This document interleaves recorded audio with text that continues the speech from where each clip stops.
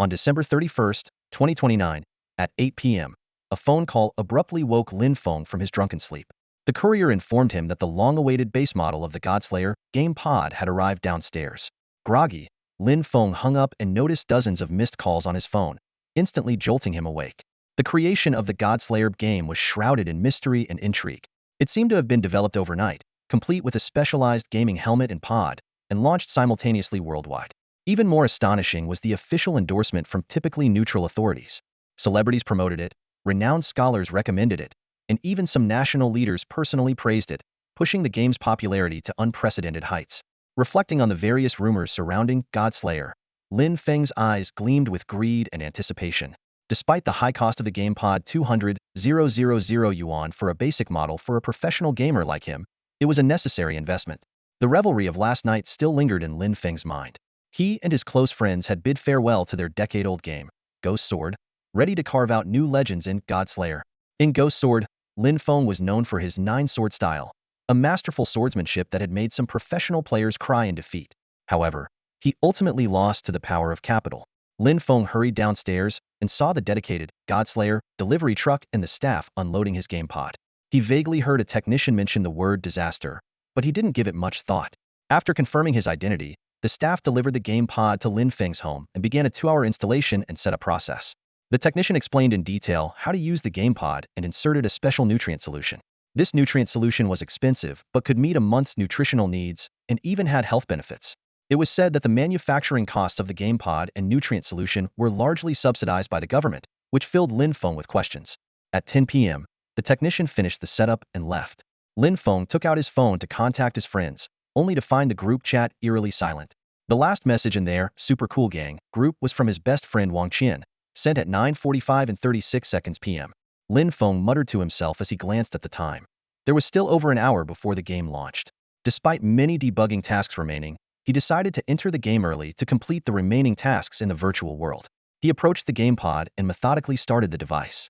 As a series of indicator lights flickered on, Lin Feng opened the door, which resembled a sports car's, and sat inside without hesitation. Looking around, he couldn't help but exclaim, "Wow, this game pod is like a 5-star hotel, with everything you need for eating, drinking, sleeping, and more. For professional gamers like us, it's a godsend." Lin Feng carefully tested all the features of the game pod and nodded in satisfaction. Suddenly, a system prompt appeared.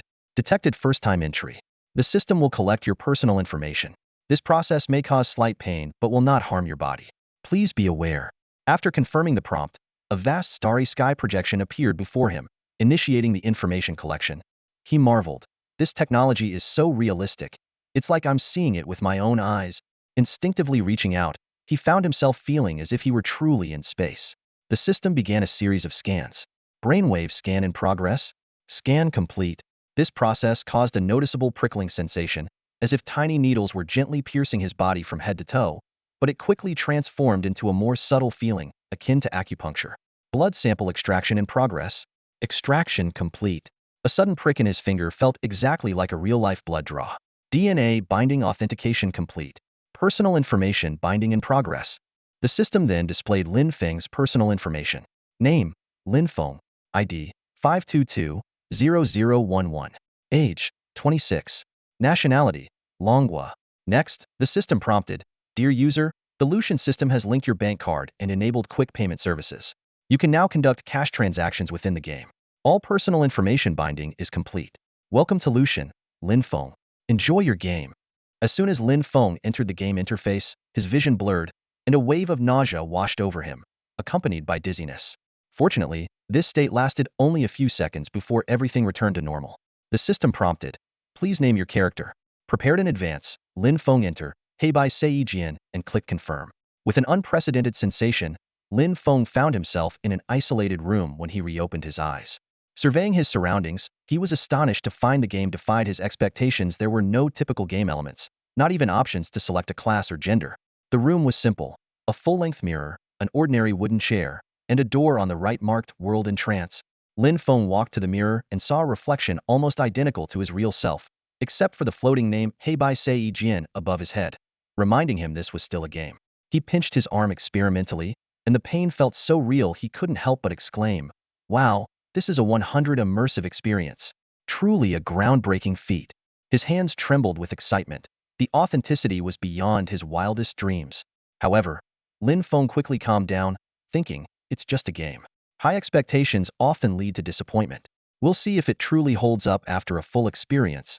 He looked at his starting gear, a fitting white coarse linen shirt and knee-length white linen pants. While not exactly comfortable, they were acceptable. However, he felt some discomfort in a sensitive area when moving. Lin Feng muttered to himself, this game's realism isn't always a good thing. At that moment, the countdown timer for the game's launch hit 0. With a soft click, indicator lights lit up on the floor, and the tightly shut door slowly opened a crack. Lin Feng quickly walked to the door and pushed it open without hesitation. Blinded momentarily by a bright light, he found himself in an ancient village once his vision cleared. The surroundings were so lifelike that it was indistinguishable from reality. He took a deep breath, and the fragrance of grass and soil filled the air. Around him were many others dressed in similar white linen clothes, all with excited expressions on their faces. Suddenly, a global announcement popped up before everyone. New player protection period activated upon entering the game. During this period, you have unlimited resurrection rights. Lucian wishes you an enjoyable game. Lin Feng frowned. So after the protection period ends, resurrection will cost money? This game company is clearly out to make a profit. I bet resurrection tokens won't be cheap. He couldn't help but grumble. Typical capitalist greed. Regulatory bodies should crack down on this, or this cutting-edge game tech is wasted. Just then, Lin Feng felt something strange behind him and spun around, shouting, hey, who touched my butt? I'm a guy. A stranger responded with a grin. Relax, bro. I just touched a girl's, and got charged $1,000 from my bank account. Didn't expect touching you would be free. Whoa, I got charged 2,000. Another voice chimed in, dude, where did you touch? That's pricey. Just as the atmosphere was starting to get chaotic, a loud voice suddenly rang out from the crowd. You can get weapons over there, and there's even a newbie gift pack. This announcement was like lighting a fuse.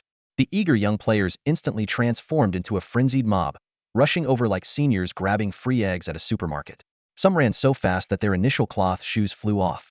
The novice village where Lin Feng was located wasn't very large, with about 5,000 players scattered around, making the already cramped village even more crowded.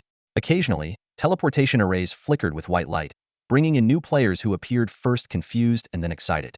Although the Friends feature hadn't been activated yet, Lin Feng didn't waste time interacting with other players.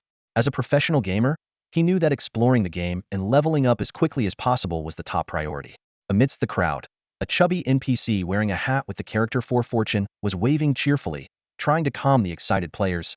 Don't worry, everyone will get their turn. Just when Lin Feng felt it was too crowded and wondered when it would be his turn, a system prompt suddenly popped up, asking if he wanted to talk to the fortune official of Moor Village. He was delighted and immediately chose to confirm. In an instant, the crowd in front of Lin Feng turned into shadows, and the fortune official, who was initially some distance away, suddenly appeared before him, smiling warmly. Hey, Bai Sei Jian, see if there's any weapon you need. You can take one item from what I have here. As he finished speaking, a dazzling array of weapons appeared before Lin Feng. There were swords, spears, halberds, axes, hooks, whips, hammers, staffs, and more every type of weapon imaginable. Lin Feng carefully compared the stats and feel of each weapon and finally chose a tang sword as his initial weapon. The fortune official nodded in satisfaction, handed Lin Feng a leather bag, and said, this is your chosen beginner's tang sword, along with the newbie gift pack. I hope you can contribute more to Moor Village and soon become a true warrior. Lin Feng eagerly opened the newbie gift pack. Besides 100 spirit coins, it contained a red health potion 100100 and a blue mana potion 100100. The system notified him that he had unlocked his inventory, weapon slot, and attribute panel. As he ran towards the newbie quest board not far away, Lin Feng opened his attribute panel to carefully check his stats. When he saw that his innate ability was upgrade equipment quality by 1 tier, he couldn't help but feel excited. He immediately examined his tang sword's attributes. Originally just a basic white quality beginner's tang sword, its quality instantly upgraded to black iron when Lin Feng equipped it. Its physical attack power soared from 2 to 20, with an additional 5 points in strength and 5 points in agility. A surge of powerful energy coursed through Lin Feng's body, making him feel like he could wrestle a bull barehanded, and with the tang sword in hand, he even dared to face a tiger heathen. Lin Feng was secretly thrilled. This was undoubtedly an incredibly powerful starting advantage. Although many game features still needed to be unlocked as he progressed, his current edge was enough to put him far ahead of other players. Arriving at the newbie quest board, Lin Feng found it already crowded with people. However, the process of accepting a quest was surprisingly smooth. As soon as he stepped into a certain area, he immediately received a game quest. The main quest required him to eliminate 100 wild beasts, while the side quest was to kill the Wolf King. Lin Feng calculated in his mind that with the upgraded Tang sword, completing the quest shouldn't be a problem. He gripped his weapon tightly and headed out of the village, ready to embark on his adventure. 2 quests, one main and one side quest, had already seen many players scramble to get ahead, hastily following the pointers to take action. Lin Feng muttered to himself, a trace of hesitation flickering in his eyes. I wonder if there's a first kill reward. He quickly shook off his doubts and hurried after the other players toward the quest location. The friend list was grayed out, and the shop function was unavailable. Lin Feng realized he couldn't contact his friends yet and had to speed up his game progress alone. He thought, his buddies must be doing the same thing.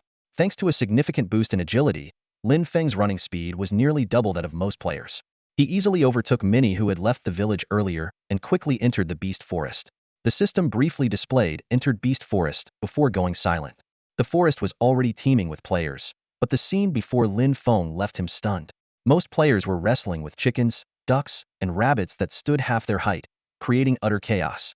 The air was filled with their curses. Damn the developers. A chicken almost killed me. I'm done with this game. Even with the pain perception set to the lowest at 10% for beginners, many inexperienced players couldn't last long. They soon turned into beams of white light amidst their wails, being sent back to the respawn point. Lin Feng surveyed the forest in confusion. In his many years of gaming, it was the first time he'd encountered wild creatures that could send so many players back to the respawn point right after leaving the beginner village. He cautiously approached the seemingly harmless but oversized poultry. There were no announcements. Evidently, exploring unknown areas and getting the first kill on ordinary wild creatures did not trigger rewards. These beasts, although familiar in appearance, were clearly not to be underestimated. They were several times larger than regular poultry, their eyes glinting with a wary red light as they watched Lin Feng and the eager players around him. Lin Feng noticed a nearby hen leisurely pecking at the ground. He decisively used insight, and the system immediately displayed the chicken's attributes. Mutated forest chicken. Level 1. Health 100. Physical attack 10. Physical defense 7. Movement speed 6. Attack speed 0.6 times S. Skill Cluck Cluck. Performs 2 quick normal attacks. Cooldown 1 minute. Lin Feng quickly analyzed the data.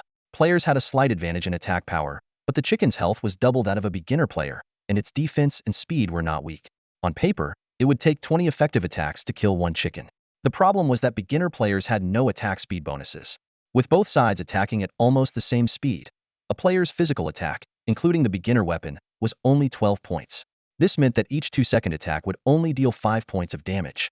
Without using health potions, a player couldn't kill a beast before being killed themselves. Trying to run away? The beasts were slightly faster than normal players. Once provoked, it was impossible to shake off their aggro unless you left the beast forest. As for skills, disregarding players' various talents, these beasts could trigger a double strike-like skill every minute. No wonder so many people were sent back to the respawn point, and those who returned chose to team up. Once their health potions ran out, they could only wait for death. Without the strength to solo, killing monsters was only possible by teaming up. Perhaps learning from their mistakes, revived players opted to work together. However, many new players, unaware of the dangers, would charge at the wild creatures with their weapons. Unsurprisingly, without good talents, they quickly turned into white light amidst their cries of pain, returning to the respawn point, causing more chaos. Lin Feng didn't hesitate any longer. He tightened his grip on his Tang sword, moved both hands, and slashed at the nearest chicken. His aim was precise, and the blade struck the chicken's neck. The chicken cried out in pain, its head tilting as it let out a piercing cluck and then charged at Lin Feng with red eyes. Lin Feng reacted swiftly, nimbly jumping back and dodging the chicken's peck. The system prompt immediately popped up. You dodged a skill attack from the mutated forest chicken. Seeing the chicken miss its attack, Lin Feng raised his Tang sword again, this time aiming for its head. The blade flashed, triggering a critical hit. The powerful strike left the chicken dazed, a stun icon appearing above its head. The system prompt chimed again. The mutated forest chicken's head was struck hard, entering a 3-second stun state. 3 seconds were enough for Lin Feng to launch 3 attacks. He seized the opportunity, slashing rapidly. Another critical hit notification flashed, directly depleting the chicken's health. A piercing cry echoed through the forest as the mutated woodland pheasant collapsed, becoming the first beast to fall under Lin Feng's blade. The system notification sounded immediately, announcing that Lin Feng had gained 1 experience point. He quickly glanced at his experience bar and saw that it had only advanced by 1.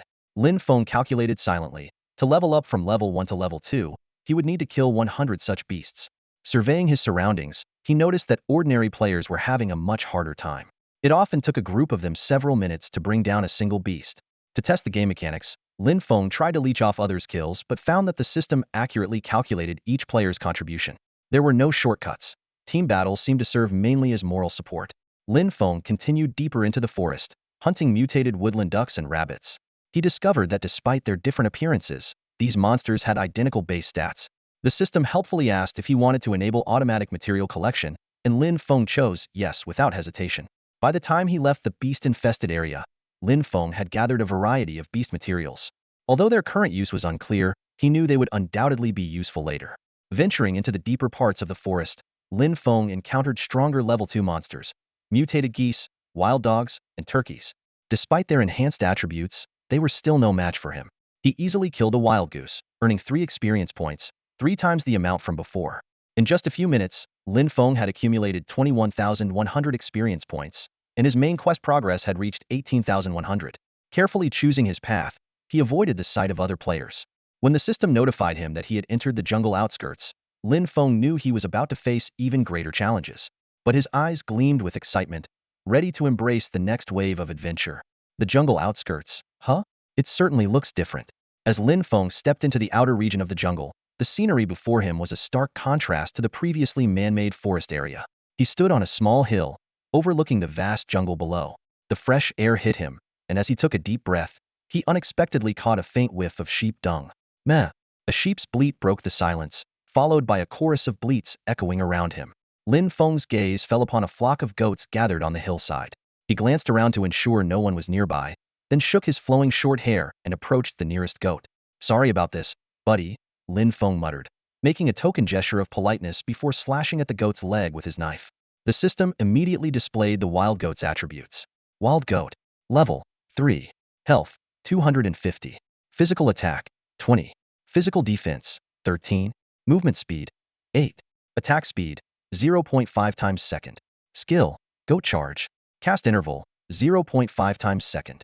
Can charge at enemies at high speed in a short time, with a 20 chance to stun. Cooldown matches the attack interval. A spray of blood erupted, and Lin Feng thought he might have hit an artery. The injured goat instantly went into a rage, snorting 2 plumes of white mist from its nostrils as it charged at Lin Feng. Whoa there! Lin Feng nimbly dodged to the side, slashing at the wild goat's back as he did. The goat, momentarily dazed after using its skill, shook its head and prepared to charge again. Lin Feng thought to himself, so this skill is basically a basic attack? The cooldown matching the attack interval makes sense now. This kind of skill is really overpowered. I can't afford to take it heedin' with my frail body. Narrowing his eyes, he dodged again and tightened his grip on his tang knife, skillfully slicing at the goat's previously injured leg. Another spray of blood burst forth, revealing a deep wound that exposed the bone, putting the goat into a bleeding state.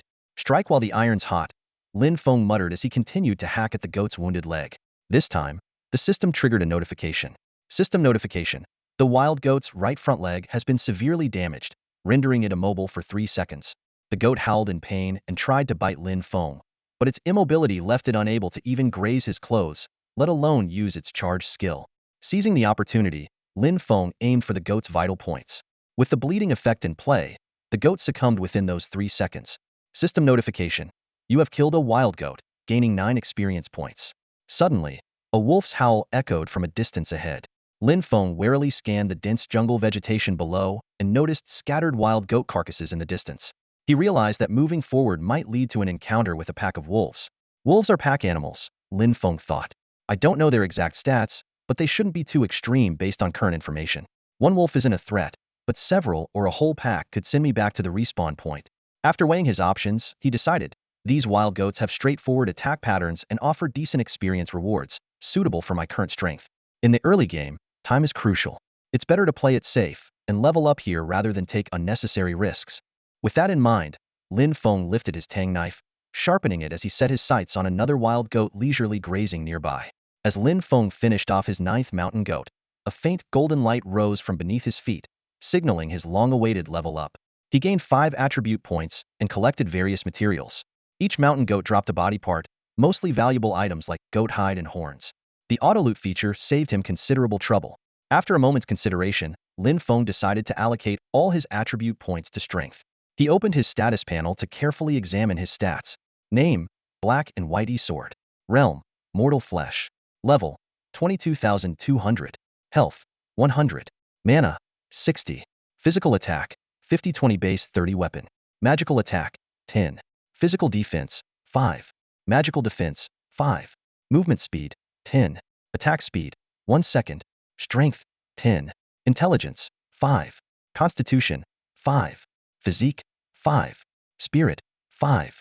Agility, 10-5 base 5 weapon. Skill, Novice Insight View info on monsters up to 10 levels higher, 10 mana cost per use. Innate ability, equipment upgrade enhance equipment quality by 1 tier. Analyzing his situation, Lin Feng believed that increasing his attack power was the best choice to improve his efficiency in killing mountain goats. He planned to grind to at least level 3 before moving on to the next area. Looking at his post-level up attributes, Lin Feng shook his head in resignation. The drop rates were pitiful, and attribute increases were limited. He hadn't even seen a single potion drop, let alone weapons or armor. Besides the 5 free attribute points, the level up rewards were meager, just a 50-point increase in max health and a 10-point increase in max mana. However, from another perspective, these attribute increases were relatively friendly to most players. As long as they could survive and level up, they'd be less likely to respawn as white light later on. It was enough to handle chickens and small rabbits, which was somewhat comforting. Compared to exaggerated virtual games, Godslayer seemed more realistic so far, emphasizing authenticity. Lin Feng checked his quest progress. Main Quest 1. Exterminate Beasts 28100. Side Quest 1. Kill the Wolf King 01. He still needed to kill 72 more beasts to complete the main quest and 22 more mountain goats to reach level 3. Lin Feng hoped to get some equipment drops during this process to prepare for the next area. He pulled his blood-stained Tang sword from a mountain goat's carcass. Although the blood effects were off by default, Lin Feng had set them to tend to adapt to future killing environments. Even at just 1/10 of the real effect, the bloody stimulation was somewhat nauseating. Lin Feng encouraged himself to adapt quickly, knowing that full immersion often helps one adjust faster and progress more rapidly, both in reality and in games. As Lin Feng silently approached another mountain goat, a deep, powerful bleat suddenly came from behind. Bah! Before he could react to the sound, a tremendous force slammed into his lower back, sending him flying face first into the ground. Ouch, my back!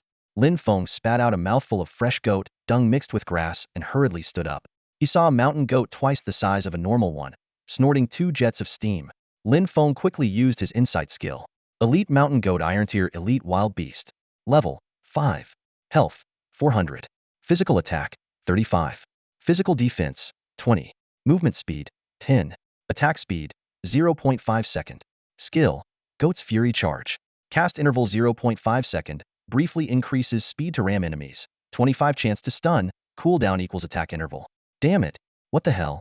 Lin Feng cursed inwardly. That single hit had taken a third of his health. The 25 stun chance could be fatal if triggered. Lin Feng hadn't expected his first encounter with an elite monster in this game to make such a dramatic entrance, leaving a deep impression. With the fresh taste of goat dung still in his mouth, Lin Feng warily eyed the aggressive elite mountain goat, contemplating his strategy. Upon examining the elite wild goat stats, Lin Feng realized that his chances of winning a direct confrontation were slim. He quickly weighed the risks and rewards. Escaping was nearly impossible, but the reward for killing the creature was tempting, potentially dropping the gear he desperately needed. Glancing at the full health potion in his inventory, an idea flashed through Lin Feng's mind. In an instant, the potion was in his mouth. His lost 30 health points began to recover at a rate of 10 per second. With 170 health points now, he could withstand 5 attacks from the wild creature without dying, provided it didn't land a critical hit. As Lin Feng's thoughts raced, the elite wild goat launched another skill attack, charging at him. Let's do this. Lin Feng decisively grabbed his Tang blade and swung it towards the goat's horns. Man and beast clashed heat, neither willing to back down. Taking advantage of his superior attack speed, Lin Feng swung his blade at the goat's neck during a brief moment when it adjusted its stance. Although he hit a vital spot, the damage wasn't enough to trigger a critical hit. The elite wild goat let out an angry bleat and charged again with its Goat's Fury skill. Lin Feng couldn't dodge and had to take the hit, simultaneously slashing at the incoming goat's head. This time, his Tang blade embedded deeper, but still no critical hit. There's no way your neck is made of steel.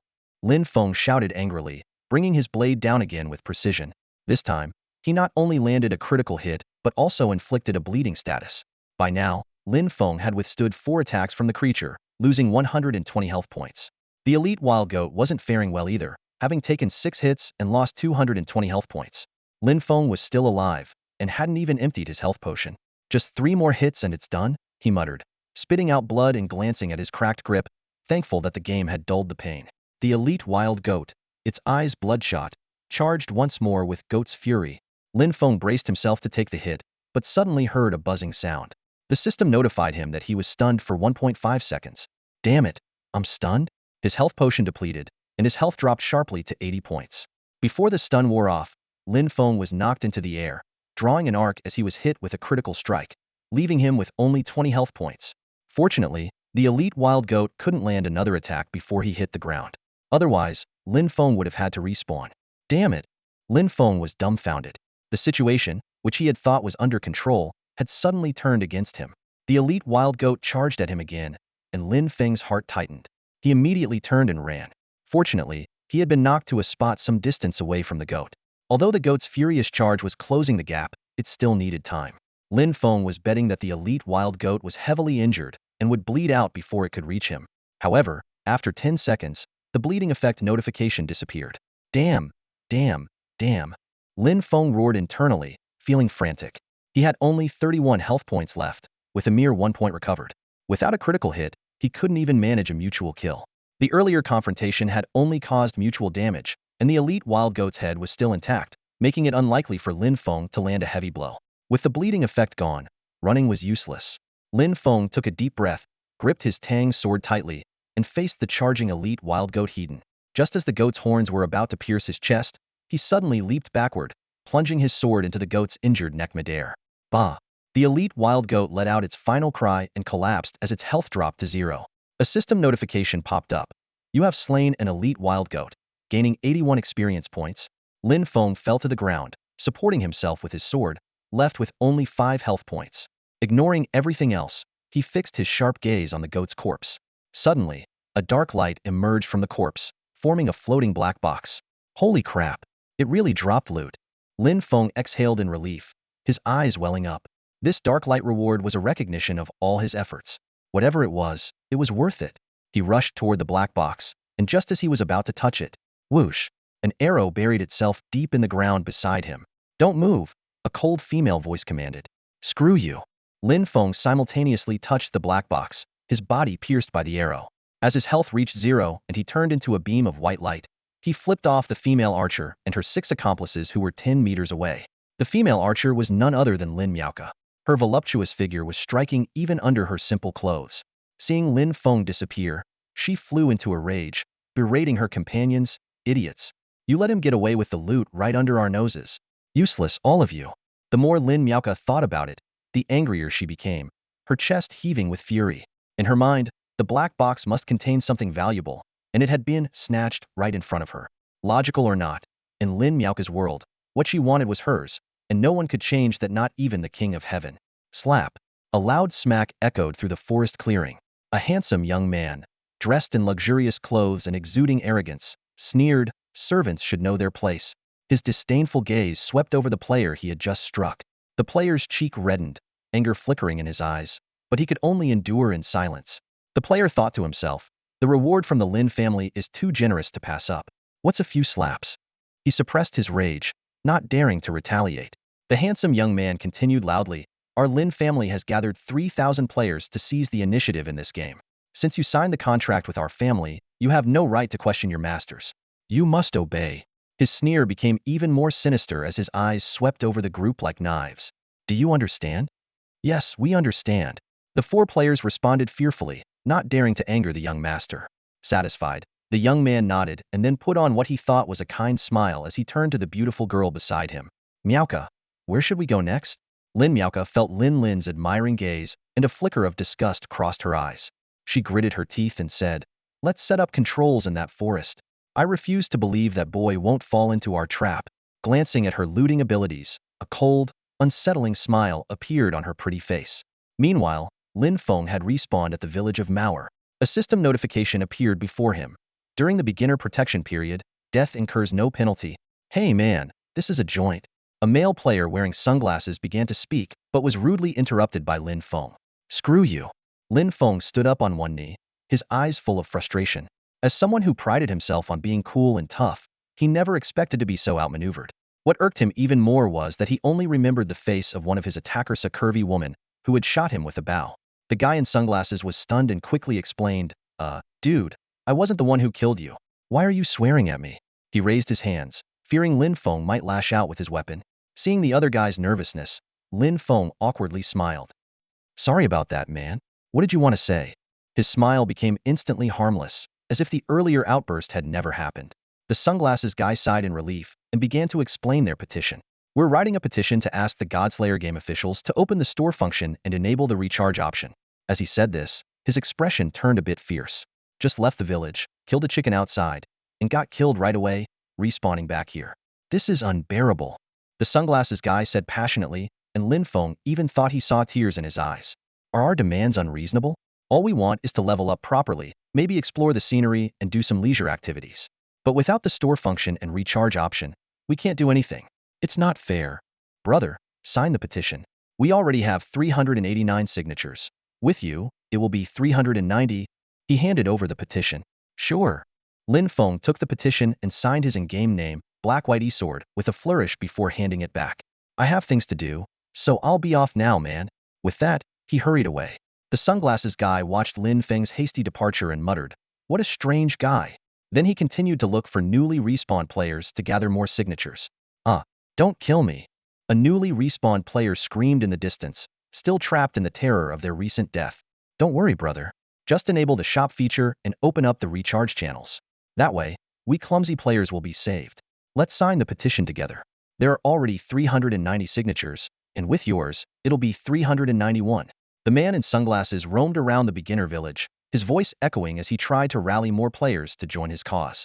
In his view, only by uniting could they make the developers of the Slaughter God game listen to the players' demands. Lin Feng returned to the beginner village and noticed that the number of players hadn't decreased. Instead, it had grown. Frowning, he muttered to himself, for a game that launched at midnight, it's already late at night now. These casual players, staying up so late, competing with us professional players. Don't they have work tomorrow? He looked around for a secluded spot. The black box he had obtained earlier was still in his inventory, and opening it in front of so many people might cause unnecessary commotion. Especially if certain individuals took notice, it would likely lead to trouble. That's not what Lin Feng wanted. He preferred to develop quietly. Well, since it's on the way, I'll ask the village chief, Lin Feng murmured to himself. The respawn point was located in the central area of Mauer village, the same as the initial entry point into the game. With the map already illuminated, Lin Feng easily activated the auto pathfinding feature. Soon, he saw the village chief of Mauer village surrounded by a large crowd of players. Fortunately, Lin Feng didn't need to push through the crowd to initiate a conversation with the village chief. Hey, Bai Sei Yijian, long time no see. You've grown much stronger. Is there something you need to ask me? The village chief asked kindly. Village chief, I want to know if there's a private space here in Mauer village where I can open a black box without anyone seeing. Lin Feng asked directly. You've come to the right person. The village chief laughed. Go find the warehouse manager at the edge of the village. He'll provide you with the space you need. Thank you, village chief. Lin Feng replied politely, even though he knew the other was just an NPC. Following the signs, Lin Feng soon found the warehouse manager in a large courtyard at the edge of the villa. Hey, a middle-aged man who looked very competent. Hey, Bai Sei Yijian, how can I assist you? The warehouse manager asked. I need a private storage space, Lin Feng said, frowning as he thought, then added. One with a separate room that I can enter alone.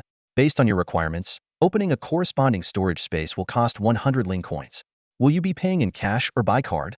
The warehouse manager inquired. Can I use a bank card? Lin Feng asked tentatively. I'm sorry, I just checked for you. Bank cards are currently not accepted. Only Ling coins can be used for payment, the warehouse manager replied. Reluctantly, Lin Feng handed over 100 Ling coins, completing the transaction. The warehouse manager handed him a key labeled 001. Here's your key. Please keep it safe. Your room is right over there. The warehouse manager pointed to a nearby building. Lin Feng walked to the door and saw a sign with the number 001. He inserted the key into the lock, and a mechanical voice sounded. Identity confirmed. Hey, Bai Sei Yijian. Welcome back. The door opened, revealing a thin blue membrane. He walked through the invisible barrier into a roughly 40 square meter storage room, filled with empty boxes and shelves. So the key is just for show? Lin Feng muttered to himself, putting the key away. After confirming that the space was indeed private, Lin Feng finally took out the black box emitting a faint, dark glow. Equipment box. Bound item. Level. Black iron. Usage. Contains an unknown piece of black iron level equipment. I wonder what it could be. Lin Feng murmured, rubbing his hands together and chanting some mysterious, obscure phrases. Then, he opened the black box. A blinding black light flashed, and the box vanished, replaced by a piece of dark metal armor. System notification. Congratulations to Haibai Zeshi Jian for acquiring a black rhino armor. Lin Feng examined the new equipment, marveling silently. The armor looked ordinary at first glance, but the rhino horn designs on the shoulders and the rhino head patterns on the chest and back made it unique. Upon touching it, he realized the material wasn't metal but actual black rhino hide, as the name suggested. Lin Feng carefully checked the armor's attributes. Black rhino armor, black iron quality. Physical defense, 20. Constitution, 5. Vitality, 5. These stats were comparable to his newly upgraded novice Tang Dao, but the armor also had a passive skill. Excitedly, Lin Feng put on the black rhino armor and was pleasantly surprised to see its attributes significantly enhanced. Black rhino armor, bronze quality. Physical defense, 80. Constitution, 20. Vitality, 20. Active skill, Rhino's Spirit. Effect. Summon a black rhino with fixed attributes to assist in battle for 30 minutes. Cooldown, 24 hours. This is insane. Absolutely insane. Lin Feng couldn't help but curse in excitement. He knew what this equipment meant, an easy pass through the novice phase. But he quickly calmed down, realizing that such luck wasn't common. Most players were still struggling, making someone as fortunate as him a rarity. Lin Feng opened his attribute panel and carefully reviewed his stats. Name, Haibai Zeshi Jian. Realm, mortal body. Level 2. HP, 300. MP, 60. Physical attack, 50 base, 20 weapon 30. Magic attack, 10. Physical defense, 105 base, 25 armor 80. Magic defense, 25. Strength, 10. Intelligence, 5. Constitution, 25 base, 5 armor 20. Vitality, 25 base, 5 armor 20. Spirit, 5. Agility, 10 base, 5 weapon 5. Movement speed, 10. Attack speed, 1 hit sec. Skills. Novice Insight. Can view information of monsters up to 10 levels higher than the user, consumes 10 impus. Talent. Equipment upgrade. Increases equipment quality by 1 tier. Seeing these stats far surpassing the average players, Lin Feng smirked. He left the room with large strides, ready to embark on his true leveling journey. However, as he walked down the street, he attracted the attention of other players. In this novice village where everyone wore simple cloth outfits, Lin Feng's black rhino armor stood out. Whoa, how is this possible? One player exclaimed. This guy actually got equipment. I've killed 10 wild chickens and died 5 times. Not even a consumable dropped, and he has armor. I've got it worse, another player complained.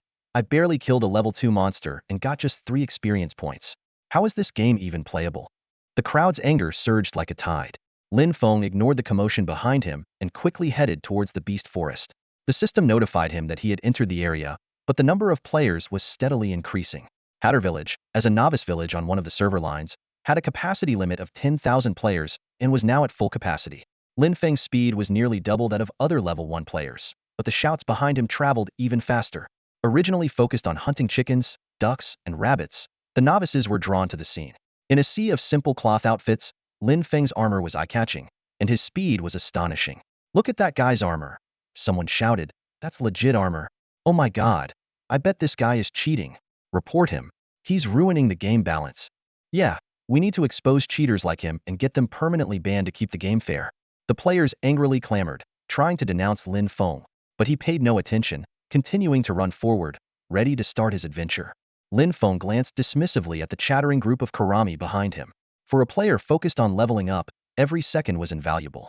He thought coldly to himself, these people are timid in real life but aggressive online, utterly pathetic. A tinge of pity crept into his heart. Their lives were already miserable enough, and they were just as incompetent in the game. His gaze turned icy as he mused, making money is my primary goal. Everything else is secondary. If it weren't for the game rules, he would have already dealt with these annoying pests. The Karami group, envious of Lin Feng's prowess, desperately wanted to catch up to him but were frustrated to find they didn't even know his name, and the game had no reporting system. Quickly, they thought of alternatives: forums, social media. They would expose this loathsome guy. Lin Feng's agile figure moved swiftly ahead, leaving the angry players in the dust. A system notification flashed, entering the depths of Beastwood. By now, Lin Feng had completely shaken off the crowd. He thought to himself, to continue improving, I should add points to agility next.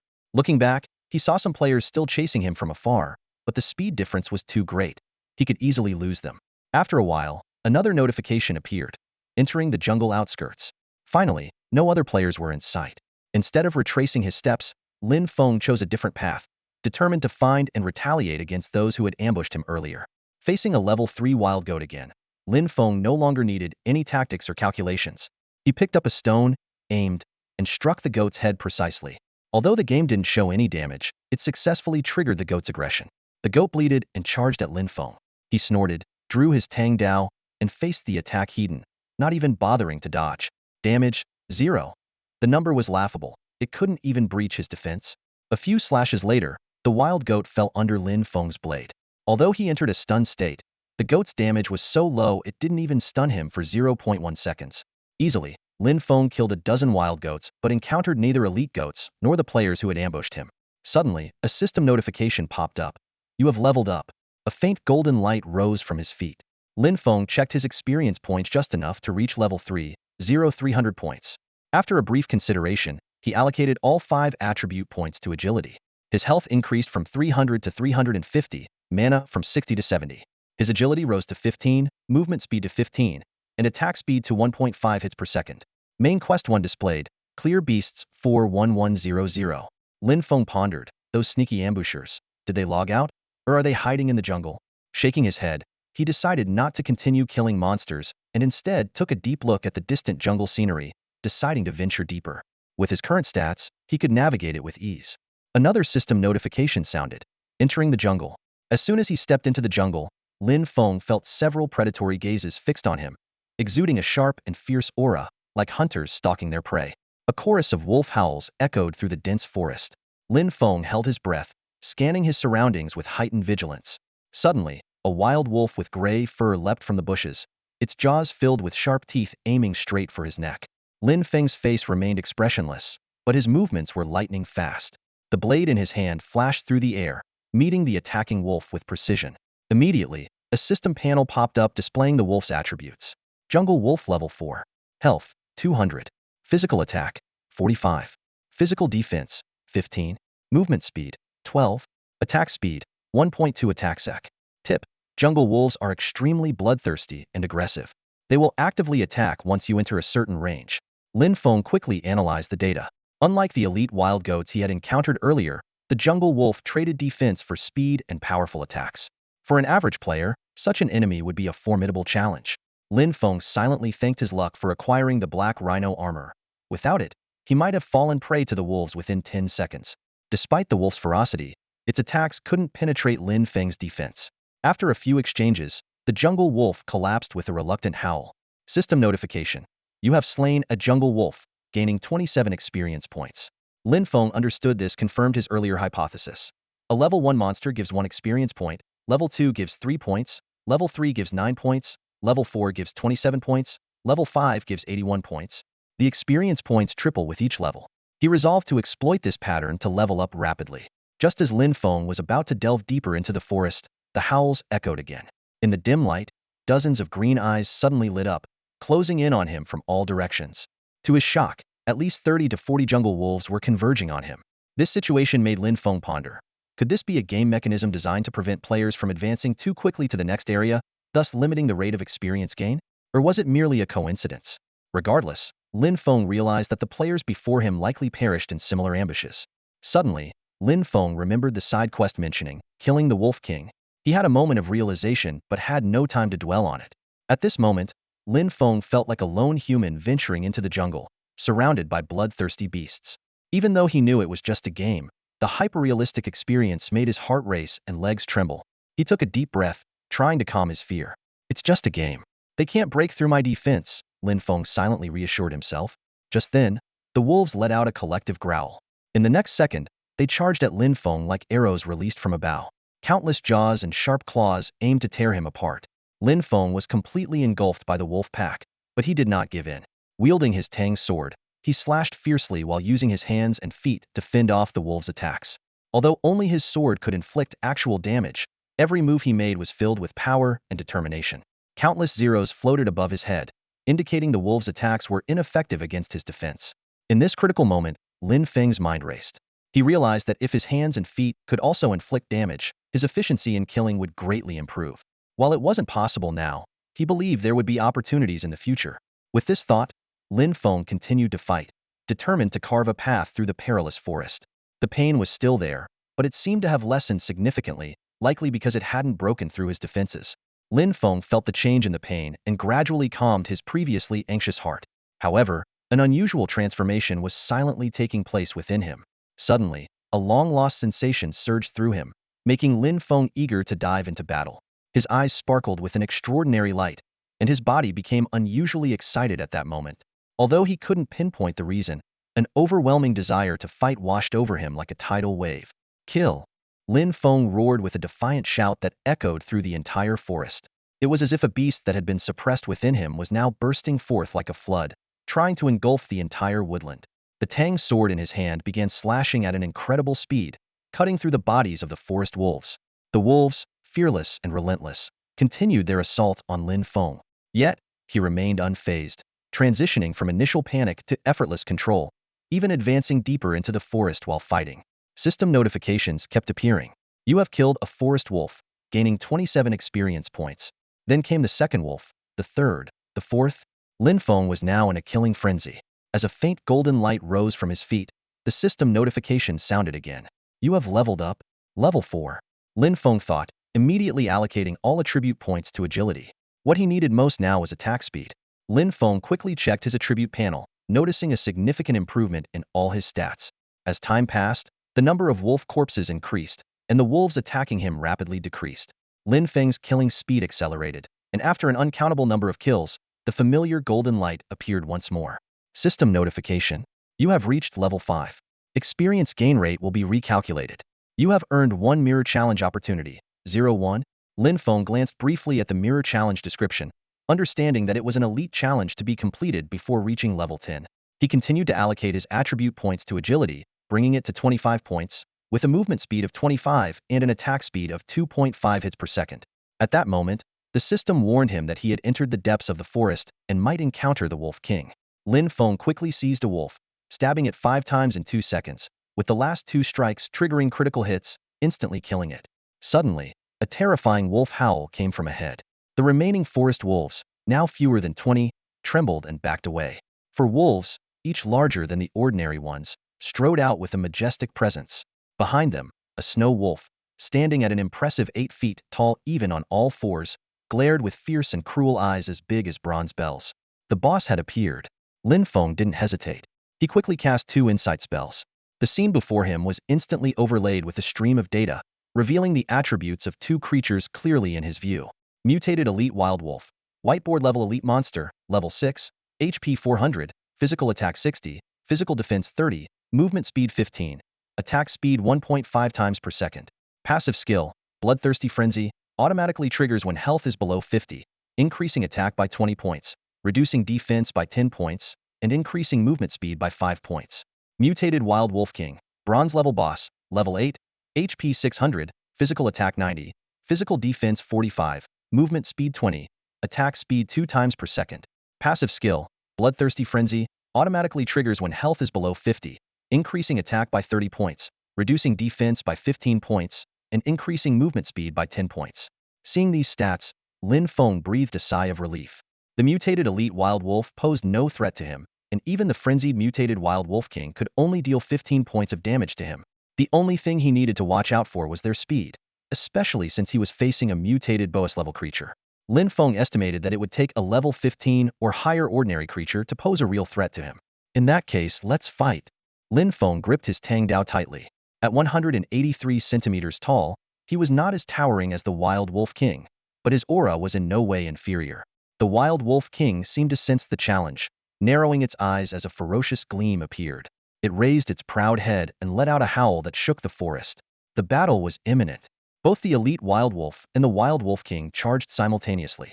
The Wild Wolf King's speed was astonishing, instantly surpassing the 4 elite Wild Wolves in front of it, its massive body exuding an overwhelming sense of pressure as it pounced. However, Lin Feng's reaction was even faster. When they were less than 10 meters apart, he shot forward like an arrow, choosing to confront the Wild Wolf King head-on.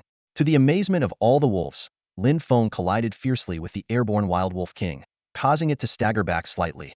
Evenly matched. Lin Feng thought with a surge of joy and immediately slashed with his sword. The Wild Wolf King shook its head and lunged with its gaping maw. They exchanged blows, each strike ferocious yet seemingly futile, as if battling a phantom. Soon, the four elite wild wolves joined the fray. Compared to the Wild Wolf King, their defenses were noticeably weaker. Lin Feng, with his high attack speed of 2.5 times per second, adopted a strategy of spreading his attacks evenly, quickly pushing the elite wild wolves into a disadvantageous position. After several minutes of fierce combat, the health of one elite wild wolf dropped below 50, triggering bloodthirsty frenzy. Shortly after, the second, third, and fourth wolves also entered a frenzied state. Just what I needed, huh? Lin Feng laughed triumphantly. Although the elite wild wolves' attack power increased in their frenzied state, their defense weakened significantly, soon leaving them covered in wounds.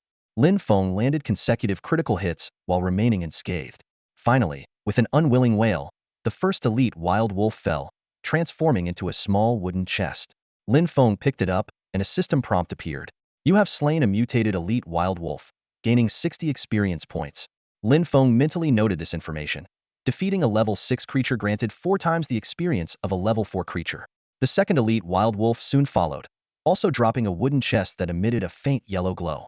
The Wild Wolf King, seeing its 2 lieutenants fall, was helpless.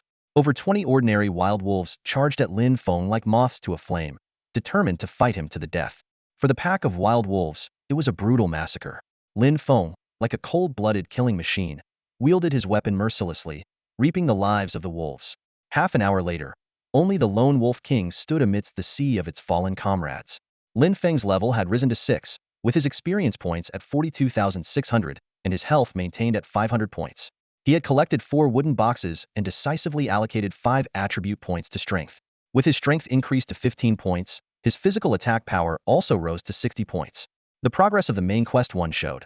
Beast Cleanup 91100. Each elite wolf's death contributed 1 wooden box to Lin Feng, totaling 4. At this moment, the Wolf King was all alone. However, without the bloodthirsty berserk boost, its attacks couldn't penetrate Lin Feng's defense. The outcome of this battle was already clear. Lin Feng could stand still and let the Wolf King attack him, while a single slash from him could reduce the Wolf King's health by 15 points. Perhaps due to the game mechanics, this area had few players, resulting in a low respawn rate for the wolves. From the moment he killed the first wolf until now, half an hour had passed without any new wolves appearing. Since that's the case, let's see what you're really made of, first boss, Lin Feng muttered to himself. He then adopted a wide-open attack style, continuously chipping away at the Wolf King's health. The Wolf King had 600 health points, and Lin Feng inflicted 15 points of damage with each attack. Including the initial 5 points of damage, he had to strike nearly 30 times to reduce the Wolf King's health to half.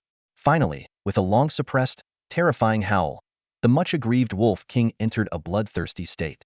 Its physical attack power surged to 120 points, and its movement speed increased to 30 points, but its physical defense plummeted to 30 points.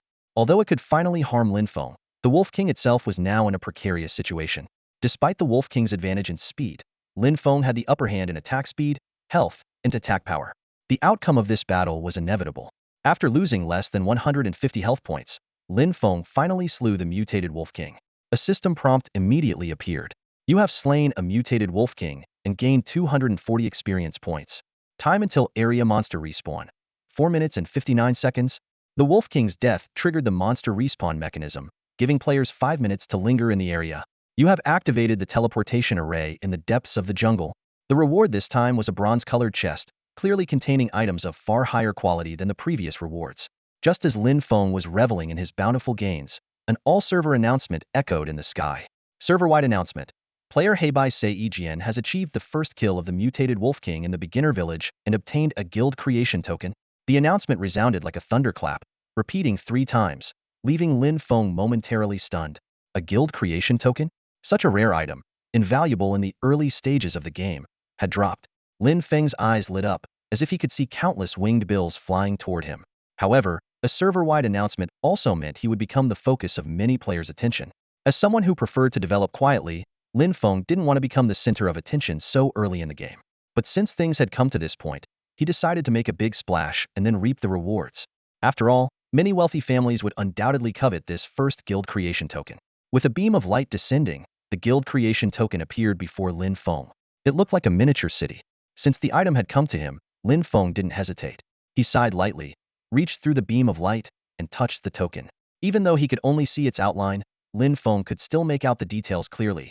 Towers, wooden city walls, training rooms, guild halls, rock gardens, and pavilions, everything was there, almost lifelike in its realism. How should I use this? Standing in the jungle, Lin Feng held the clan founding token and pondered how to operate this magical item. The system prompt informed him that he could designate a suitable area as the clan's base. The function was surprisingly simple. He could even establish a clan in this deep forest. However, just as Lin Feng hesitated about hastily selecting a site in the wild, the environment around him suddenly changed. A large number of common wild wolves began to spawn near him, but unlike before, their aggression had noticeably decreased. The wolves no longer attacked in packs. They only attacked when Lin Feng got too close. Clearly, the death of the Wolf King had altered the rules of this area. A system prompt suddenly popped up. Due to the significant level difference between you and the current monsters, XP 5, Lin Feng was surprised to find that just a one-level difference had caused his experience points to drop from 20 to 5, only a quarter of the previous amount. Despite this, it did not affect the progress of his main quest. After continuously killing 8 wild wolves, along with the contribution from the Wolf King earlier, Lin Feng finally completed Main Quest 1. The system prompt followed. Main Quest 1. Clear the beasts 100100 completed. Please visit the village chief in Mauer village to claim your reward. Lin Feng's experience points also updated, showing level 6, 322,600 XP. Just as Lin Feng was about to leave, he suddenly remembered his side quest. He quickly approached the Wolf King's corpse and hoisted it onto his shoulder. The system prompt displayed, mutated Wolf King's corpse. The village chief in Mauer village seems very interested in it, but it cannot be stored in your inventory. You need to carry it back to the village. As Lin Feng considered how to carry this conspicuous trophy back to town, he recalled a previous system prompt. Checking the notification panel, he found the crucial information. I have activated the teleportation array deep in the jungle. With curiosity, Lin Feng carried the Wolf King's corpse and ran deeper into the forest. About a minute later, he discovered a mysterious teleportation array. The circular magic array was adorned with exquisite magic stones, and blue ethereal light flickered, as if transporting him to a magical world. Lin Feng stepped onto the teleportation array, and a teleportation window immediately appeared, showing 2 selectable destinations, Mauer village and the depths of the jungle. The other locations were still locked. Without hesitation, Lin Feng chose Mauer village. A pillar of light suddenly appeared on the teleportation array near the revival point in Mauer village, causing a commotion among the nearby players. When the light dissipated, a young man clad in rhino armor, carrying a massive wild wolf corpse on his shoulder, appeared before everyone. The surroundings immediately erupted with exclamations and discussions. Holy crap, someone actually activated the teleportation array. Look, isn't that the Wolf King's corpse from the side quest he's carrying? No way. We can't even handle level 2 monsters. How did he do it? This has to be a setup. We know his game ID. Let's report him. Report the game company. Lin Feng's appearance caused a huge uproar, with reactions ranging from surprise to skepticism and even anger, plunging the scene into chaos. Everyone knew it deep down. The game, Slaughter God, was heavily endorsed by the WTC organization and the World Union, making it a new battleground for international power struggles. Lin Feng understood that this game could become a flashpoint for future global conflicts, and it hardly needed any artificial hype. Even the developers only had a vague understanding of the game's true content, and the game company seemed more like an operating agency. Facing the skepticism, Lin Feng merely watched coldly. He thought to himself that these people were just driven by jealousy, and their twisted words were insignificant. Amidst the crowd, someone tried to block Lin Feng's path. However, in the face of absolute strength, such obstacles were trivial. With a gentle push, the person almost fell to the ground. With 60 points of physical attack and an additional 15 points of strength, even if the game's rules prevented real harm, ordinary players couldn't compete. He called us dogs, someone angrily shouted. You're the dog. Your whole family are dogs, another voice retorted immediately. In the chaos, someone accidentally pointed a knife at a companion. It wasn't me who insulted you. It was him. Why are you pointing the knife at me? Sorry, bro. My hand slipped. The person quickly apologized. Lin Feng chuckled to himself. Such meaningless arguments were just a nuisance. Whoever took them seriously would lose. Suddenly, he realized this might be a great publicity opportunity. As the first player in the entire region to obtain a guild establishment token, he needed to find a way to spread the news, especially since voice chat wasn't available yet. With this thought, Lin Feng suddenly cupped his hands and loudly addressed the crowd. Everyone, I have something to ask of you. Just when the crowd thought Lin Feng was about to back down, he flipped his hand and revealed a delicate token. This token is called the Guild Establishment Token. I am the first player in our Dragon Nation region to receive this reward, known as Heibai Sei Jin. The noisy crowd instantly fell silent, replaced by hushed discussions. Although their understanding of the game's mechanics was limited, they knew from experience what being the first to obtain a guild establishment token meant.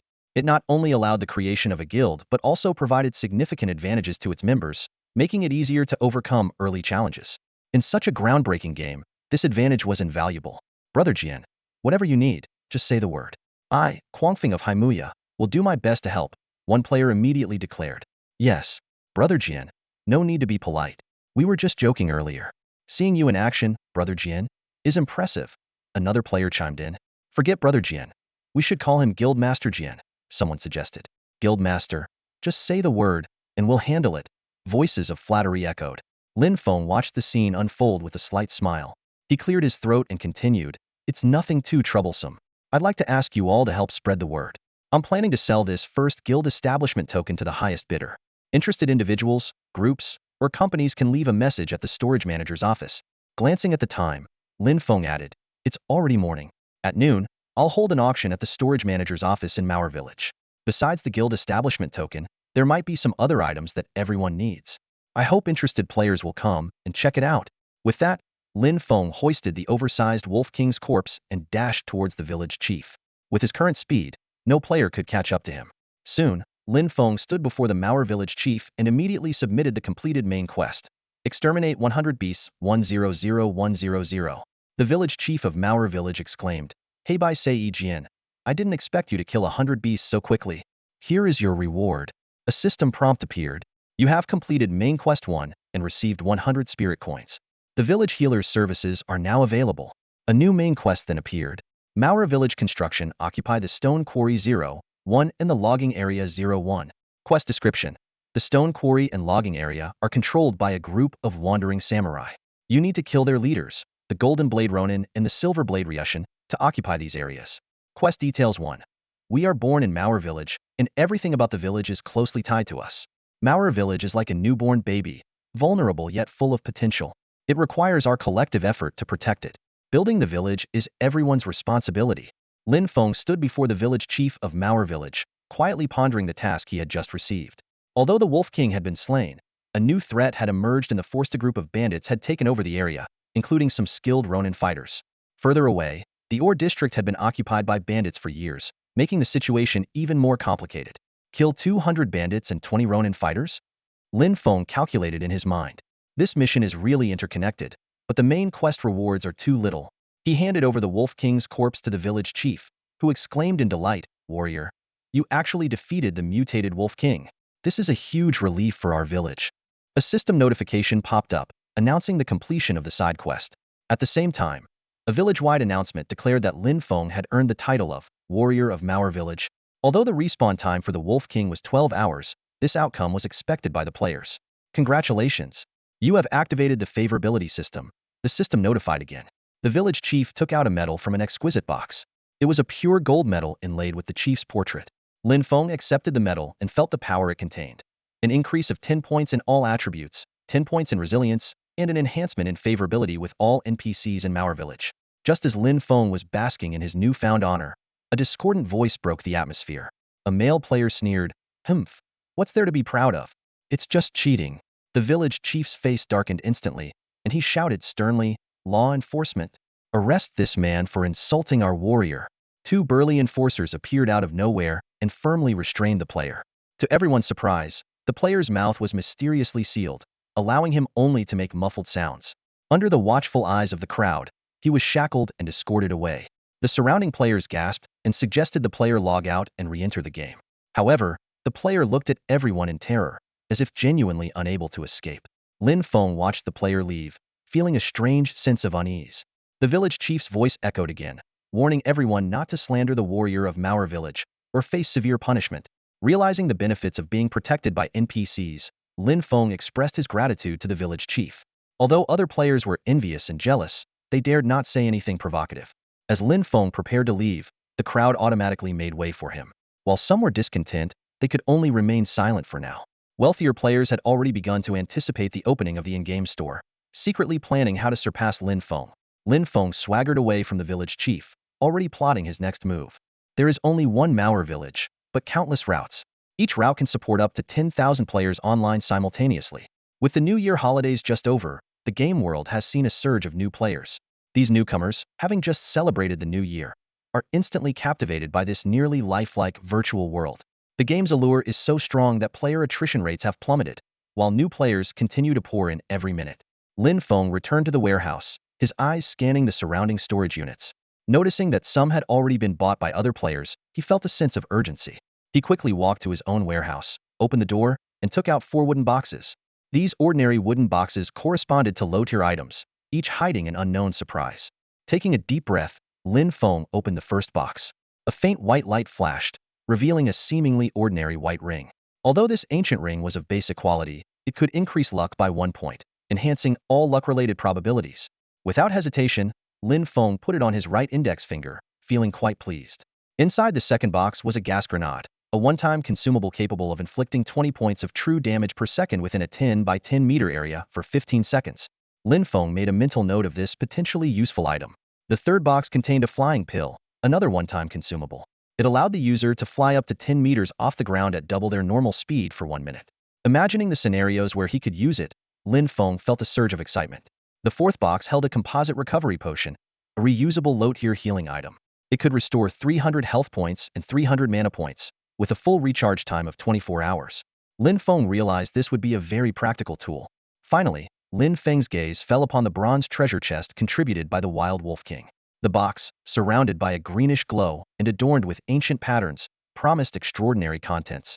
Holding his breath, he slowly opened the bronze chest. A flash of intense green light was replaced by a bronze spear adorned with scale patterns. This weapon, named the Fish Scale Bronze Spear, was of bronze quality, increasing physical attack by 100 points and boosting strength and agility by 20 points each. Even more exciting, it came with a passive skill, Green Glow, which dealt 10 points of true magic damage with each attack. Gripping the spear, Lin Feng felt its solid weight and couldn't contain his excitement. He promptly switched out his old Tang blade for this new weapon. To his surprise, under the influence of his special talent, the bronze spear instantly transformed into a dazzling silver color. The weapon's attributes underwent a stunning transformation. Physical attack increased to 300 points, strength and agility each boosted to 60 points, and an additional 20 points of movement speed were gained. The passive skill, Green Glow, upgraded to Silver Strike, dealing 30 points of true magic damage per attack.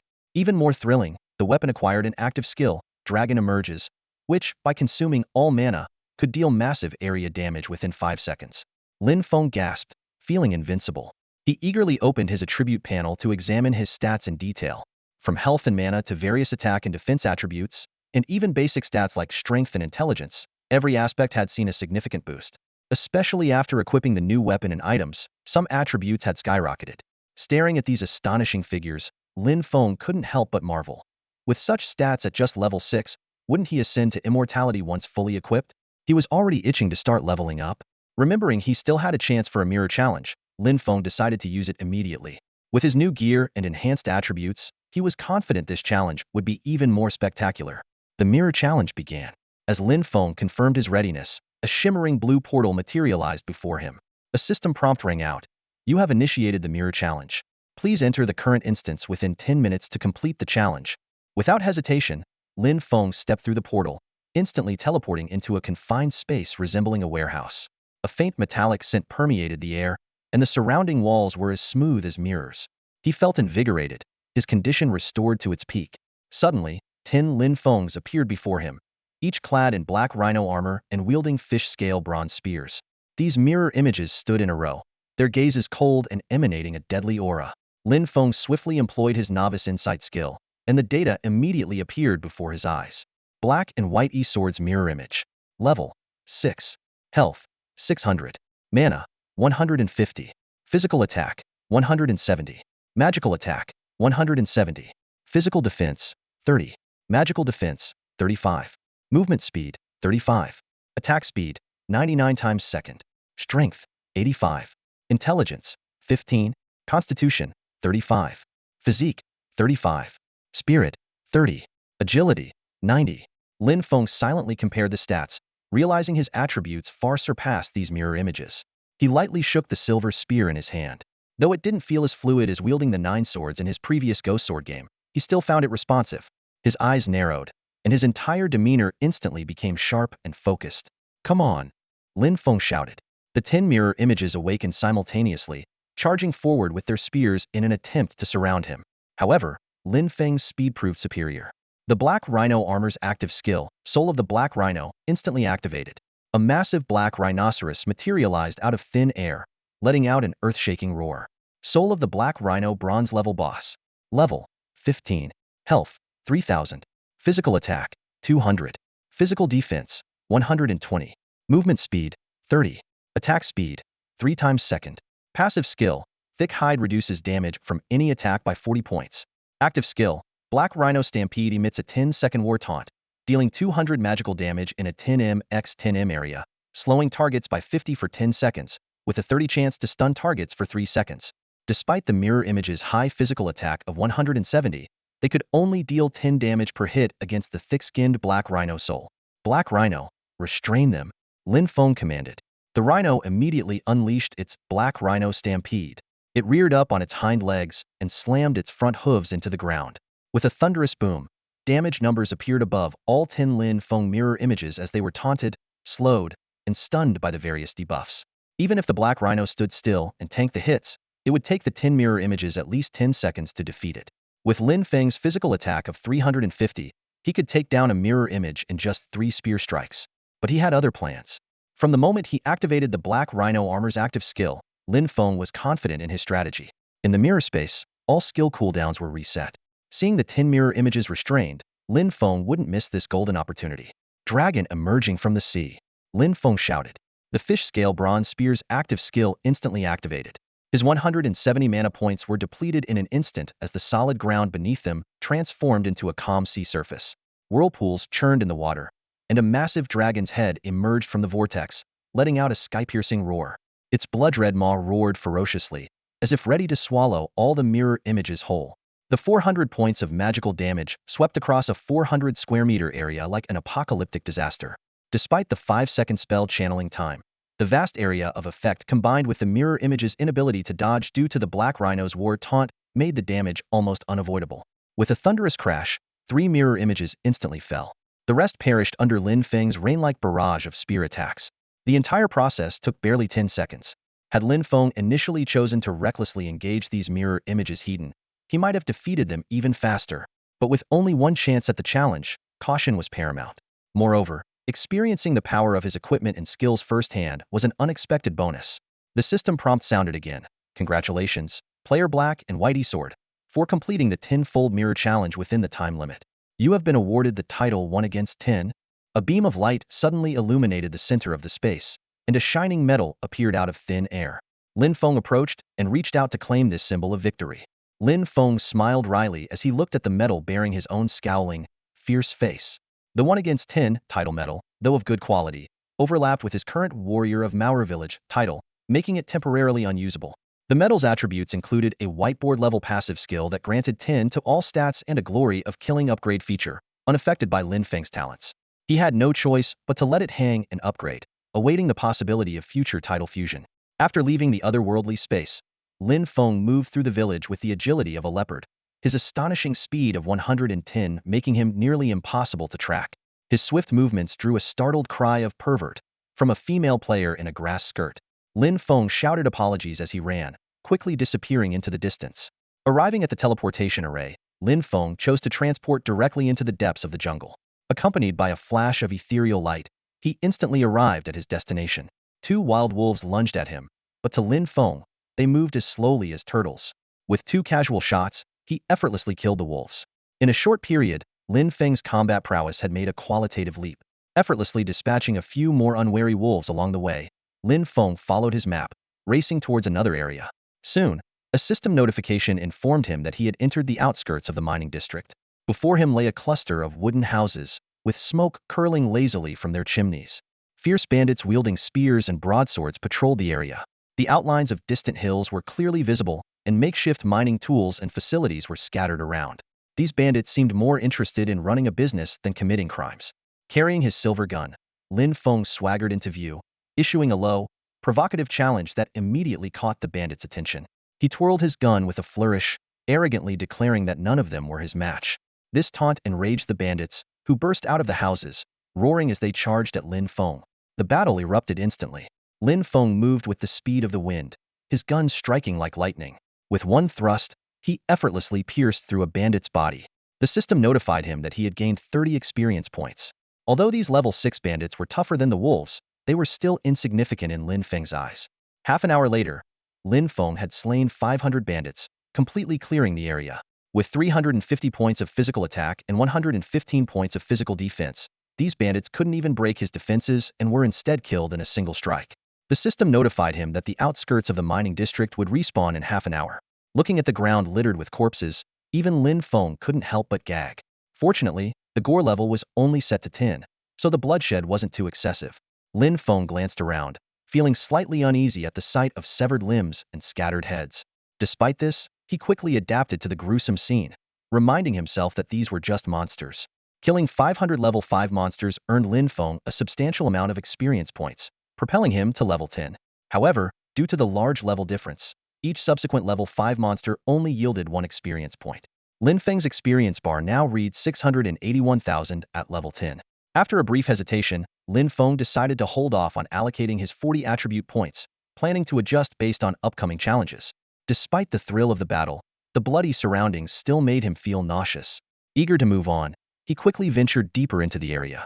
Suddenly, a system notification popped up. You have entered the depths of the mine. Warning. You may encounter the Bandit King and his bandit bosses.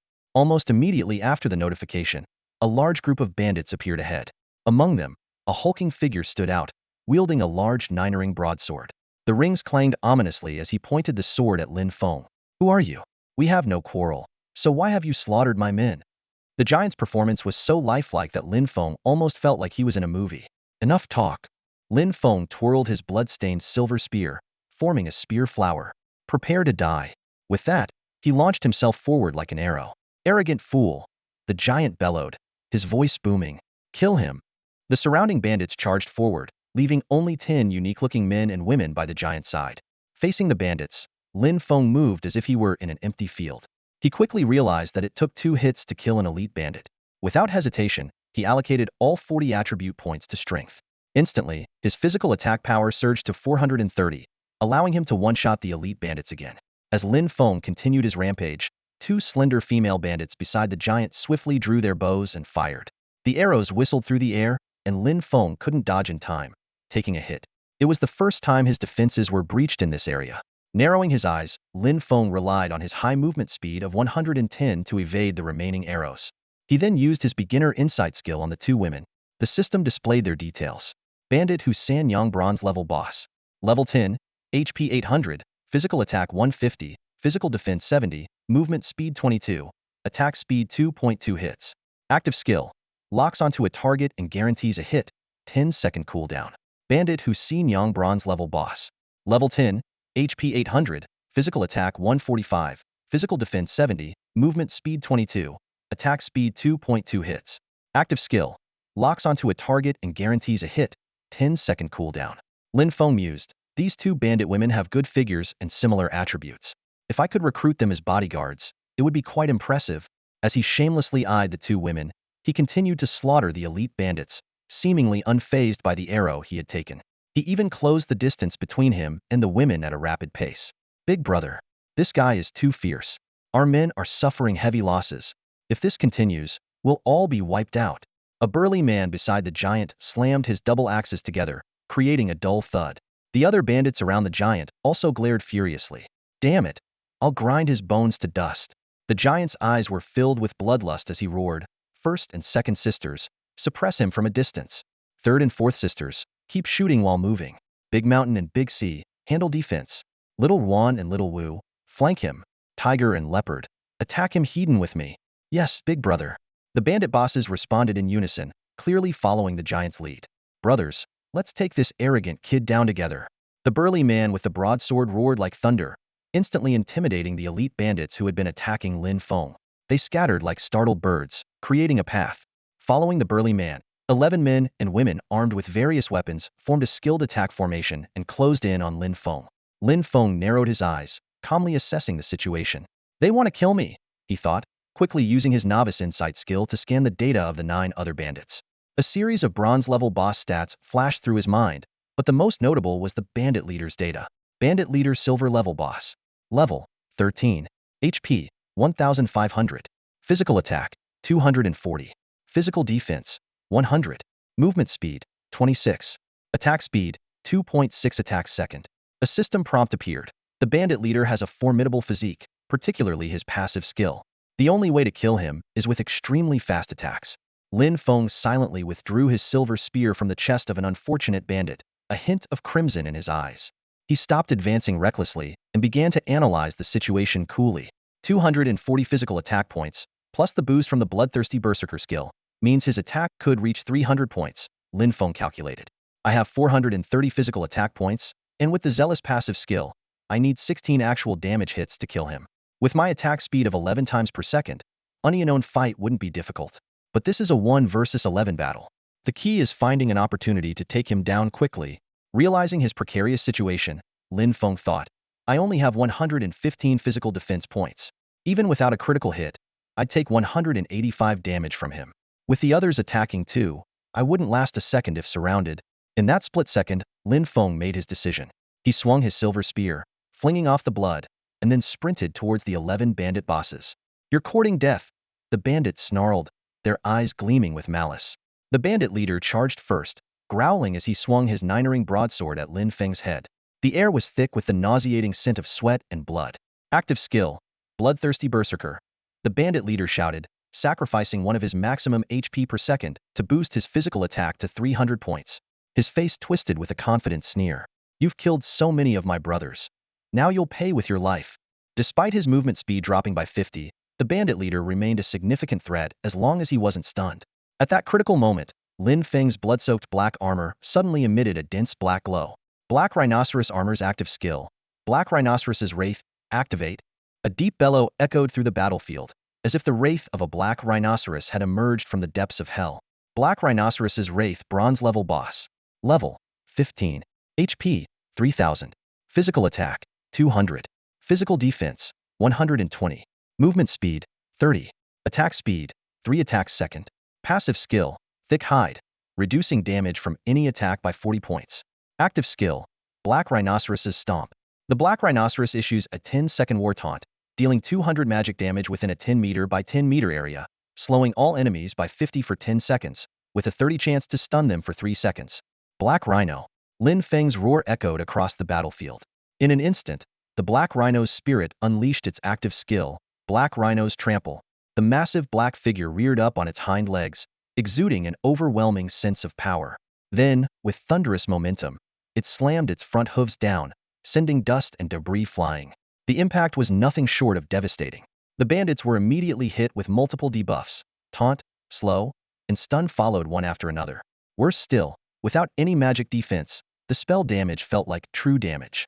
While the area damage was already substantial, what truly troubled the bandits was the 10-second group slow, and most lethal of all, the 3-second stun. The Bandit King's seemingly assured strike now merely grazed Lin Feng's back, slowed just enough to miss him and hit the ground behind, scattering stones. Lin Feng didn't hesitate. He didn't even glance back at his foe as he charged toward other targets. Meanwhile, the Black Rhino's spirit lowered its sharp horn and engaged the Bandit King in fierce combat.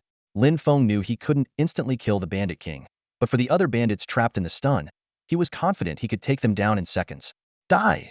He muttered under his breath as he sped toward a stunned bandit like a bolt of lightning.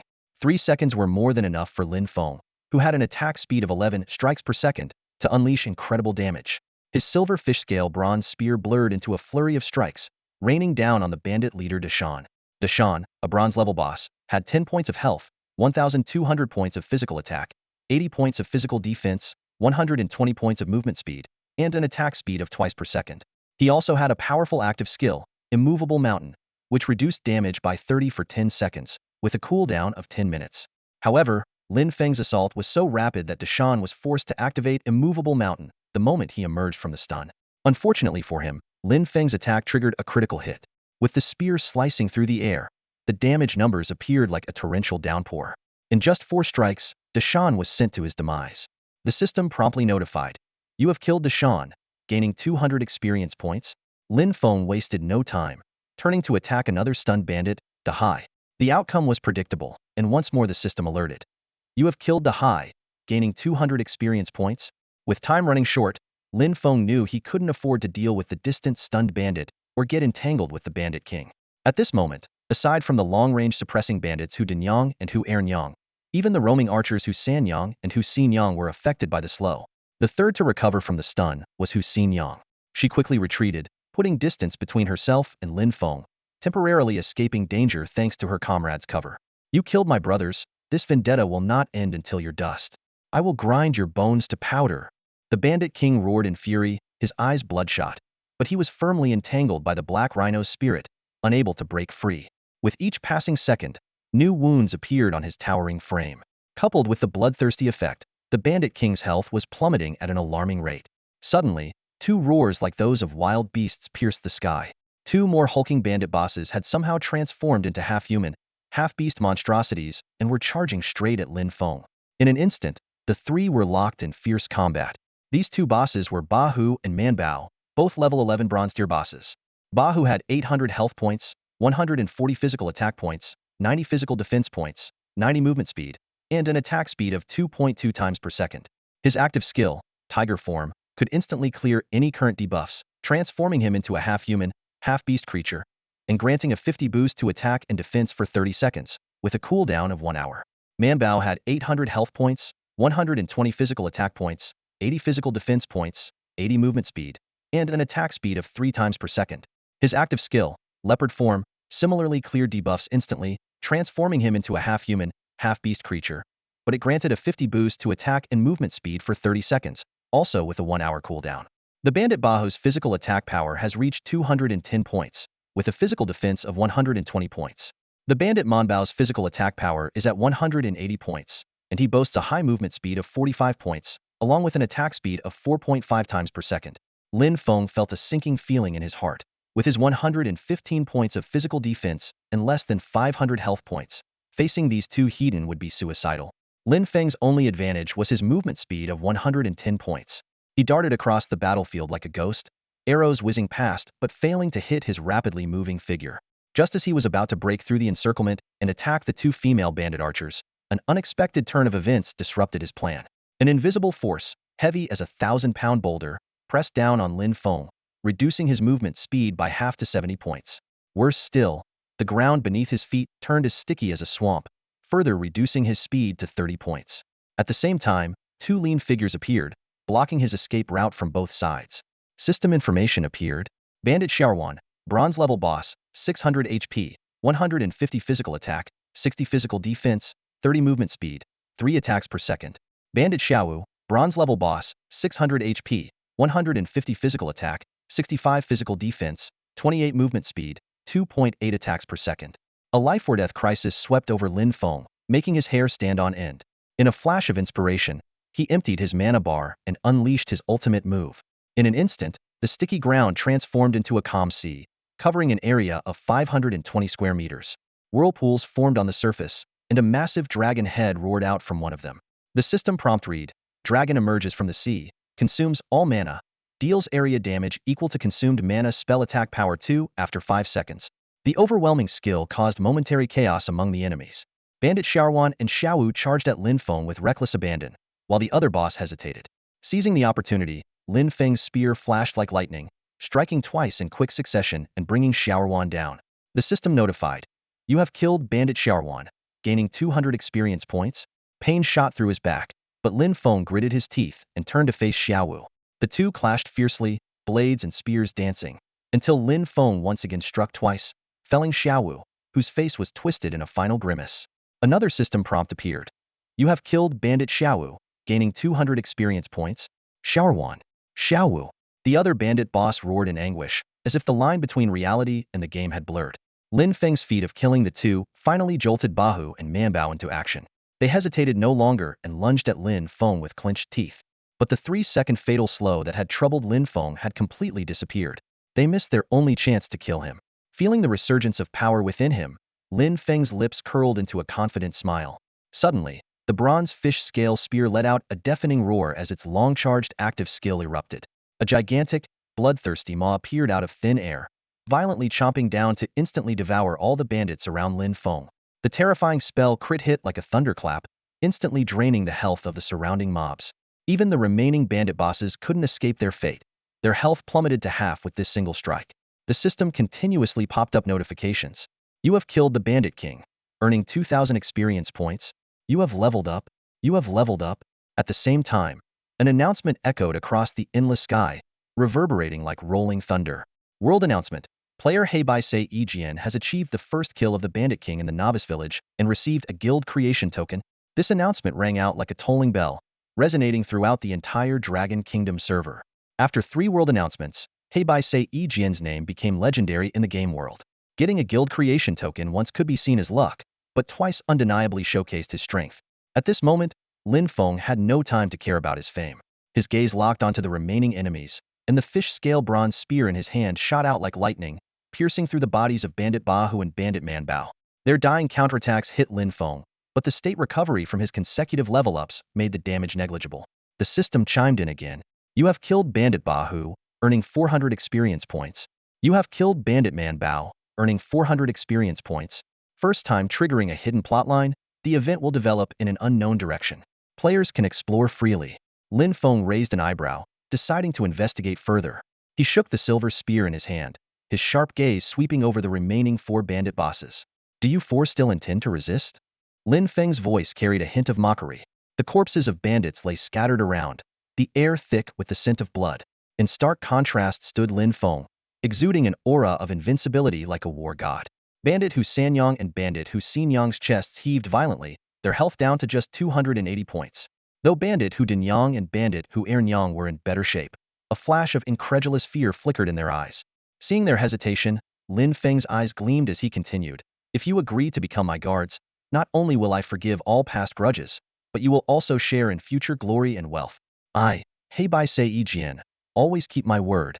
Such words might seem laughable in an ordinary game, but in this near-real world, Lin Feng decided to try a new possibility. Success would mean pioneering a new way to play the game. Failure would simply mean exterminating the bandits. Just as he finished speaking, the system prompted again. Lin Feng felt a surge of joy. It seemed his attempt had indeed triggered some special mechanism.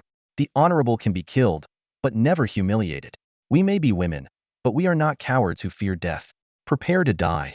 The bandit leader Su Dinyang's face turned icy, her eyes burning with unquenchable hatred. She swiftly fired several arrows and drew a short blade from her waist, charging at Lin Feng. In contrast, the other 3 women hesitated, unsure whether to join the fray. Lin Feng's lips curled into a slight smile. Interesting, he thought. With a swift movement, he deflected all the arrows with his silver spear. He then shook his head, seeming disappointed. Utilizing his high speed of 110, Lin Feng dashed towards Su Dinyang. As they crossed paths, Lin Feng skillfully avoided her vital points and struck twice with his spear. Su Dinyang managed only a single counterattack before she coughed up blood, clutching her wound. Blood seeped through her fingers, clearly indicating a severe injury. Lin Feng's eyes displayed her attributes. Bandit leader Su Dinyang bronze level boss. Level 11. HP 800. Physical attack 160.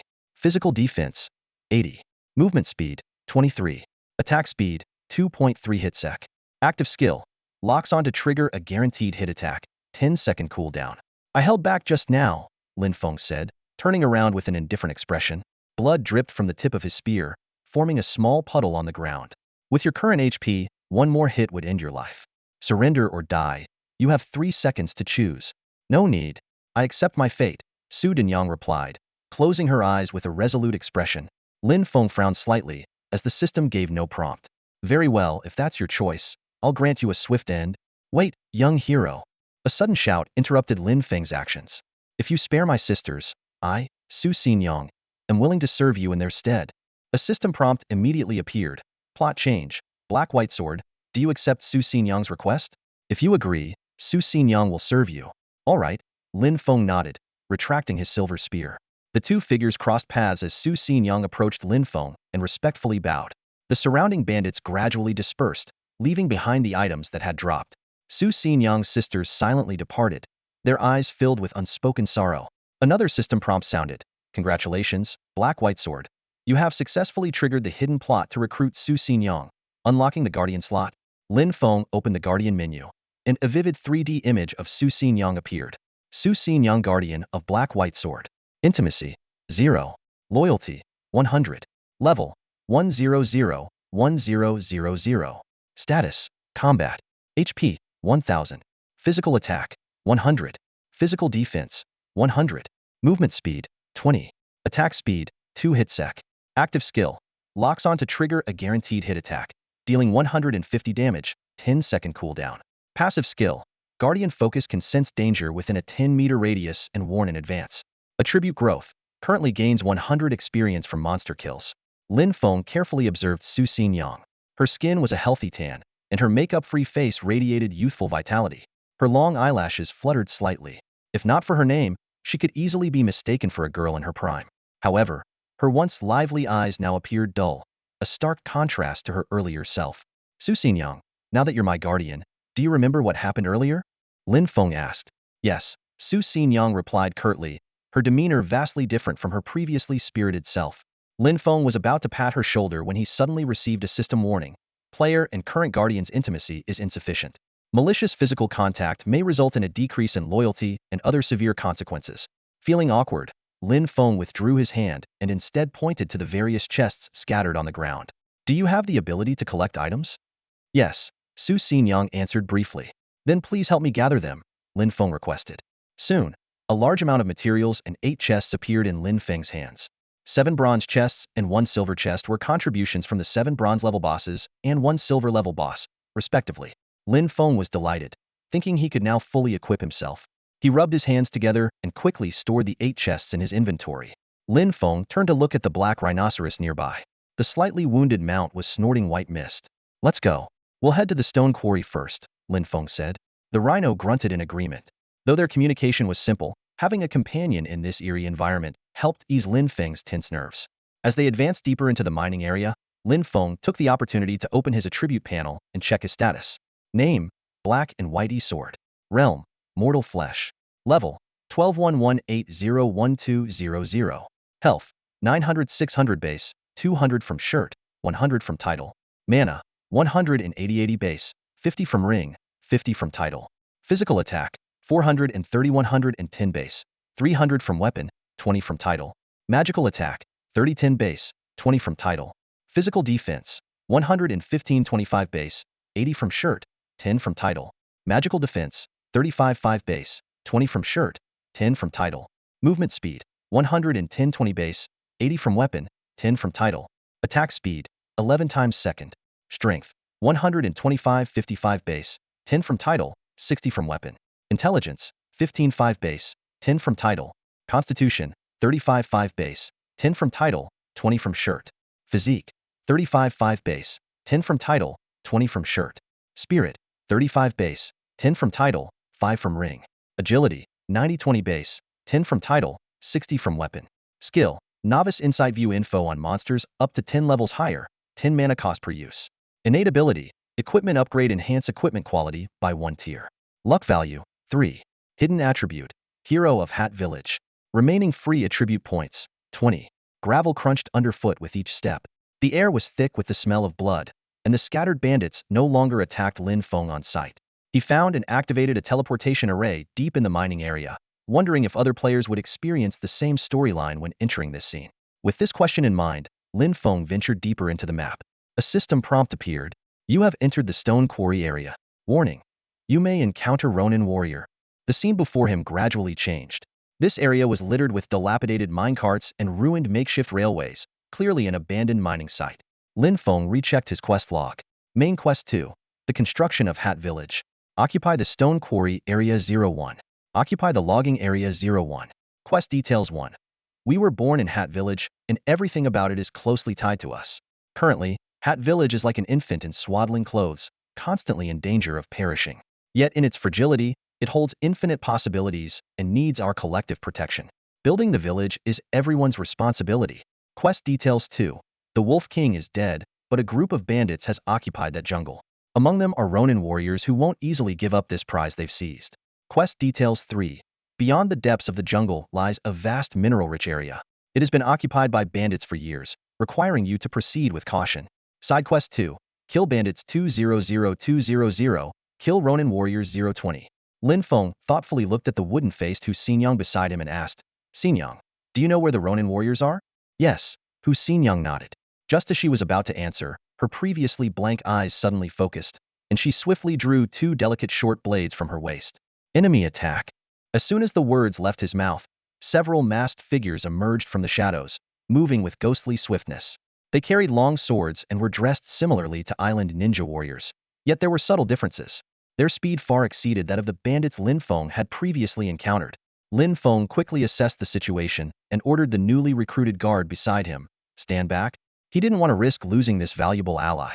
Hu Xinyang obediently retreated behind Lin Feng, and the masked figures focused solely on him, ignoring her for the time being. With a swift motion, Lin Feng's silver spear transformed into a flurry of piercing strikes, attacking in all directions at an astonishing rate of 11 thrusts per second.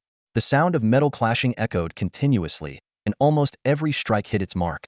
Despite their speed, the masked figures couldn't break through Lin Feng's defense. The system promptly displayed the enemy's attributes. Ronin warriors. Level 10. Health 500. Physical attack 100. Physical defense 40. Movement speed 20. Attack speed 2 attacks second. Seeing these stats, Lin Feng felt reassured. In no time, several Ronin warriors lay defeated at his feet. The system notification chimed. "You have killed a Ronin warrior and gained 1 experience point." Lin Feng felt a wave of boredom. It was clear that the experience points were being limited due to the significant level gap. The progress of Side Quest 2 updated. Kill bandits 200200, kill Ronin warriors 820. More Ronin warriors appeared, and with his experience points nearing the next level, Lin Feng decided to hold back. He turned to Hu Xinyang and instructed, "Xinyang, take care of these Ronin warriors. They can't break through your defense." "Understood," she replied, stepping forward to intercept the attackers. Lin Feng then added, "Black Rhino, protect Xinyang." With his mount's affirmative response, he headed deeper into the stone quarry. The main tunnel was wide, with torches on either side illuminating the path. Lin Feng sped through, occasionally striking down enemies to keep his experience points just below the next level. At 1198-1200, allowing room for any unexpected challenges. Finally, Lin Feng reached the inner part of the quarry. A masked warrior clad in golden armor came into view, holding a golden long sword in both hands. His eyes slowly opened. Lin Feng knew this had to be the golden blade Ronin warrior mentioned in the system's warning. "Warrior, your journey ends here. Leave now," the warrior declared, a sharp aura emanating from him, cutting Lin Feng's face like a blade. "Heh, this guy's got quite the temper," Lin Feng thought to himself, already aware of the enemy's attributes without needing to use a detection skill. Golden Blade Ronin Warrior Bronze Level Boss. Level 15. Health 1500. Physical attack 280. Physical defense 80. Movement speed 30. Attack speed 3 attacks second. Active skill. Shadow Step grants 10 seconds of invisibility. Next attack within this period deals 200 damage. Cooldown 1 minute.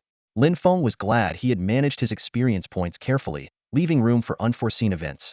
"Warrior, you will pay for your recklessness," the Golden Blade Ronin warrior shouted, disappearing instantly. Lin Feng stood motionless, eyes closed, fully alert. Seconds later, a surge of killing intent erupted from behind him. The golden blade slashed across, inflicting severe wounds and causing Lin Feng to bleed heavily. Despite the critical hit, Lin Feng reacted swiftly, grunting in pain while thrusting his silver spear 3 times. 3 bursts of blood sprayed from the golden blade Ronin warrior. Lin Feng used the opportunity to leap back, watching the level 15 bronze boss with a wary expression. "Can't win this. Looks like I might have to respawn," Lin Feng thought, bracing himself for the inevitable defeat. "Warrior, will you only choose to run away?" As the golden blade Ronin charged again, Lin Feng's eyes flickered, and he resolutely decided to face the enemy head-on.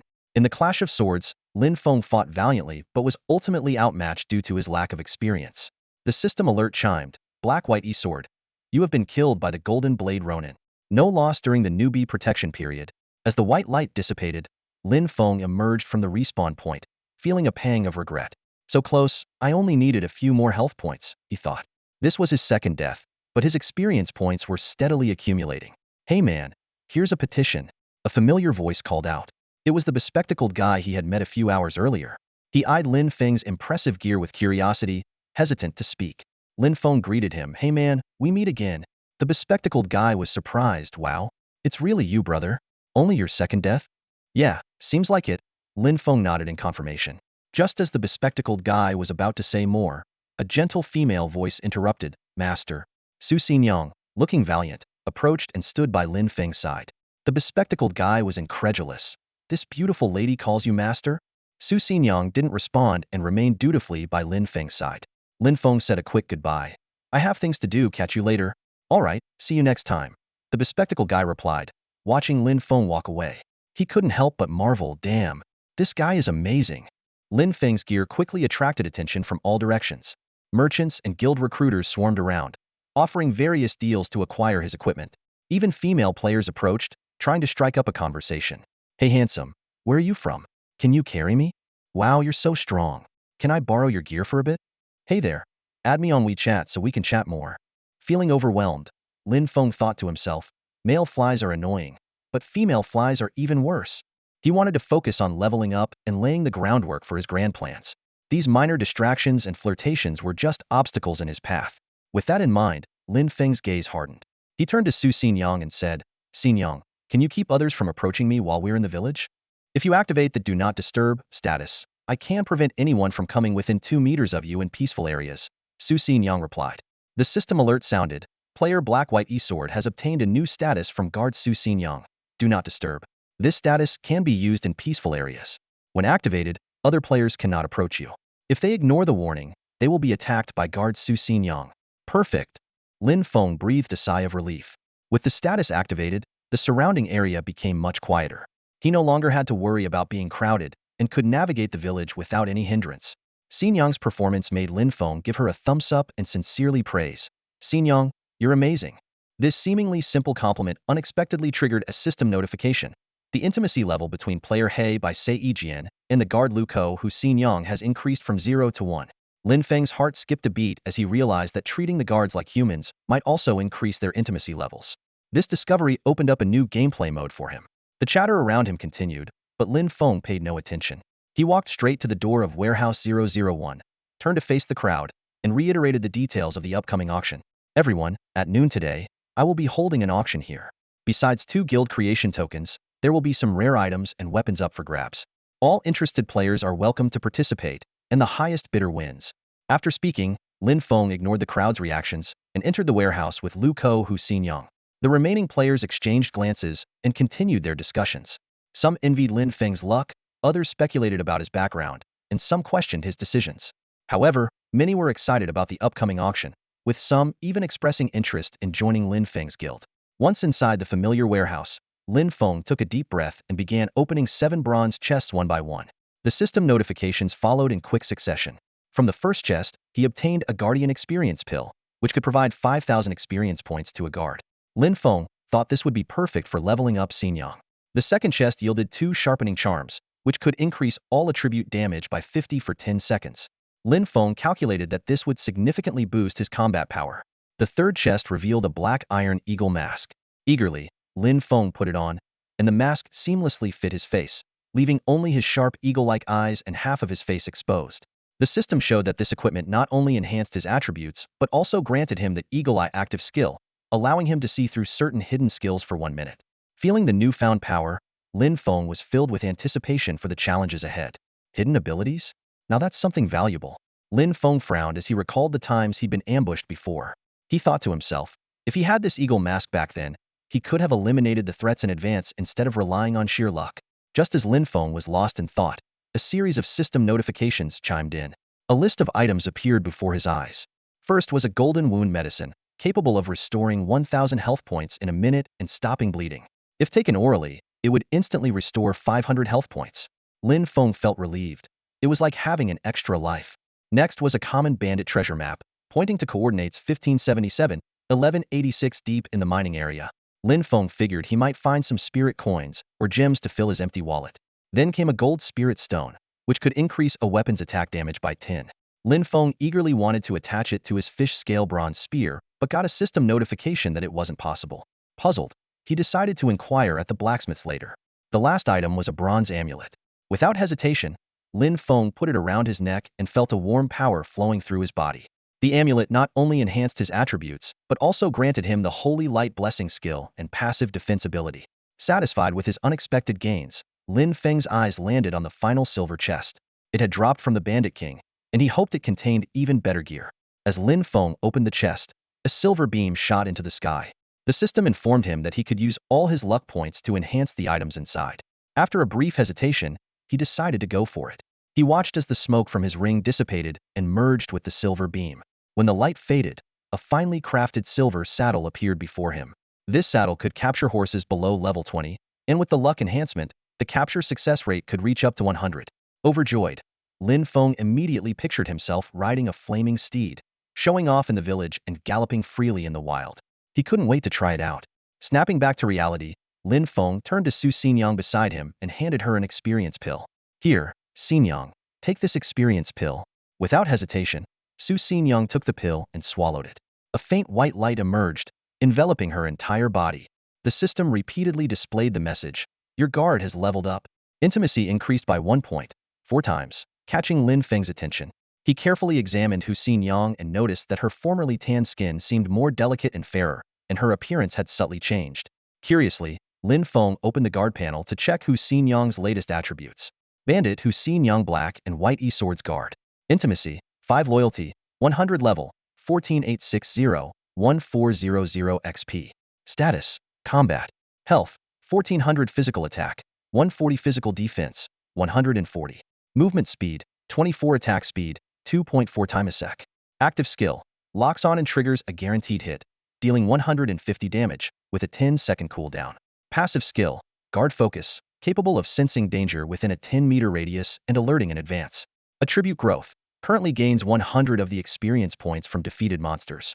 Haha, now those stats are more like it. Lin Feng nodded in satisfaction and allocated all 20 free attribute points to agility. He then opened his own attribute panel and carefully reviewed it. Name, Black and White E-Sword. Realm, Mortal Body Level, 1211981200 XP. Health, 1000 Base 600, Amulet 100, Armor 200, Title 100. Mana, 530 Base 80, Mask 100, Amulet 200, Ring 50, Title 100. Physical Attack, 430 Base 110, Weapon 300, Title 20. Magical Attack, 30 Base 10, Title 20. Physical Defense, 115 Base 25, Amulet 20, Armor 80, Title 10. Magical Defense, 135 Base 5, Mask 20, Amulet 60, Armor 20, Title 10. Movement Speed, 155 150 Base 40, Mask 5, Weapon 80, Title 10. Attack Speed, 15.5 time a sec 15 time a sec. Strength, 125 Base 55, Title 10, Weapon 60. Intelligence, 15 Base 5, Title 10. Constitution, 45 Base 5, Amulet 10, Title 10, Armor 20. Stamina, 55 Base 5, Amulet 20, Title 10, Armor 20. Spirit, 50 Base 5, Mask 10, Amulet 20, Title 10, Ring 5. Agility, 115 Base 40, Mask 5, Title 10, Weapon 60. Skill, Novice Insight can view monsters up to 10 levels higher than own, consumes 10 mana per use. Talent, Equipment Upgrade enhances equipment quality by 1 tier. Luck, 0. Hidden Attribute, Hero of Mauer Village. Remaining free attribute points, 0. Lin Feng shook his head helplessly. I didn't expect there to be a realm limit. Within these constraints, my movement speed and attack speed have already reached their peak for this realm. Next, I should aim to max out my other attributes. Maybe this is the key to breaking through to the next realm. Puzzled, he muttered to himself, but seriously, I can't seem to grasp the gameplay mechanics of this game. With these thoughts in mind, Lin Feng stepped out of the warehouse. Outside, some players and traders were waiting. Despite wearing a hawk-faced mask that covered half his face, Lin Feng's silver spear, armor, and especially the presence of Hu Xinyang by his side, immediately revealed his identity. As soon as Lin Feng appeared, the crowd hurriedly surrounded him. Hu Xinyang swiftly positioned herself in front of Lin Feng, her twin short blades gleaming with a cold light. One defiant player tried to force his way through. Hu Xinyang moved quickly, slashing her blade across the player's neck. Blood spurted out, and the player was instantly killed before he could even react. The system prompt immediately popped up. Your guard, Bandit Hu Xinyang, has killed player Cong Hai Quang Xiao. As the player had enabled Do Not Disturb mode, this action will not trigger any penalty. Murder! The surrounding crowd exclaimed in shock. The players scattered like birds and beasts, with many hurriedly hiding, expecting the village guards to execute Hu Xinyang. However, the anticipated punishment never came. She's cheating, someone exclaimed. Let's report her on the official forums. Another voice chimed in. A group of players gathered, attempting to block Hu Xinyang's escape. But she showed no mercy. Anyone who stood in her way was swiftly cut down. After several players were killed, the rest backed off, unwilling to take any more risks. Lin Feng shook his head in silent disapproval, thinking these people were truly idle. He had no time to engage with this group of bored individuals and quickly made his way to the blacksmith shop. Blacksmith of Mauer Village, Master He by Sei Jian. Do you need any help? Lin Feng handed over a level 1 gold spirit stone and asked, could you see if you can embed this spirit stone into my weapon? The blacksmith glanced at Lin Feng's silver spear and said indifferently, you need at least a gold quality weapon to have an embedding slot. Only then can I attach the spirit stone. Realization dawned on Lin Feng, and he promptly inquired about the cost. Learning that embedding a level 1 spirit stone required 1,000 spirit coins, a level 2 stone cost 2,000 spirit coins, and a level 3 stone was beyond the blacksmith's capability, he frowned and left the shop, thinking he needed to find a way to earn more spirit coins. Taking a deep breath, Lin Feng, accompanied by the guard Hu Xinyang, headed towards the teleportation array of Mauer Village. A flash of azure light appeared, and the system prompt announced, you have entered the depths of the mining area.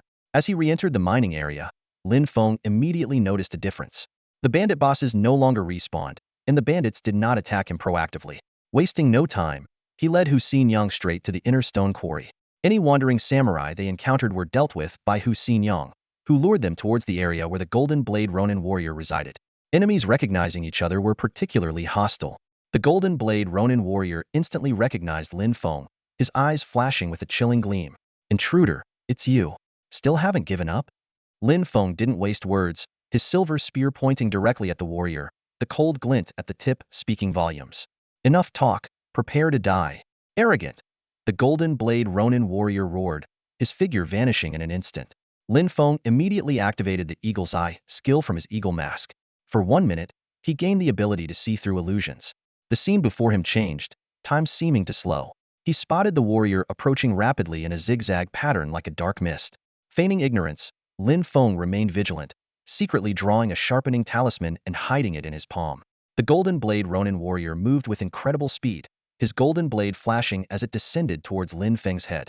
Prepared, Lin Feng looked up, his silver spear thrusting towards where the warrior would appear next. With an attack rate of 15 times per second, Lin Feng struck 7 times in an instant. Though not highly precise, the dense barrage of attacks caused a spray of blood from the warrior's body. Lin Feng grunted, taking a hit to the head. The gruesome wound inflicted a 10-second bleeding status, but fortunately, it wasn't fatal. System prompts appeared in quick succession. You have killed the Golden Blade Ronin warrior, gaining 1,500 experience points. You have leveled up. You have leveled up. The influx of experience points surged through his body, propelling him from level 12 with 119,81200 points to level 14 with 198,1400 points. After advancing 2 levels, Lin Feng felt a surge of power coursing through his body. His previous injuries healed instantly, making him feel reborn. In stark contrast, the Golden Blade Ronin fell heavily to the ground like a ragdoll, blood quickly soaking the earth beneath him. After a few convulsions, a bronze chest fell from the samurai's corpse. With the death of the Golden Blade Ronin, the surrounding Ronin warriors scattered like startled birds. Lin Feng summoned Hu Xinyang to his side with a thought. Xinyang, stay on guard. She nodded in acknowledgement, raising her blood-stained short blade and vigilantly scanning the area. With her special abilities, nothing within a 10-meter radius could escape her notice. Lin Feng lightly shook the silver spear in his hand and walked towards the bronze chest. Without hesitation, he opened it. A flash of blue light revealed a pair of azure snake-patterned boots, replacing the chest. The system prompt notified Lin Feng that he had obtained the azure python boots. A smile spread across Lin Feng's face as he carefully examined the boots' attributes. Not only did these bronze-quality boots provide significant attribute bonuses, but they also came with an active skill called Serpent's Glide, which greatly increased movement speed. He immediately swapped out his worn cloth shoes for the azure python boots. The moment he put on the boots, Lin Feng felt a peculiar surge of power. The system indicated that the boots' quality had upgraded to silver, enhancing both their attributes and skills. After some consideration, Lin Feng allocated all 10 of his newly earned free attribute points to strength. With the boost from the azure python boots, his physical attack power soared to 490 points, physical defense to 175, and magical defense to 155. Lin Feng swung his silver spear with one hand, the tip creating a gust of wind that scattered the dust on the ground. He glanced at the task panel to confirm his current progress. Main Quest 2 required the occupation of the logging area after completing the stone quarry capture. Side Quest 2 was already fully completed. Let's go to the logging area, Lin Feng said. Now at level 14, he had no interest in the small fry that only offered 1 experience point. Soon, the two arrived at the border between the stone quarry and the logging area. Lin Feng turned to Hu Xinyang and said, Xinyang, you can rest here. Contact me if anything comes up. With her agreement, Lin Feng sprinted towards the logging area alone. With an extreme movement speed of 150 points, Lin Feng quickly reached the logging area. The system immediately issued a warning, alerting him to the presence of Flowing Heart Samurai. Lin Feng paid no heed, sweeping through the area as if it were uninhabited. Soon, the once arrogant Ronin warriors were nearly eradicated. At the end of the logging area, Lin Feng spotted a unique samurai. Dressed in silver attire with 2 katanas at his waist, he had the appearance of a ninja. He stood with his arms crossed, coldly watching Lin Feng. The logging area's boss, huh? Lin Feng squinted, casually snapping a Ronin warrior's neck while casting a detection spell on the samurai. The results revealed a silver blade Flowing Heart Samurai, a bronze-level boss at level 15 with 1200 HP, 300 physical attack, and 60 physical defense. His movement speed was 40, and his attack speed was 4 times per second. Crucially, he possessed both an active skill and a passive skill called Dual Blade Flow. Lin Feng pondered, a dual blade samurai, with his attack speed doubling to 8 times per second and movement speed doubling to 80 points when his skill is activated. Coupled with the passive skill's doubled effect, I wonder how many of my normal attacks he can withstand. He couldn't help but feel a bit apprehensive. If the Golden Blade Ronin was the king of duels, then this Silver Blade Flowing Heart Samurai is a nightmare for groups of players. Even for Lin Feng, the Silver Blade Samurai in front of him was more challenging than the Golden Blade Ronin he had encountered earlier, but nothing more. Lin Feng's current attack speed limit of 15 hits per second was beyond the reach of the opponent's dual blade technique's passive effects. Kid, back off now, and I'll let this slide. Otherwise you die.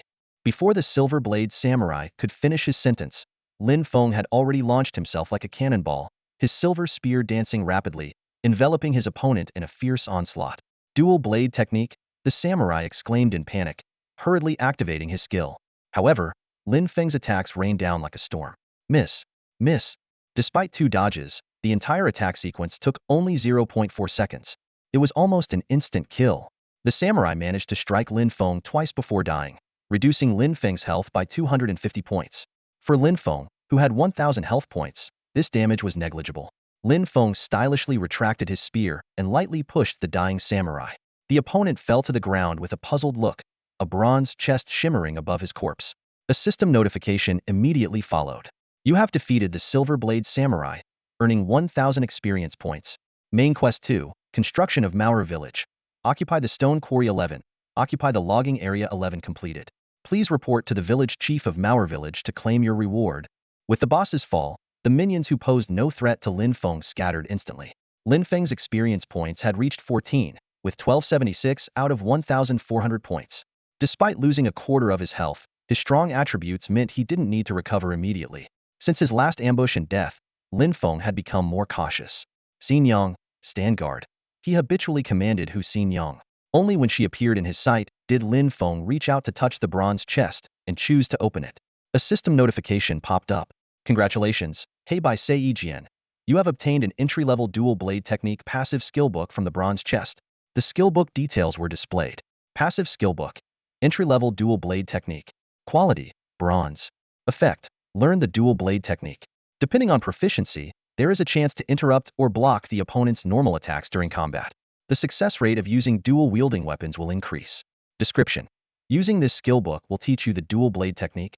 Lin Feng clicked to use it, and the system notified again, detecting that player Heibai Seijian is using a passive skill book for the first time. The following information is provided. 1. Players can learn 1 active skill book and 1 passive skill book per level. 2. Players can use a forgetfulness potion to erase skills after learning them. Seeing these notifications, Lin Feng hesitated. Just then, Hu Xinyang, who was on guard, suddenly spoke. Master, can I have this skill book? Lin Feng turned to look at Hu Xinyang and was surprised to find a spark of life in her previously dull eyes.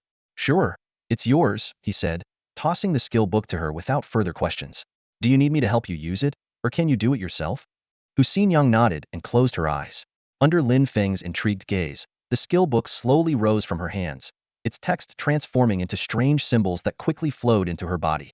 The skill book then disintegrated into glowing particles and vanished, and Hu Xinyang reopened her eyes.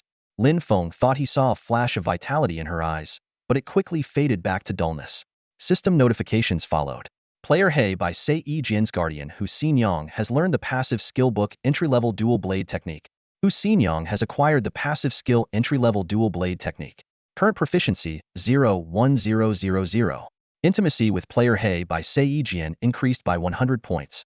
Due to Hu Xinyang obtaining a unique passive skill, her growth path has undergone an unknown change. Lin Feng, filled with curiosity, quickly brought up Hu Xinyang's attribute panel from the guard list. He meticulously examined each stat on the panel. Bandit Hu Xinyang, Black and White Sword Guardian. Quality, Silver. Intimacy, 105. Loyalty, 100. Level, 14-108-31400. Status, Combat. HP, 1680. Physical attack, 168. Physical defense, 168. Movement speed, 28.8. Attack speed, 2.88 times second. Active skill, lock-on trigger guaranteed hit attack, causing 150 damage, 10-second cooldown. Passive skill, Guardian focus senses danger within a 10-meter radius and issues an early warning. Exclusive passive skill, dual sword technique chance to interrupt or block opponents' normal attack in combat. Increased success rate with two-handed weapons. Attribute growth, gains 100 experience from own monster kills. Hidden attribute, exclusive growth boosts all attributes by 20. Lin Feng nodded in satisfaction as he looked Hu Xinyang up and down. He thought to himself that if she had the right equipment, her stats would definitely improve further. Xinyang, can you wear the weapons and armor I have? Lin Feng asked. Hu Xinyang nodded. I'm at silver level now, so I can wear anything silver or below. Lin Feng understood and started gathering the materials dropped from the surrounding corpses, organizing them neatly in his inventory. He then took out the bandit treasure map he had obtained earlier and carefully examined the coordinates. Deep within the mining area, 1577-1186. Soon, Lin Feng located the approximate position on the map and arrived at the foot of a mountain. He and Xinyang each grabbed a shovel and began digging. Working in perfect harmony, they dug quickly. About 15 minutes later, they unearthed a slightly rusted large iron box about a meter deep. Using his immense strength, Lin Feng pried the heavy box out of the ground and lifted it to the surface.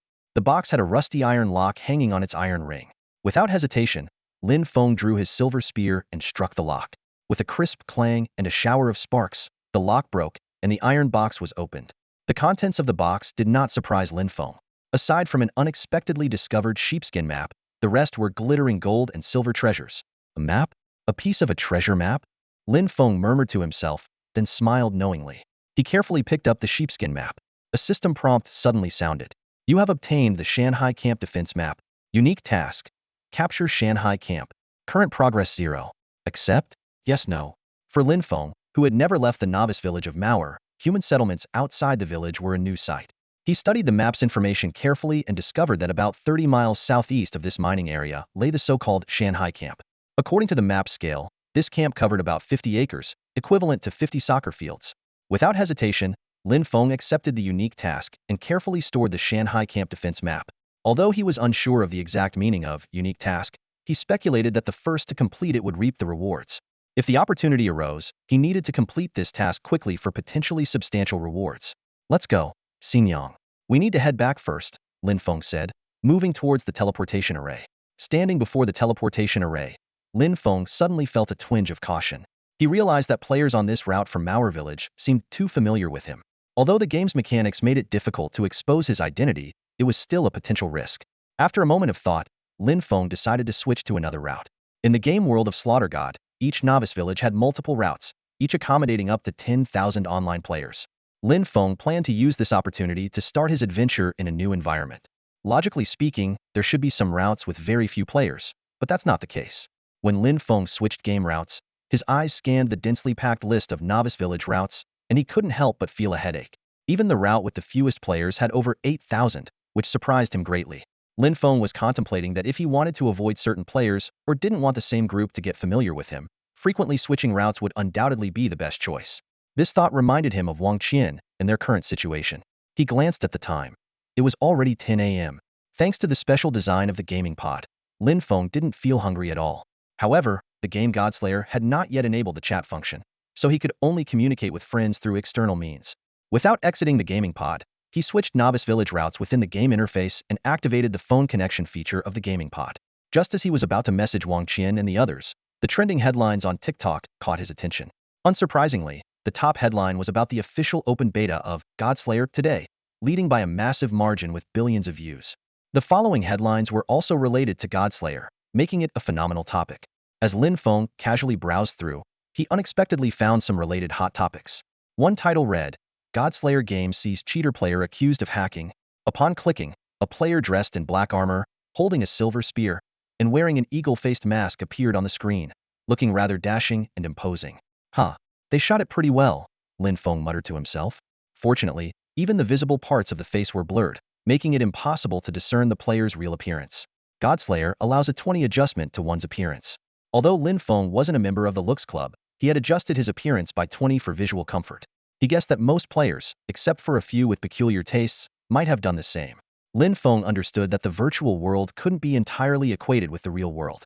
Otherwise, some conflict behaviors brought into reality could inevitably turn into criminal acts. He continued browsing through the content, finding mostly photos or video clips. The comment sections were a mixed bag of support, opposition, insults, accusations, doubts, and even requests for protection or sugar daddies. A cacophony of voices creating quite a lively scene. Seeing this keyboard warrior frenzy, Lin Feng couldn't help but laugh and didn't take it to heart. He brought up the phone function and entered the WeChat group, Crazy Cool Awesome Explosive. The group was silent, indicating everyone was busy. Lin Feng wanted to say something but ended up deleting the text and switched back to the Novice Village route. As soon as he entered the new Novice Village route, Lin Feng immediately noticed all the unfamiliar faces, indicating it was indeed a different batch of players. Just then, a server-wide announcement caught his attention. Due to popular demand, the game server will open the game store, trading post, and friend functions at 12 noon today. Lin Feng didn't expect the update and maintenance to come so quickly. Although the opening of the trading post would save him a lot of trouble, it might not be good news for him that these functions were being activated so early. Seeing the scrolling server-wide announcement, Lin Feng realized that now was his most precious time to rush and level up. Once the store function is activated, the trading post opens, and friends start teaming up to grind. The real competition of financial power, manpower, and resources will begin the era of pay-to-win.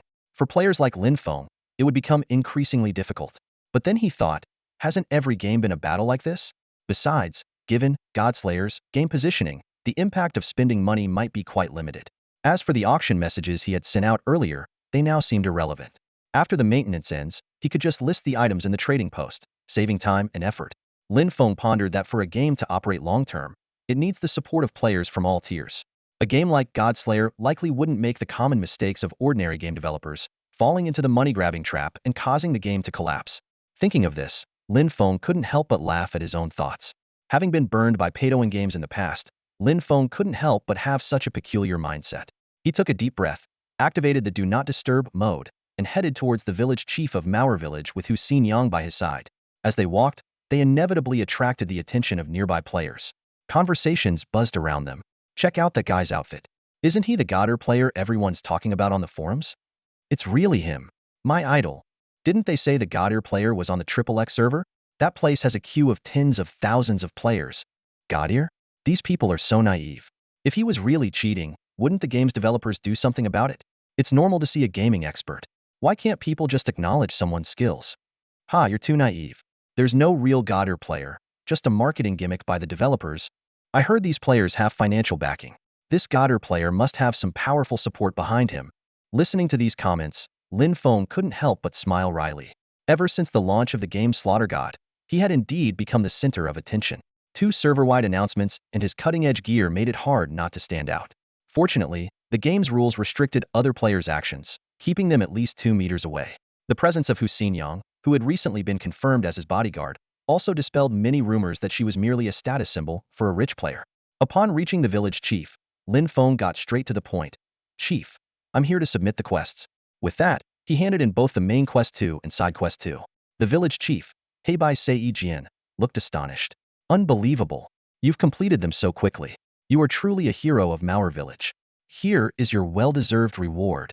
The system immediately popped up with a notification. Main quest 2 and side quest 2 completed. Gained 400 favorability points with Mauer Village Chief. Favorability level, close. The village chief clapped his hands, and a villager led over a yellow horse, its back laden with 2 bulging chests. This fine steed and these treasures are yours. The villagers of Mauer Village will remember you. The chief patted Lin Feng on the shoulder, his eyes full of kindness. Lin Feng solemnly promised, Don't worry, chief. I'll keep working hard. Good, good, good. The chief repeated good 3 times, clearly more satisfied with Lin Feng. System notifications followed. Received a yellow horse, unlocked the mount slot. obtained valuables worth 1,000 spirit coins. Lin Feng was pleased, as this solved his need for a mount. Opening the mount slot, the yellow horse's information was straightforward. Mount: yellow horse Heibai Sei Yi Jian's mount. Level: 1 non-upgradable. Maximum load: 2 persons. Riding effect: 40 maximum movement speed. Though a bit disappointed, Lin Feng felt it was still quite good to be the first player with a mount, especially one that could carry 2 people. Next, he received the following main quest from the village chief. Main quest 3. Eliminate night ghosts 010. Rescue Mauer village villagers 010. Explore unknown area, progress 0. Quest description: night ghosts will appear automatically, so don't worry. The trapped villagers might be in the unknown area you need to explore. Quest details: 1. Mauer village experiences day-night inversion. When night falls, terrifying creatures emerge, hunting animals and attacking villagers. 2. Over completion of tasks can earn extra rewards, but there is an upper limit. You need to try it yourself. 3. There is a muddy swamp deep in the mining area. Recently, some villagers got lost there and need rescuing. Lin Feng carefully noted the quest details, ready to embark on his new adventure. It was a high-flexibility main quest, but the task of clearing night ghosts 010 had to wait until maintenance was over. Lin Feng decided to head to the unknown area first to complete the task of rescuing the villagers of Mauer Village 010. He mounted his yellow horse and tried a few simple commands, which the horse executed smoothly. Though it was his first time riding a horse, the game mechanics made it easy for Lin Feng to control it skillfully. He let out a sigh of relief and turned to Su Xinyang, saying, "Get on, you sit in front." As he tugged the reins, the yellow horse neighed loudly, drawing the attention of the surrounding players. Lin Feng reached out to assist Su Xinyang, who gracefully leaped onto the horse in front of him. The soft sensation of her presence caused Lin Feng's heart to race, having not been close to the opposite sex for a while. He cleared his throat to mask his embarrassment and then pulled the reins. "Giddy up!" The yellow horse neighed again and dashed forward. Lin Feng's base speed of 150 points, combined with a 40-point bonus, brought the mount speed to a staggering 190 points. This was equivalent to 190 km/h, about 34 times faster than an average person's walking speed. As Lin Feng sped off, a gust of wind trailed behind him, causing nearby players to lose their balance. Pervert! A female player in a grass skirt blushed and scolded, clutching her skirt. Lin Feng mused to himself that riding a horse was far more enjoyable than driving a luxury car. The game mechanics ensured safety, so no matter how fast he went, he wouldn't fall off. The only downside was the strong wind, which stung his cheeks with its realism. The explored areas on the map would light up, making it impossible to get lost. After trying manual mode, Lin Feng switched back to the convenient auto navigation. As he galloped along, he noticed that the number of players in the Beast Forest had significantly decreased, with most still slowly leveling up in the depths. Only a few players could reach the outskirts and confront the wild goats. Deeper into the forest, player sightings became rare, though evidence of battles was everywhere. Lin Feng sensed that this area would soon be conquered. He had no desire to interact with these players, and even if they wanted to chat, they couldn't keep up with his speed. There were no players visible in the depths of the forest for now. What Lin Feng didn't know was that on his previous server line, a group led by Lin Miaoka was setting a trap for him in the Mauer village forest area. However, Lin Feng had already switched lines, rendering their efforts futile. "Once professional teams get past the early stages, my advantage might diminish," Lin Feng muttered to himself, fully aware that he couldn't afford to slack off if he wanted to stay ahead. As he sped along, the scenery blurred past. The system notified them that they had reached the depths of the mining area. Lin Feng pulled the reins, and the yellow horse slowly moved forward into the unknown area. The system issued a warning: "You have entered the outskirts of the Death Swamp. This area is marshland, and players should be cautious of the dangers while exploring." Before them lay a scene filled with decay. Withered trees, scattered stones, and roaming beasts. The vegetation was interspersed with rotting skeletons, and a few hyena-like creatures were gnawing on animal carcasses. Lin Feng frowned and pondered. Why would the villagers of Mauer village run to a place like this? Lin Feng dismounted with a sense of curiosity and placed his yellow horse back into the stable. With a neigh, the steed dissipated into golden light. He immediately used his novice scouting skill to gather information on the surrounding enemies. Death Swamp Hyena. Level: 12. Health: 700. Physical attack: 120. Physical defense: 50. Movement speed: 25. Attack speed: 2.5 attacks second. Lin Feng smirked disdainfully. These hyenas couldn't even scratch his defense. "Let's go, Xinyang," he said, lifting his silver spear and striding forward, drawing a pack of hyenas. They pounced at him recklessly, much like wild wolves in the jungle. Lin Feng's attack speed was as swift as lightning, and his formidable attack and defense far surpassed that of the hyenas. The 120 points of physical attack couldn't even breach Xin Yang's defense. With an attack rate of 15 times per second, he swiftly slaughtered the incoming hyenas like a storm. System notifications kept popping up, and Lin Feng's expression grew indifferent. Even if he accidentally fell into the swamp, he could easily break free. Clearly, the Death Swamp was no longer a suitable place for leveling up. If it weren't for the main quest, he would need to find level 20 monsters to satisfy his needs. Soon, Lin Feng found the trapped villagers. It turned out they had encountered a poisonous mist while gathering herbs and were trapped in an illusion. Lin Feng escorted them to the teleportation array deep within the mining area, completing the rescue mission. Main Quest 3 Progress Update. Eliminate Night Ghost 010. Rescue villagers of Mauer Village, 1010 completed. Explore unknown areas 30. Lin Feng decided to change his strategy and focus on leveling up. He summoned his yellow horse and rode with Xin Yang towards the unknown regions.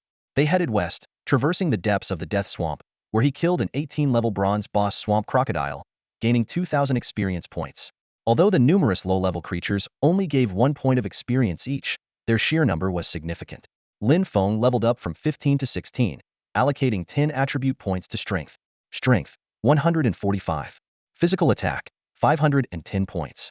After crossing the swamp and activating the teleportation array, they arrived at the outer plains of the Galberial Grand Canyon. As night fell, the sky was dotted with stars, yet the visibility remained clear. The area resembled the Australian outback, but was much more lush. The monsters here were around level 15, with a wide variety of species. After killing some level 18 elite monsters, Lin Feng leveled up again to 17, adding 5 points to strength. Strength, 150. Physical attack, 520 points. Simultaneously, his 1 against 10 title upgraded to 1 against 100. Quality, Black Iron. All attributes, 30. Passive skill, Tenacity, very low resistance to negative effects. Passive skill, Glorious Honor, kill enemies to level up 126, 5000. Trait, Glorious Honor is effective whether equipped or not. Compared to the Warrior Medal of Mauer Village, this title was much stronger. Although the medal had significant effects within Mauer Village, Lin Feng sensed that he would soon leave the village. He decisively switched titles and immediately felt a restriction similar to a movement speed limit, but this time affecting his physical attack and strength. Lin Feng pulled up his attribute panel, his eyes meticulously scanning through each piece of data. His name, Heibai Sei Jian, was prominently displayed, with his realm listed as Mortal Flesh. He was at level 17, with a health value of 1450 points, 850 from his base stats, and an additional 600 from equipment and titles. His mana was at 860 points, totaling 1720 after various bonuses. His gaze shifted downward to his physical attack power, which stood at 520 points. With the bonuses from his weapon and titles, it reached 880 points. A notification caught his attention. He had hit the current realm's cap of 500 points and could only progress further after breaking through. His spell attack power was relatively low, with a base of 70 points and an additional 60 from titles. In terms of defense, his physical defense was 135 points, and his spell defense was 155 points, both boosted by his base stats and various equipment and titles. His movement speed and attack speed had also reached the realm's cap, at 150 and 15 attacks per second, respectively. Among his 5 core attributes, strength was at 170 points, intelligence at 35, constitution at 65, root bone at 75, spirit at 70, and agility at 135. These values included both his base stats and the bonuses from his equipment and titles. His skill bar displayed Novice Insight, which allowed him to view information on monsters up to 10 levels higher than himself. His talent was Equipment Upgrade, which could enhance the quality of his gear. His luck value was at 0, with no hidden attributes and no remaining free distribution points. Lin Feng then reviewed his equipment skills. His weapon, the fish scale bronze spear, had an active skill call, Dragon Out of the Sea, and a passive skill named Silver Strike. The Black Rhino armor could summon a Black Rhino for assistance. The bronze amulet provided Holy Light protection and Guardian skills. The Eagle Mask granted the Eagle Eye ability. The green Python boots offered both Serpent's Glide and Lightfoot skills. His title, 1 against 100, granted 2 passive skills, Unyielding and Glorious Honor. Lin Feng noticed that his hat, belt, bracers, and gloves were still empty and in need of equipment. His 2 rings had expended their luck effects, leaving only minimal attribute bonuses. Reflecting on his previous battles, Lin Feng recalled defeating over a dozen elite monsters, but only acquiring 8 common wooden chests. The items inside were mostly low-value consumables and materials. One piece of ordinary equipment, a pair of wolfskin pants, was so unimpressive that he directly gave it to Xin Yang. However, the bronze-level boss had reliably dropped a bronze chest. Lin Feng thought to himself that the equipment from that chest should be fairly decent. Giant crocodile belt, bronze level consumable item. Attributes: 4 bone, 10 constitution, 10. Active skill: crocodile's lash. Gain the strength of a giant crocodile for your next attack, dealing magic damage equal to the sum of all defense attributes. Cooldown: 10 minutes. Lin Feng didn't hesitate to fasten the giant crocodile belt around his waist. Instantly, a lifelike miniature ancient crocodile seemed to coil around him. The intricate patterns and fine details of the belt were vividly realistic, exuding a fierce and menacing aura. As the equipment upgraded, the attributes of the giant crocodile belt also improved. Silver level talent enhancing consumable item. Attributes: 6 bone, 20 constitution, 20. Active skill: crocodile's lashing. Gain the strength of a giant crocodile for your next single target attack, dealing magic damage equal to the sum of all defense and attack attributes. Cooldown: 10 minutes. Lin Feng marveled at the power of this equipment. The crocodile's lashing skill, as a single target attack, could deal 920 points of damage based on his current attributes. Additionally, the 20 points of final damage reduction significantly boosted his overall defense. He quickly placed previously acquired consumables into the consumable item slot for easy access. Meanwhile, Lin Feng's attribute values changed again. Constitution: 85 base 5, amulet 10, title 30, upper garment 20, belt 20. Bone: 95 base 5, amulet 20, title 30, upper garment 20, belt 20. Health: 1650 base 850, amulet 100, upper garment 200, title 300, belt 200. Physical defense: 155 base 25, amulet 20, upper garment 80, title 30, belt 20. Magical defense: 175 base 5, mask 20, amulet 60, upper garment 20, title 30, belt 20. Due to experience sharing in combat, Su Xinyang's level quickly rose to 17. Lin Feng opened the Guardian panel to check her attributes. Bandit Su Xinyang Black and White Sword Guardian. Quality: Silver level Guardian. Intimacy: 110. Loyalty: 100. Level: 17-2-3-1700. Status: Combat. Health: 2040. Physical attack: 204. Physical defense: 214 base 204, lower garment 10. Movement speed: 40.8. Attack speed: 4.08 attacks second. Active skill: lock triggers a guaranteed hit, dealing 150 damage, cooldown: 10 seconds. Passive skill: Guardian Focus detects dangers within a 10-meter radius and provides early warnings. Exclusive passive skill: Dual Blade Technique, chance to interrupt or block enemies' normal attacks, higher success rate when using dual-handed weapons. Attribute growth: gains 100 experience from own monster kills. Hidden attribute: exclusive growth, all attributes increased by 20. Lin Feng was quite satisfied with this silver-level Guardian's attributes, especially Su Xinyang's formidable physical defense. The only drawback was her lack of magical defense, requiring extra caution against burst-type mages. As the game progressed, Lin Feng noticed a decline in drop rates from monster kills. The generous rewards from killing the first elite monster and boss were no longer appearing. Even the small Karami rarely dropped any items now. Lin Feng speculated that this might be related to the game's difficulty. As he became more familiar with the game, the killing difficulty decreased, leading to a drop in item quality. He decided to challenge higher difficulty bosses, preferably silver or even gold level, to test his theory. With this goal in mind, Lin Feng and Su Xinyang fought and explored further. Suddenly, a system notification sounded. You have entered the Gorbeal Grand Canyon Plains. At the same time, the system reminded him that there were only 5 minutes left until game maintenance. Lin Feng noticed large creatures appearing in this area. He quickly used the novice scouting skill, preparing for one last effort before maintenance. The data of the giant kangaroo flashed in Lin Feng's mind. Level 18, 1,200 points of physical attack, 200 points of physical defense, 100 points of movement speed, 40 points of attack speed, and 4 attacks per second. They are extremely sensitive to any provocative behavior, viewing it as an invasion, which would attract their kind from within 100 meters. As soon as Lin Feng cast his detection spell, the giant kangaroo's pupils turned red, and a roar echoed around. In an instant, more than 30 giant kangaroos rushed from all directions. Standing nearly 3 meters tall, their muscular bodies exuded a formidable presence. They quickly surrounded Lin Feng and Xinyang, launching a fierce attack. Xinyang, fight on your own. Lin Feng's eyes sharpened, and before his words were finished, he used his speed advantage to strike first. His silver spear aimed straight for the heart of the nearest giant kangaroo, while activating the active skill of his crocodile belt, Crocodile Lash. A heavy shadow of a crocodile's tail overlapped with the silver spear, piercing through the kangaroo's heart in an instant. Critical hit. The system prompt sounded. You have killed a giant kangaroo beyond your level, gaining 40 experience points. The familiar notification lifted Lin Feng's spirits. He was now only 1,600 points away from the next level. Lin Feng's spear technique was incredibly sharp.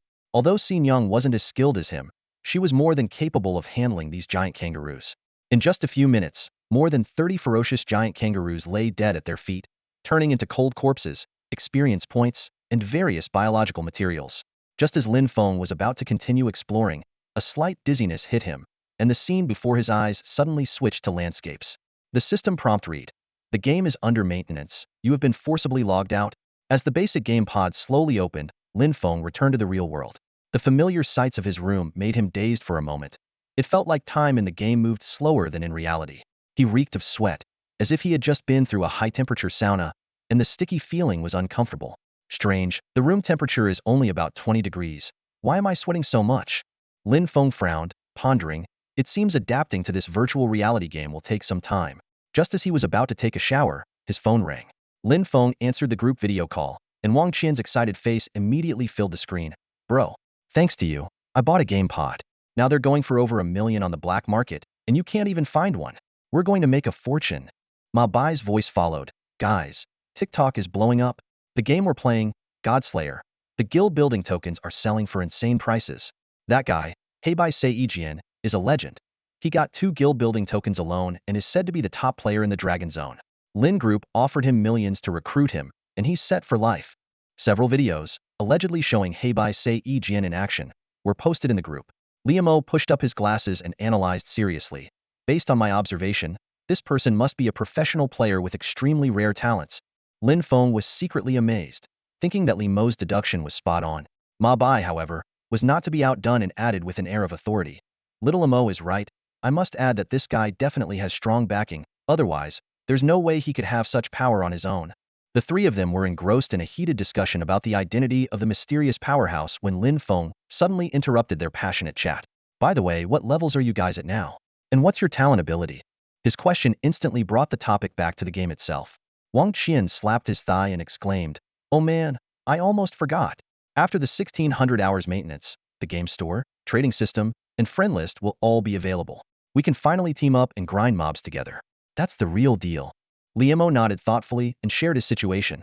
"I just reached level 8, and my talent is agile movement. I get an extra 2 points in movement speed with each level up, so I've accumulated 10 points so far." He frowned and continued.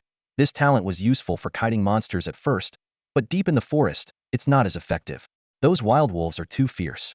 I tried to venture deeper, but I got torn apart by a pack of them as soon as I went in." His expression darkened, clearly dissatisfied with his current predicament. "What about you guys?"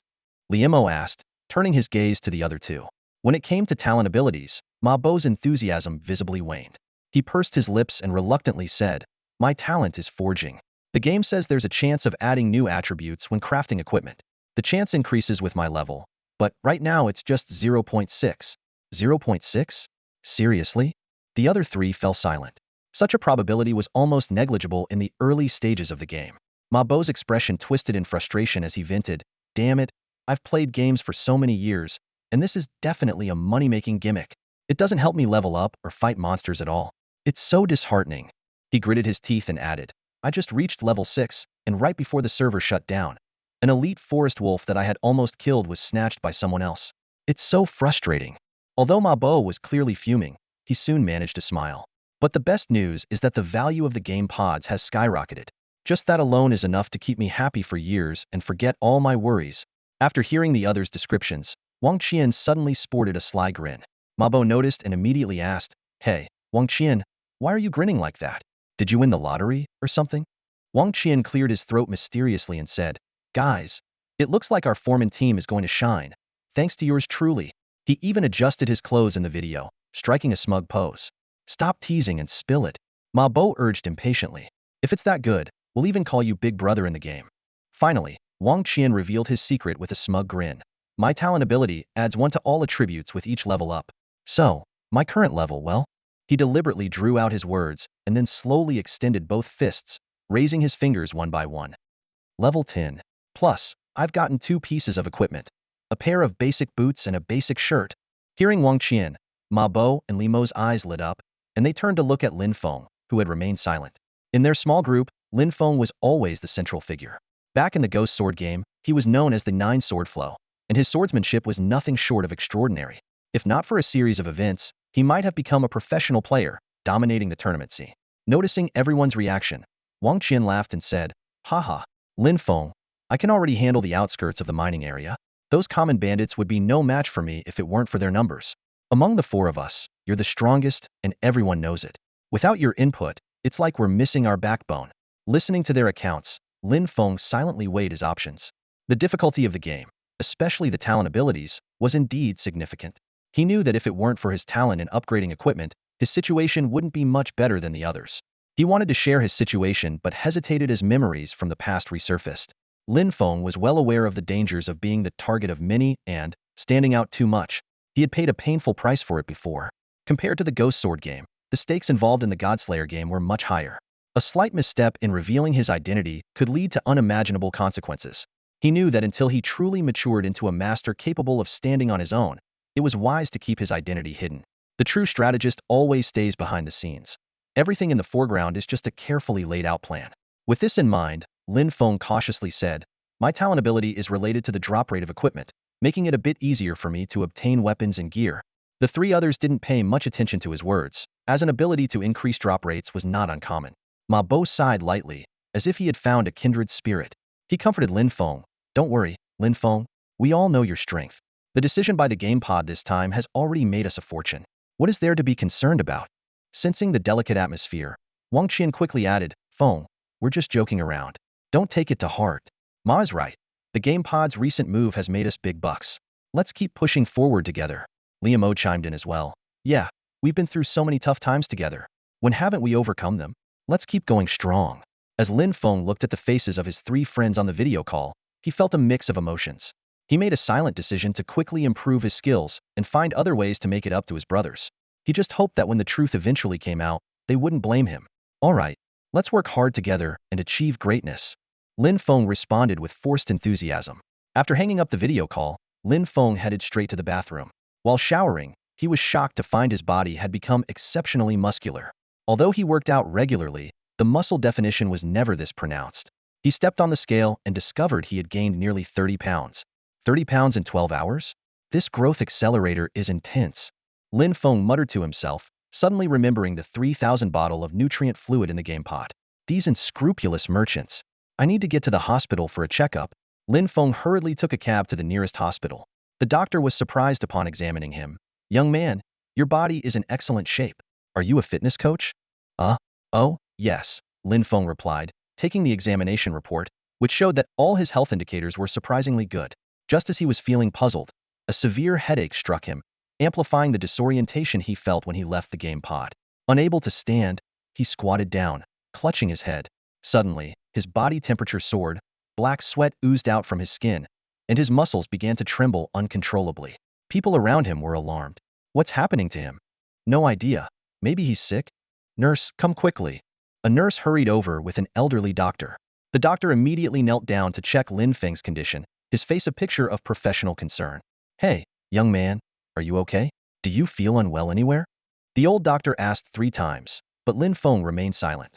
Just as the doctor was about to call for a stretcher, Lin Feng, who had been trembling with his head in his hands, suddenly stood up. His complexion was rosy, and he looked completely normal, as if he were a different person. Lin Feng explained to the old doctor, "Thank you for your concern, doctor. I'm fine now." The old doctor frowned and took Lin Feng's pulse.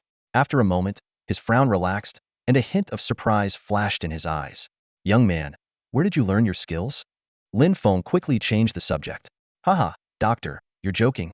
Since I'm okay now, I'll be on my way." He turned to the onlookers and said, "Thank you all for your concern. It was just low blood sugar, but I'm fine now." With that, he quickly walked toward the elevator. The old doctor wanted to say something more, but Lin Feng had already left. He picked up the medical examination report from the ground and looked at the various indicators. A glimmer of light flashed in his cloudy eyes as he muttered to himself, "Unbelievable, truly unbelievable." Lin Feng was unaware of this. To him, it was just a minor incident during his checkup. However, he suddenly noticed strange changes in his body. Removing his glasses, he found his vision had become extraordinarily clear, able to see details hundreds of meters away. Moreover, His hearing had improved to an incredible level, allowing him to hear the buzzing of a fly's wings amidst the noisy crowd. I need to test my strength, Lin Feng thought. He grasped the nearby iron railing and applied a little force. The railing showed a noticeable dent. He immediately let go, realizing that with a bit more effort, he could probably crush the iron railing.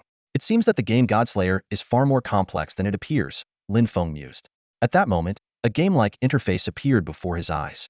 Even more astonishing, he realized that with a mere thought, his in-game companions, Xin Yang and his mount, Huang Ma, could appear before him in reality. A system prompt echoed in his ears. Player Hey by Sei Jian. The reality manifestation feature has been activated. Enjoy your game. Lin Feng stood still, muttering to himself. Am I going crazy? Or is the world going crazy? Just then, his phone rang. Lin Feng snapped out of his thoughts and looked at the screen. A special name and number were displayed. His gaze instantly turned cold. He pressed the answer button, and a gentle female voice came through the receiver. Lin Feng, it's me, Meng Shui. Chu Meng Shui. Chu Meng Shui, a major shareholder of the Chu Group and the mastermind behind the game Ghost Sword. It was because of her interference that Lin Feng's public confrontation with the Chu Group ended inconclusively. Lin Feng remained silent, with only faint sounds of people in the background from the other end of the line. Lin Feng, can you hear me? I'm very sorry about what happened. If it weren't for me back then. Chu Meng Shui's voice was filled with regret. That's all in the past, Lin Feng coldly interrupted. Afterward, your Chu Group gave me 3 million yuan in compensation, allowing me to buy a house in a new city. For that, I should thank you. Although he spoke words of gratitude, his other hand was clenched into a tight fist, clearly indicating that things were not as simple as they seemed. Lin Feng, please don't say that. I had my reasons back then. If you hadn't agreed, they would have. Chu Meng Shui's voice choked up. Lin Feng took a deep breath and sneered. They would have made me disappear from this world, right? There was silence on the other end, except for faint sobs. After a few seconds, Chu Meng Shui finally spoke again. Lin Feng, no matter what, it's all in the past now. Lin Feng's phone suddenly rang, and the caller ID showed it was Chu Meng Shui. He answered the call and heard her urgent voice. Lin Feng, I have something important to tell you. The humiliation you once suffered might be avenged in the Godslayer game. No matter what, you must play this game. If you encounter any difficulties, contact me anytime. My number hasn't changed. Lin Feng listened quietly without responding immediately. After a brief silence, Chu Mingshui added, I'll hang up now. Good luck. The call ended, and the busy tone echoed in his ear. A flicker of reminiscence, mixed with a hint of warmth, momentarily softened the coldness in Lin Feng's eyes. However, this coldness was deeply ingrained and not easily dispelled by a fleeting warmth. He turned off his phone screen and put it back in his pocket. Looking up at the sky, the sunlight pierced through the clouds, casting its rays on the bustling crowd. Lin Feng's eyes gradually brightened as he made a silent vow, what I lost before, I will reclaim. With that, he hailed a taxi and headed straight to the shopping center. By the time he got home, it was nearly 4 o'clock. Lin Feng didn't need to summon Xin Yang. He could verify his guess with a simple tool. He held a wolf fang in his hand, its texture and patterns more realistic than the genuine article. The entire process went smoothly, eliminating the need to test other items. Lin Feng changed into his new elastic training suit, accommodating the changes in his physique. He climbed into the gaming pod, only to find the special nutrient solution was half empty. Recalling his physical changes, he realized this nutrient solution might be extraordinary. Government subsidies, he mused, ordering 10 more bottles of the nutrient solution through the Godslayer game app. He felt a bit apprehensive while submitting the order, but the process went smoothly, with delivery promised within 12 hours. Maybe I'm overthinking it. Lin Feng shook his head, and as the countdown ended, he entered the game world. This time, upon entering the game, he found he couldn't choose a route and was directly transported to an unknown area. Though surprised, he didn't dwell on it. The system informed him that he had returned to the Galbriel Canyon Plains, and that the game had been updated, unlocking the system shop, auction house, and friends list features. Just as he saw the notifications, his friends list was flooded with requests. Sighing, he adjusted the settings to only allow him to add friends proactively. In the game, Lin Feng chose the entrance of the Galbriel Canyon Plains as his save point. Although the game time showed 1600 hours, the sky in this world of reverse day and night was still filled with stars. The system kindly reminded, welcome to the night phase of the Godslayer game. Night ghosts will randomly appear and attack human settlements. You can choose to defend against them or perish at their hands. Lin Feng frowned and scanned his surroundings, finding nothing unusual. However, the atmosphere in the nearby Hat village and surrounding areas had already turned eerie and terrifying. The wild creatures had long respawned, but Lin Feng made no provocative moves. Given the considerable distance between them, the other side did not initiate any attacks either. Lin Feng stood still, taking a deep breath to savor the fresh air around him. Compared to the polluted city air, the quality here was indeed much better. He called out softly, "Xinyang." Immediately, Su Xinyang appeared by his side. "How long has it been since we last saw each other?" Lin Feng asked. 2 hours, Su Xinyang replied succinctly. Lin Feng's expression turned somewhat puzzled. 2 hours? This made him ponder the difference in time flow between the real world and the game world. 4 hours in the real world equated to 2 hours in the game? Yet, in the game, he couldn't perceive any difference in the passage of time. Shaking his head, Lin Feng decided not to delve into this issue for now.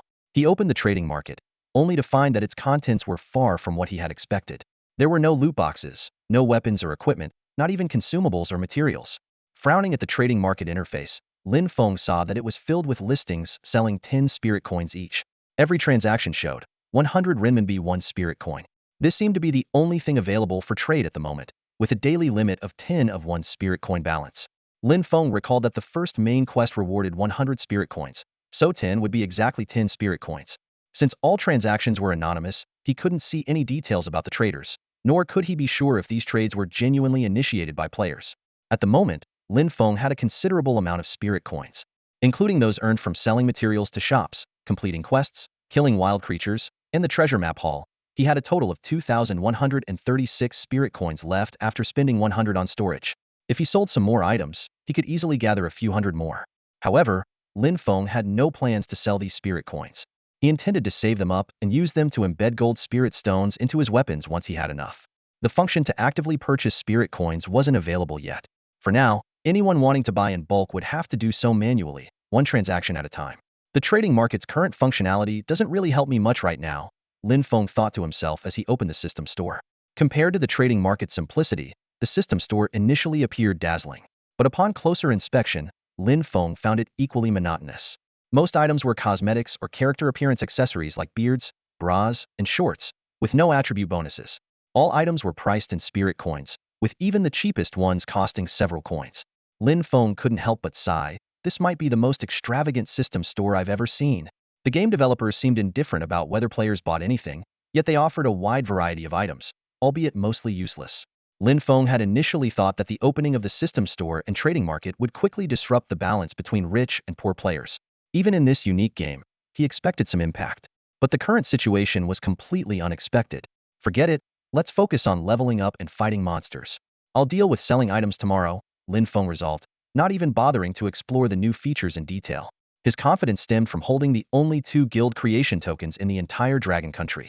The guild creation token could designate a specific area as a guild site, as long as the area met certain requirements. Lin Feng had tried several locations before, but none met the criteria. It wasn't until he consulted the village chief of Mauer Village that he understood the complexity involved, especially after successfully opening the treasure chest from the treasure map. As far as Lin Feng knew, the only place currently meeting the requirements was the area involved in the Shanghai Camp Defense map quest he had obtained from the treasure chest. The system showed it as a unique quest. Conquer Shanghai Camp, current progress 0. Therefore, Lin Feng was in no hurry to sell the guild creation tokens or establish a guild. Given the current circumstances, the time wasn't right yet. Lin Feng decided to wait until he had enough strength to conquer the Shanghai camp before selling the remaining guild creation token at a high price.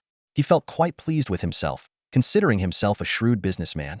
Confidently gripping his silver spear, Lin Feng charged towards the area swarming with giant kangaroos, with Su Xinyang right behind him. They worked seamlessly together, with the silver spear and twin blades gleaming in the sunlight, and the cries of the wild monsters echoing around them. While Lin Feng was on a rampage, slaughtering wild monsters, the entire Godslayer game community was in an uproar, as players prepared to spend large amounts of money. The forums and chat channels were filled with angry complaints. Damn it, this game company is such a ripoff, selling us garbage items. Can these things help me kill monsters? Or are they just going to make the monsters die laughing? The Godslayer developers are shameless. We strongly condemn this unethical behavior. We players must resist this. We can't let such game models exploit our leisure time. Similar scenes played out across various parts of Malwar village, but these angry voices ultimately amounted to nothing. The officials ignored them, or perhaps they were simply powerless to do anything. As time passed, the uproar gradually died down. Many players calmed down and realized that complaining was futile, and it was better to focus on leveling up.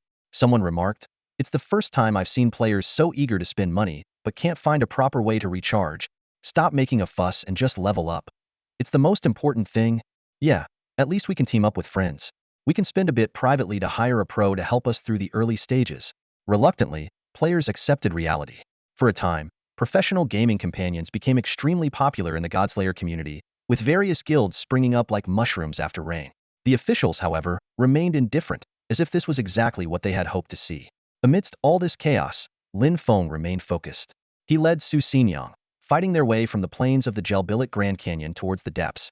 Soon, he reached level 20. A system notification popped up. Player Heibai Sei Yijian has reached level 20. Please visit the village chief in Maor village to receive the realm breakthrough quest. Lin Feng was surprised to find that level 20 was the current level cap. His experience bar now looked like this.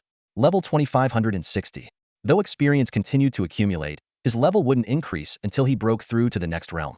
At that moment, a sharp squeal pierced the air. The second silver grade boss, the desert rat, appeared before them. Lin Feng quickly assessed its attributes. Desert rat silver grade boss. Level 26. Health 3000. Physical attack 400. Physical defense 240. Magical defense 240. Movement speed 50. Attack speed 5 attacks second. Active skills. Desert collapse.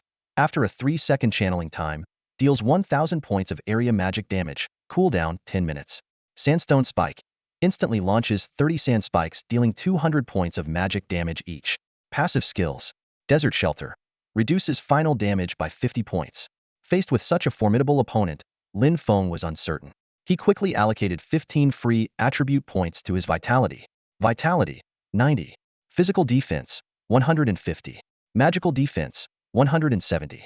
Fortunately, his health was at full value due to the recent level up, so he didn't need to worry for now. Lin Feng swiftly checked Su Xinyang's attributes. Bandit Su Xinyang Heibai Sei Yijian's guard. Quality, silver grade guard. Intimacy, 113. Loyalty, 100. Level, 2332,000. Status, combat. Health, 2400. Physical attack, 240. Physical defense, 250 base 240, lower body 10. Movement speed, 48. Attack speed, 4.8 attacks second. Active skills. Lock on. Triggers a guaranteed hit, dealing 150 damage, cooldown 10 seconds. Passive skills. Guard focus. Can sense dangers within a 10-meter radius and provide early warnings. Exclusive passive skill. Twin blade technique. Mastery of this technique allows a certain chance to interrupt or block the opponent's normal attacks in combat.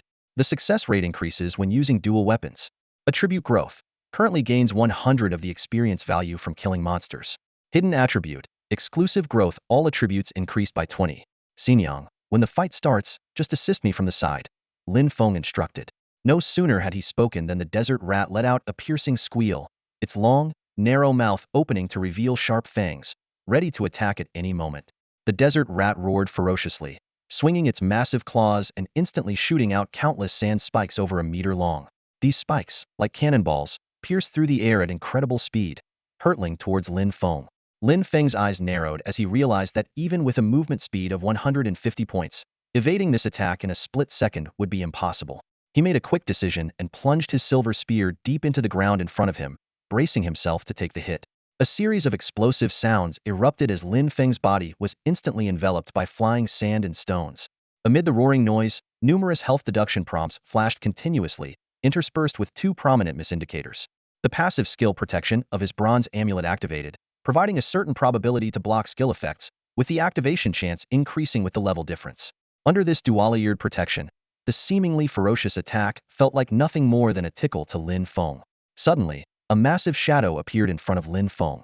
The desert rat's claw came crashing down towards his head, prompting Lin Feng to swiftly throw 2 short blades.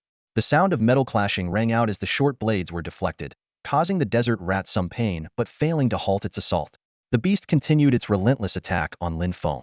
At the same time, Su Xinyang shot out like an arrow. She deftly caught the deflected short blades, spinning her body at an exaggerated angle and furiously slashing at the desert rat.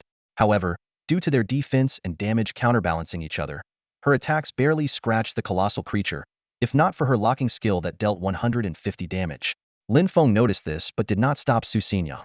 To the desert rat, Lin Feng was evidently the bigger threat. Ignoring Su Xinyang's attacks, it lunged at Lin Feng with renewed ferocity. In this critical moment, Lin Feng activated the Serpent's Move skill from his Azure Python boots. This skill allowed him to approach his opponent with serpentine agility, granting a 100 movement speed boost for 1 second. Lin Feng's speed surged to 300 points, easily slipping out of the desert rat's line of sight. The desert rat, losing its target, flailed in confusion. Just as it was about to turn around, Lin Feng's counterattack began. He swung his silver spear, simultaneously activating the crocodile whip skill from his giant crocodile belt. This skill made the next single target attack deal magic damage, calculated by the sum of all defense and attack attributes. With a rapid burst of spear strikes at an astonishing rate of 15 times per second, 950 points of magic damage effortlessly pierced through the desert rat's 240-point magic defense. In just 1 second, the desert rat's health bar was completely drained. With a thunderous crash, the colossal beast fell to the ground. Throughout the entire process, Lin Feng lost only a little over 200 health points. The system promptly displayed a message. You have defeated a silver-grade boss, the desert rat, and gained 4,000 experience points. Although he couldn't level up further, the substantial experience points still lifted Lin Feng's spirits. Lin Feng realized that he now had the power to instantly kill most bosses below level 30. For those above level 30, it would depend on their specific attributes. He gracefully sheathed his silver spear and, under Su Xinyang's astonished gaze, collected all the silver-grade materials scattered on the ground. Then, Lin Feng noticed a large, exquisite silver treasure chest on the ground. Without hesitation, he chose to open it. Instantly, a familiar silver light beam shot into the sky, standing out strikingly on the desolate plains like a divine weapon descending. Faintly visible within were a pair of enormous claws. The system notification followed. Congratulations, Heibai Sei Jian. You have obtained giant rat bone claws from the silver chest. Giant rat bone claws silver grade. Physical attack 400. Strength 100. Active skill, Sand Spike Barrage. Utilizes surrounding sand and stones to instantly launch 10 sand spikes, each dealing magic damage equal to current spell attack power consumed mana. Lin Feng removed the fish scale bronze spear and donned the giant rat claw. In an instant, the originally silver-white claw transformed remarkably, turning into a dazzling gold. The claw's surface was as smooth as a mirror, gleaming with an eye-catching brilliance as if forged from pure gold, leaving onlookers awestruck. Lin Feng examined it closely, silently marveling at the quality of this golden tier equipment. The giant rat claw was not only visually stunning, but its attributes were also enviable. Physical attack 800. Strength 200. Agility 100. Even more exciting were its two powerful active skills. Sand Spike Burst instantly condenses surrounding sand and stone, firing 10 sharp sand spikes. Each spike deals magical damage equal to current magical attack mana consumed. Might of the Giant Rat. Consumes 200 mana points to gain a shield equal to twice the current health. Completely immune to damage until the shield is broken, lasting 10 minutes with a 1-hour cooldown. Lin Feng couldn't help but turn his gaze to the fish scale bronze spear in his hand. In comparison, the attributes of this silver tier equipment seemed far less impressive. Physical attack 300. Strength 60. Agility 60. Movement speed 20. Its passive skill, Silver Flash Strike, added 30 points of true magic damage to each attack, while the active skill, Dragon Emerging from the Sea, consumed all mana to deal area damage after 5 seconds, with damage equal to mana consumed magical attack 2. Lin Feng inwardly sighed. Realizing the vast superiority of golden tier equipment over silver tier, the difference was like night and day. However, what surprised him even more was that despite not meeting the minimum requirements for the giant rat claw, he could still use this golden tier weapon normally. Puzzled, Lin Feng opened his attribute panel and carefully examined each value. Name, Black and White E-Sword. Realm, Mortal Flesh.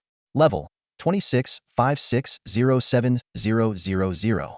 Health, 2,516 50 base, 850 from equipment and titles. Mana, 107860 base, 210 from equipment and titles. Physical attack, 1100 500 base, 240 from weapon and title, capped at current realm limit. Magical attack, 14070 base, 10 from title. Physical defense, 305 155 base, 25 from equipment and title. Magical defense, 325 175 base, 5 from equipment and title. Movement speed, 175 150 base, 40 from equipment and title, capped at current realm limit. Attack speed, 15 times second, capped at current realm limit. Strength, 210 150 base, 80 from title and weapon, capped at current realm limit. Intelligence, 70 35 base, 5 from title. Constitution, 170 85 base, 5 from equipment and title. Physique, 190 95 base, 5 from equipment and title. Spirit, 140 70 base, 5 from equipment and title. Agility, 350 175 base, 40 from equipment and title. Skills, Novice Insight can view information of monsters up to 10 levels higher, consuming 10 mana per use. Innate ability. Equipment upgrade can enhance equipment quality by 1 tier. Luck value, 0. Hidden attributes, none. Remaining free attribute points, 0. Lin Feng marveled at the 1,100 points of physical attack displayed on the panel. He turned and handed the fish-scale bronze spear to Hu Xinyang, saying, Xinyang, you should equip this. Surprisingly, when the spear handle fell into Xinyang's hands, the once silver-gleaming long spear instantly lost its luster, turning into an ordinary bronze color. Simultaneously, the spear's attributes significantly decreased. Fish-scale bronze spear bronze tier. Physical attack 100. Strength 20. Agility 20. Passive skill, bronze gleam. Each attack adds 10 points of true magic damage. Hu Xinyang nodded silently, unequipping her original dual blades and replacing them with this fish-scale bronze spear. Lin Feng took the opportunity to check Xinyang's attribute panel. Bandit Hu Xinyang Black and White E-Swords Guardian. Quality, Silver Deer. Guardian Intimacy, 120. Loyalty, 100. Level, 2219332200. Status, Combat. Health, 2640. Physical attack, 568 304 base, 264 from weapon. Physical defense, 548 274 base, 264 from lower body equipment. Movement speed, 125.672.8 base, 52.8 from weapon. Attack speed, 7.28 times second. Out of curiosity, Lin Feng tried to hand the giant rat claw to Hu Xinyang for her to equip, but received a system prompt. Equip failed. It seemed that this powerful golden tier equipment only recognized him as its master. Lin Feng activated the teleportation array deep within the plains of the Galbir Canyon. This was the 4th teleportation array he had activated along his journey. The scarcity of these arrays seemed to be a deliberate design by the game developers to increase the difficulty. A flash of bluish light temporarily blinded Lin Feng. When his vision cleared, he found himself back in Mauer village. However, the village was unusually quiet, lacking its usual bustling activity. Lin Feng cautiously surveyed his surroundings, recalling the system prompt he had received upon entering the random route. The phrase nightfall echoed in his mind. Suddenly, a low scraping sound broke the silence. 10 humanoid figures emerged from the shadows, encircling Lin Feng. He quickly used his detection skill to gather information about these entities. Night Ghost. Level, 1. Health, 200. Physical magical attack, 50. Physical magical defense, 50. Movement speed, 10. Attack speed, 1 hits. Passive skill, bite. Each attack deals double physical and magical damage. Lin Feng moved like a phantom, swiftly passing through the 10 night ghosts. When he stopped, the night ghosts had already been sliced into pieces, their cuts smooth and precise. This instantaneous slaughter was effortless for Lin Feng. The system issued 10 consecutive notifications of night ghost kills, each awarding 100 experience points. Lin Feng's experience points quickly climbed to 7560. The system then announced that he had completed the Nightfall quest, rewarding him with an experience pill. Additionally, all objectives for Main Quest 3 were now fulfilled. As the quest was completed, the village was bathed in light once more. NPCs reappeared, and a few terrified players became visible. With Su Xinyang, who had remained silent throughout, Lin Feng gracefully exited and soon found the village chief to submit the quest. The village chief, smiling broadly, said, Hey Bai Sei Jian, it looks like you are ready to advance. If you're prepared, use this portal to go to the warrior hall. This is your quest reward. We hope you don't let our village down. He handed Lin Feng a teleportation scroll and a heavy golden box. Lin Feng thanked him with a smile and accepted the reward. The system promptly notified him that he had met the requirements for advancement and could proceed to the warrior hall to complete the ceremony. Even more exciting, Lin Feng received an additional reward for completing all the main quests.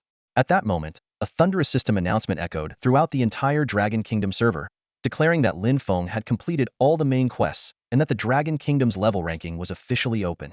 Simultaneously, a vast scroll appeared in the skies of all national servers, resembling a divine miracle. The world announcement followed. The Dragon Kingdom becomes the first nation to open the level ranking, receiving a divine blessing skill. This moment sparked a frenzy in the Dragon Kingdom server, and players worldwide were astonished. Lin Feng's achievement not only earned him widespread fame but also brought immense honor to the Dragon Kingdom. Currently, the game Godslayer has amassed a player base of nearly 1 billion people worldwide, which is about 1/10 of the global population. This is just on the first day since the game's launch. As time goes on, even more people are expected to join this revolutionary real-world game. The value generated within the game is immeasurable, and several countries are investing national resources in an attempt to boost their national power through the game.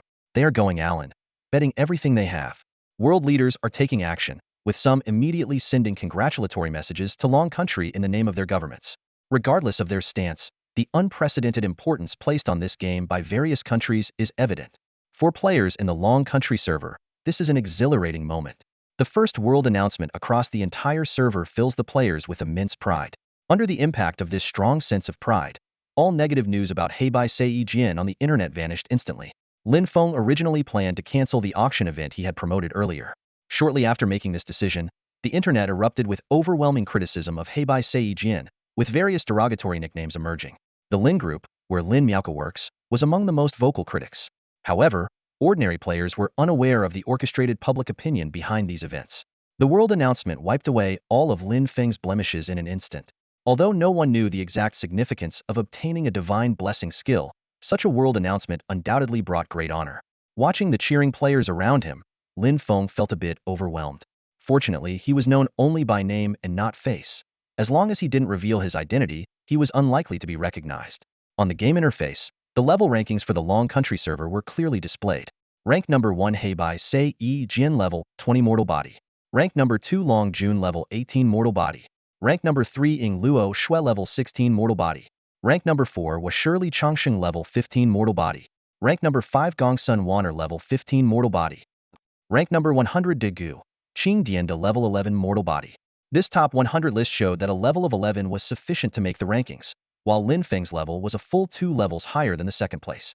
Lin Feng withdrew his gaze and crushed the teleportation talisman in his hand. Intricate runes intertwined in the air, instantly forming an oval-shaped portal of deep blue, rippling like a mirror made of water. Let's go, Xinyang, Lin Feng said. He knew that being ahead on the first day of the game's launch did not guarantee continued leadership, especially with the advent of supernatural phenomena that manifested reality in the virtual world, making every second extremely valuable. Passing through the portal felt like stepping through a thin curtain of water. Lin Feng and Su Xinyang found themselves in a grand palace. The interior was dim, with a long passageway extending to the far end. A massive rectangular stone monument radiated a profound and sacred aura, flanked by ancient, colossal headless statues. As Lin Feng murmured softly, the headless statues vanished, and the dim palace quickly became bright. The stone monument, originally at the far end, appeared in front of Lin Feng in the blink of an eye, as if it had traversed infinite time and space. This sudden change caused Lin Feng's vision and short-term memory to blur slightly. A majestic and imposing voice echoed in the hall. Fated one, please place your hand on the Ascension Monument. Lin Feng took a deep breath, suppressing the excitement surging within him, and slowly placed his hand on the advancement stone in front of him. In an instant, countless strange scenes flashed before his eyes like light and shadow figures training, dueling, fighting, making him feel as if he were in a vivid dream from which he could not extricate himself. Master. The familiar voice of Su Xinyang pulled Lin Feng back to reality. He realized that he was now in a room with a deity statue in Mauer village, and he could still hear the NPCs chatting outside. At the same time, a powerful force surged through his body, making him almost moan. System notifications rang out one after another. Congratulations, Black-White E-Sword. You have successfully advanced to the body refining stage. Your initial attribute values have changed to 50, and your upgrade attribute points have changed to 10. Active passive skill slots 1. You have reached level 21. You have reached level 22. You have reached level 23. Immediately, a server-wide announcement echoed. Player Black-White E-Sword has become the first in the Dragon Kingdom region to advance to the body refining stage, earning 10,000 spirit coins, a foundation establishment pill, and an ancient god's talent skill book as rewards.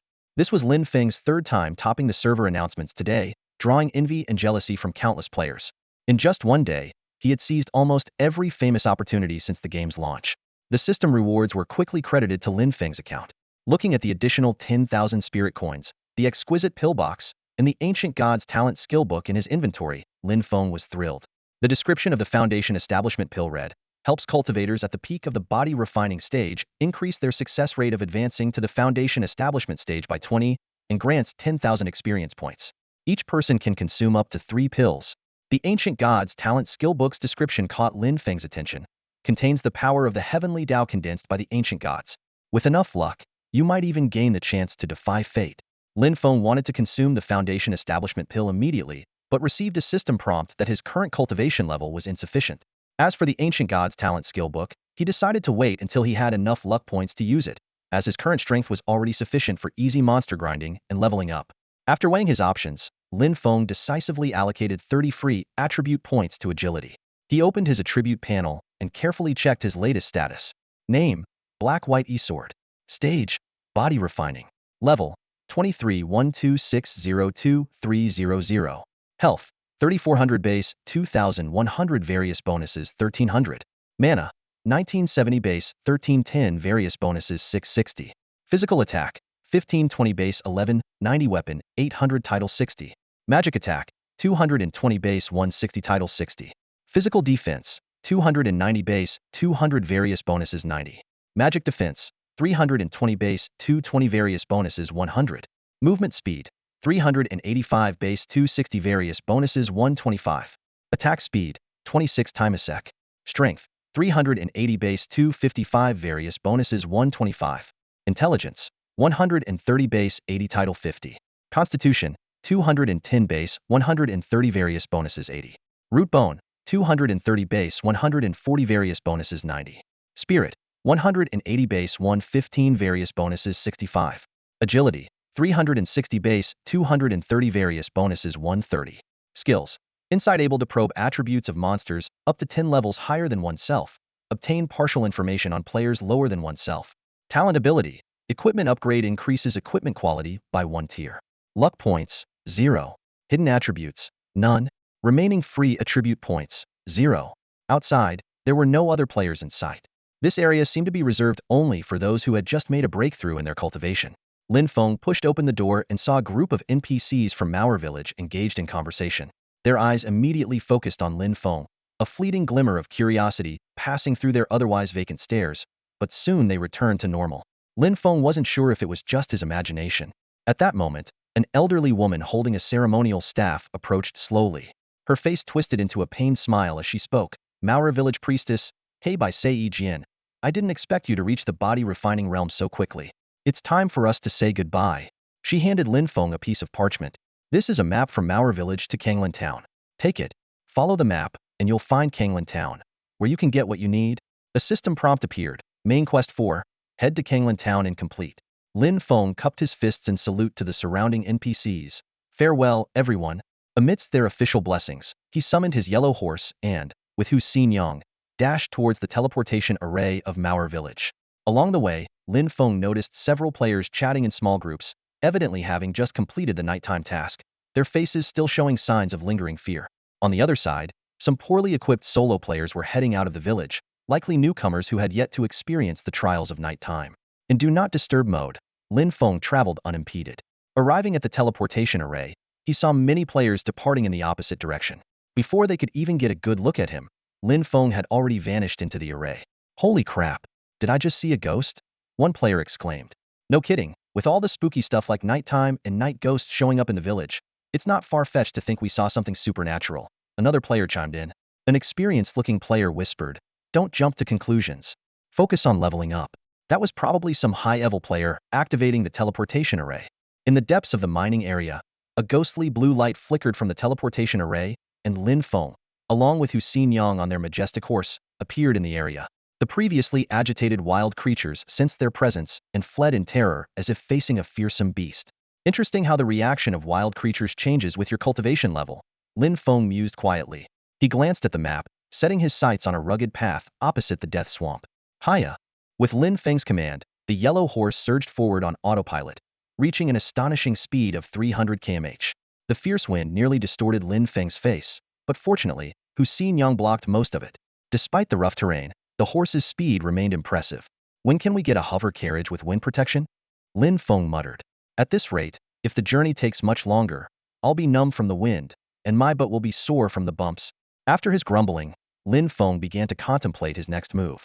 He carefully compared the map with the defensive layout of the Shanghai encampment, noting that Kanglin town and the encampment seemed to be on the same route. He scribbled on the map, analyzing the increasingly clear paths in the exploration area, making the most of this valuable time. Given this, Lin Feng decided to first complete the task of capturing the Shanghai camp. His eyes gleamed with determination as he mapped out a grand plan in his mind. Using the Shanghai camp as a base, he would establish his own faction in Kanglin town, perhaps even building his own dynasty. This idea completely replaced his initial plan to sell the guild establishment token. Taking a deep breath, Lin Feng's eyes turned steely with resolve. He mounted his steed, Xiao Huang. and sped towards the Shanghai camp. Suddenly, a system notification rang in his ears. You have entered the Shanghai camp area. Warning: this area is under the jurisdiction of Shanghai camp. A toll of 100 spirit coins is required to pass, or you may choose an alternative route. As the notification ended, the narrow path before him widened into a road large enough for 3 carriages to travel side by side. Lin Feng noticed a boundary marker on the roadside with the words Kanglin Avenue clearly inscribed on it. This puzzled him. If it was called Kanglin Avenue, why was it under Shanghai camp's control? While he pondered this, a barricade appeared ahead. Under the starlight, Lin Feng could make out the makeshift walls and gate behind the barricade, with armed figures patrolling back and forth. Lin Feng gently pulled the reins, and Xiao Huang slowed its pace. As they approached the barricade, a dozen figures clad in iron armor and wielding broadswords and spears quickly surrounded them. Silently, Lin Feng used his insight skill to gather information on these guards. Elite Bandit Bronze Level Elite Monster. Level 14. Health 1600. Physical Attack 180. Physical Defense 120. Movement Speed 30. Attack Speed 3 times a sec. Passive Skill Steel Armor Final Damage Reduction 40. These elite monsters had impressive stats, stronger than the ones Lin Feng had encountered in the depths of the Death Swamp. In the past, he might have suffered greatly, but the current Lin Feng was different. These guards weren't even worth his effort. Lin Feng looked at the group coldly, his voice echoing like a morning bell. Listen up. Take me to your leader at Shanghai camp. Or die. To his surprise, the guards recognized him. They whispered in fear. It's the body refinement expert. Hey, by Sei Jin. Why is Master Yi Jian here? Against such a powerful figure, we're just cannon fodder. The system immediately popped up a notification. You have altered the storyline. Player Hey by Sei Jian. You have unlocked the reputation system. Lin Feng smiled slightly and opened the reputation system. Reputation status. Renowned? Your fame has spread far and wide. This reputation rating carries hidden attributes that may trigger hidden events in certain scenes and areas. Seeing this explanation, Lin Feng found the game even more intriguing. A guard, trembling, said, Master, we were blind. Please, follow me. Lin Feng dismounted and walked alongside Hu Xinyang, who held a bronze spear. They passed through the makeshift lift unimpeded and arrived at a fortress above Kanglin Avenue. Built into the mountainside, the fortress was imposing and well-equipped. It had signal towers, watchtowers, and heavy crossbows, resembling a formidable ancient military stronghold far surpassing the scale of an ordinary camp. Lin Feng stood at the entrance of the Shanghai camp, his eyes scanning the surroundings. The layout of the camp matched perfectly with the detailed map in his mind. Every watchtower, every defense line was exactly where it should be. A smirk played at the corner of his mouth as he felt a sense of satisfaction. Suddenly, hearty laughter broke the silence. Ha ha ha! A distinguished guest has arrived and I, Su Jin, failed to greet you properly. A burly man, standing at an impressive height of 9 feet, led a group of subordinates towards Lin Feng. The scar on his face contrasted sharply with his carefree laughter, giving him a distinct aura of a heroic bandit. Lin Feng smiled and narrowed his eyes slightly, silently activating his insight skill. Shanghai camp leader Su Jin, gold level boss. Level 22. Realm, body refining realm. Health 4000. Physical attack 400. Physical defense 300. Magic defense 220. Movement speed 100. Attack speed 10 attacks second. Active skills 1. Thunderstorm technique. Increases movement attack speed by 100, lasts 1 minute, cooldown 10 minutes. 2. Mountain shatter charge. Charges at the enemy at high speed, dealing 300 of current attack power as physical damage, cooldown 5 minutes. Passive skills 1. Indestructible body. Reduces final damage by 50. 2. Iron fist technique. Every 4th punch deals double damage. Lin Feng quickly analyzed Su Jin's attributes. Although they were both in the body refining realm, Su Jin's stats were straightforward and brutal, with the only shortfall being his lack of powerful spells. Lin Feng calculated that with his upgraded and enhanced fish-scale bronze spear and his 1310 mana points, his dragon emerges from the sea move could deal 2,940 area damage, enough to take out a significant portion of the bandits. Unfortunately, the spear wasn't on hand, so this plan had to be shelved for now. Collecting his thoughts, Lin Feng smiled and said, I've long heard of Master Su's great name. Meeting you today, I see the rumors were true. Haha, you're too kind. Compared to your reputation, I am truly humbled. Please come in. Su Jin laughed heartily and led Lin Feng and Hu Xinyang to the reception hall. After everyone was seated, Su Jin personally poured tea. After some polite conversation, he got straight to the point. So, what brings you here today, my friend? Lin Feng set down his teacup and tapped the table lightly with his fingers. Su, let me be direct. I'm here to discuss forming an alliance with you. Forming an alliance? Su Jin's eyebrows furrowed, and his expression turned peculiar. Lin Feng remained calm and continued to explain his plan. Su Jin stayed silent, but the second-in-command suddenly erupted in anger. Preposterous.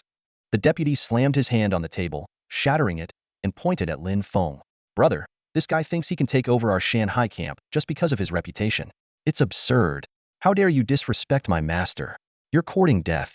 Hu Xinyang shouted, attacking instantly. Lin Feng quietly observed the situation and activated his insight skill again. Shanghai Camp Deputy Wang Mang. Silver level boss. Level 20. Health 2000. Physical attack 250. Physical defense 180. Magic defense 150. Movement speed 80. Attack speed 8 attacks second. Active skills 1. Thunderstorm technique. Increases movement attack speed by 50, lasts 30 seconds, cooldown 30 minutes. 2. Mountain shatter charge. Charges at the enemy at high speed, dealing 200 of current attack power as physical damage, cooldown 10 minutes. Passive skills. Iron fist technique. Every 8th punch deals double damage. Lin Feng assessed the situation. As a fellow silver level boss, Wang Mang's attributes and skills surpassed Hu Xinyang's potential. If not for Hu Xinyang's exclusive skill book, she might not have been a match for Wang Mang. Hu Xinyang immediately used her locking skill. As Lin Feng's bodyguard, she had gained experience points during their nighttime escapades, reaching level 23 with 733,2300 experience points. With her 316 physical attack power, her initial strike dealt 474 damage. Following up, Hu Xinyang brandished her silver spear, attacking Wang Mang at an astonishing speed of 7.52 attacks per second. Wang Mang roared in anger. You wretched woman. You're really going for it. Wang Mang winced repeatedly, not expecting his opponent to strike so decisively. He barely managed to react and immediately activated his skill, Mountain Crash. Just as Hu Xinyang was about to attack again, she suddenly felt a deathly aura envelop her entire body. Lin Feng had somehow positioned himself in front of Wang Mang, his eyes emitting a piercing glare akin to the gaze of death. Wang Mang's instinct screamed danger. He knew he might die. At this critical moment, a powerful voice rang out, enough. Facing Lin Feng's assault, Su Jin instantly activated his thunderstorm technique, doubling his movement speed. He barely made it in time, intercepting Lin Feng's sharp beast claws with his steel-clad fists. The impact was enormous, causing cracks to spiderweb across the stone tiles beneath Su Jin's feet. In contrast, Lin Feng, thanks to his weapons and belt's damage reduction effect, combined with his high physical defense of 274 points, sustained minimal damage. A strong sense of mortal danger flashed through Su Jin's eyes. He realized that if Lin Feng turned his attack towards him, he would likely be killed in an instant. Who is this guy? He's terrifying. Su Jin thought to himself. Standing firm like Mount Tai, Lin Feng looked down at Su Jin and asked, Oh, Brother Su, do you have something to say? Su Jin trembled as he hid his right hand behind his back, blood gushing from his cracked knuckles. If not for his gloves, his entire hand might have been torn off. He knew Wang Mang's actions had already enraged Lin Feng, and saying the wrong thing could spell disaster for the entire Shanghai camp. Swallowing hard, Su Jin lowered his proud head and said, Brother Yijian, on behalf of Wang Mang and the entire Shanghai camp, we accept your proposal. A system notification appeared, announcing that Lin Feng had altered the Shanghai camp storyline and completed the unique quest, Conquer Shanghai Camp. He earned 5,000 experience points and gained the allegiance of many fierce bandits from the camp. A green beam of light descended, raising Lin Feng's level to 25 and his experience points to 156,02500, along with 20 free attribute points. As Lin Feng's murderous intent dissipated, Su Jin and the others felt a wave of relief. Lin Feng laughed heartily, patting Su Jin on the shoulder as if they were old friends. The previous tension completely vanished. Led by Su Jin, they arrived at the control center of the Shanghai camp. The area was covered in glowing blue patterns, clearly displaying the camp's layout and defense distribution. Su Jin explained, Brother Yijian, this is the defense center of Shanghai camp. You just need to insert the guild establishment token here. Nodding, Lin Feng followed the instructions and placed the token into the central slot. A system notification popped up, asking if he wanted to use the token. After confirming, he entered the guild name, Dao Sect. The system notified Lin Feng that the guild, Dao Sect, was successfully established and asked if he wanted to replace existing buildings. Lin Feng chose to retain the high-level structures. Instantly, the entire Shanghai camp began to transform, rapidly adjusting to the guild's layout. Apart from the high-level buildings, other structures of the same level changed to reflect the new guild's appearance. The system chime echoed, announcing the creation of the Daozong Guild. A series of system notifications popped up in front of Lin Feng. You are now the leader of the Daozong Guild and have earned the title of Leader of the Number 1 Guild. The system then detailed the attributes and skills associated with this title. Gold tier, all attributes 50. Active skill, Strengthen Daozong. Consumes 10,000 guild contribution points, granting all guild members double passive buffs for 3 hours, with a 24-hour cooldown. Active skill, Guild Guardian. Consumes 10,000 guild contribution points to summon a guardian with 100 attribute points and 100,000 health points. Passive skill, Daozong Glory. Grants all guild members within a 1000 square meter radius of the leader a 20-point all-attribute boost. Before Lin Feng could fully digest this information, a server-wide announcement thundered through the Dragon Country server. Player Black-White EGN has created the first guild in the Dragon Country server, earning 100,000 guild contribution points. All members of the Daozong Guild receive a permanent 10 experience bonus for monster kills. Guild leader Black-White EGN has been bestowed the title leader of the number 1 guild. This announcement is made 3 times. The announcement was broadcasted 3 times, causing a frenzy across the Dragon Country server. Players realized that joining Daozong not only provided an experience bonus, but also other undisclosed benefits. Instantly, countless players were eager to join. Lin Feng took a deep breath and quickly set the guild's motto, Strengthen Daozong. These simple words embodied his grand ambitions. The system showed that the current level of the Daozong Guild was level 1, capable of accommodating 1,000 players. The membership requirements were set. Players must be level 15 or higher and be approved by an elder or higher-ranking member. After a brief discussion, Lin Feng appointed Su Jin as the vice leader, entrusting him with the guild's internal affairs. The original Shanghai camp was now transformed into Daozong's guild headquarters. At that moment, a flood of membership applications began pouring in. The system continuously notified. Long Jun has applied to join Daozong, level 19, mortal body. Sakura Snow has applied to join Daozong, level 18, mortal body. I Am Li Changsheng has applied to join Daozong, level 17, mortal body. In just a few minutes, 28 players had submitted applications, almost all of them being level 15 or higher. Lin Feng knew that the guild's initial phase required a large number of resources and manpower, so he approved all the applications without hesitation. The system repeatedly notified of new members joining, and the guild chat exploded with activity. I Am Li Changsheng. Whoa, whoa, whoa. Did I just see who I think I saw? All the top players in the Dragon Country server. Guild leader. Give me an elder position. I, Li Changsheng, swear to dedicate myself to the guild's development. Random player I. In awe of the top players, EGN guild leader is so mighty and domineering. Today I join the guild, and I pledge to follow EGN guild leader's lead. Random player B. Oh my god. I can't believe I actually joined Daozong. EGN guild leader is a true legend. And look, all the leaderboard champions are here. Long Gu. Snowjia, I can't believe how lucky I am. Random player C. Guild leader. I want to add you as a friend. Please accept my request. Random player D. Huh? Vice leader Su Jin is not on the leaderboard. Can someone explain? Is the vice leader here? The chat was bustling with excitement. As Lin Feng looked at the messages, he began to strategize the future development of the guild. A flurry of messages flooded the guild chat. The second and third ranked players couldn't help but speak up. Yingluoxu, EGN, I'm really curious. How did you manage to get so many first places? What do you think Long Jun will say? Long Jun, EGN, let's have a duel. Lin Feng, who had been silently observing, finally spoke up. His message stood out in the chat. Hey bye say EGN. Welcome everyone to Dao Sect. We are all brothers from different corners of the world, united by a common goal. From now on, our bonds will forge friendships, and we will share in each other's glory and setbacks. I hope everyone can contribute to the development of Dao Sect while taking care of themselves. Hey bye say EGN. Right now, it's the early stage of the game, and leveling up by defeating monsters is key. I don't need to elaborate. Everyone understands? Let's work together to go further. Hey bye say EGN. Lastly, as always, let's strengthen Dao Sect. As soon as Lin Feng finished speaking, the tone of the guild chat shifted. The slogan, Strengthen Dao Sect, quickly dominated the chat, drowning out other voices. Meanwhile, new players began to pour in through the teleportation array.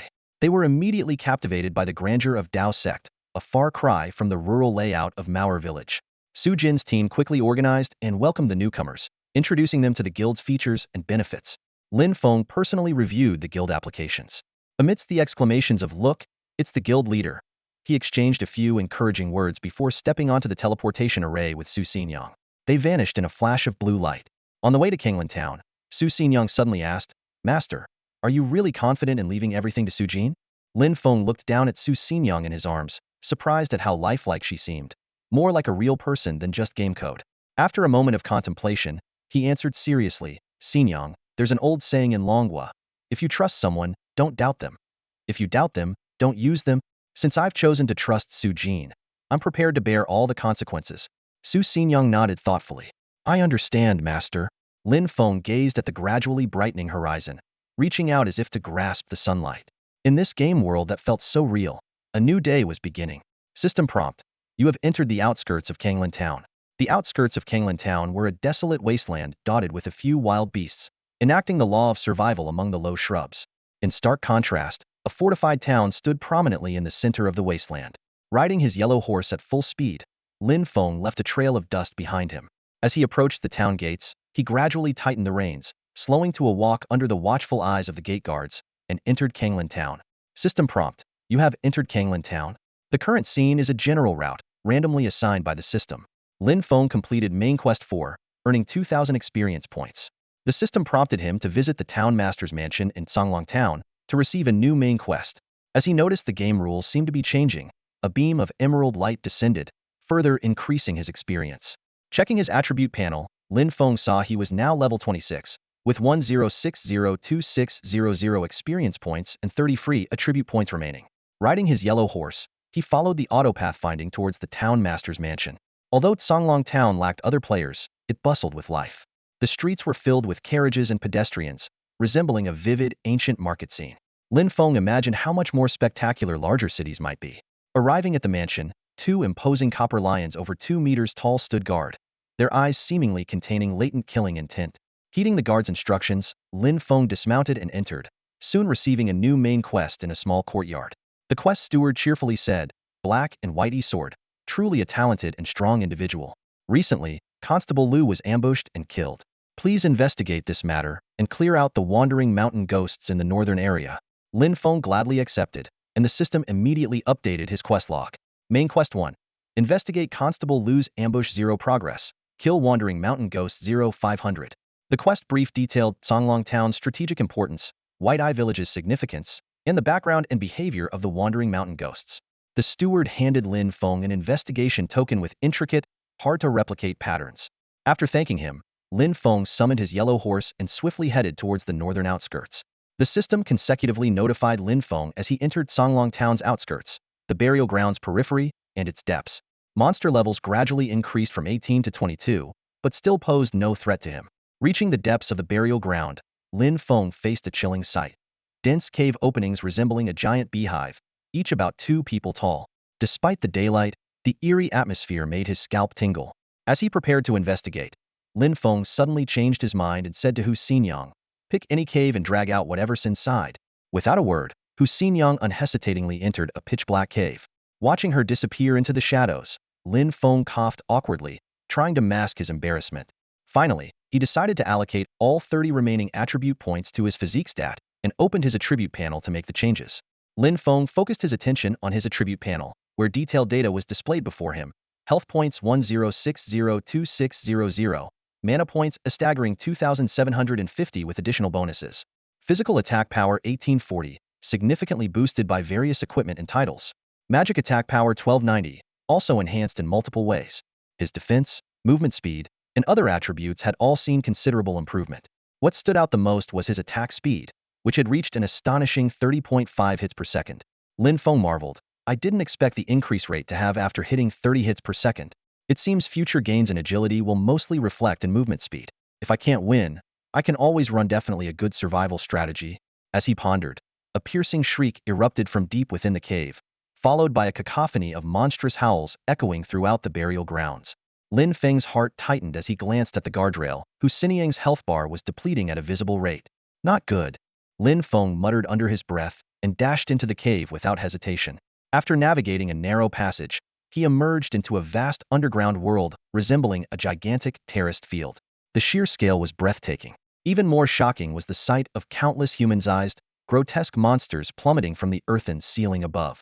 They staggered to their feet, revealing sharp fangs and scythe-like claws, relentlessly advancing in one direction. Hu Xinyang was already engulfed by the horde. Damn! Lin Feng gasped. When the system said a lot, I didn't expect it to be on this scale. He quickly used insight to examine the attributes of these creatures. Wandering Mountain Ghost. Level 26. Health 1000. Physical attack 180. Physical defense 150. Movement speed 40. Attack speed 4 hits per second. Passive skill Mountain Ghost Horde Awakening. One Mountain Ghost triggers an attack by many. Each Mountain Ghost within a certain range increases all attributes by 0.1, up to 100. Trait. Attacks contain corrosive toxins, which stack upon being hit. At first glance, these Mountain Ghosts seemed manageable. However, Lin Feng quickly realized their terrifying potential. This was a classic strategy of winning by numbers, where even ants could devour an elephant. In mere seconds, Hu Xinyang's health had plummeted to 1/3, her body turning an unnatural shade of green from the toxic corrosion. The situation was dire. Without wasting another moment, Lin Feng leapt towards the center of the underground world. As he plummeted at high speed, he decisively activated the giant rat claw's active skill sandstone spike. Instantly, the surrounding sand and stones converged like a storm, forming 10 massive spikes, each 3 meters long and 1 meter thick. Each spike exuded a terrifying aura, shooting towards the direction where Hu Xinyang was besieged. Lin Feng poured all his mana points and 260 magic attack power into the attack, causing each spike's damage to surge to a staggering 2,100 points, maxing out the damage potential. Boom, boom. The deafening explosions echoed, causing the underground world to tremble. Under the barrage, 10 sand spikes instantly pierced through nearly 40 mountain demons, spraying green blood everywhere. The wild creatures around Su Xinyang were cleared out in an instant. Even before the dust had settled, a figure landed heavily in front of her like a rock. Xinyang, drink this healing potion to restore your health. Lin Feng's voice was deep and commanding. Su Xinyang looked at his tall back, nodded obediently despite her injuries, and downed the potion in one gulp. While the remaining wandering mountain demons were still in shock, staring at their fallen comrades, Lin Feng dashed out like a phantom. His movements were lightning fast, his attacks bewilderingly swift. Each strike dismembered a mountain demon instantly. Lin Feng's speed was astonishing. In the blink of an eye, he could flash from in front of Su Xinyang to behind her, effortlessly dealing with any mountain demon attempting a sneak attack. Even though these creatures had a 100 attribute boost, 2,000 health points, and 80 movement speed, they seemed as slow as snails before Lin Feng, unable to even touch his clothes. Lin Feng moved like a nimble, eerie tiger. A simple claw strike would shred a mountain demon into pieces. Severed limbs flew through the air, and thick green blood pooled into streams. The mountain demons, with their dark green eyes, roared and charged at Lin Feng relentlessly. The fallen bodies piled up, forming an irregular circle with Su Xinyang at its center. Although Su Xinyang had exited combat mode, Lin Feng didn't need to return her to the Guardian space, as no mountain demon could breach his defense. Until the last mountain demon fell, the vast underground space held only Lin Feng and Su Xinyang. Materials were scattered across the ground, but there were few equipment chests, a dozen white boxes, 6 black iron chests, and 3 bronze chests. The air was thick with the stench of blood. 1973, Lin Feng muttered to himself. With Xinyang's 27 kills, that makes exactly 2,000. He shook his numb arm, retracted the blades on his giant rat-bone claws, and extended his right hand to Su Xinyang. Xinyang, are you all right? Su Xinyang bit her lip lightly, hesitated for a moment, then placed her hand in his. Just some minor injuries, nothing serious. That's good, Lin Feng nodded, feeling slightly relieved that Su Xinyang had fully recovered her health after leveling up. Suddenly, the system notified Lin Feng that he had gained 100 intimacy points, surprising him. He glanced at Su Xinyang in confusion, but didn't notice her avoiding gaze. Let's go, Xinyang. The smell in this place is unbearable, Lin Feng frowned, only now feeling the nausea from the filth covering the ground after the battle. All right, Su Xinyang responded. Just as they were about to leave, the entire underground space began to shake violently. Lin Feng crashed headfirst into an invisible barrier above, and was instantly bounced back. A sudden system notification announced the appearance of the platinum-level boss, source of the mountain ghost.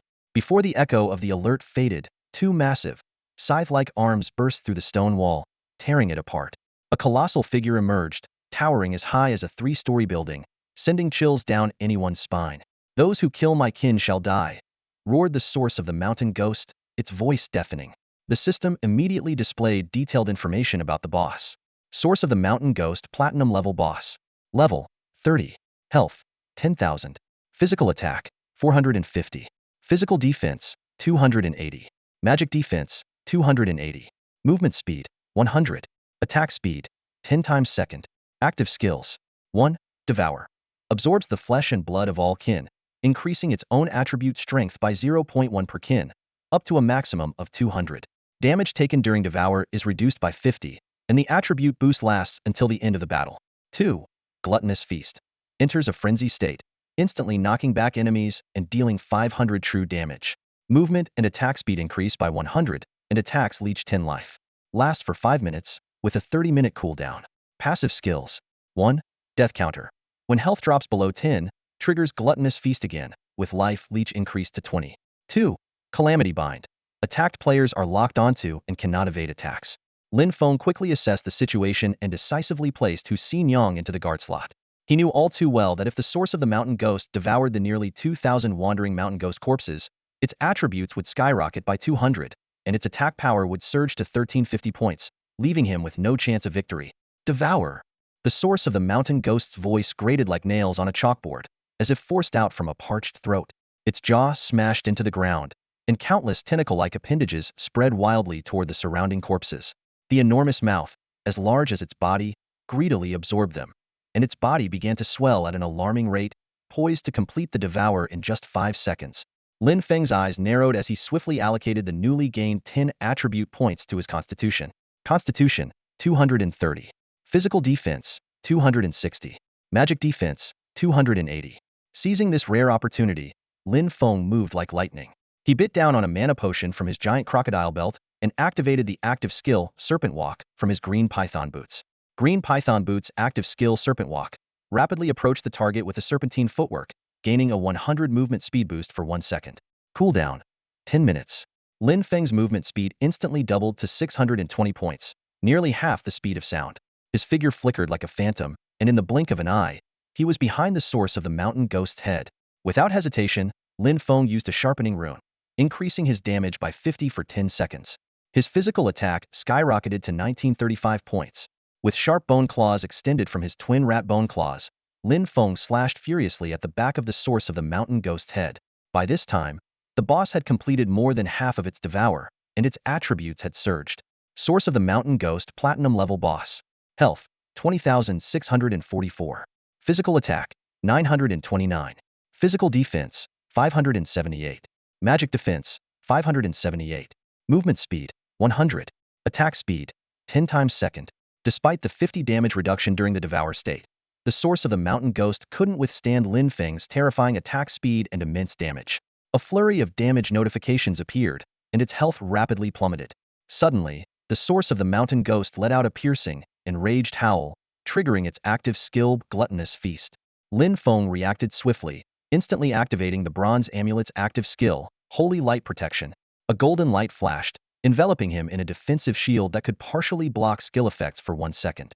Simultaneously, he didn't forget to use the active skill Rat Strength from his giant rat bone claw. As 200 mana points were consumed, a solid energy shield materialized around him, boasting a whopping 5,500 points of durability and lasting up to 10 minutes.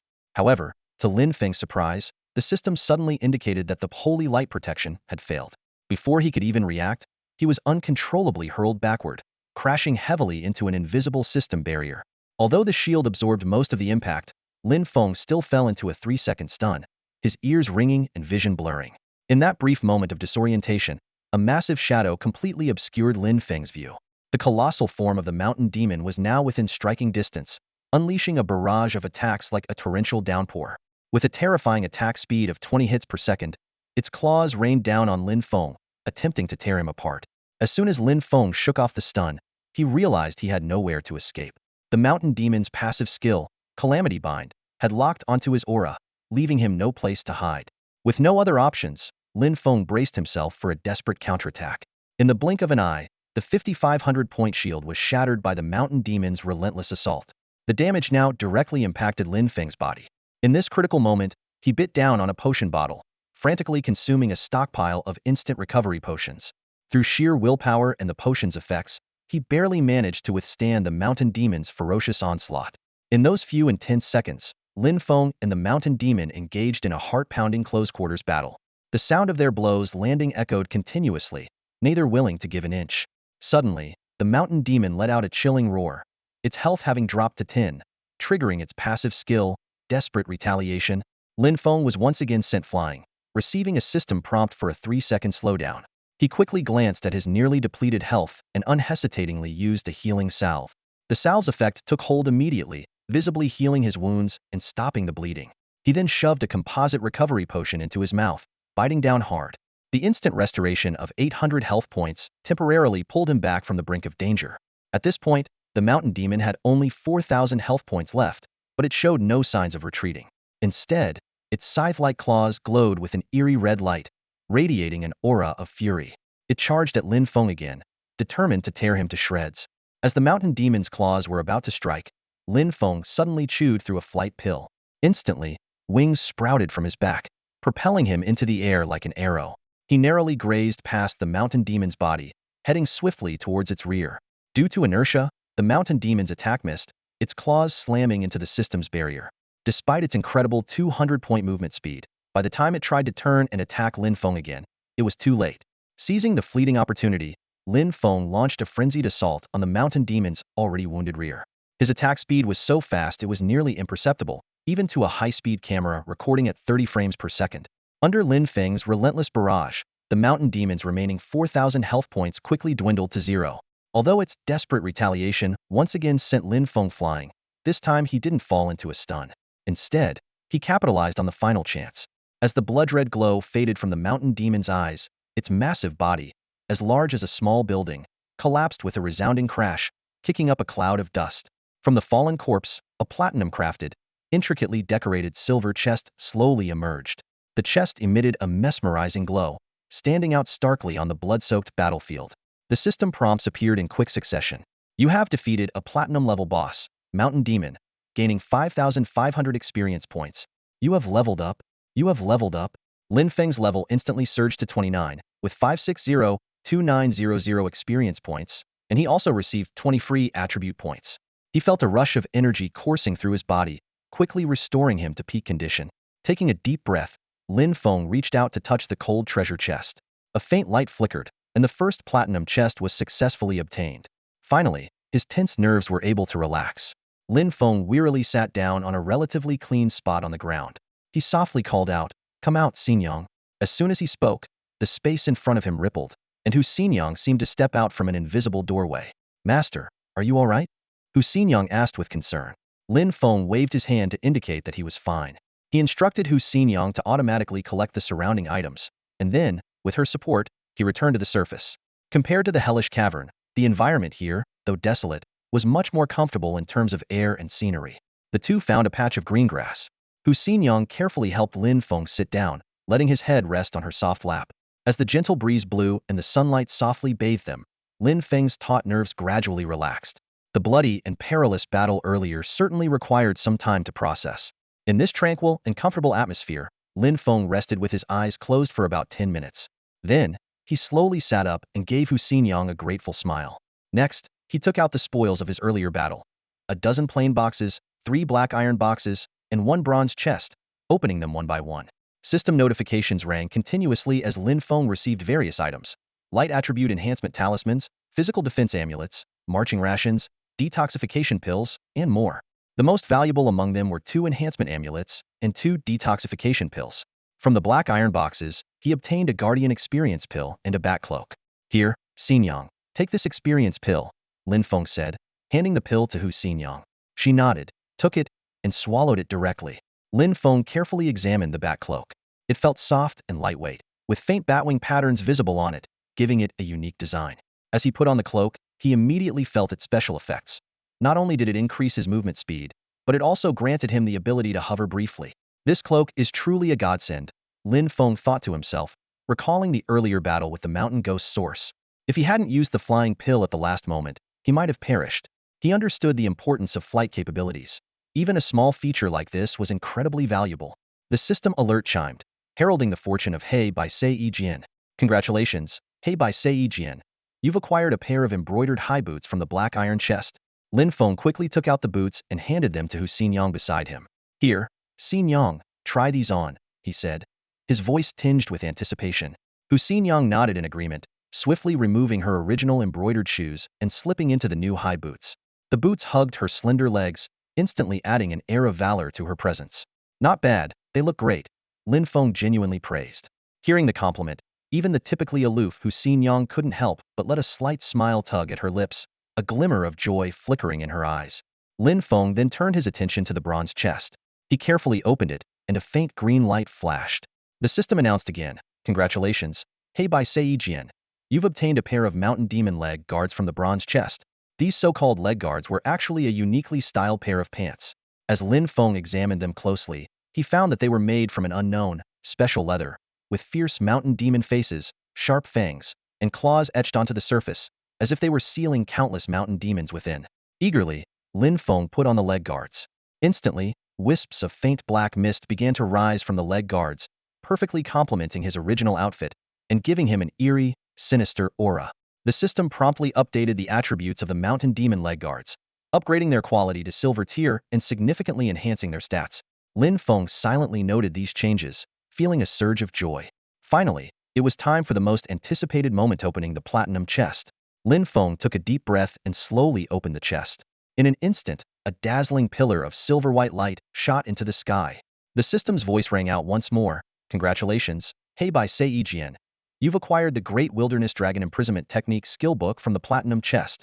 Lin Feng carefully read through the skill book's description, learning that it was a powerful technique divided into 3 levels. Although his current mana only allowed him to perform the first level, Dragon Binding Rope, it was enough to make him ecstatic. Damn, finally got a powerful skill. Lin Feng clenched his fists, his eyes sparkling with excitement. Even though the training would take half an hour, it did nothing to dampen his enthusiasm. Learn. Lin Feng resolutely decided, ready to start training this formidable technique. Although the area had been cleared of wild creatures and wouldn't respawn for a while, Lin Feng remained vigilant. He scanned his surroundings, confirmed it was safe, and then turned to Su Xingyang beside him, speaking in a serious tone, "Xingyang, guard me. Don't let anything disturb me." Su Xingyang nodded solemnly. "Don't worry, master." She immediately went on alert, her eyes keenly sweeping the area. With her assurance, Lin Feng took a deep breath and carefully opened the ancient and ornate book. Instantly, a system prompt echoed in his mind. "You are using the skill book Great Wilderness Dragon Imprisonment Technique. You will enter a cultivation state. Confirm use?" "Yes, no." "Yes," Lin Feng answered without hesitation. As soon as he spoke, an anomaly occurred. The clear sky above Lin Feng's location was suddenly shrouded by dark clouds. Amidst the thunder and lightning, an obscure and profound presence locked onto him. This force seemed to originate from ancient times, causing Lin Feng to feel an indescribable sensation throughout his entire being, from flesh to soul. "Strange, yet alluring," Lin Feng murmured, closing his eyes unconsciously. His body seemed to be guided by an invisible force, shifting from standing to sitting cross-legged, with his hands naturally forming a circle at his dantian. The system prompted again, "Player Black-White Egian, beginning cultivation state. Great Wilderness Dragon Imprisonment Technique cultivation initiated." Lin Feng felt his body gradually lighten as if floating off the ground, a sense of weightlessness enveloping him. The darkness before his eyes was abruptly replaced by a new, vast landscape. He found himself hovering in the sky, overlooking an unfamiliar and majestic world. Just as he marveled at the scene below, a high-pitched dragon roar echoed from the distant clouds. Soon, a massive dragon appeared in his sight, gliding through the clouds with its tail swaying and claws slicing through the air, exuding a majestic and noble aura. Suddenly, numerous golden chains of light flashed across the heavens. A voice filled with authority boomed, "Dragon binding chains." Before the words had fully faded, the golden chains instantly wrapped around the dragon, burning its body like red-hot iron. The dragon roared in agony, "I am a true dragon of this world. How dare you ants challenge the majesty of the dragon clan?" It struggled fiercely, deep blue light bursting from within, breaking the golden chains and even tearing apart the dense clouds. "Oomph! Dragon confinement seal." Another cold snort rang out. A colossal golden hand, as large as a mountain, appeared out of nowhere, pressing the struggling dragon heavily from 10,000 meters high. The terrifying shockwave swept around, tearing the atmosphere like a meteor crashing down. With a ground-shattering boom, the earth cracked and sank, dust flying everywhere. As the dust settled, the dragon's bloody and broken body was revealed beneath the golden hand. At that moment, the sky changed once more. Dark clouds churned, and amidst the thunder and lightning, an even larger dragon claw descended from the heavens. An authoritative voice roared, "How dare you harm a member of my dragon clan?" The opponent seemed prepared and immediately responded, "Today, I shall make your dragon clan understand what suppression means. Dragon imprisonment finger." As the words fell, a gigantic golden finger inscribed with mysterious runes pierced through the air, colliding fiercely with the dragon claw. A burst of intense light erupted, instantly engulfing Lin Feng's vision. The next moment, the system prompt sounded. Congratulations, Black-White Ejian. Your cultivation has successfully ended. You have mastered the skill book, Great Wilderness Dragon Imprisonment Technique. Lin Feng suddenly felt a weight return to his body as the light before his eyes faded.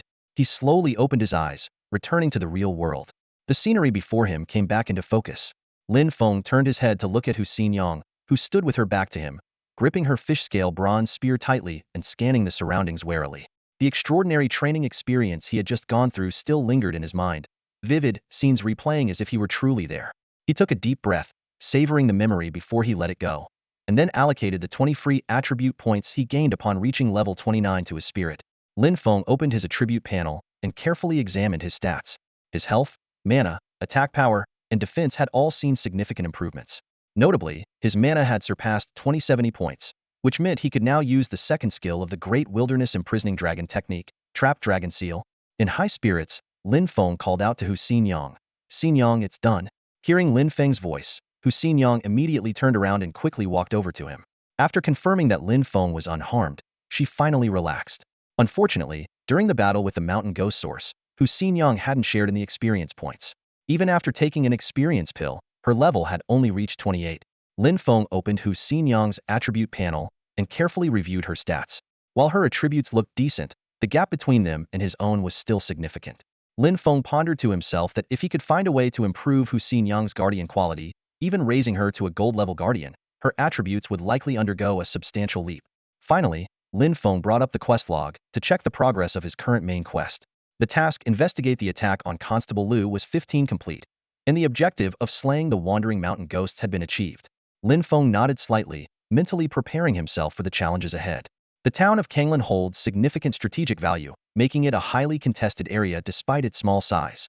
Lin Feng and Su Xinyang stood at the edge of this town, gazing into the distance. Lin Feng's eyes were fixed on the rolling hills behind the town, scattered with villages that relied on Kanglan for their existence. One village in particular, called Baimu, caught his attention because it was where Constable Lu was attacked. Xinyang, we need to check out Baimu village. There might be some crucial clues there, Lin Feng said softly, his eyes gleaming with curiosity. As they were about to set off, Lin Feng recalled their previous encounter at the burial grounds. A terrifying creature known as the wandering mountain ghosts haunted that place. Spirits formed from the resentment of those who died tragically. These ghosts lurked in the wilderness, remaining hidden in caves during the day and becoming most active at night. Although Lin Feng had completed the task of eliminating the wandering mountain ghosts, he was perplexed by the sudden 15 progress in investigating Constable Liu's attack. He furrowed his brow, sensing that he might have overlooked something important. Could it be that the underground world where the mountain ghosts originate is connected to this incident? Lin Feng murmured, a hint of realization in his eyes. Xinyang, it looks like we need to go back. With that, Lin Feng and Su Xinyang quickly returned to the cave. The sight inside was still unsettling, with dismembered bodies and a strong stench of blood permeating the space. The massive corpse of the mountain ghost source lay there, incomplete due to the materials taken from it.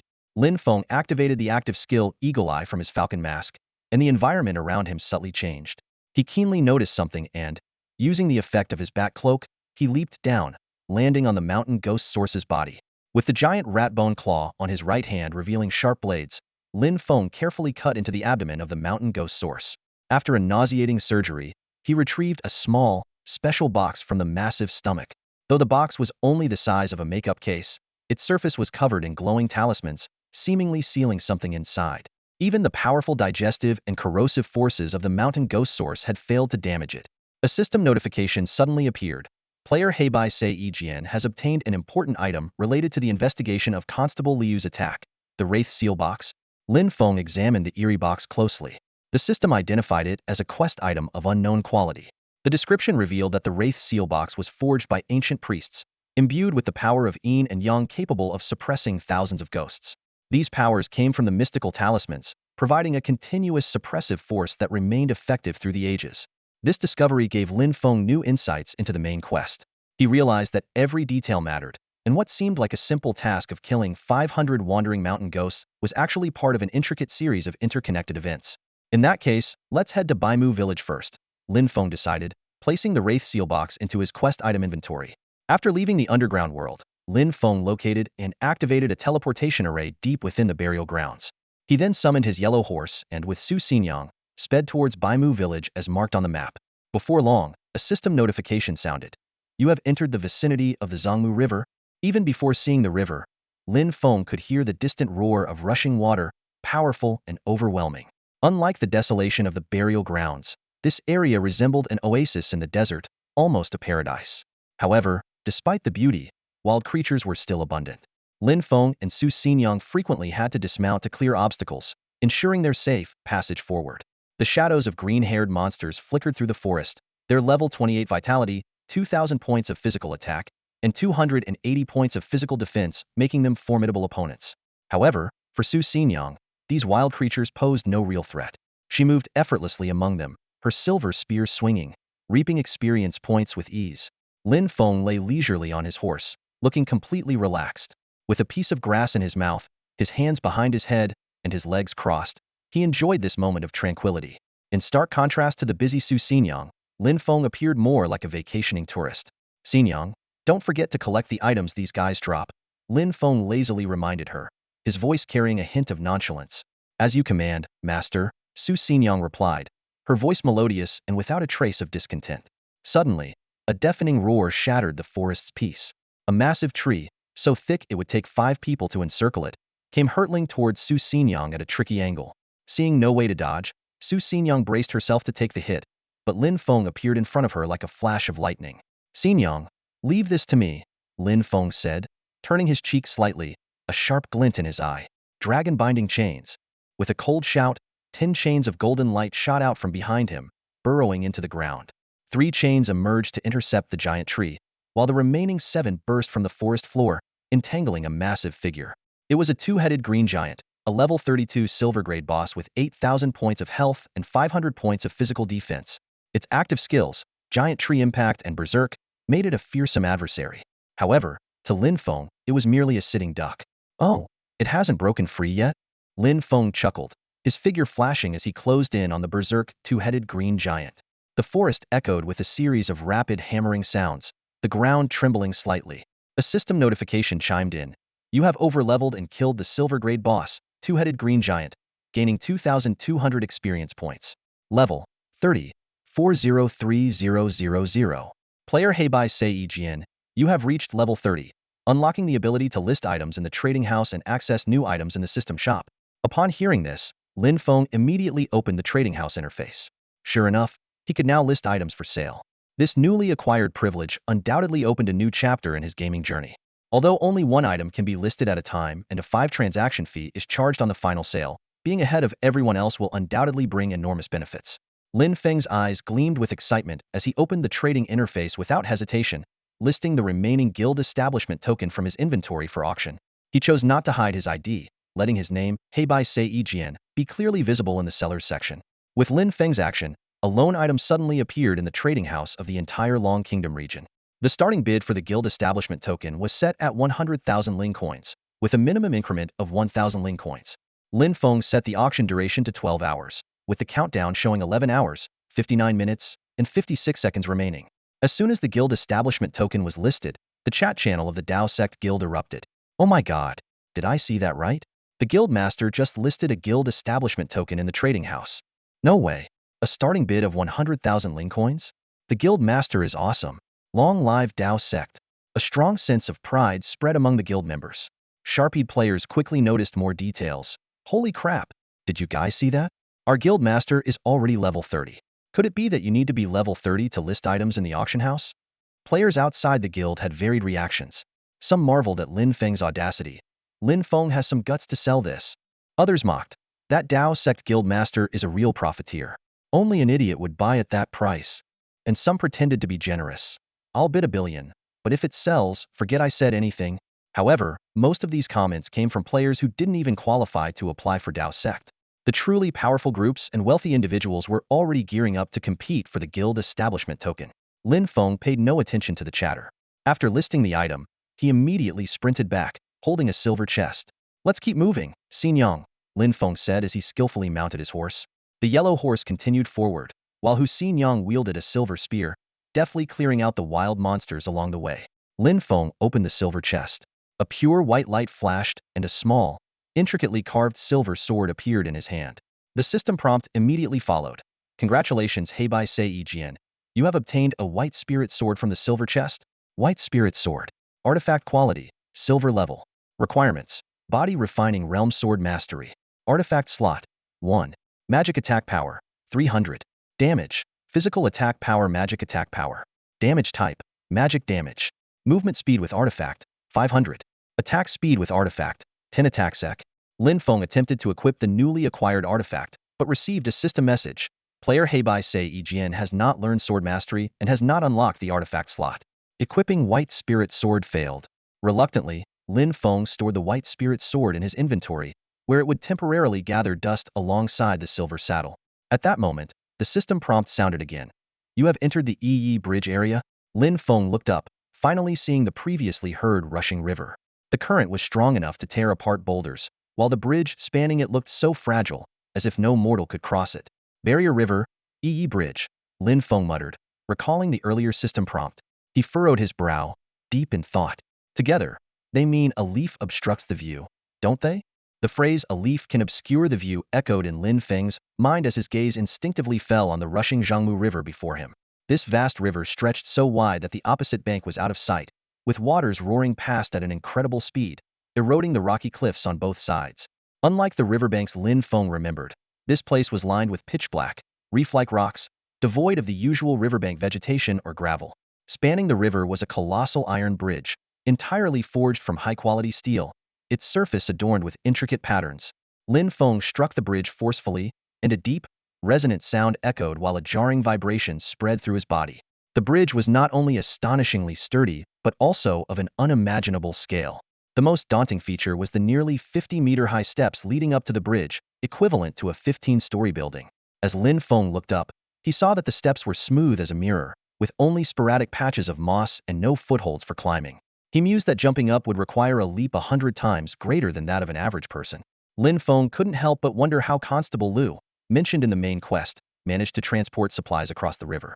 However, he quickly dismissed this thought, considering that there might be other unknown methods.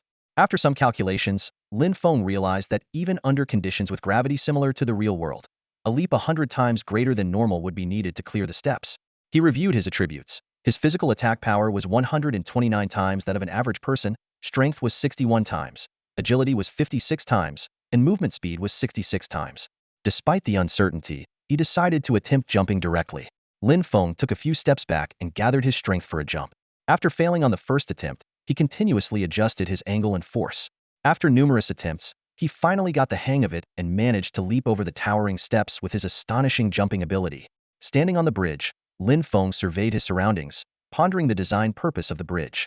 The wide bridge deck could be understood as a requirement for supporting weight, but the exceedingly high steps were they meant to block some kind of beast or prevent damage. He tried to look towards the end of the bridge, but his view was obstructed by the mist rising from the river. Shaking his head, Lin Feng decided not to dwell on these irrelevant questions. He called back Su Xinyang and his yellow horse mount and began to race across the iron bridge. Combining his speed with that of the yellow horse, they advanced at an astounding 370 km/h, fast enough to almost take flight. Although the horse's hooves made a tremendous noise, it was soon drowned out by the roaring river below. As time passed, the mist ahead grew thicker, and visibility became increasingly poor. Lin Feng grew cautious but did not slow down, confident that his current combat strength could handle any unexpected situation. Suddenly, amidst the roaring water, Lin Feng detected some abnormal sounds. In the next moment, several whip-like objects shot towards him, blocking his path. Damn it, Lin Feng cursed, immediately activating the active skill of his mountain ghost leggings, summoning 3 mountain ghosts of a level corresponding to his own to deal with the impending crisis. The mountain ghosts, summoned by Yijian at level 30, possess 5,700 health. Their enhanced physical attack is 570, with physical and magical defenses at 380 each. They move at a speed of 133 and attack 13.3 times per second. Their active skill, Taunt, attracts enemies within a certain range to target them while reducing damage taken by 30. Their passive skill, Hardened Skin, grants an additional 30 points of final damage reduction. The trait Power of 3 Ghosts boosts all attributes by 30 for each surviving mountain ghost. 3 nearly 3-meter mountain ghosts stood on the battlefield, their towering and muscular bodies augmented to astonishing levels by the power of 3 ghosts. Lin Feng, with one arm wrapped around Hu Xinyang's waist and the other pulling the reins, activated the mountain ghost legguard's skill. The inertia propelled them off the horse, but thanks to the bat cape's special feature, they glided smoothly to the ground. Simultaneously, the three mountain ghosts roared and intercepted the enemy's whip-like attacks. With a powerful yank, over a dozen serpentine creatures suddenly emerged. Seeing this, Hu Xinyang unhesitatingly brandished her bronze fish-scale spear and charged at the creatures. These newly appeared creatures were long-tongue monsters, mutated beings from Baimu village. Also at level 30, they had 2,400 health, with physical attacks at 320, physical defense at 240, magical defense at 180, movement speed at 90, and attack speed at 9 times per second. Their active skill, Long Tongue Whip, allows them to lash out with explosive force, dealing 200 of their current physical attack to a single target with an interval of 0.5 seconds. The trait Hunting makes it extremely difficult to escape once they have identified their prey. The best option is to kill them all. Lin Feng thought to himself, this Baimu village seems far from simple. Despite this, his actions were swift. He immediately activated the active skill of his Eagle Mask, Eagle Eye, piercing through the thick fog to reveal the clear silhouettes of the long-tongue monsters. Lock on. Time to hunt, Lin Feng muttered, quickly allocating 10 free attribute points to strength. He then surged forward like an arrow shot from a bow. With his physical attack power of 1310 and an attack speed of 31.5 times per second, any long-tongue monster that came close would only have 0.1 seconds to live. However, the long-tongue monsters were not defenseless. Their only chance was to use their long-tongue whip to block and attack Lin Feng before he got too close. But with Lin Feng's movement speed of 330, once they spotted him, it was almost too late. The battle quickly turned into a one-sided slaughter. From the perspective of the long-tongue monsters, their companions were suddenly approached by a dark figure and instantly torn apart. The next moment, that terrifying shadow appeared before them, and both consciousness and life faded away. Lin Feng moved like a ghostly demon, reaping lives like the Grim Reaper. A system notification sounded. You have killed a long-tongue monster, gaining 20 experience points. The long-tongue monsters, initially attracted by the taunt skill of the mountain ghosts, finally realized what was happening. Seeing their companions fall one by one, a strong sense of life and death crisis surged within them. Facing the elusive human figure darting through the fog, they immediately redirected their attacks, launching Long Tongue Whip at Lin Feng. Utilizing their hunting trait, the Long Tongue monsters finally locked onto Lin Feng's movements. The chilling sounds of their attacks came from all directions, indicating more of them closing in fast through the fog. The Long Tongue Whip strikes began to assault Lin Feng from every angle. In response, Lin Feng decisively activated the active skill of his Giant Rat Bone Claw, Giant Rat's Power. This skill consumed 200 mana points and provided a shield equal to twice his current health, protecting him from damage until the shield was broken. The shield lasted for 10 minutes with a cooldown of 1 hour. As soon as the 5,800-point shield materialized, Lin Feng was struck by one of the long tongues. The immense force knocked his body off course, but he managed to regain control, dodging the subsequent Long Tongue Whip attacks. After slaying nearly 100 long-tongued beasts, Lin Feng's shield was finally shattered amidst the encirclement. The situation grew increasingly dire. 3 mountain ghosts had perished after drawing too much fire, and Su Xinyang had been ordered to retreat due to severe injuries.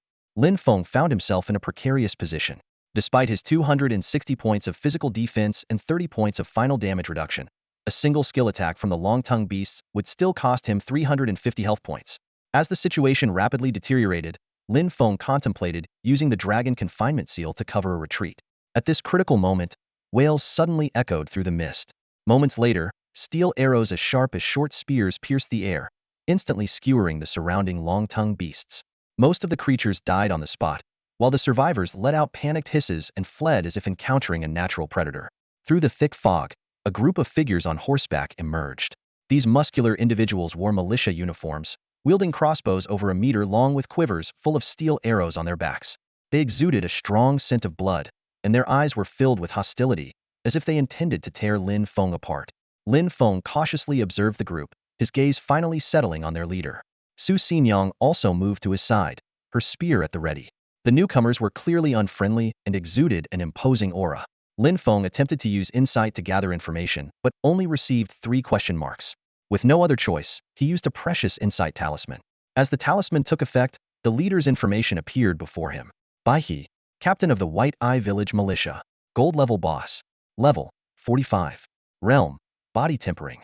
Health, 14,000. Physical attack, 1,500. Physical defense, 800. Magical defense, 700. Movement speed, 260. Attack speed, 26 attacks second. Active skills, bear form, eagle eye technique. Passive skills, advanced body tempering, intermediate archery. Lin Feng's heart tightened. Bai He's strength far surpassed that of Su Jin, making him a formidable opponent. As Lin Feng pondered an escape plan, Bai He suddenly spoke, "Brave warrior. Are you here on behalf of Kanglan Town to investigate the death of Officer Liu?" Lin Feng's heart skipped a beat.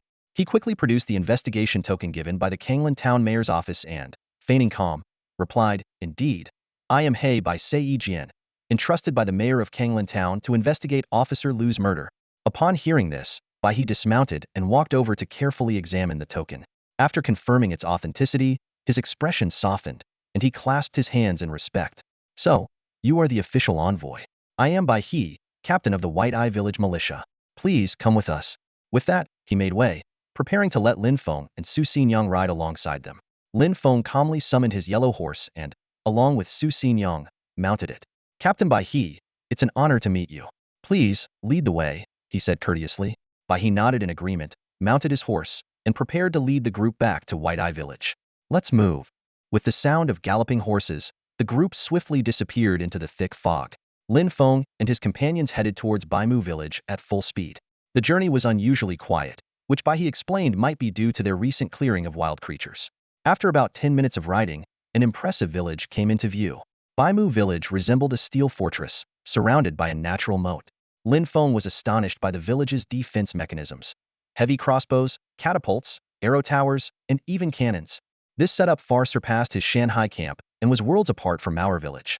If not for its smaller size, its defenses could rival those of Kanglan Town. "Lower the drawbridge," Bai He commanded, then verified his identity. The heavy clanking of chains echoed as a steel drawbridge slowly descended, spanning the natural moat.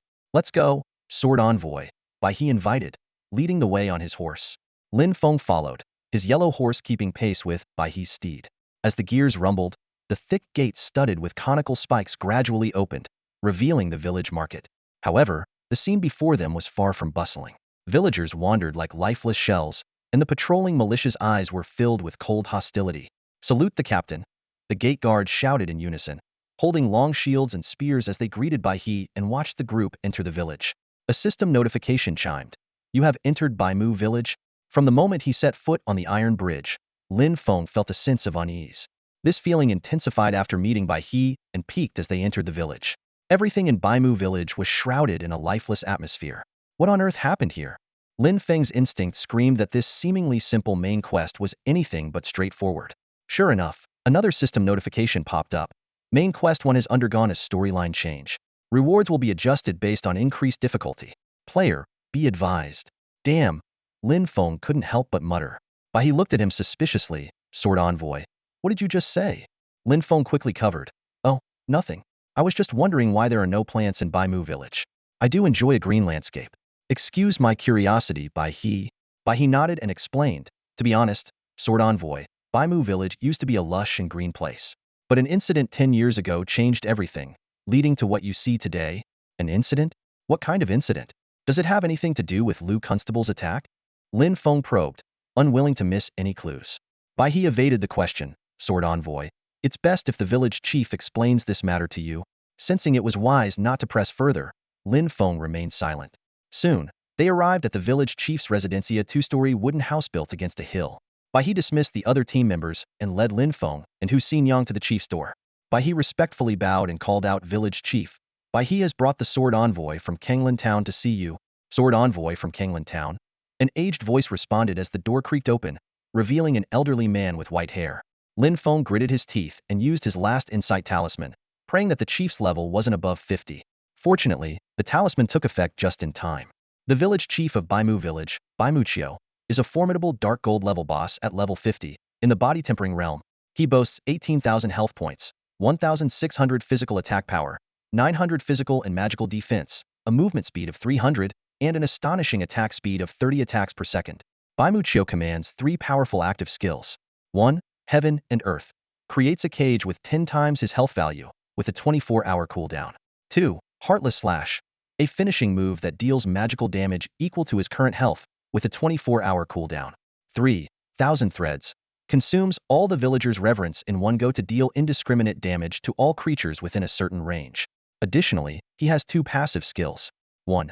Mastered Body Tempering, 10,000 health, 500 physical magical defense, 150 movement speed. 2. Vigorous in Old Age, reduces damage taken by 50. Lin Feng and Su Xinyang stood before this terrifying old man, feeling a gaze that seemed to pierce through their souls.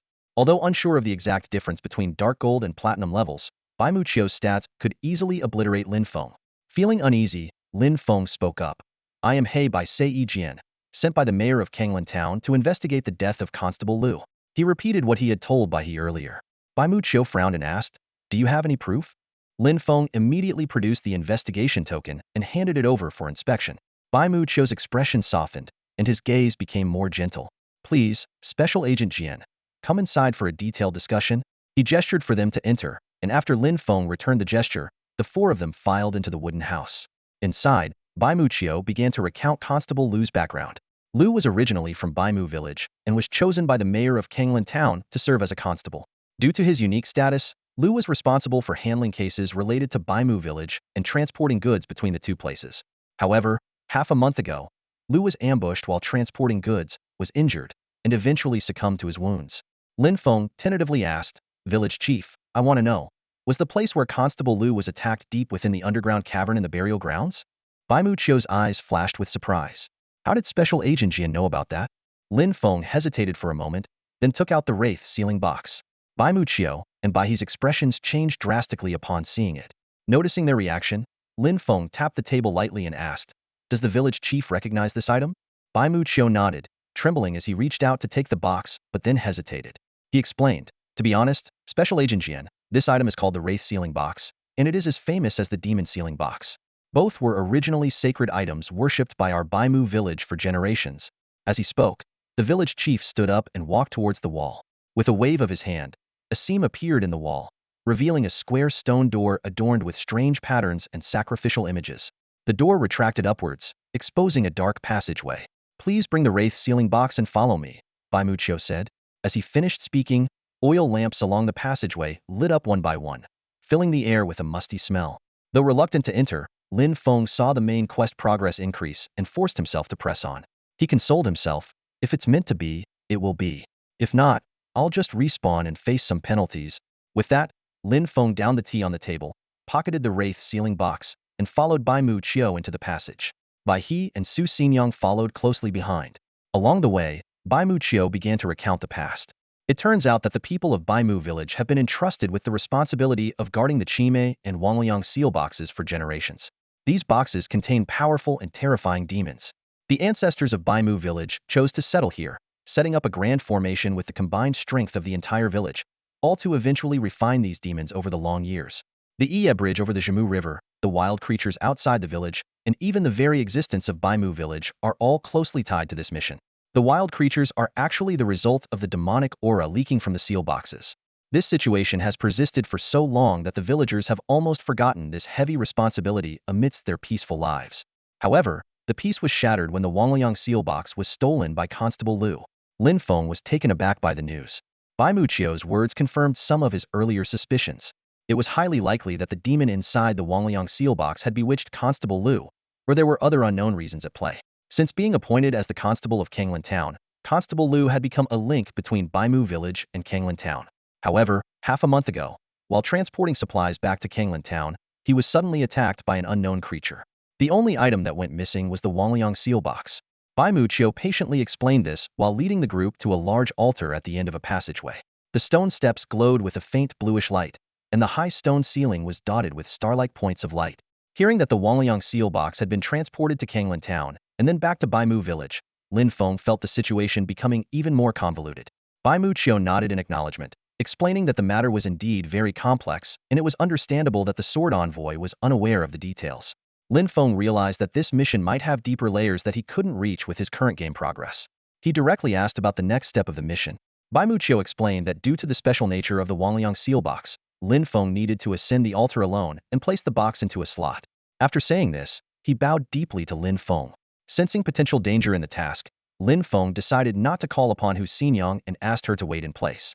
He ascended the steps alone, feeling the cold intensify with each step, as if an evil presence surrounded him, causing involuntary shivers. Suddenly, a system notification sounded. Player Heibai Sei Ijian. You are about to encounter an enhanced platinum-level boss, the incarnation of Wangliang. Lin Feng immediately checked the consumables in his giant crocodile belt, as well as his health and mana levels. To be cautious, he even held a health potion in his mouth and prepared a talisman for immediate use. Once everything was confirmed, he continued to ascend the altar. As he crossed the final step, the chilling sensation abruptly vanished. Before him stood two rectangular pillars and a square altar. The Chime seal box was placed on the left pillar, while the right one was empty, clearly meant for the Wangliang seal box. Taking a deep breath, Lin Feng retrieved the Wangliang seal box from his inventory and solemnly placed it on the right pillar. Instantly, the entire altar was enveloped by a mysterious force. Dark clouds churned overhead, lightning flashed, and black mist coalesced into interwoven strands. Under Lin Feng's watchful gaze, a horrifying creature materialized. It had two heads, four wings sprouting from its back, and its body was covered in twisted faces. Its left hand held a meat cleaver and its right hand a claw, readying itself in a bizarre attack stance. Suddenly, the monster let out an earth-shattering roar. The sound waves became tangible, mixed with a foul stench, and accompanied by fierce winds, they surged towards Lin Feng. Lin Feng had just caught a whiff of the stench, and his stomach churned violently. He almost threw up his last meal. Quickly, he covered his mouth and nose, held his breath, and activated his insight skill to examine the opponent's attributes closely. Information about the Wraith avatar immediately flashed in Lin Feng's mind. Enhanced Platinum level boss, level 36. HP, 18,000, physical attack, 600, physical defense, 460, magic defense, 380. Movement speed, 180, attack speed, 18 times second. Active skills. 1. True form of Wraith. Receives a blessing, HP 10,000, physical attack 300, physical magic defense 200, lasts 10 minutes, cooldown 1 hour. 2. He calls Wraith, I call Wraith. After channeling, splits into two Wraith entities, restoring full HP. Each Wraith retains the original attributes and half of the maximum HP, lasts 10 minutes, cooldown 1 hour. 3. Phantom Step. Movement speed 100, creates illusory shadows while moving. Enemies touching the shadows are slowed by 10. Shadows last 10 seconds. Skill duration 10 minutes, cooldown 1 hour. 4. Worship of Demons. As a revered entity among ghosts and demons, it can command nearby common demons and evil spirits, summoning strength depending on the current environment. Passive skills. 1. Feign death. Wraith cannot be truly killed, only sealed. When HP reaches 0, it has 1 minute to be sealed in the Wraith's box, or it revives after 1 minute. 2. Wraith Skin. Reduces final damage by 500. Seeing this information, Lin Feng couldn't help but gasp. He regretted not activating the teleportation array in Baimu village first. Faced with such a formidable boss, Lin Feng was already considering how to die with dignity. But there was no escaping now. He had to fight with all his might. Lin Feng gritted his teeth and forced himself to stay calm. At that moment, the Wraith avatar's two flesh wings flapped violently, and its entire body shot towards Lin Feng like an arrow. Simultaneously, the passive skill Worship of Demons activated, summoning a horde of demonic minions that began to surround Lin Feng. Although the 180 movement speed was not a threat, Lin Feng knew that if he provoked the Wraith avatar into using its skills, the situation would become even more dire. Seeing the Wraith avatar closing in, Lin Feng made a quick decision and pulled out a poison gas grenade. This single-use item could deal 20 true damage per second in a 10 meter by 10 meter area for 15 seconds. Lin Feng aimed at the Wraith avatar and hurled the grenade with all his might. The Wraith avatar, being short-tempered, saw Lin Feng throw something and swung its left claw, sharp as a butcher's knife, slicing the grenade in half. With a loud bang, the grenade exploded, and a green mist enveloped the 10 meter by 10 meter area, starting to corrode the Wraith avatar's body. Though the damage wasn't high, the Wraith avatar's eyes were its weak spot. The intense pain made it instinctively cover its 4 eyes with a white membrane. With the poison mist obscuring its vision, the surroundings became blurred. Lin Feng's plan had worked. He seized the opportunity without hesitation, activating the active skill Serpent's Glide from his Azure Python boots. This skill gave him a 100 movement speed boost for 1 second, allowing him to quickly close in on his opponent. In the instant the Wraith avatar lost its vision, Lin Feng darted behind it like a phantom and quickly formed hand seals. Dragon Confinement Seal, he muttered. This powerful skill instantly drained all his mana. Suddenly, the sky above the Wuling's avatar transformed dramatically. Dark clouds churned and thunder roared, as if the world had lost its color. Then, a golden light pierced through the clouds, revealing a massive 5-fingered mountain descending to suppress the Wuling's avatar. Below the altar, the two villagers from Baimu village witnessed this astonishing phenomenon, their eyes filled with amazement. They couldn't help but gain a new appreciation for the strength of the sword envoy, and hope ignited in their hearts that perhaps this crisis might truly be resolved. Baimuchio's cloudy eyes sparkled with anticipation, yet they were restricted from stepping onto the stone steps and could only watch from afar. The Wuling's avatar suddenly looked up and let out an earth-shattering roar at the five-fingered mountain, targeting it. Seizing the moment, Lin Feng quickly bit into a bottle to restore his mana. He immediately activated the giant rat bone claw's active skill, Power of the Giant Rat, consuming 200 mana points to gain a shield equivalent to twice his current health. Enveloped by the shield, Lin Feng leapt high into the air, simultaneously activating a light attribute enhancement talisman on his left hand and a physical defense amulet on his right hand. Two streams of peculiar energy surged into his body, imbuing his attacks with light attributes, dealing 120 damage to dark creatures, while his physical defense increased to 120. Before the Wuling's avatar could react, Lin Feng had already flashed to its back. The giant rat bone claw in his hand glowed with a holy white light, striking the Wuling's avatar like a torrential downpour. Blood mist splattered, and numerous damage indicators floated above the avatar's head. As the Wuling's avatar howled in agony, the constrained dragon seal came crashing down. Web-like energy instantly ensnared the avatar, binding it tightly. Lin Feng's attack speed reached an astonishing 31.5 hits per second, dealing over 20,000 points of damage to the Wuling's avatar in just 1 second. Just as he was about to finish it off, the Wuling's avatar activated its true Wuling form skill at the last moment.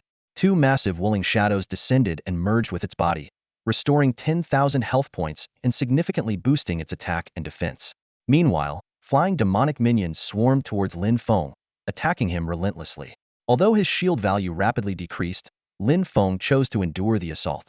Seeing that the constrained dragon seal's binding was about to dissipate, and the Wuling's avatar was preparing to use its I Am Wuling and Ghost Shadow Step skills, Lin Feng knew that if he let it succeed, he would have no chance of victory. Without hesitation, he consumed the recently restored 1,000 mana points and unleashed the first dragon bind. 10 golden chains surged from Lin Feng's fingertips, instantly wrapping around the Wuling's avatar. Though the chains shattered almost immediately, the brief moment they provided was enough for Lin Feng. His name is Wang, and my name is Liang. We need time to activate our transformation into Wang Liang. If we force the transformation now, we might die on the spot before it's complete. However, the Ghost Shadow Step is not bound by such limitations. The figure of Wang Liang blurred instantly, and its speed increased dramatically. It turned its spear and launched a fierce attack on Lin Feng with hands moving like a storm. Lin Feng struggled to hold on, but his health points quickly dropped below 5,000. In a critical moment, he activated the active skill Holy Light Protection from his bronze amulet. A flash of golden light gave him a precious second to catch his breath. However, the shield was soon broken. In the ensuing fierce clash, Lin Feng felt the dual pain of being slashed by blades and struck by heavy hammers. Even at only 10 intensity, it was nearly unbearable. Seeing his health points nearing zero, Lin Feng knew he had to make a last-ditch effort to survive. Black Rhino, Lin Feng shouted, activating the active skill of his Black Rhino armor. With a thunderous roar, a massive Black Rhino materialized out of thin air, placing itself between Lin Feng and Wang Liang. Although the Black Rhino was just a bronze-level boss, its appearance bought Lin Feng crucial time to recover. Despite withstanding only 4 attacks from Wang Liang before turning to ashes, it was enough for Lin Feng to regain his composure. Lin Feng coldly eyed the opponent's dwindling health bar, a determined glint flashing in his eyes. Sorry, but your life is mine, he muttered, activating the active skill Crocodile Lash from his crocodile belt. With the roar of a phantom crocodile, Lin Feng delivered his final strike. The blow was powerful, dealing 2,532 damage and piercing through Wang Liang's chest, leaving a charred hole where its heart should be. As Wang Liang's form collapsed, the summoned demons around them disintegrated into ash. However, Lin Feng remained vigilant, quickly reviewing the information he had obtained earlier. When he saw Wang Liang's passive skill, Feign Death, he couldn't help but gasp. It turned out that Wang Liang wouldn't truly die. It could only be sealed. He had just 1 minute to seal it in the Wang Liang sealing box, or it would revive. Lin Feng immediately took out the Wang Liang sealing box and followed the system's instructions to initiate the seal. Countless chains shot out from the box, piercing and wrapping around Wang Liang's enormous body. Each chain was inscribed with cryptic runes, forming a complex sealing array. The entire sealing process took just over half a minute, making Lin Feng realize how close he had come to failure. If Wang Liang had earlier succeeded in using the skill "His name is Wang, and my name is Liang" to create a clone, the outcome could have been very different. With the seal complete, the system notification sounded. You have over-leveled and killed a Wang Liang transformation enhanced platinum level boss, gaining 6,000 experience points. You have leveled up. You have leveled up. The joy of leveling up 3 times in a row swept over Lin Feng like a spring breeze, dispelling his fatigue and pain, and restoring him to peak condition. Beside the sealed body of Wang Liang, 2 beams of light shot up to the ceiling, signaling the rich rewards awaiting him. Looking at the massive corpse of the wraith, Lin Feng couldn't help but feel a lingering sense of fear. This battle had been exceptionally difficult, with every step like walking on thin ice, as if dancing on the edge of a blade. He realized that his own lack of strength was the fundamental reason the fight had been so perilous. Lin Feng secretly resolved to improve his abilities as quickly as possible.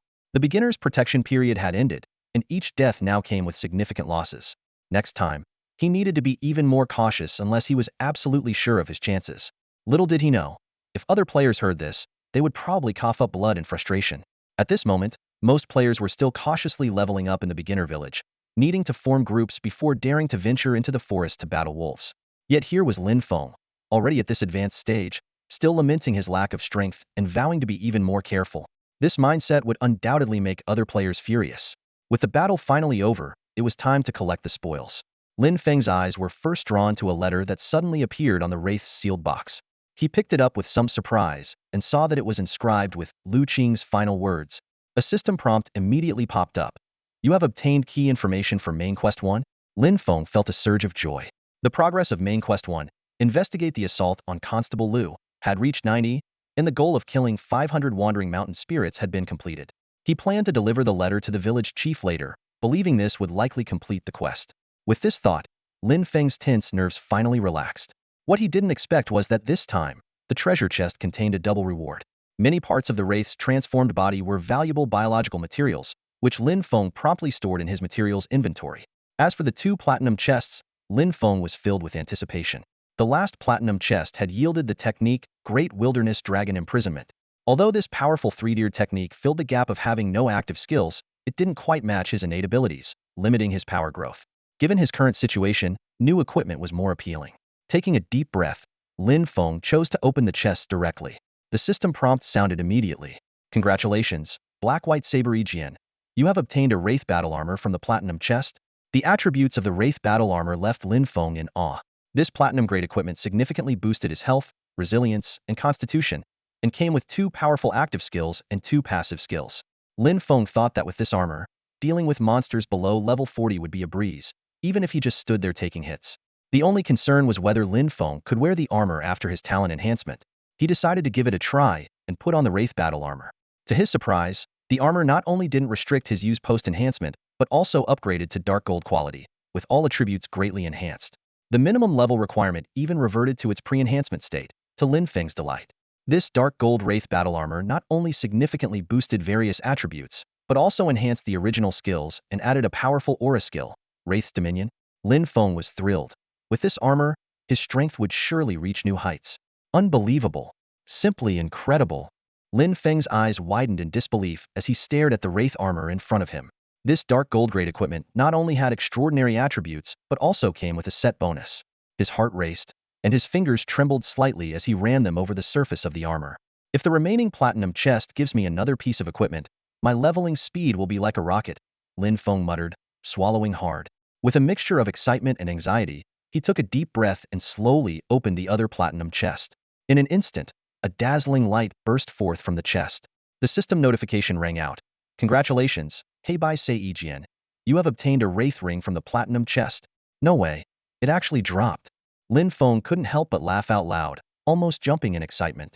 However, his laughter abruptly stopped, and he frowned. A ring? I hope this ring isn't useless. He carefully picked up the ring and examined it closely. The ring seemed to be forged from meteorite iron, entirely black, with intricate carvings of wraith heads. The heads looked lifelike, some laughing maniacally, others weeping, sending chills down his spine. What a creepy ring, Lin Feng muttered, shaking his head. He then eagerly checked the attributes of the wraith ring. As the attribute panel unfolded, Lin Feng's eyes lit up instantly. The ring not only had powerful attributes but was also part of the wraith set. He immediately put the ring on, feeling a surge of immense power coursing through his body. Lin Feng quickly brought up his attribute panel, carefully examining each stat change. When he saw the skyrocketing numbers, he couldn't help but gasp. Such godlike stats can only be described with one word: terrifying. Lin Feng clenched his fist, his eyes gleaming with excitement. Just as he was reveling in his joy, A concerned voice suddenly came from behind him. Master, are you all right? Lin Feng swiftly turned around, his guard up, ready to face any potential threat. Lin Feng turned his head at the sound and saw Su Xinyang's anxious face. Her wheat-colored complexion was complemented by her furrowed brows, and her right hand was restlessly placed on her chest. A few strands of her hair, simply tied back, fell over her forehead and swayed slightly with her somewhat rapid breathing. Lin Feng felt a warmth in his heart, but also found the sight amusing. He decided to tease her a bit. What's wrong, Xinyang? Are you afraid that your master will leave you alone in this desolate mountain after he kicks the bucket? He laughed heartily. However, when he noticed that Su Xinyang's anxiety hadn't eased and she didn't seem to catch his joke, Lin Feng's smile gradually faded. He cleared his throat, rubbed his nose to mask his embarrassment, and then reassured her, Don't worry, Xinyang. This level of threat is nothing to worry about. Although it took some effort, I've already slain and sealed the Wraith's manifestation. As he spoke, Lin Feng walked towards Su Xinyang. Let's go, Xinyang. We'll head down first, and then we'll return to Daozong. Okay, Su Xinyang nodded, her eyes still filled with concern as she looked at Lin Feng. Covered in dried blood, he did indeed look worrisome. Under her gaze, Lin Feng felt uneasy. When he reached her side, he explained again, Xinyang, I'm really fine. If you don't believe me, feel for yourself, he said, extending his hand as if inviting her to check. This made Su Xinyang's face flush slightly, and the anxiety in her eyes finally began to fade. Xinyang, you need to trust your master, Lin Feng said. All right, Su Xinyang replied briefly. With a mix of exasperation and amusement, Lin Feng sighed lightly and began to walk down the altar steps, with Su Xinyang following closely behind. During the descent, Lin Feng checked his phone and saw that the special nutritional solution he had ordered had been delivered and was waiting in the electronic locker at his doorstep. He planned to deal with it when they returned to Daozong and verify some hypotheses about the solution. Lin Feng also thought about his three close friends. Ever since they joined Daozong and were appointed as elites, they had been bombarding him with messages on WeChat, urging him to join them at Daozong. They believed they had gained the sect leader's approval, not knowing it was actually Lin Feng's arrangement. Shaking his head with a wry smile, Lin Feng thought it might be time to reveal some truths to them. As they quickly descended the stone steps, Bai Muqiu and Bai He came forward, their faces beaming with smiles. Envoy Jian, truly a young hero. Not only did you single-handedly resolve the crisis of our Bai Mu village, but you also received such generous rewards. Congratulations, Bai Muqiu said kindly, his cloudy eyes full of admiration and approval. The village chief is too kind. I was just lucky, Lin Feng responded modestly, and then received a system notification. Gained 100 favorability points from Bai Mu village chief Bai Muqiu. Next to him, Bai He looked at Lin Feng with respect and clasped his fists in salute. Envoy Jian, your bravery is a model for us all. I am thoroughly impressed. System notification. Player Black White Say Jian has gained 150 favor points from Bai Chiu, the captain of the Bai Mu village militia. Lin Feng was in high spirits and couldn't help but joke. Bai He, are you implying something about me? Bai He looked puzzled and earnestly asked, Imply? What does the sword envoy mean by imply? Bai He is not very bright. Please enlighten me, sword envoy. Seeing Bai He's confused expression, Lin Feng realized that he needed to be more straightforward when talking to game NPCs. He quickly waved his hand to explain, it doesn't mean anything. Before the three could react, Lin Feng swiftly changed the topic and took out Lu Qing's final letter from his chest. By the way, village chief, after the demon in the wraith box died, I received this letter. He handed the letter to Bai Chiu. Upon seeing the letter, Bai Chiu and Bai He turned pale. The village chief hesitated for a moment, but decided to read the content of the letter aloud. In the letter, Lu Qing addressed Bai Chiu as Grandpa Village Chief and mainly included 1. A premonition that he might be killed during the next supply transport, urging the village chief to be wary of a possible uprising from the wraith box. 2. A disclosure about 6 people who knew about the transportation of the wraith box to Tsonglan town, suspecting that 2 of them might be problematic. 3. A warning that if the wraith box is stolen, Bai Mu village would face a catastrophic disaster, suggesting early preparations. 4. An expression of apology and instructions for his affairs after his death. Lin Feng silently noted these potentially main storyline-related pieces of information to avoid any future mistakes. After finishing the letter, Bai Chiu's eyes filled with tears, and he sighed deeply, Little Qing, it was Grandpa who failed you. Bai He also sighed, his eyes moist. Lin Feng, uninterested in watching this emotional scene, interrupted, Village Chief, from the letter, it seems that Constable Lu's attack might have hidden implications. Is Bai Mu village caught in some kind of conspiracy? Wiping away his tears, Bai Chiu slowly explained, Sword Envoy, you might not know this, but Bai Mu village has been guarding both the demon box and the wraith box for generations. We also need to regularly clear out the surrounding monsters. In recent years, our population has dwindled, and our strong members have fallen, leaving us in a dire situation. The power of the monsters is constantly seeping in, making the crisis more severe. Moreover, some evildoers covet the seals, attempting to release the demons to gain power for cultivating dark arts. The village chief, looking weary, continued, "Some people are secretly sabotaging, trying to muddy the waters to achieve their unspeakable goals." He sighed deeply, his eyes showing a sense of uncertainty about the future. Despite this, Baichio remained steadfast in his determination to uphold his ancestors' legacy and protect this land until his last breath. "There's something I need your help with, Special Envoy Jian," broke the silence with the village chief by Muchio's words. Lin Feng responded solemnly, "No need to be so formal, chief. Whatever it is, just say the word. If it's within my power, I'll make sure it gets done." Relieved by this assurance, Bai Muchio retrieved a letter from his wide sleeves. The envelope bore the bold inscription, "To the Town Lord of Kanglin Town," and was signed by Bai Muchio. Handing the letter to Lin Feng, he earnestly requested, "Please, Special Envoy, deliver this letter personally to the Town Lord of Kanglin Town." Lin Feng took the letter, noticing a system prompt indicating that the main quest's progress had reached 95. He thought to himself that once he returned to Kanglin Town, the quest would likely be completed. Without further ado, Lin Feng, accompanied by Hu Xinyang, left the village swiftly, escorted by Bai Muchio and the militia captain Bai He. Following a weed-choked, nearly abandoned mountain path, they soon found the old teleportation array behind the village, as the chief had described. A system message popped up. "You have activated the teleportation array behind Bai Mu village." The brief introduction explained that due to prolonged exposure to demonic energy, the villagers could not approach the array or use spatial teleportation. This clarified why the villagers couldn't handle these matters themselves, but Lin Feng couldn't shake the feeling that Bai Mu village held many secrets. As Lin Feng pondered, the teleportation array suddenly lit up with a blue glow. A wave of dizziness hit him, and when he regained his senses, he was standing within the teleportation array of Dao Sect. "Xinyang, I need to log off for a bit. You can explore Dao Sect in the meantime," Lin Feng said to Hu Xinyang beside him.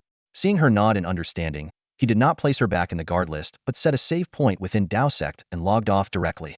As the game pod slowly opened, Lin Feng felt a wave of discomfort. The fitness clothes he had bought just yesterday were already feeling tight today. Worse still, a strong, pungent odor filled the air, almost as if it could be used to pickle old preserved vegetables. Lin Feng's thoughts drifted to his in-game wealth. The guild formation token he had listed in the auction had skyrocketed to nearly 800,000 spirit coins, equivalent to about 8 million renminbi. Coupled with the over 20,000 spirit coins he had on him, even if the market stagnated, his assets were nearing the billion mark. Indeed, wealth comes from windfalls. Only a sudden surge can bring true financial freedom, Lin Feng mused self-deprecatingly. It felt as if overnight, he had jumped from tightening his belt to joining the ranks of the financially free. This intense and surreal feeling left him a bit dazed. Pinching his thigh hard, the pain confirmed that all of this was indeed real. Although he was not someone of insatiable desires and was easily content, it did not stop him from pursuing his dreams. "Maybe it's time to embrace a different lifestyle," he murmured to himself. With a thought, items from the game world materialized around him until the floor beneath him creaked under the weight. Snapping out of his daze, Lin Feng quickly removed his gear. After freshening up, Lin Feng stepped out of his room and retrieved a special nutrient solution from the password-protected locker outside. Returning inside, he approached the game pod, replaced the nearly depleted nutrient solution, and inserted 10 new ones in sequence. After ordering 10 more special nutrient solutions online, Lin Feng took out his phone and sent a few messages in the group chat, hinting that he had some things to confess and asking the three of them to be mentally prepared. Having done all that, Lin Feng walked to the window with the used nutrient solution in hand. Gazing out at the city's skyscrapers, his eyes fell back on the nutrient solution. At that moment, countless thoughts surged through his mind. Once a colossal entity, now upon reflection, it may not be so invincible after all. Lin Feng stood by the window, a complex light flickering in his eyes. He reminisced about the past, thinking those memories were destined to be swallowed in silence. Unexpectedly, fate granted him a once-in-a-lifetime opportunity. Lin Feng's fingers slowly tightened, and the bottle of nutrient solution in his hand suddenly shattered. Glass shards flew through the air but were immediately restrained by an invisible force. This force not only pulverized the fragments, but also melted them into a small glass knife that hovered in front of Lin Feng. He spread his fingers, and a small globule of emerald green liquid floated above his palm. With a cold smile, Lin Feng said, "My enemies, how will you face such an incomprehensible power?" Before his words even finished, the liquid rapidly condensed into a bullet shape and shot out at high speed. The air was torn apart, accompanied by a deafening sonic boom. The steel coffee table beside Lin Feng had its 4 legs pierced instantly. This was no ordinary telekinesis. It was something far more astounding. With a mere thought, objects in the room began to levitate and dart towards him unpredictably. Despite the high-speed projectiles, Lin Feng moved gracefully, evading them with ease, leaving afterimages in his wake. At his current speed of 330 km/h, equivalent to one-fourth the speed of sound, he was a blur. Combining such speed with his heightened perception, 100 times sharper than a normal person's, even a regular bullet would struggle to hit him. Moreover, Lin Feng possessed a suite of active and passive skills and war gear beyond ordinary imagination, capable of withstanding gunfire and explosions. Softly, Lin Feng murmured, "This world might soon change completely. A storm is coming, and I will no longer be an insignificant ant among the masses." His gaze seemed to pierce far into the distance, knowing full well that the materialization of virtual games into reality wasn't an opportunity exclusive to him.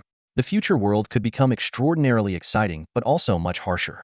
After handling some trivial matters, Lin Feng returned to his gaming pod and re-entered the world of the God-slaying game. Due to their master-servant bond, Su Xinyang sensed Lin Feng's presence the moment he logged in. She immediately left the players around her and the bewildered Su Jin, heading straight for Lin Feng. The surrounding players started to murmur, "Wow, who is that beauty? She's so cold and doesn't say a word. It seems like she's only familiar with our deputy leader, talking about some strange topics. Forget about the beauty. Even our deputy leader seems odd. I can't figure out who he is on the leaderboard." "Shoo, keep it down." Earlier, our clan's big shot, Li Changsheng, challenged the deputy leader to a duel and lost within a few rounds. "Do you want to die?" "I've just heard, that some big shots in our clan suspect our deputy leader might be an NPC. Maybe that beauty was one too." Meanwhile, Lin Feng used the Dao Sect's teleportation array to enter the clan. Looking at the vastly different scene from when he first established the Dao Sect, he felt a wave of emotion. The Dao Sect was now a level 3 clan, housing 3,000 players, the maximum capacity for a level 3 clan. In the application queue, over 1,000 eligible players eagerly awaited admission. Recalling the early days of the clan, there hadn't been stringent assessments for players due to various reasons. With such a large base, it was inevitable that some ill-intentioned individuals tried to sabotage the clan's development, while others simply occupied spots without contributing. To ensure the healthy development of the guild, Lin Feng decided to remove unqualified members. Before returning to the guild, he resolutely issued the first guild summons. Guild summons? All members, please gather near the Dao Sect Council Hall within 30 minutes. Important matters will be discussed, and those who do not show up on time will be dealt with according to guild rules and expelled from Dao Sect. This message was broadcast 3 times through in-game channels and mobile communication to ensure even offline players received it promptly. Lin Feng thought, whether they genuinely missed it or pretended not to see it, these people had no reason to stay in the guild anymore. A 30-minute notice was ample time for most guild members, but Lin Feng had no intention of making exceptions for special cases. In his view, Dao Sect did not need such special members. The moment the message went out, the entire Dao Sect chat group erupted. Many members rushed back to the guild not just because of the summons, but also to catch a glimpse of their elusive leader. With 10 minutes left before the appointed time, Lin Feng suddenly appeared at the guild teleportation array. Stepping out onto the open ground, his presence, marked by the title leader of the number 1 guild, was like the moon rising in the night, instantly drawing everyone's attention. "The leader is back. It's really the leader. Quick, take a picture of me with the leader. I want to post it on social media. I want a photo with the leader too." The guild members were ecstatic, as if they had encountered a celebrity. Lin Feng calmly said, "Everyone, please gather in front of the guild council hall."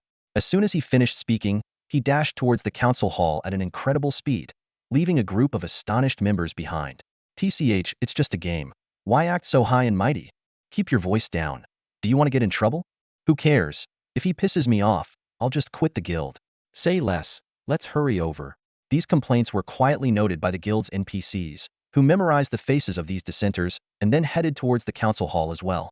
Lin Feng's speed was astonishing, and many people along the way couldn't even catch a glimpse of him. In no time, he had reached a high pavilion near the council hall, standing by the railing and looking down. With his current power, Lin Feng easily concealed his presence. Observing the gathered players below, Lin Feng noted that, apart from the NPCs, the others were utterly undisciplined. His eyes flashed with a complex expression as he thought, if times are changing, I need a group of elite warriors, not a disorganized mob. Su Jin was right, every house has its rules, and so does every guild. To forge a force of tigers and wolves, it's time to crank up the intensity. Lin Feng recalled the issues Su Jin had informed him about within the guild. Previously, He had been too preoccupied with leveling up to deal with these matters. Now that he had some time, he returned to Dao Sect specifically to address these problems. Glancing at the Dragon Kingdom's level leaderboard, he saw Number 1 He by Sei Yi, Jian level 33 body, refining stage. Number 2 Long Jun level 24 body refining stage. Number 3 Ying Luo Shui level 22 body refining stage. Number 4 was Shirley Changsheng level 21 body refining stage. Number 5 Gong Sun Waner level 21 body refining stage. Number 100 Xiao Long De Shun level 18 mortal flesh. He noticed that, aside from himself, the top 100 of the Dragon Kingdom's leaderboard hadn't changed much, and the level gap between players was similar to before. However, in just one day, Lin Feng had widened the gap to a point where others couldn't hope to catch up. The top players who once contemplated facing Lin Feng Heiden have long abandoned the idea. The Assembly Hall's plaza suddenly erupted in commotion as someone exclaimed, "Look, someone's coming!" Following the direction of the pointing finger, everyone saw a striking figure wielding a bronze spear with fish scale patterns, charging forward like the wind. Her well-defined curves and captivating, fierce aura instantly drew the attention of all the guild members. With a graceful leap, she landed steadily in front of the tall building and bowed, "Master." Her clear yet powerful voice resonated, exuding the presence of a seasoned female warrior. The name, Su Xinyang, left everyone in stunned silence. "Look, there's someone up there." Another Sharpede guild member spotted new movement. Everyone looked up to see a figure standing with arms crossed, gazing down at the crowd. At that moment, Su Jin rode in on a majestic, armored warhorse, followed by veteran guild members on similarly armored steeds. Trailing behind them was a group of guild members clad in iron armor, wielding large swords and spears. Su Jin's trained subordinates. Since pledging loyalty to Lin Feng, this team had rapidly grown in strength, as if unshackled. Led by Su Jin, they resembled a disciplined, victorious army. Their intense, murderous aura made the guild members instinctively fall silent and clear a path. Su Jin and his men dismounted in unison and shouted, "Su Jin and the brothers salute the leader! Salute the leader!" The synchronized voices echoed across the plaza. The atmosphere became heavy with a sense of impending battle, as if a valiant army was making its final vows. The spectacle left many players bewildered, as most were unaware of Su Jin and his men's true identities. In a game that mirrored reality so closely, NPC behavior seemed natural. However, for most players, such a scene was hard to accept. Despite the game's near-perfect realism, they couldn't equate the virtual world with reality. Dreams, after all, must end. Their lifelong education in the real world couldn't prepare them for this. Lin Feng, sensing the atmosphere was just right, was about to speak about the guild's development when a commotion arose among the players. 3 elite members stepped forward simultaneously, respectfully saluting Lin Feng. "Salute the leader." This scene shattered many players' perceptions. To some, it seemed like mere flattery, and they sneered. But before they could voice their disdain, nearly all players of elite rank or higher stepped forward, bowing to Lin Feng in unison, "Salute the leader." One person might be an anomaly, 2 might be exceptions, but a group signifies popular support. The herd mentality was in full display. Influenced by the atmosphere, even those who initially scoffed at the idea began to question their judgment and followed suit. With emotions and the atmosphere at a peak, many unconsciously joined in, "Salute the leader." The mass capitulation became the tipping point for the remaining ordinary players. Those still watching became the outliers. Long Jun represented this group. As the second-ranked player in the Dragon Kingdom, just behind Lin Feng, he had experienced reality manifestation. Like him, most top-ranked players who had reached the body-tempering realm understood its significance. Yet, they had never discussed it, each believing themselves to be uniquely chosen and keeping it secret. These individuals were all exceptional, unlikely to easily submit to Lin Feng. Among the crowd, about 70 stood tall and indifferent, watching everything unfold. These were the true elites among the players. "I, Long Jun, am not convinced." The deep, resonant voice echoed throughout the Dao sect, drawing everyone's attention. They saw a towering figure, nearly 2 meters tall, standing like an iron fortress. This burly man, with his arms crossed and a stern expression, was staring intently at Lin Feng. Fully armored and wearing a mask, he resembled an ancient warrior. His exposed skin revealed muscles coiled like dormant dragons, exuding an intimidating strength. Strapped to his back were 2 oversized dragon-patterned battle axes, emanating a dark aura that sent chills down one's spine. The moment Long Jun spoke, his aura exploded. Previously concealed, his presence now blazed like the midday sun, making it hard for anyone to look directly at him. Even nearby players couldn't help but shudder involuntarily.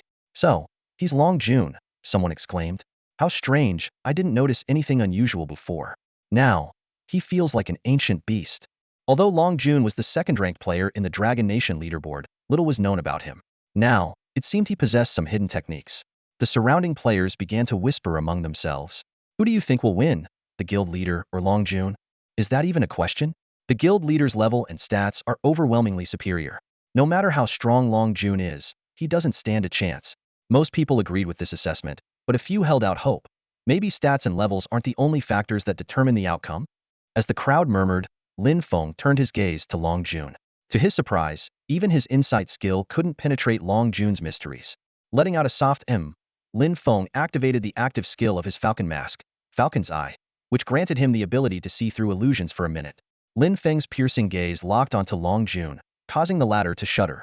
Long Jun's attributes were revealed to Lin Feng. Realm, Body Tempering. Level, 24. HP, 3000. Physical Attack, 660. Magic Attack, 0. Physical Defense, 260. Magic Defense, 0. Movement Speed, 140. Attack Speed, 14 attacks second. Seeing these stats, Lin Feng raised an eyebrow. If they were both level 24, even Su Jin might not be a match for Long Jun. Unfortunately, reality didn't work that way.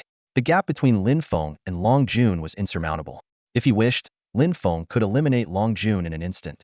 Taking advantage of the Falcon's Eye, Lin Feng scanned the entire area. The attributes of the players present were laid bare before him. While they might be top tier among their peers, their stats were insignificant compared to his. He couldn't even be bothered to make a move. Seeing Lin Feng remain silent, Long Jun snorted, thinking his opponent was afraid, and taunted, Guild Leader Yijian, "What's the matter? Are you too scared to spar with me?" Lin Feng smiled, a hint of intrigue in his expression. At that moment, a sharp, murderous shout cut through the air. "How dare you!" Before the words had fully settled, the tip of a bronze spear was already pointed at Long Jun's chest. If not for Lin Feng's orders and consideration that Long Jun was a member of the Dao sect, he might have been skewered by countless spear thrusts, possibly even killed. Facing this formidable woman, Long Jun's previously calm demeanor turned serious. Though she wasn't as strong as him, she was not an opponent that could be easily dispatched. Who is she? What's her relationship with Hei by Sei Jin? Long Jun's mind raced with questions, his expression shifting uncertainly. Despite his formidable strength, Long Jun was no fool. He knew that Hei by Sei Jin topped the Dragon Nation leaderboard and was 9 levels above him, a gap too vast to bridge. He would never be foolish enough to think he could defeat Hei by Sei Jin single-handedly. Now, Long Jun regretted his earlier provocations. He found himself truly stuck in a dilemma, unsure of what to do next. On the rooftop, Lin Feng gently leaped, his bat-like cloak unfurling in the air, allowing him to float down like a feather. As he landed, an invisible force instantly surrounded him, sending dust and leaves on the ground scattering in all directions. This ability to project such an aura required at least the peak of the body tempering stage in the game Godslaying.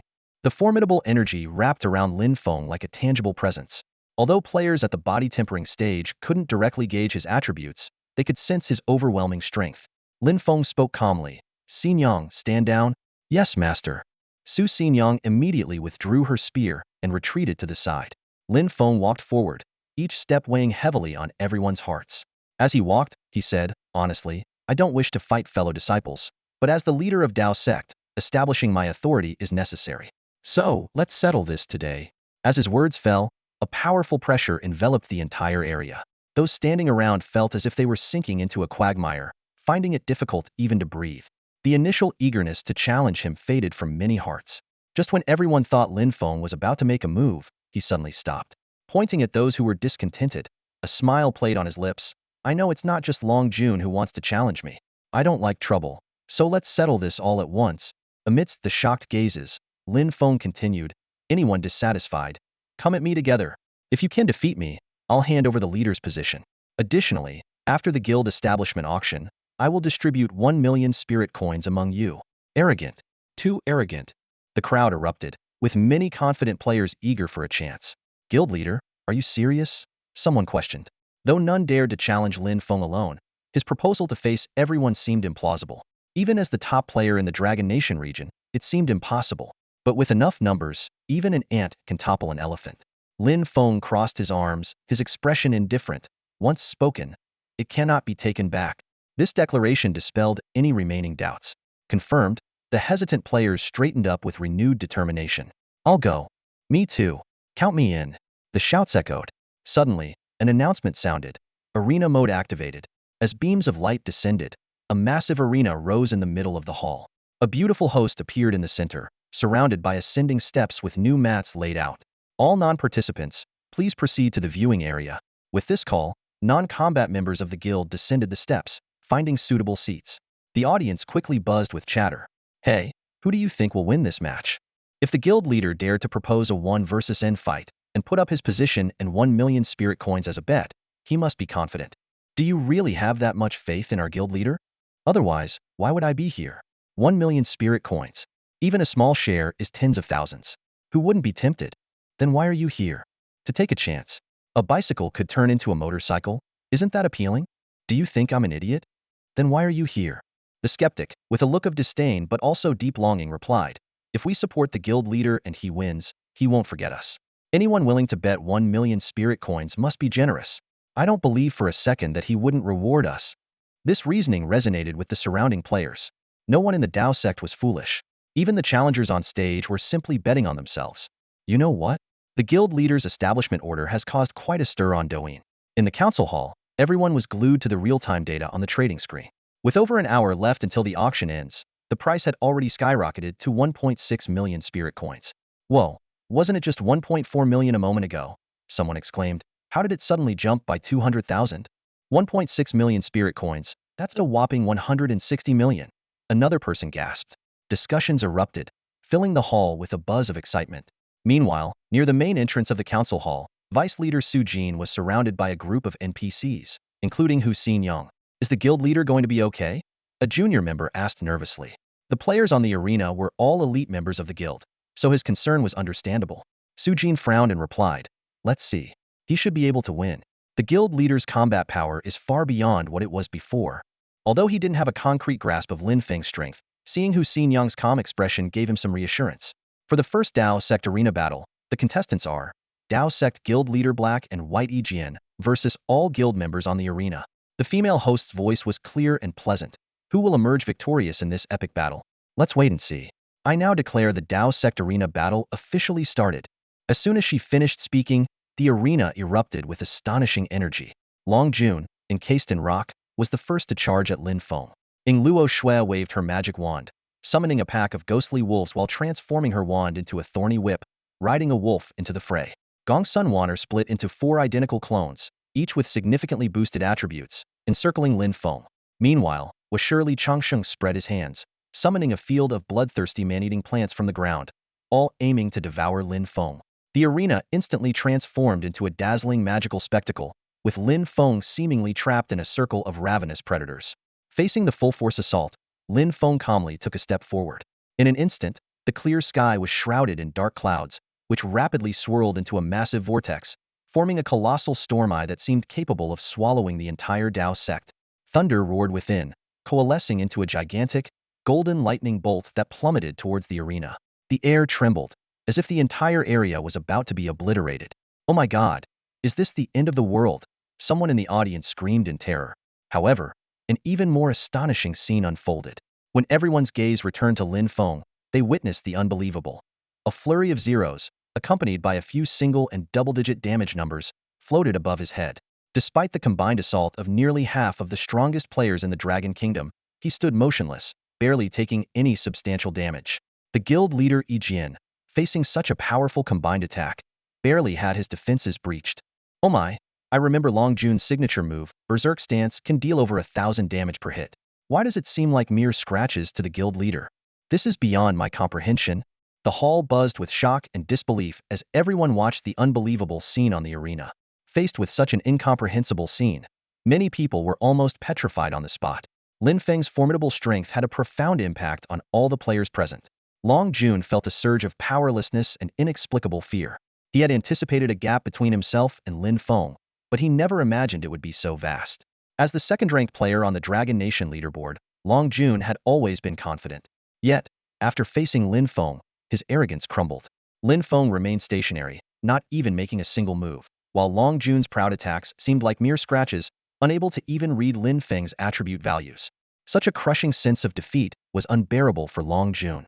His eyes turned wild with disbelief. No, this can't be. This was not just Long Jun's internal cry of unwillingness, but also the shared sentiment of other self-proclaimed exceptional players. However, Lin Feng merely parted his lips and uttered a word that sounded like divine retribution. Destroy. Before the word even faded, the massive, terrifying finger, which had been descending slowly, suddenly accelerated and smashed into the ground. With a thunderous crash, a blinding light erupted, and the arena shook violently. The damage caused by Lin Feng's 1460-point spell attack, the Triple Dragon Confinement Finger, exceeded the system's display limits. The surrounding blue defensive shield flickered under the impact of the shockwave, on the verge of collapsing. The spectators in the stands were stunned, and it took several seconds for the shield to stabilize. A gust of wind dispersed the dust, revealing hundreds of players lying on the ground. Only Lin Feng remained standing, arms crossed, watching everything with a calm gaze. A sudden appearance of an excited female host announced, "I declare the winner of this arena challenge to be Dao sect leader, Heibai Sei Yijian." After a brief silence, the arena erupted in fervent cheers. Leader is awesome. Leader is invincible. The Dao sect members' shouts echoed one after another. The fallen players gradually regained consciousness, shaking their heads in confusion as they stood up. Their eyes, once filled with defiance, now showed deep reverence as they looked at Lin Feng. One by one, they bowed respectfully, saying, "Greetings, leader." Even Long Jun had to acknowledge his defeat. His clenched fist slowly loosened, and he solemnly bowed to Lin Feng. "Greetings, leader." Lin Feng raised his hands slightly, speaking gently, "Fellow members, there's no need for such formality." A light breeze passed, and everyone straightened up. Lin Feng's gaze swept over these once unfamiliar faces, now filled with a sense of camaraderie. The reward of 1 million spirit coins is the entry bonus for joining the sect. Although I won the arena match, this fund will be distributed by Vice Leader Su Jin according to the sect's hierarchy, Lin Feng continued. For the foreseeable future, the sect's affairs will be managed by capable individuals. As the leader, aside from appointing certain positions, I will not interfere with the sect's internal matters. Finally, Lin Feng briefly outlined the structure of the Dao sect. Currently, the positions within the Dao sect, ranked from highest to lowest, are Leader 11, Vice Leader 12, Strategist 02, Protector 04, Elder 08, Hall Master 016, Incense Master 032, Elite 6464, Members 293730000. Lin Feng began assigning positions within the gang. He first announced the appointment of 3 close friends, followed by the allocation of other positions based on contribution levels, with future adjustments to be handled solely by Vice Leader Su Jin.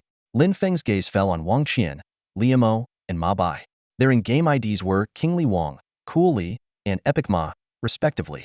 As Lin Feng read out these rather juvenile names, he couldn't help but pause slightly. Kingly Wang, Cool Li, Epic Ma, please step forward. As soon as Lin Feng spoke, the hall erupted in commotion. For the 3 involved, it was a lightning bolt out of the blue. Wang Qian was about to blurt out Lin Feng's real name, but Liamo and Ma Bai quickly covered his mouth. Seeing their vivid expressions, Lin Feng chuckled softly and then opened the gang system's appointment panel. Suddenly, the doors of the council hall swung open, and Lin Feng instantly appeared in the leader's seat. A series of appointment announcements echoed throughout the Dao sect. Kingly Wang, you are appointed as the White Tiger Hall leader. Coolly, you are appointed as the Azure Dragon Hall leader. Epic Ma, you are appointed as the Black Tortoise Hall leader. Each appointment came with a scroll that shot out and landed in front of the respective individual. Upon opening their scrolls, they were instantly transported to their seats in the council hall. Lin Feng noticed the trio's changing expressions, clearly needing time to process the sudden changes. He then turned his attention to the other players, continuing with the appointments. Long Jun, you are appointed as the White Tiger Protector. Ing Luoxue, you are appointed as the Vermilion Bird Protector. I am Li Changsheng, you are appointed as the Black Tortoise Protector. Gong Sun Wanner, you are appointed as the Azure Dragon Protector. One by one, appointments were made, and scrolls flew around, gradually filling the once empty council hall with activity. After appointing the 4 protectors, 8 elders, and 16 hall leaders, Lin Feng delegated half of the incense master and elite appointments to them, with the rest temporarily managed by Su Jin. Soon, all 3,000 seats in the council hall were occupied. Lin Feng encouraged and rewarded members who had made significant contributions, followed by a guild banquet. Amidst laughter and conversation, the first guild meeting concluded successfully. Finally, Lin Feng raised his glass and said, "Fellow Dao sect members, we will need to rely on each other to strengthen our Dao sect." "Strengthen our Dao sect," echoed the 3,000 guild members as they raised their glasses in unison. After the guild meeting, Lin Feng and most players left the Dao sect to continue their leveling journeys. Considering his 3 close friends were lower level, Lin Feng arranged for Hu Xinyang to replace him as the leader of their original 4-member team to help them level up. After giving his instructions, Lin Feng said to Hu Xinyang, "Xinyang, Wear this black rhino armor and take care of things for me. Yes, master, Hu Xinyang replied, looking at Lin Feng with clear eyes as she obediently took the armor and put it on, though a hint of reluctance flashed deep in her gaze. Lin Feng opened the Guardian panel to check Hu Xinyang's attribute stats. Lin Feng looked at Hu Xinyang in front of him, and the attributes of this silver-level guard appeared one by one in his mind. He whispered, "I'll leave it to you, Xinyang." Hu Xinyang raised her head, her clear eyes meeting Lin Feng's, a hint of reluctance flickering deep within. She softly replied, "Yes, master." In this delicate moment, a cheeky and somewhat obnoxious voice suddenly cut in. Wang Qian drawled, "Yes, master." "Hey Fengzi, where did you find such a beautiful woman?"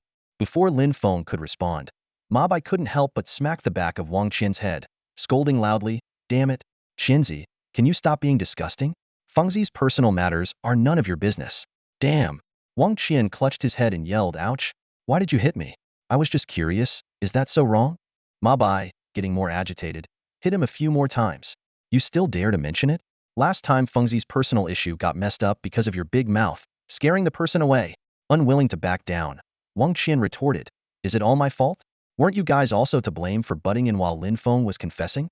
Good brothers should stick together through thick and thin, right?" Seeing this, Li Imo stepped in, trying to pull them apart with a wry smile. All right, you two are quite the pair."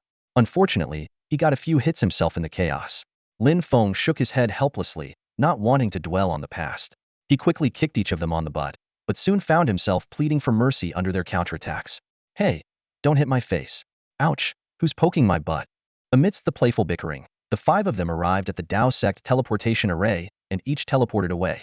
A system prompt appeared before Lin Feng. "You have entered Songlan Town." Lin Feng summoned his yellow horse and galloped to the town lord's mansion. Just as he was about to step through the gate, another system prompt appeared. "Player Black-White Esword, your item guild creation token listed in the trading house has been sold. The final sale price is 3 million spirit coins." This number surprised Lin Feng.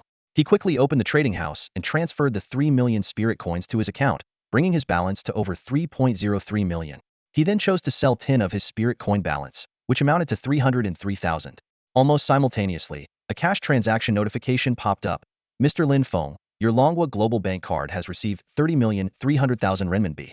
Your current balance is 30,363,869 renminbi and 8 cents. Please check your account." Staring at the huge sum, Lin Feng's heart raced, his breath quickened. Overnight, he had transformed from a poor guy into a millionaire. The sudden windfall left him momentarily overwhelmed. Lin Feng murmured to himself, feeling the tumultuous emotions within. After taking several deep breaths, Lin Feng finally calmed his excitement. He quickly opened the system interface and transferred the promised 1 million spiritual coins into the guild's account. Although this amount, equivalent to 10 million yuan, made him wince, it was a necessary investment. As a visionary, Lin Feng knew this was just a small expense on the path to Dao Sect's growth. Just as Lin Feng finished the transfer, a server-wide announcement echoed 3 times throughout the Dragon Kingdom server. Player Lin Miaoka has become the second person in the Dragon Kingdom region to create a guild, earning 80,000 guild contribution points. All members of the guild Wanhua Valley receive a permanent 8 experience boost for monster kills.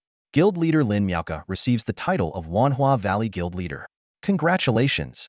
Lin Feng frowned slightly, pondering the familiar name. Soon, he recalled that Lin Miaoka was likely the daughter of the head of the Lin group in the Dragon Kingdom region. However, Lin Feng didn't care much about who had bought the guild creation token. The money was in the account, and that was what mattered. Following the mission's guidance, Lin Feng arrived at the mayor's residence in Kanglan Town. Led by the task manager, he entered the study in the backyard.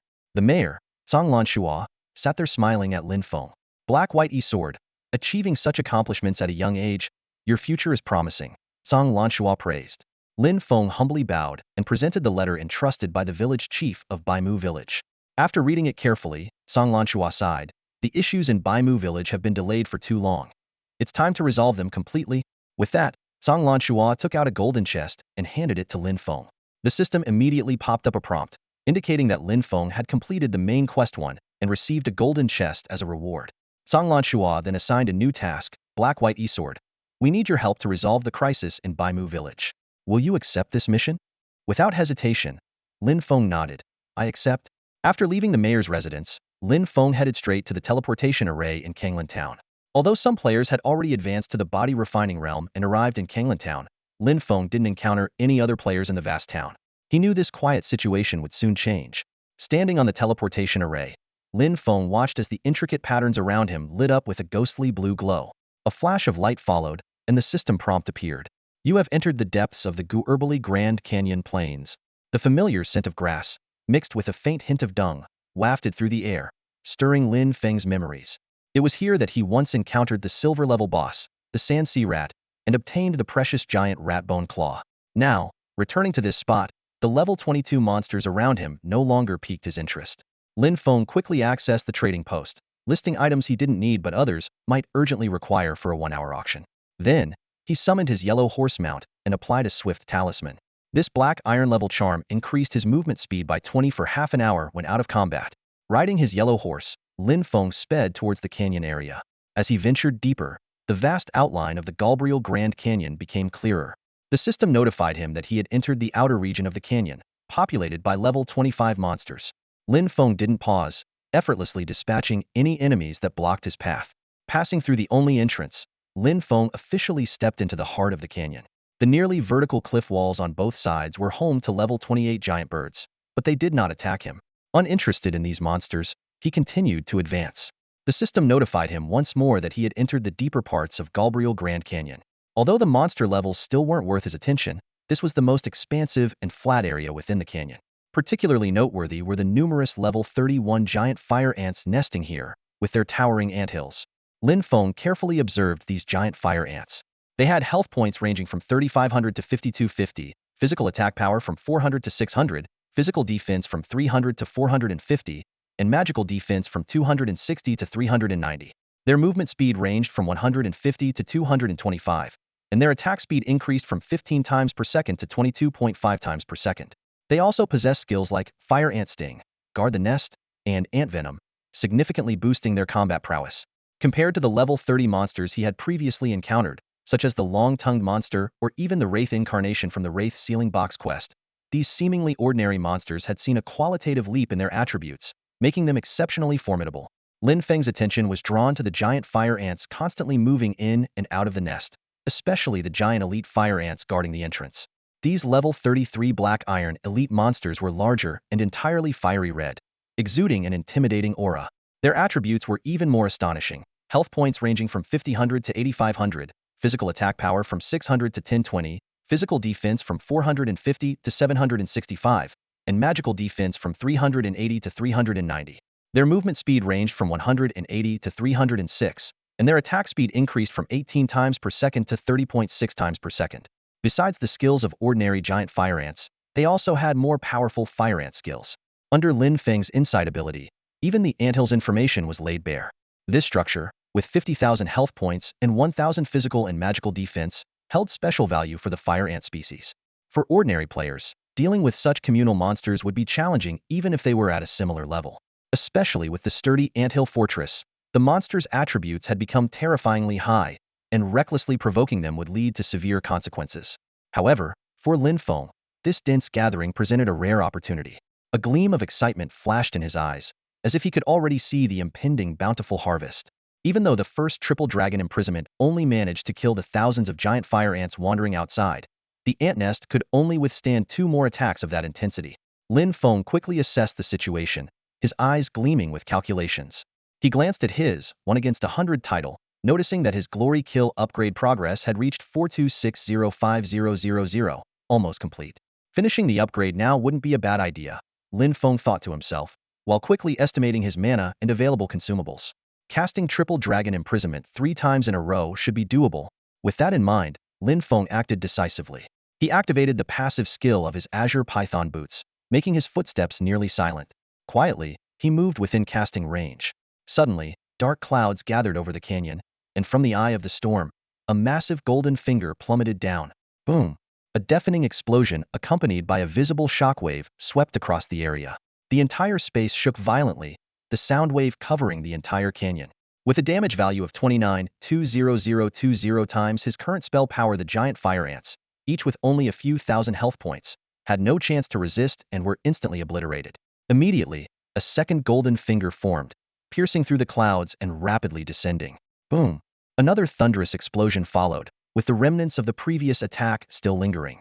The powerful ant nest collapsed under this relentless assault, and the now unprotected fire ants fell into chaos, their attributes plummeting.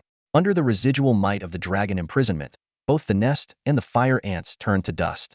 System notifications flashed continuously. You have killed a giant fire ant, gaining 1.1 experience points. You have killed a giant elite fire ant, gaining 55 experience points. You have leveled up.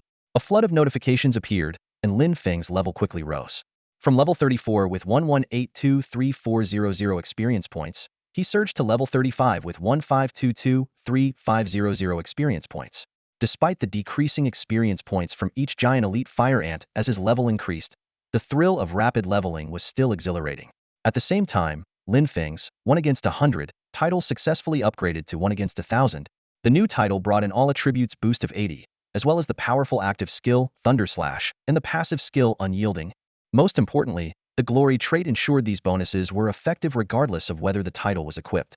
Lin Feng silently tallied his results: 2,820 giant fire ants and 95 giant elite fire ants. Moreover, the full state restoration and title upgrade were unexpected bonuses. As the dust gradually settled, Lin Feng's gaze landed on the distant clearing. The terrifying power of the two triple dragon imprisonments was quickly fading, revealing 15 giant fire ant kings and 5 giant fire ant queens, barely clinging to life and furiously attacking their surroundings. These surviving ant leaders seemed desperate to vent their rage. If they could speak, if they could identify the source of this catastrophe, these fire ant kings and queens would undoubtedly use all their strength to tear the enemy apart. Their hearts were filled with confusion and fury. How could their painstakingly built home, nurtured over many years, be reduced to ruins in an instant without any warning? The towering ant nests, once standing tall like skyscrapers, had now been reduced to smoldering ruins. Lin Feng stood at the edge of the devastation, his gaze sweeping over the scene of destruction. The bodies of fire ants lay scattered everywhere within the nests, the air thick with the acrid smell of burnt flesh. The crackling sounds of small explosions filled the air, as if nature itself was playing a final dirge for these creatures. A hissing sound came from all directions, indicating that the surviving fire ants were using their unique methods to search for the culprit. Their anger was almost palpable, a furious desire to tear the perpetrator limb from limb. A slight smile tugged at the corner of Lin Feng's mouth, a determined glint in his eyes. Since I've started this, I might as well finish it, he muttered to himself. As a man of his word, he decided to put an end to this trouble once and for all. Pointing his right index finger upwards, he unleashed the third layer of his dragon imprisoning finger. In an instant, a deafening explosion echoed through the canyon. The 15 giant fire ant kings and 5 giant fire ant queens, burdened with the pain of their clan's annihilation, were obliterated in this final strike. Rocks tumbled down from the canyon walls, the ground cracked and sank, and a fierce wind whipped up dust and sand, forcing Lin Feng to squint his eyes. System notifications flashed continuously. You have killed a giant fire ant king, gaining 440 experience points. You have killed a giant fire ant queen, gaining 880 experience points. Level up. You are now level 37, with 322,3700 XP. Level up. You are now level 38, with 10223800 XP. Lin Feng silently calculated his gains. The giant fire ant kings were level 36, and the giant fire ant queens were level 37.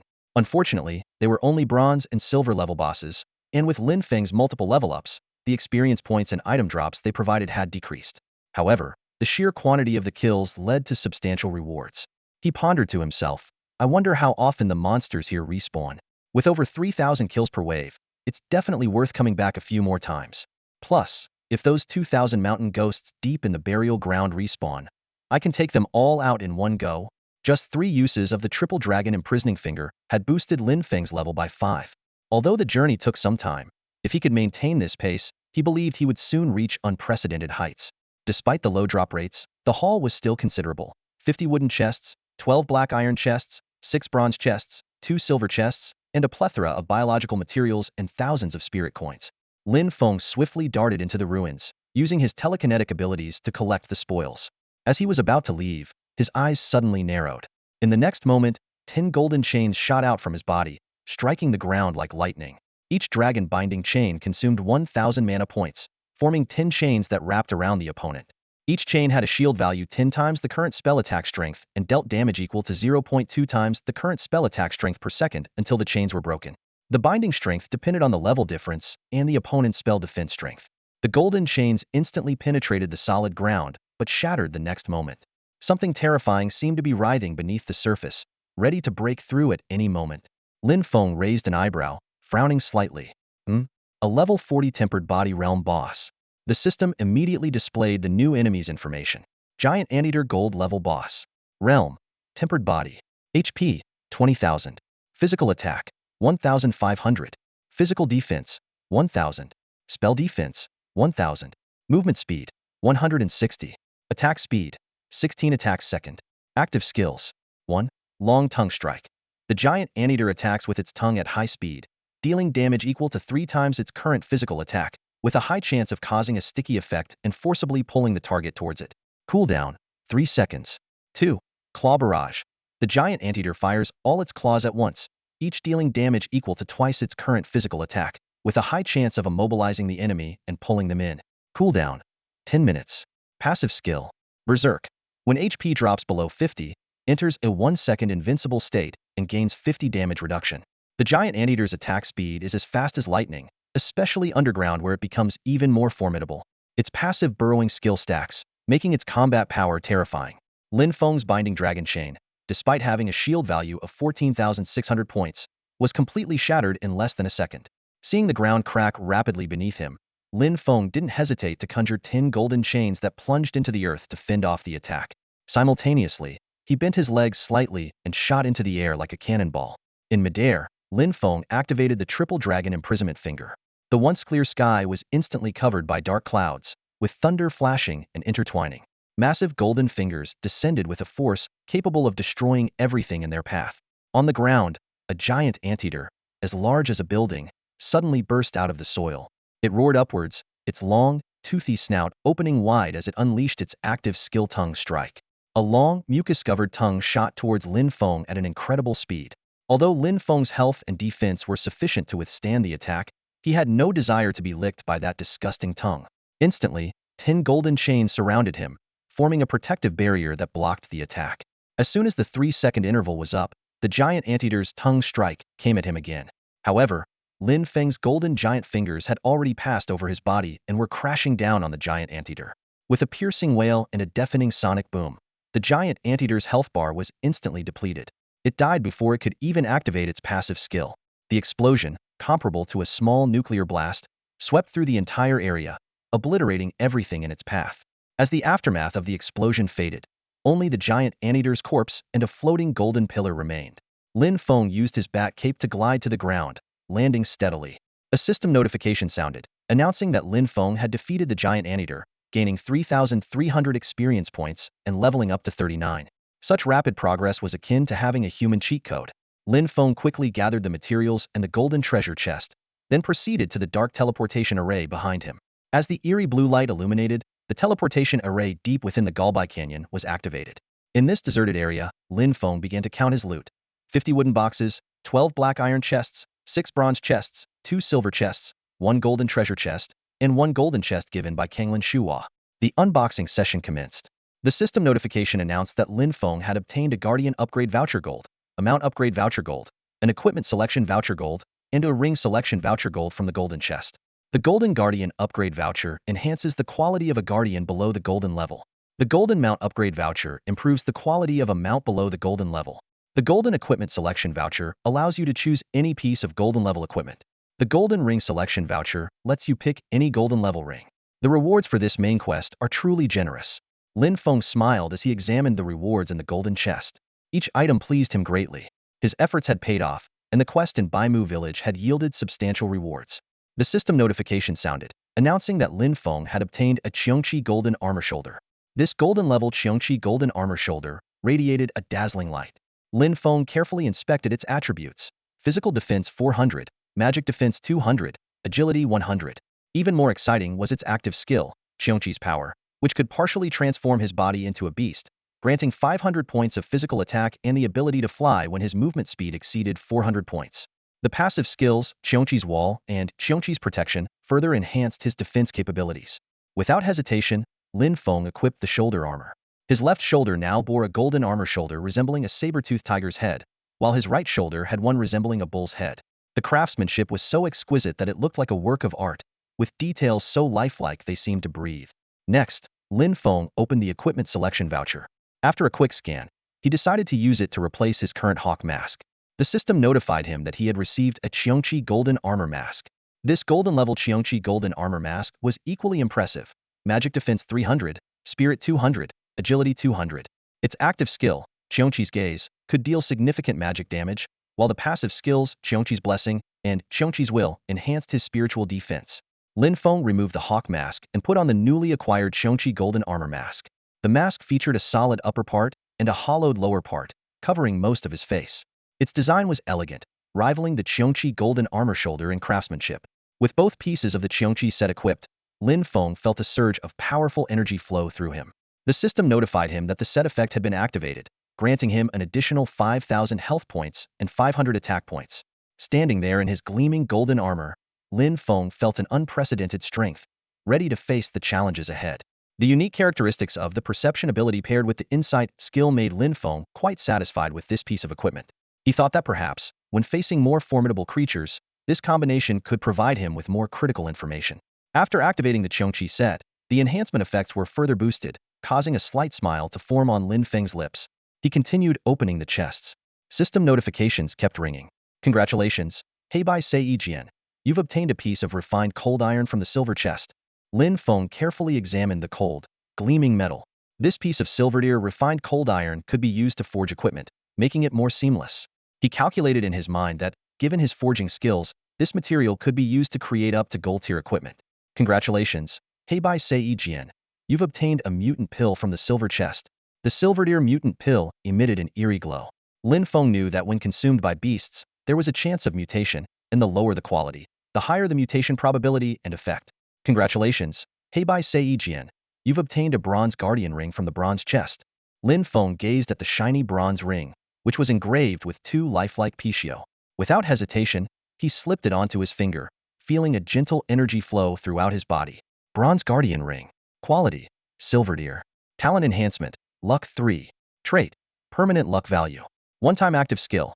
Sacrifice this ring to gain a 30-point luck value enhancement effect. Lin Feng pondered that although the attributes of this ring were somewhat low for silverware, its permanent luck value and sacrifice effect were its true worth. Congratulations, Heibai Sei Jian. You've obtained a bronze guardian bracelet from the bronze chest. This cylindrical bracelet featured a lifelike male guardian, holding a shield in his left hand and a spear in his right. Lin Feng marveled at the intricate carving, especially the strong muscle lines and bulging veins. He brought the bracelet close to his right wrist, and it automatically adhered, fitting perfectly. Bronze Guardian Bracelet. Quality, silverware. Talent enhancement, strength 100. Active skill. Silver Guardian summons a Silver Guardian of the same level as the player, with stats influenced by the player's current level, duration, cooldown 6h, cannot be summoned repeatedly. Passive skill, Guardian Enhancement. Congratulations, Heibai Sei Jian. You've obtained a bronze necklace from the bronze chest. This shiny bronze necklace featured a fearsome crusader, clad in blood-stained armor, with his piercing eyes being particularly striking. Lin Feng put on the necklace, feeling a solemn and awe-inspiring aura. Bronze Crusader Necklace. Quality, silverware. Talent enhancement, intelligence 100, spirit 50. Passive skills. Crusaders will when health is below 50, Crusader's Guard effect doubles. Crusader's Guard provides minor resistance to negative effects. Lin Feng assessed the attributes of this necklace. Although its immediate combat benefits were limited, he sensed that its true value would shine when facing powerful bosses. After opening the boxes, Lin Feng found a wealth of useful consumables. He meticulously organized the newly acquired items. Stacks of disposable talismans that glimmered softly, experience pills exuding a faint medicinal aroma, and over a dozen plain whiteboard equipment pieces. Lin Feng thought these items could be used to equip Hu Xinyang and Wang Qian. He opened the system interface to check his inventory. His gaze swept across the numerous items, finally resting on the Ancient Gods Talent Skill Book. This book was a precious reward he received upon advancing to the body-tempering realm, and he had kept it safe due to the lack of luck points. Lin Feng carefully read the instructions for using the Ancient Gods Talent Skill Book. The book contained the power of the Ancient Gods' heavenly ways, and with enough luck, it might even grant a chance to defy fate. The thought excited him. Besides this book, Lin Feng also had a few items that increased luck points, which he had acquired at high prices through Sujin. He calculated that by sacrificing these items, along with the newly obtained one, he could amass a significant amount of luck points.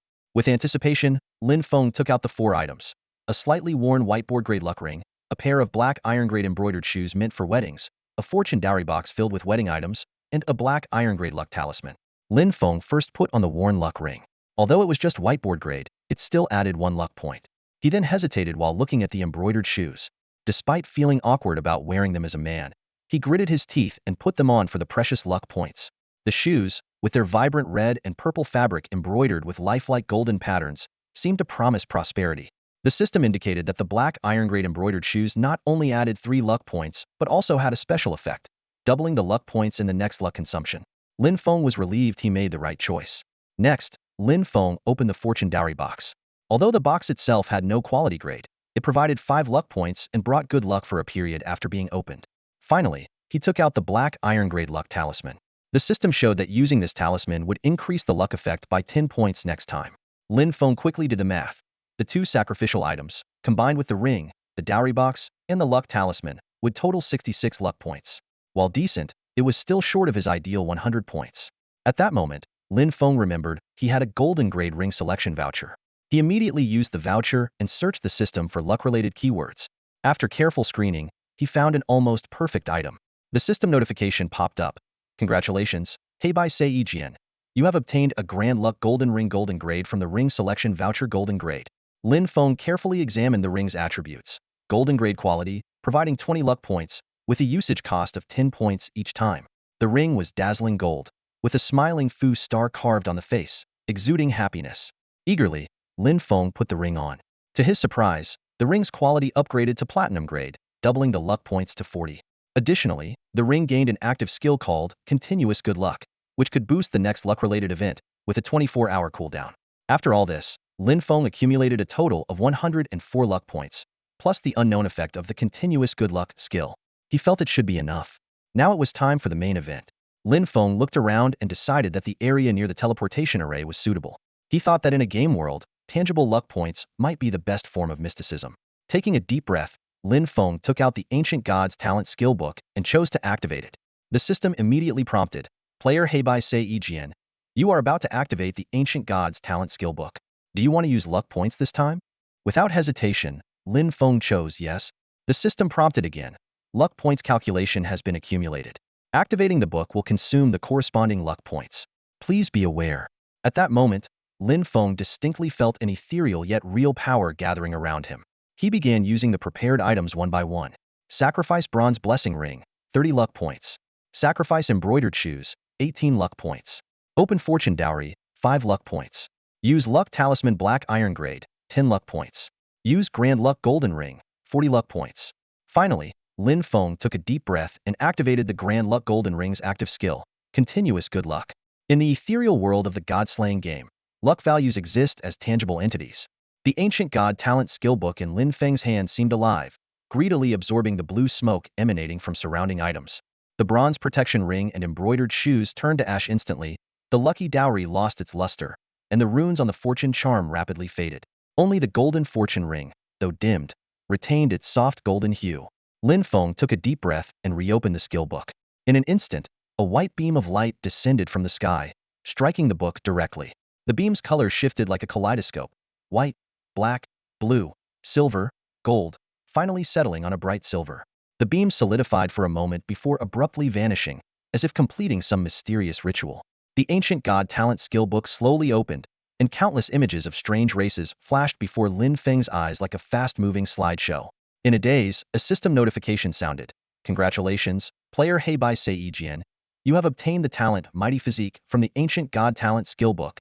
Before the words had even faded, mysterious forces surged from all directions, pouring into Lin Feng's body like a tidal wave. He involuntarily floated into the air, his entire being brimming with an overwhelming sense of power. Lin Feng stared blankly at his own hands as he slowly descended back to the ground.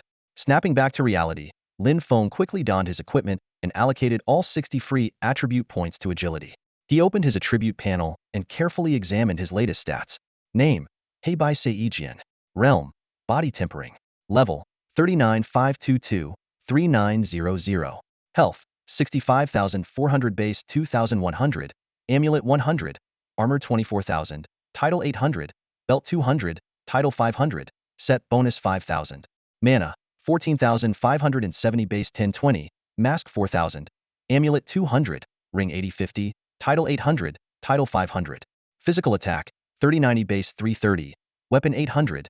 title 160, title 100, set bonus 1000, bracelet 200, set bonus 500.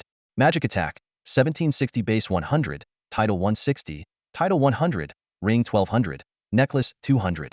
Physical defense, 1560 base 90, amulet 20, armor 600, title 80, belt 20, title 50, leg guards 100, shoulder pads 600.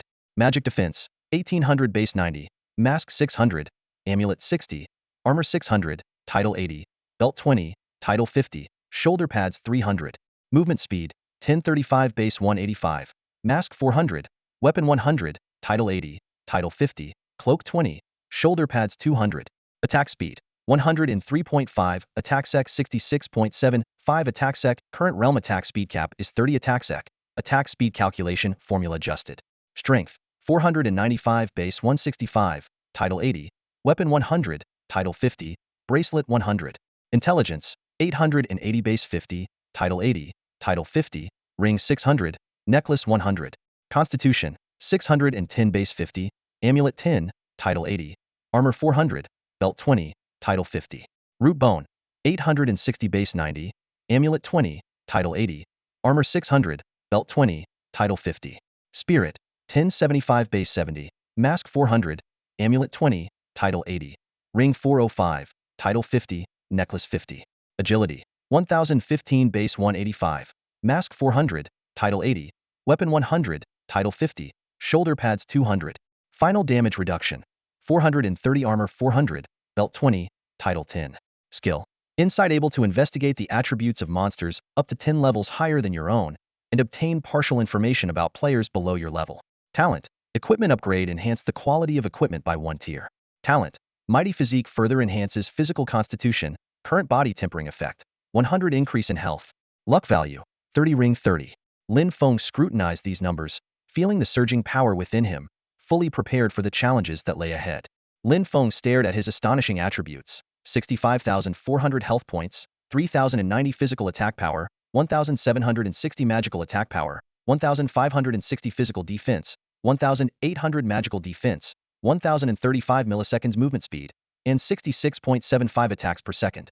With such stats, he could dominate the world of the Slaughter God game. Even top-tier experts in the body refining realm, not to mention those in the Foundation establishment realm, stood no chance against him. Taking a deep breath, Lin Feng felt both thrilled and puzzled. He understood the significance of these numbers and couldn't help but wonder what secrets lay behind the Slaughter God game. If he could bring these abilities into the real world, how close would he be to becoming an invincible force? His movement speed reached 1,035 milliseconds, 3 times the speed of sound, comparable to the SR-71 Blackbird supersonic reconnaissance aircraft. At such speed, even supersonic missiles would struggle to hit him. Lin Feng realized that if these abilities manifested in the real world, the consequences could be catastrophic. Setting aside his doubts for now, Lin Feng decided to take things one step at a time. He summoned his mount, the Yellow Horse, and checked its information. Mount, Yellow Horse. Owner, Black and White Sword E. Level, 1. Non-growth mount, cannot be upgraded. Maximum load, 2 people. Riding effect, maximum movement speed 40. System note, golden mount upgrade tickets cannot be used on this mount. Please be aware. Although the 40-point speed boost was insignificant for Lin Feng at his current level, he decided to use the Yellow Horse for now.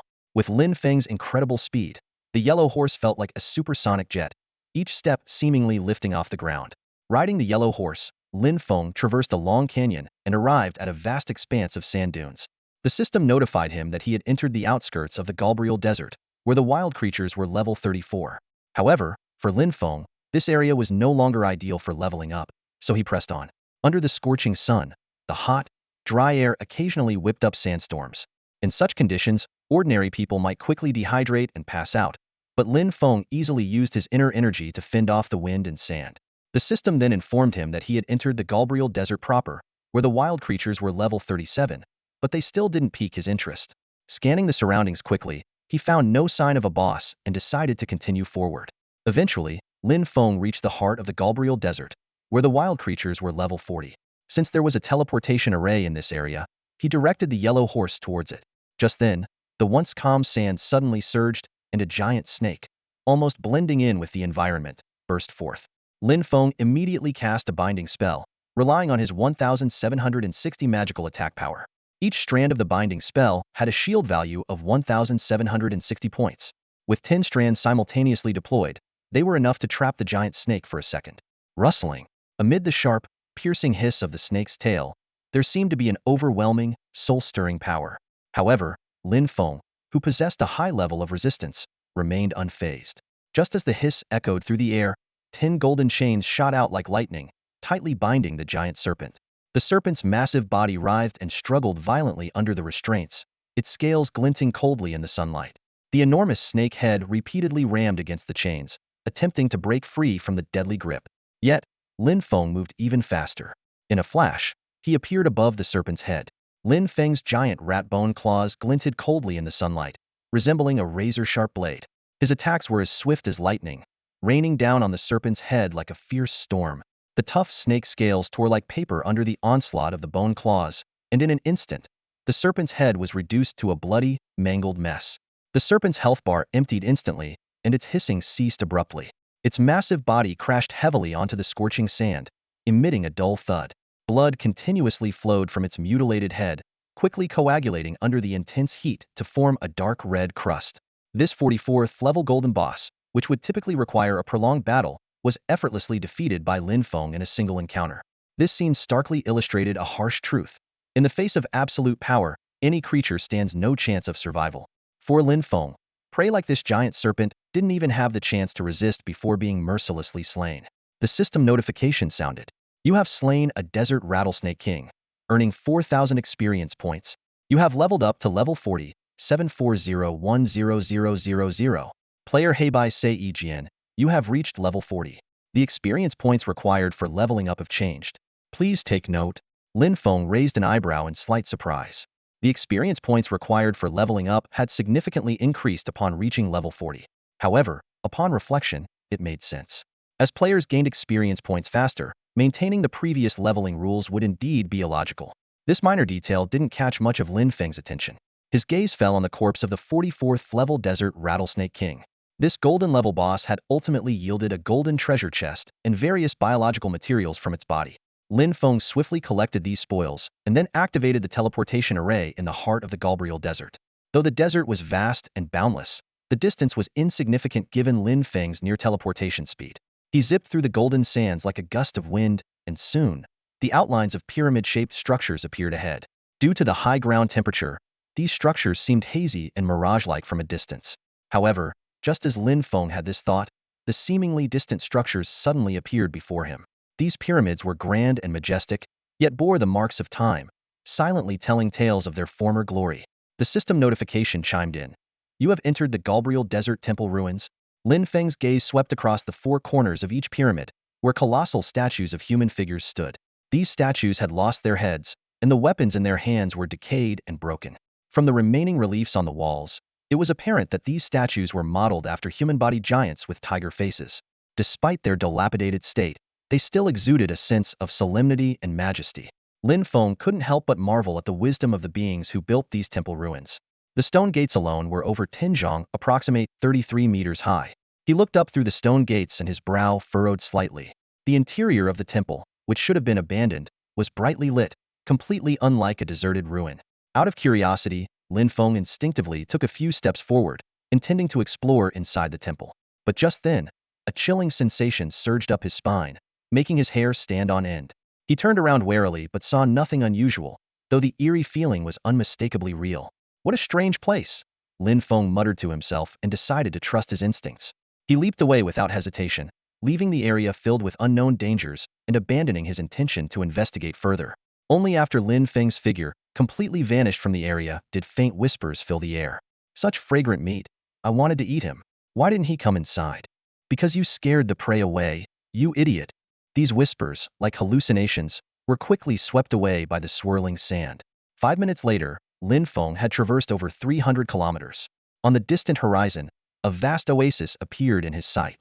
In the center of the oasis stood a colossal tree, several thousand meters tall. Its trunk and branches were luxuriant, seemingly covering the entire oasis, making it the focal point of the area. The system notification sounded once more. You have entered the edge of the elven tree. The trees here are towering giants, most of them reaching hundreds of meters high, with thick branches intertwined like a natural three-dimensional maze. Lin Feng lightly stepped onto a sturdy branch, feeling the solid touch beneath his feet. As soon as he entered this area, he sensed countless sharp gazes coming from all directions, as if taking another step forward would immediately trigger a fierce attack. Interesting, Lin Feng murmured softly, a glint of excitement flashing in his eyes. His gaze swept around like a radar, and with the combined abilities of his insight technique and the Chongqi golden armor mask, he easily saw through most of the camouflage. The creatures hiding in the shadows were laid bare before his eyes. Lin Feng quickly locked onto the nearby incomplete elf tribe. Although these creatures possessed the physical prowess of level 43, they seemed weak and vulnerable to him.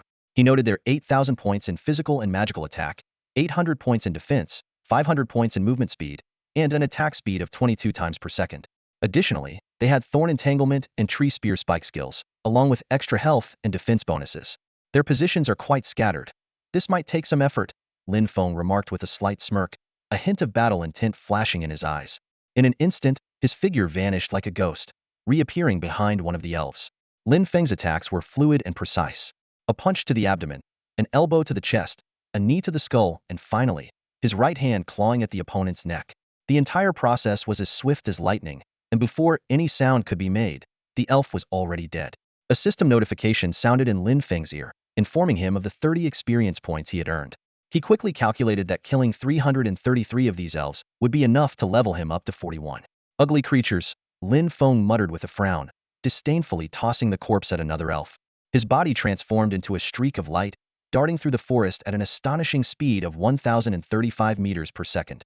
To him, these elves were like stationary targets, unable to track his movements. In just a few minutes, nearly 200 elves had fallen, some thrown aside by Lin Feng, others plummeting from the branches. His speed was unbelievable, and not a single elf could see him strike. Where is he?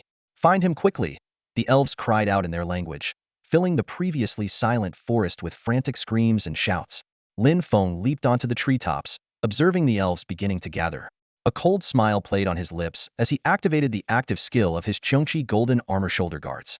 In an instant, wings sprouted from his back, and with a gentle flap, he lifted off the treetops. Hovering in the air, Lin Feng looked down at the forest below. Despite the dense foliage, the elves were still visible to him.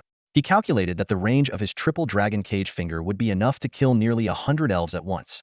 That's enough, Lin Feng said softly, raising his right hand and pointing downward at the locked area. Instantly, the clear night sky was obscured by unknown dark clouds, as though something terrible was about to happen. Fierce winds howled as dark clouds roiled across the sky. Lightning flashed, and rain poured down in torrents. Suddenly, a rift appeared at the center of the clouds, and a colossal golden finger shot out, creating a massive eye of the storm. Lin Feng hovered in midair, his cold gaze fixed below. He raised a hand, and the golden finger condensed rapidly, plummeting towards the ground with a thunderous crash. Before the shockwave from the first strike dissipated, Lin Feng pointed 3 more times in quick succession. In mere seconds, 4 colossal golden fingers smashed into the earth, each strike causing an earth-shattering explosion. Below, the elves were thrown into a panic. Some screamed and fled in all directions, while others stood frozen in despair, eyes filled with apocalyptic dread. A squad of elite elves, their eyes flashing with a final burst of madness, leapt onto the treetops and launched a counterattack against Lin Feng. Countless tree spears shot towards him like raindrops, making Lin Feng the target of all their hatred in the night sky. Facing the desperate retaliation of the elves, Lin Feng merely shook his head with a cold smile. Ignorant, he muttered. With a flap of his wings, Lin Feng's body ascended at a blistering speed of Mach 3, quickly surpassing the reach of the tree spears. At that moment, from the direction of the giant tree on the distant horizon, clouds churned, and an ancient, wrathful voice echoed. Who are you? How dare you use such sorcery to decimate my kin and destroy our land? The voice carried a power that traveled at supersonic speed, locking onto Lin Feng with precision. True damage. Alarm bells rang in Lin Feng's mind. His body felt a crushing blow, as if his ribs were being shattered, and he uncontrollably spat out a mouthful of blood. The strike drained nearly a third of his health. Terrified, Lin Feng looked towards the source of the voice. A colossal figure made of clouds was striding towards him, each step covering great distances, moving with a speed that rivaled Lin Feng's own. What the hell is that? Lin Feng exclaimed. Without a moment's hesitation, he activated his triple dragon prison finger.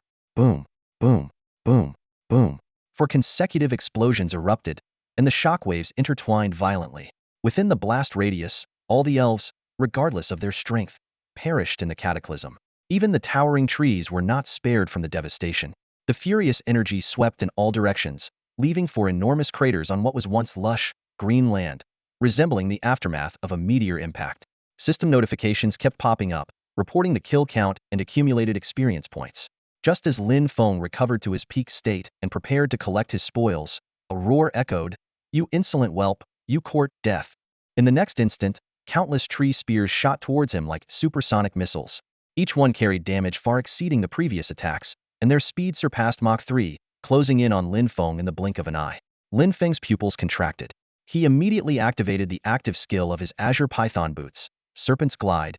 At a blistering speed of Mach 6, his body transformed into a streak of light, retreating rapidly into the distance. Lin Feng swiftly retreated, with the tree spear and the giant formed from mist hot on his heels. The sense of danger prompted him to react quickly, conjuring 5 massive golden hands before him. To ensure his safety, he also activated the skill power of the giant rat, consuming 200 mana points to gain a shield with a massive amount of health. The golden hands charged at the pursuers like 5 small hills. Amidst the thunderous noise, the first 3 hands shattered one after another, while the fourth barely managed to block the tree spear. The mist giant arrived, smashing the damaged fourth hand with one strike and destroying the fifth with another. Lin Feng had retreated to the edge of the elven tree when the pursuers halted. A sharp cry came from behind him, "Wretch, if there's a next time, I won't spare you."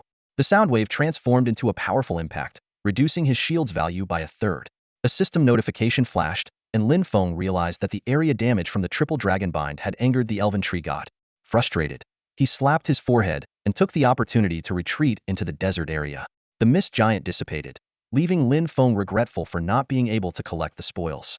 After reaching the outskirts of the Galbire Desert, Lin Feng checked his map and decided to try a different approach.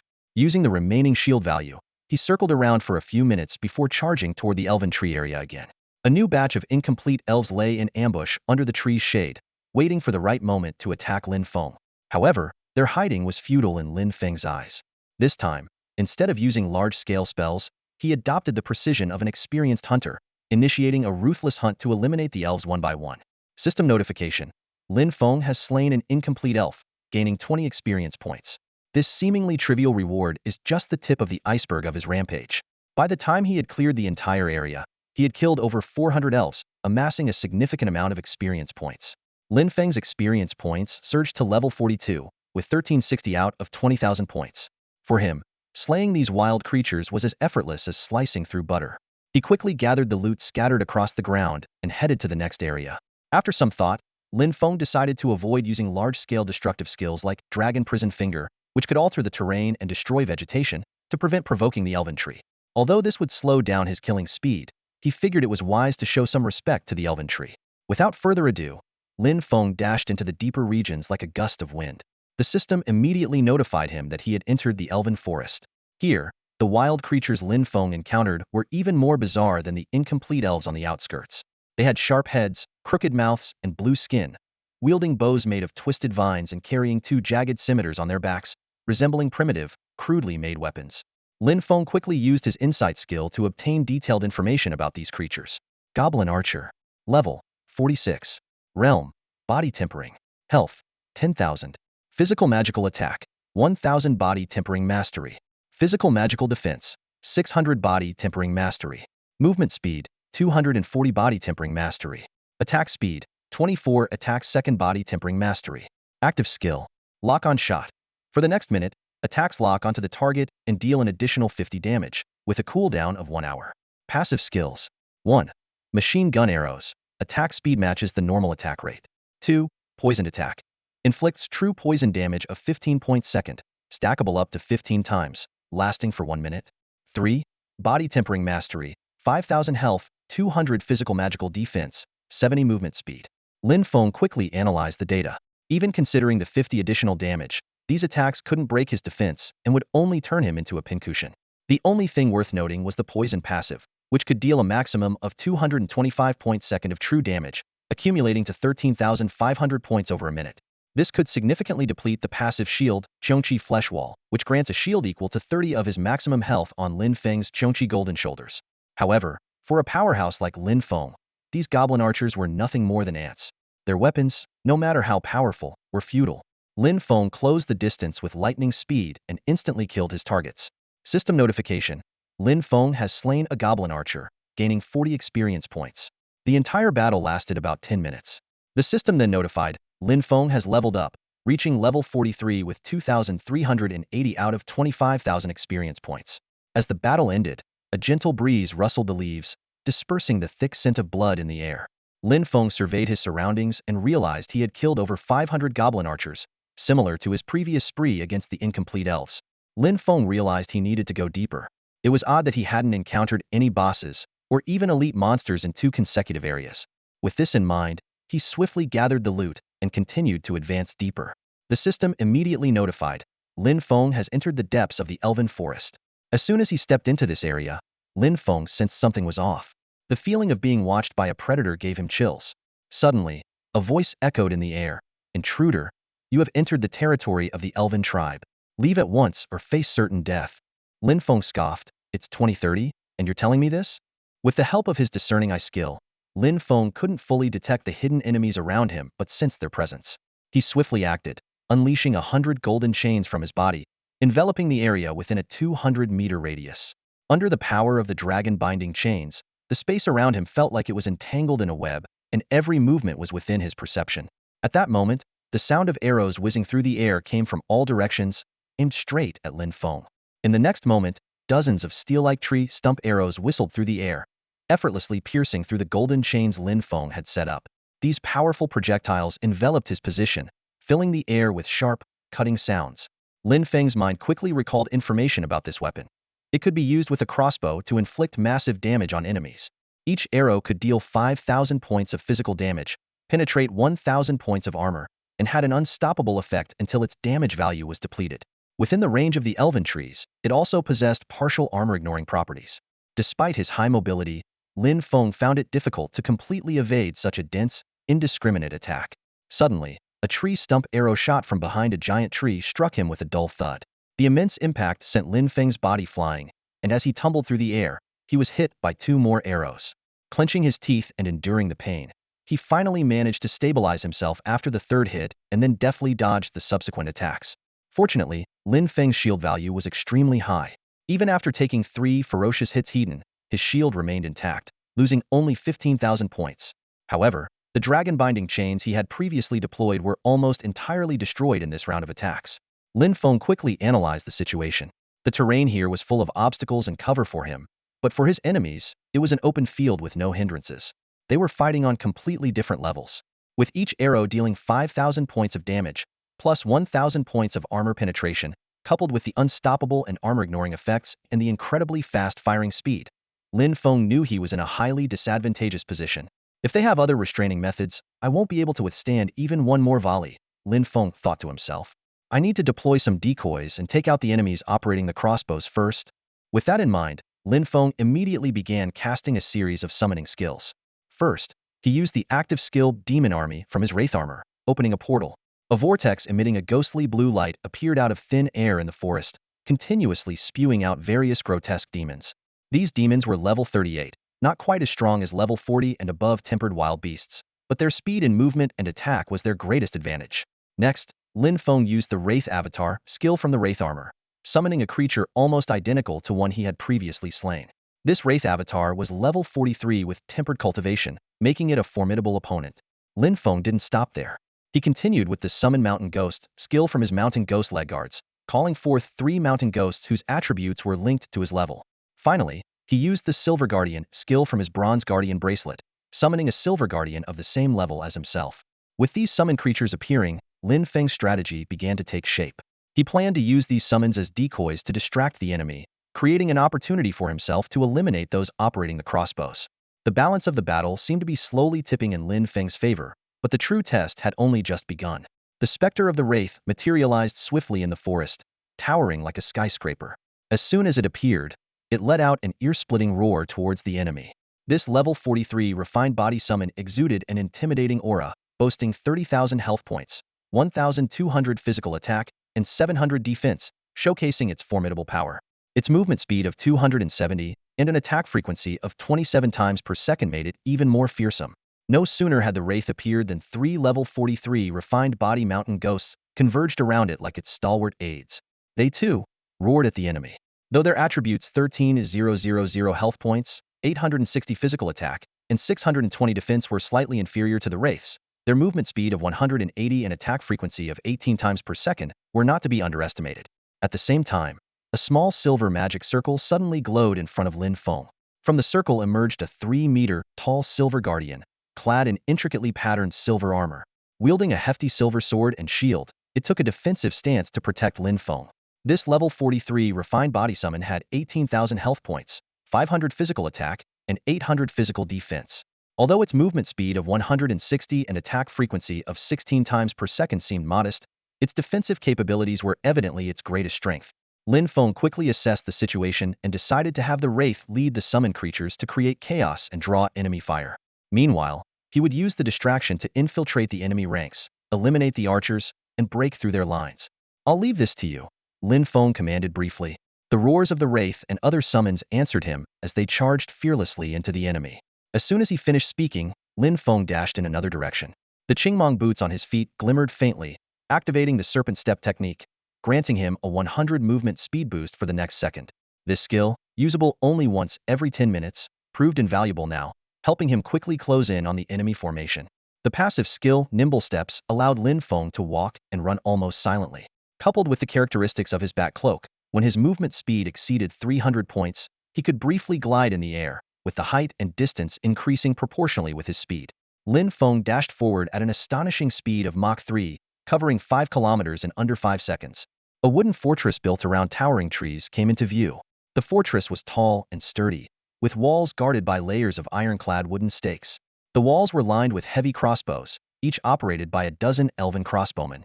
Behind the crossbows were piles of powerful tree stump arrows as ammunition, and crane-like devices constantly replenished the arrows.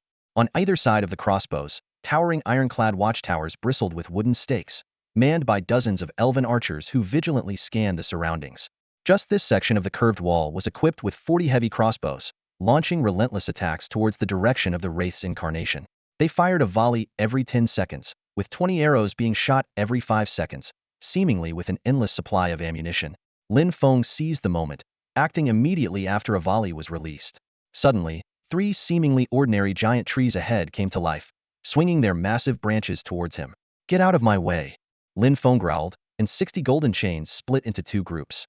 Half of the chains quickly ensnared and immobilized the 3 giant trees, while the other half continued forward, preemptively locking down any obstacles in their path.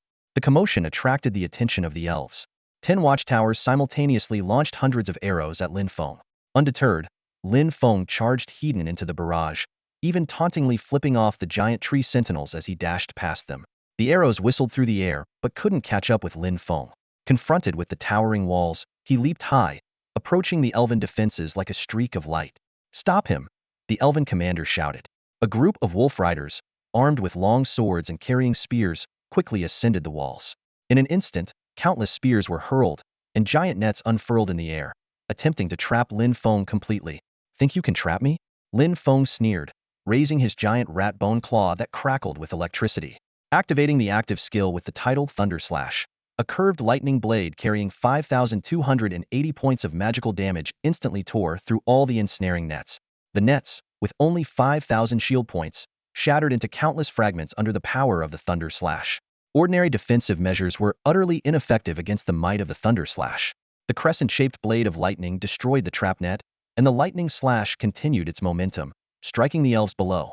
The elves were instantly charred, their agonized cries echoing through the air.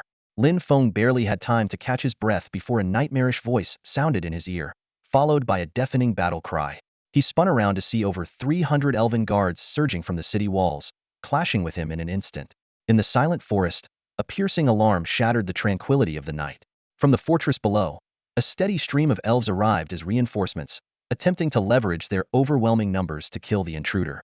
Various skills intertwined in the air, forming a dazzling yet deadly curtain of light. Lin Feng's shield value plummeted like melting snow, rapidly dropping until it was completely shattered. Despite his high defense, the elves' regular attacks barely scratched him, but their toxins were a significant nuisance. The stacking true damage was like invisible blades, slowly whittling away at Lin Feng's life. In this chaotic melee, Lin Feng found it hard to manage everything. If he continued to fight, he might very well be worn down to death. Moreover, most of these elves had shield values, making it difficult for Lin Feng to kill a large number of high-level elves quickly. Suddenly, Lin Feng sensed something unusual. During a brief lull in the battle, his sharp eyes locked onto a distant figure that looked like a commander. The elf, clad in beast hide armor and wielding a spear and shield, rode a giant bear, standing out from the other minions. The mere aura he emitted made Lin Feng feel a hint of threat. At that moment, the elf was shouting orders. Under his command, more elves were rushing to the scene. What was more worrying was the appearance of wooden mechanical beasts and a group of more formidable elven warriors behind him. A sharp bird cry suddenly pierced the sky. The previously calm night was now disrupted by a squadron of flying creatures. They circled above briefly, quickly locking onto Lin Feng and his summoned creatures, then split into two groups to launch a fierce aerial attack. The situation took a sharp turn for the worse, becoming increasingly unfavorable. Lin Feng calculated in his mind. It seems I need to find an opportunity to use the triple dragon prison finger and then make a quick escape. Even if the cloud giant reacts, it probably won't catch me. Targeting the leader is key. These elves were fighting with relentless fervor, and it was hard to believe that their commander had nothing to do with it. Lin Feng activated his insight skill, coupled with his ability to see through illusions. The information of the elven commander appeared before him. Elven Leader Muti. Platinum level boss. Level 50. Realm Tempered body stage. Health 26,000. Physical attack 2,200. Physical magical defense 1,000. Movement speed 320. Attack speed 31 times. Active skills 1. Heavy spear charge. The elven leader excels in single target attacks. His next attack will deal 500 physical damage and is guaranteed to hit, with a high chance of causing stun and knockback. Cooldown 1 minute. 2. Inspire troops. As a revered leader among the elves, he can boost the attributes of nearby elves by 30 for 30 minutes. Cooldown 6 hours. 3. Desperate stand. When in dire straits, the elven leader can unleash tremendous combat power, gaining a 100 boost to all attributes for 10 minutes. Cooldown 4 hours. 4. Preemptive strike. Quickly summons nearby elven troops to the battlefield, granting them a 200 movement speed boost for 1 hour. Cooldown 6 hours. Passive skills 1. Fight to the death. As long as the elven leader is alive, nearby elves under his command will not retreat and will fight to the last man. 2. Master of Tempering. Health 12,000. Physical attack 800. Physical magical defense 500. Movement speed 120. Lin Feng thought to himself, this leader, Muti, is indeed a tough Opponenta platinum level boss. These elves are so difficult to deal with because of his presence. My judgment was correct.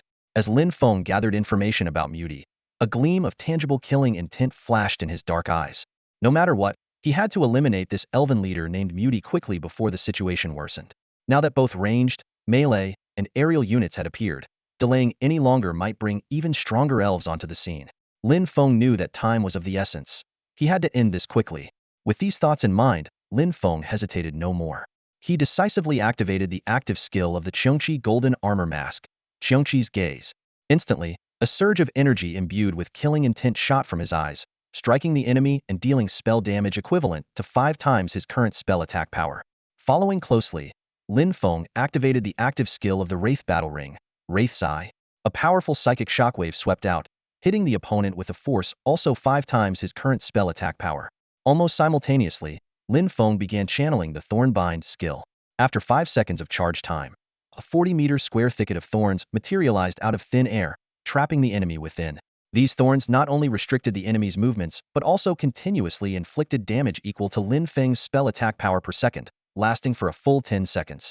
2 tangible attacks, condensed from psychic energy, almost simultaneously struck Commander Muti's mind. The intense impact nearly caused him to fall off his imposing giant bear mount. 2 bright red damage numbers appeared above his head, indicating the severe damage he had suffered. Commander Muti felt a constant buzzing in his head, accompanied by intense pain and dizziness. Coupled with the inexplicable loss of most of his health, he almost fainted on the spot. Shaking his head slightly to regain focus, he looked towards the center of the battlefield, only to find that Lin Feng had vanished. Just as Commander Muti was puzzled, a wail suddenly came from above. The once agile and maneuverable aerial squad was now falling like raindrops. Commander Muti suddenly realized the enemy had moved above. As the elves collectively looked up, they saw their proud aerial cavalry being easily shot down, yet they could never catch sight of the elusive assailant. At that moment, a fallen bird plummeted toward Commander Muti's head, and he finally sensed a faint hint of killing intent. A mocking glint flashed in Commander Muti's eyes. He thought to himself, "Kid, you're too naive." He yanked the reins in his hand, and the giant bear beneath him stood upright, letting out a deafening roar at the falling bird. An indescribable aura burst forth from Commander Muti. Spear charge. Commander Muti roared, thrusting his long spear towards the bird above. A green beam of light shot out from the spear's tip, containing destructive power. The poor bird didn't even have time to cry out before being pulverized by the attack.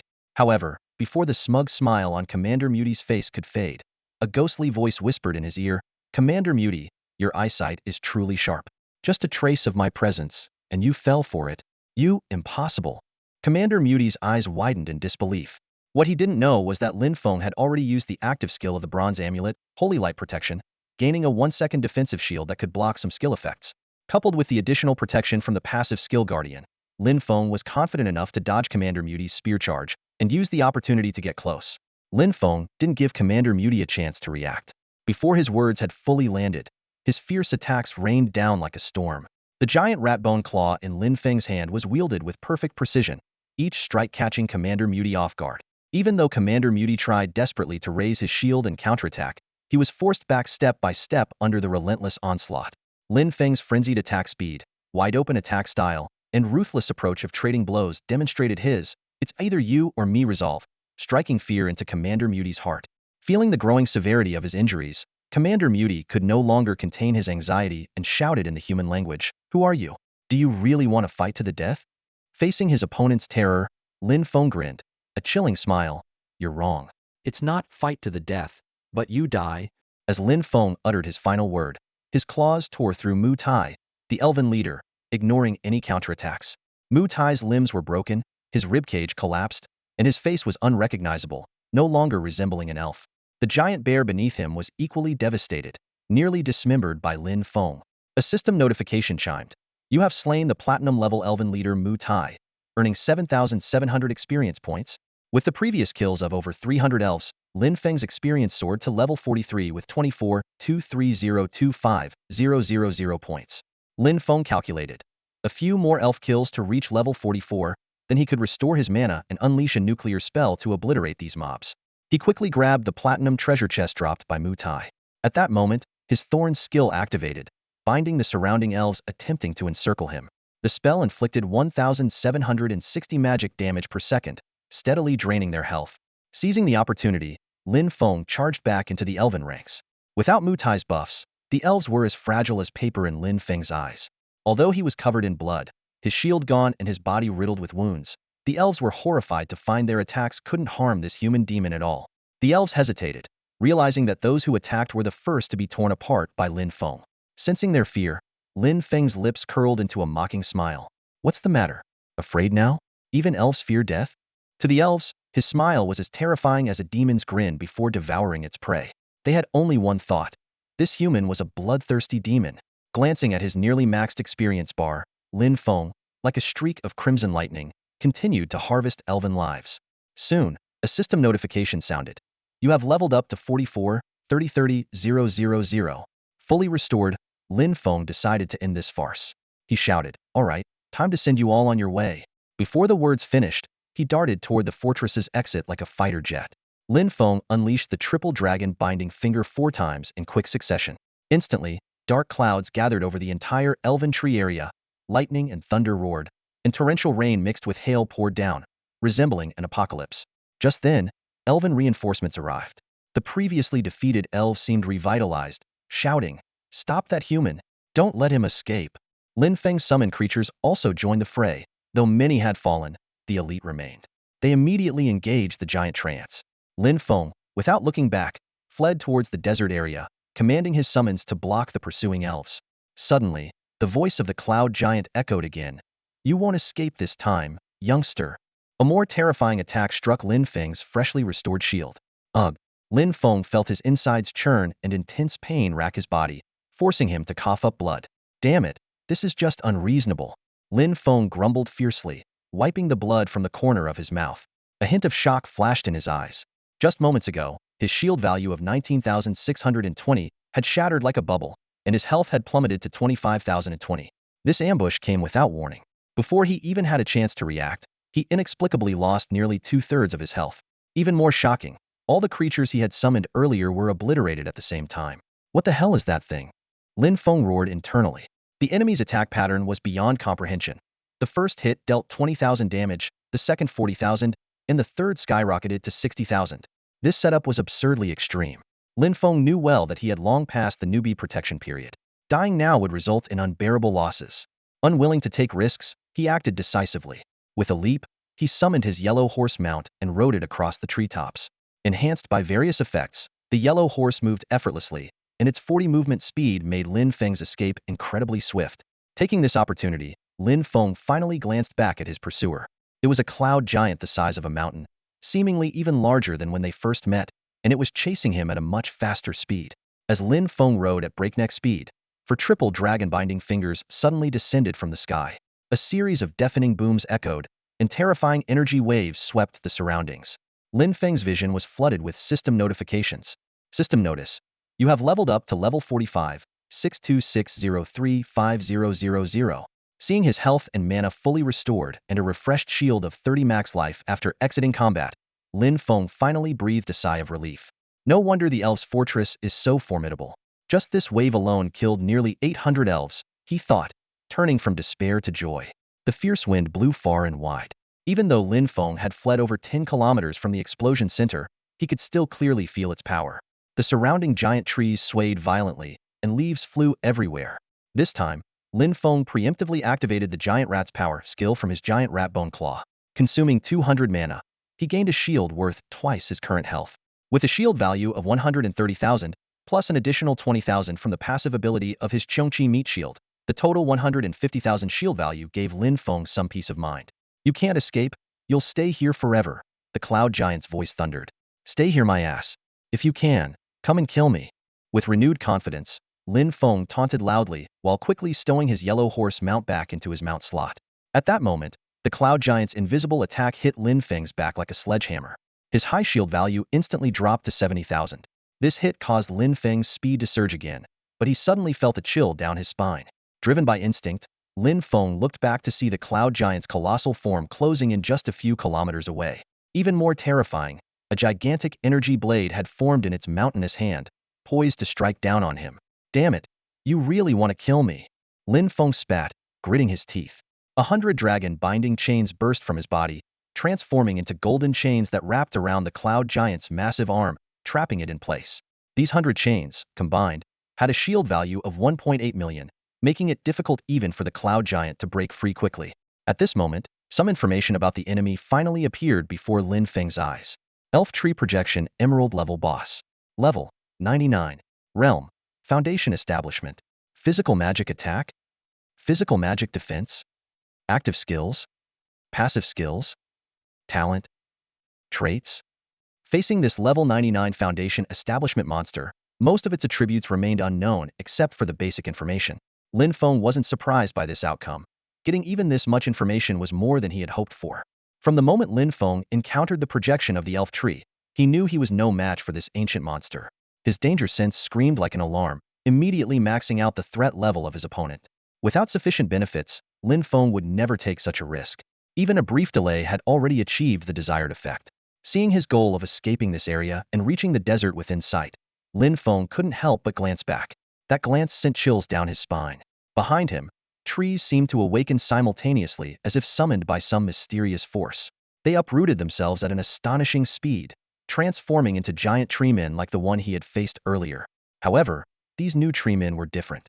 They used the active skill Uproot, dropping their level from 50 to 45 but gaining new attributes and skills. The system automatically displayed the detailed information of these tree men. Health: 15,000.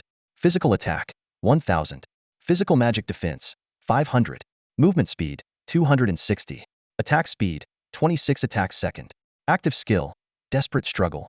The giant tree men release all their branches and vines, dealing damage equal to their health to enemies. However, using this skill will result in the treeman's death. Passive skill 1.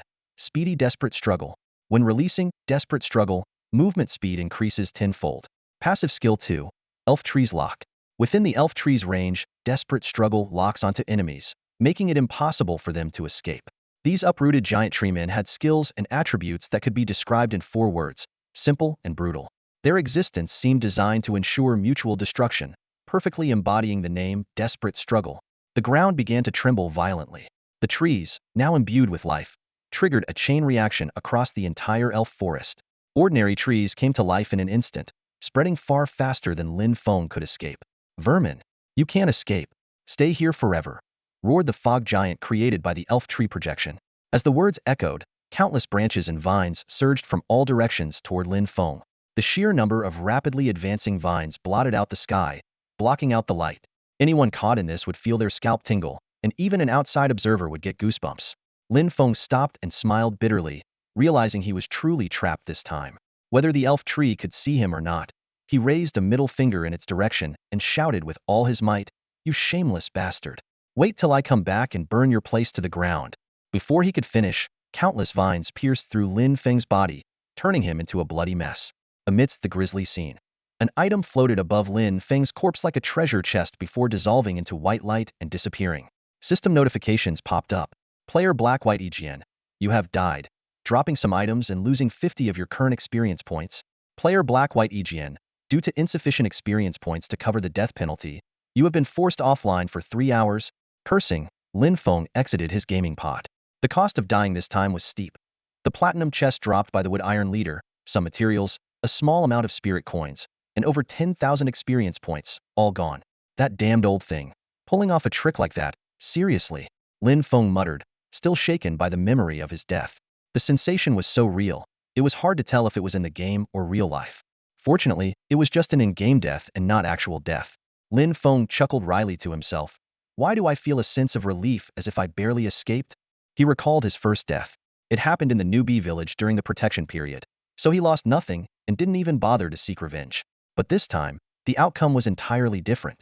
The loss this time, without the protection of the newbie shield, left Lin Feng feeling utterly dejected. Regret and anger intertwined in his heart, and the fleeting sense of relief he had felt after surviving vanished instantly. It felt like a heavy weight was pressing on his chest, desperate for release. The time is right, Chu Corporation, Lin Feng muttered to himself, a cold smile curling at the corners of his mouth. The chill in that smile seemed to freeze the air around him. He decided to personally visit Chu Corporation to investigate. Chu Corporation wasn't just one of the top conglomerates in the Dragon Kingdom. It was a colossus on the global stage. The Chu family's influence was vast, and their investment in gaming was just a minuscule part of their strategic portfolio. However, since the release of the game Godslayer, the proportion of their investments in gaming had risen sharply. At this moment, inside the conference room of Chu Corporation's skyscraper, the atmosphere was tense. A bunch of useless idiots. Chu Yuntian fumed. Lin Miaoka managed to secure the second guild creation token with just 300 million. And now she wants to cooperate but demands 1 billion from us for only 30 of Blossom Valley shares. What have you all been doing? What's the point of keeping you around? Seated at the head of the conference table, Chu Yuntian's eyes were sharp as he scanned the dozens of terrified employees below. Finally, his gaze landed on a short, chubby middle-aged man who was nervously wiping sweat from his forehead. Li Qixing, you were in charge of raising funds in Godslayer. I gave you 1 billion, and you only used 200 million. Now that the Godslayer project has suffered losses, who do you expect me to hold accountable? Li Qixing trembled, swallowing hard before cautiously explaining, young Master Yuntian, this happened too suddenly. We weren't adequately prepared. Not prepared. Chu Yuntian was about to explode when a curvaceous secretary in black stockings leaned down to whisper in his ear, then handed him a report. Chu Yuntian glanced over the report, which included details about appointing Chu Mengxue to oversee the project, and his anger flared even more. He stood up abruptly, threw the report at the secretary's face, and slapped her so hard she fell to the ground. The secretary, tears streaming down her face, silently picked up the scattered documents, not daring to make a sound. At that moment, the conference room door swung open. A stunningly beautiful woman entered gracefully, wearing limited edition sparkling white high heels, followed by a man and a woman. She was dressed in a sky blue blazer and an ivory blouse, her short skirt revealing long, slender legs that exuded elegance and competence with every step. The tall beauty glanced at the secretary on the floor before looking at Chu Yuntian, a faint smile playing on her lips. Director Chu, I'm curious. What could have possibly made you so angry? Facing Chu Mengxue, a flicker of barely suppressed desire flashed in Chu Yuntian's eyes, but it was mostly overshadowed by uncontrollable rage. If not for her current status, he would have long found a way to make her submit to him. Chu Yuntian cursed inwardly, bitch, but kept a calm exterior, hiding his sordid thoughts. He gazed at Chu Mengxue across from him, calculating how to handle this unexpected situation. Chu Mengxue elegantly sat across from Chu Yuntian, her fair legs crossed like a proud swan. She raised her hand slightly, signaling her assistant to start the presentation. The holographic projector cast data onto the table, and the stern-faced female assistant began explaining in detail. As the presentation progressed, Chu Yuntian's expression grew darker. The plan almost completely negated his original strategy, especially when it mentioned collaborating with Daozong's leader, He Bai Sei Jian. Chu Yuntian seized the opportunity to counter. Good, good, good. Chu Yuntian clapped with a mocking smile. Chu Mingxue, I never expected you to be just like those pretty faces. I'm very disappointed in you. He searched her eyes for any sign of panic, but found none. He continued, do you know why I'd rather spend $1 billion to buy 30 of Wanhua Valley shares than collaborate with Daozong? Do you even know who He Bai Sei Jian, the founder of Daozong, really is? Chu Mingshua's gaze suddenly turned icy as she slowly uttered, Lin Feng. Chu Yuntian was shocked. He hadn't expected Chu Mengxue to already know the information he had just obtained. Realizing he might be a step behind, he felt a wave of frustration. Director Chu, are you wondering why the informant you placed by my side didn't report this to you in time? Chu Mengxue asked with a sly smile, her eyes curving into crescents and her lips curling in a victorious arc. Chu Yuntian forced himself to remain calm, letting out a cold snort. Chu Mengxue, I have no idea what you're talking about. Chu Mengxue clapped her hands, and the meeting room door opened again. Two burly men dragged in a woman covered in bruises and threw her to the floor. Young Master Yuntian, save me, the woman pleaded weakly. Chu Yuntian didn't respond, but his shifting expression betrayed his unease. The room fell into a tense silence, the air thick with anxiety. Everyone else leave, Chu Yuntian ordered. The others quickly gathered their documents and laptops and hurried out, relieved. Once the room was empty except for the three of them, Chu Yuntian stared at Chu Mingxue and asked in a low voice, Chu Mingxue, what exactly do you want? If these matters get out, what do you stand to gain? Seeing everyone leave, Chu Yuntian tore off his disguise, his face as cold as ice. His gaze towards Chu Mengxue was filled with chilling hostility. Chu Mengxue sneered, her beautiful eyes showing amusement and pity. Chu Yuntian, you want to know what I intend to do? Chu Mengxue spoke calmly. To be honest, because of what happened with the ghost sword, the family has decided to abandon you. The fact that you are meeting Li Feifei here instead of within the family is the last favor they are showing you for your years of loyalty. With that, she took out a globally accepted bank card from her handbag and tossed it in front of Chu Yuntian with a blank expression. There's 1 billion on this card, enough for you to live comfortably for the rest of your life. Glancing at her limited edition custom-made lady's watch, she added, I've booked you a flight for 5 p.m. today. If you leave now, you'll make it in time. Let me remind you, if you miss this chance, not even your father can save you. The choice is yours. Ignoring Chu Yuntian's murderous glare, Chu Mengxue stood up gracefully. She exuded a faint, delicate fragrance, like a noble flower about to bloom. But Chu Yuntian was too consumed by despair to notice. Her words had extinguished his last hope. Looking at Chu Yuntian's vacant eyes, Chu Mengxue leaned down and whispered mockingly in his ear, Chu Yuntian, you're finished? Her silvery laughter echoed in the conference room. The door opened and closed, leaving behind only the wounded Li Feifei and the soulless Chu Yuntian. Lin Feng. Chu Yuntian spat out the name through gritted teeth. Once, he thought crushing Lin Feng would be as easy as squashing an ant. Now, the family had abandoned him to curry favor with Lin Feng. The stark contrast was unbearable. I, Chu Yuntian, will not rest until I have my revenge. Chu Mengxue, if I'm going down, you're coming with me.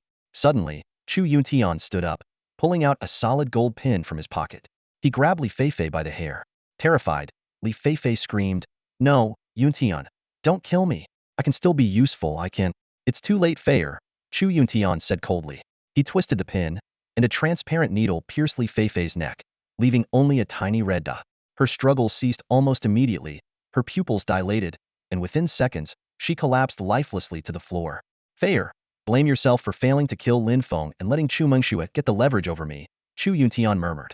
Meanwhile, unaware of the events unfolding at the Chu Corporation, Lin Feng had just stepped out of his gaming pod, ready to head to the Chu Corporation in person. At that moment, his phone rang, displaying the caller ID, Chu Mengxue. Lin Feng frowned. He thought they should have no further contact after the ghost sword incident. Chu Mingxue's call at this moment likely meant she had discovered his true identity in the game. Lin Feng wasn't surprised and guessed that she had pieced together the information from the incidents at Daozong. Wang Qian, Li Mo, and Ma Bai's in-game IDs were Arrogant King Wang, Cool Dude Li, and Epic Master Ma, respectively. Lin Feng had publicly stated that he would give them special treatment due to their personal connections, essentially revealing to all Daozong members that they had a unique relationship with him.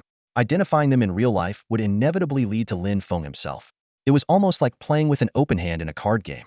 If anyone were determined to uncover the true identities of the three individuals and find out who Heibai Sei Jian is in real life, it wouldn't be difficult. For someone like Chu Mingxue, who has the backing of the Chu family, it would be a piece of cake. Lin Feng even suspected that his true identity was already an open secret in certain circles. Lin Feng stared at his phone screen, watching the incoming call notification flash repeatedly. He deliberately waited until the third ring before answering Chu Mingxue's call. Lin Feng, it's me, Mingxue. Am I interrupting your game? Chu Mingxue's gentle voice came through immediately. What do you want? Lin Feng's tone was cold. Unfazed, Chu Mingxue quickly got to the point.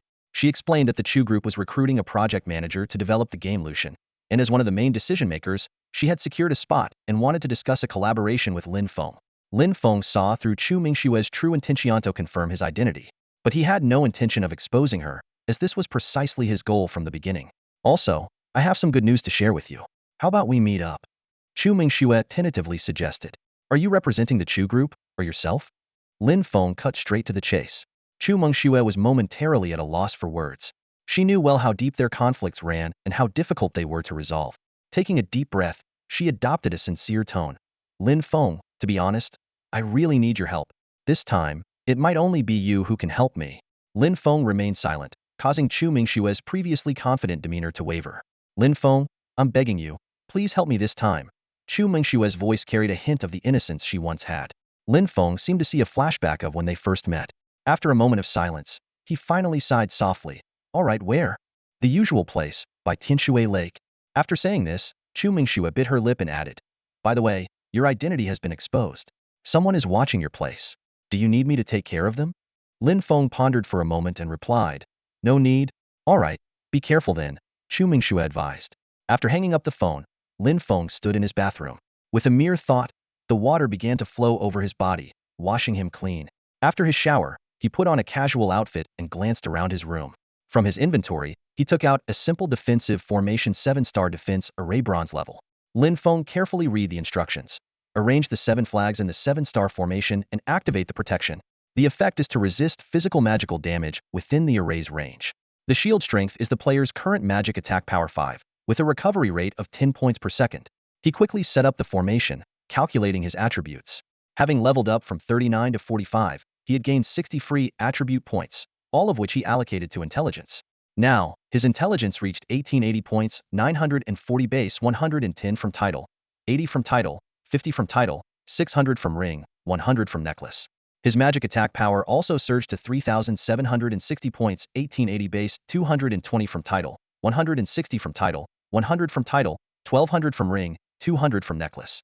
With a magic attack power of 3,760 points, the shield value reached 18,800 points, providing maximum security for Lin Feng's residence. He thought to himself that with current human weaponry, unless they used heavy missiles or continuous machine gun fire, it would be nearly impossible to break the shield. This formation was a consumable item Lin Feng had obtained from a bronze chest. While it seemed useless in the game Godslayer, it proved extremely useful in the real world. He mused, even though they can't destroy my game pod, it would be annoying if they messed up my room. After setting everything up, Lin Feng grabbed his motorcycle helmet and keys and walked out the door. He could feel eyes on him, but dismissed them with disdain. To avoid suspicion, he acted as normally as possible. Lin Feng mounted his black sports motorcycle parked below his apartment and sped through the city streets, heading toward the agreed meeting point Tianshui Lake, about 10 kilometers away. Tianshui Lake was a semi-open artificial lake with certain restricted areas. It was also where Lin Feng and Chu Mingxue first met. 10 years had passed since that day. The once awkward teenager had become a full-time gamer, and the sweet, innocent girl had risen to become a major shareholder in the Chu Group's gaming project. With its technologically romantic design, Tianshui Lake attracted many young people. Couples, especially university students, would come here to date. The area was surrounded by bustling commercial districts, food streets, and even offered views of the distant river. Lin Feng parked his motorcycle and strolled along the lakeside path. Watching the affectionate couples around him, he couldn't help but feel nostalgic, recalling his own past dreams of love. At that moment, a private helicopter flew overhead, drawing curious and envious gazes from the crowd as it landed smoothly on a private helipad in the center of the lake. The slowing rotor blades stirred ripples across the water. Through the helicopter's windows, Lin Feng could vaguely see a striking figure picking up a phone. Sure enough, Lin Feng's phone rang. He answered, and Chu Mingxue's voice came through. Lin Feng, where are you? I'm at Tianshui Lake, Lin Feng replied. Chu Mingxue, accompanied by a female attendant, began descending the helicopter's auxiliary ladder. Her voice was filled with joy. I'm here too. Where are you? I'll come find you. She started looking around, seemingly searching for something. After Chu Mengxue hung up the phone, a sweet smile spread across her face. The man and woman accompanying her exchanged a surprised glance. Over the years, they had never seen Chu Mengxue smile like this. In their memory, this woman with a pure and innocent appearance was always decisive and tough, never showing any kindness to anyone. This change seemed to stem from the person on the other end of the call, Lin Feng. The two couldn't help but feel curious about this mysterious individual. Lin Feng walked along the wooden bridge towards Tianshui residence. As he reached the entrance, two bodyguards in suits blocked his way. One of them looked Lin Feng up and down, saw his ordinary attire, and sneered, Tianshui residence is private property. It's not open to the public. Without saying a word, Lin Feng was about to take out his phone to contact Chu Mengxue when a large hand suddenly reached for his phone. Lin Feng easily dodged. Such a small move was child's play to him.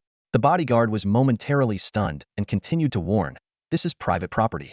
No loitering, no photos, or you'll face the consequences. Just as Lin Feng was about to explain, an electric baton swung at his wrist. He effortlessly dodged again. But if it had been an ordinary person, their wrist would likely have been broken. Lin Feng frowned slightly, his tone turning cold. What's the meaning of this? The bodyguard, embarrassed by his failed attempts, saw no need to explain. In his view, someone like Lin Feng, a nobody, could be beaten without consequences. In the next second, the bodyguard let out a horrifying scream as his wrist twisted at an unnatural angle. The other bodyguard, seeing this, immediately swung his electric baton at Lin Feng's temple. However, before he could react, he was already sent flying into the lake, landing heavily. Intense pain radiated from his abdomen as he fought to stay conscious and called for backup from the water. The commotion drew the attention of onlookers, but due to the exclusivity of Tianshui residents, they kept their distance. Soon, a dozen more bodyguards arrived.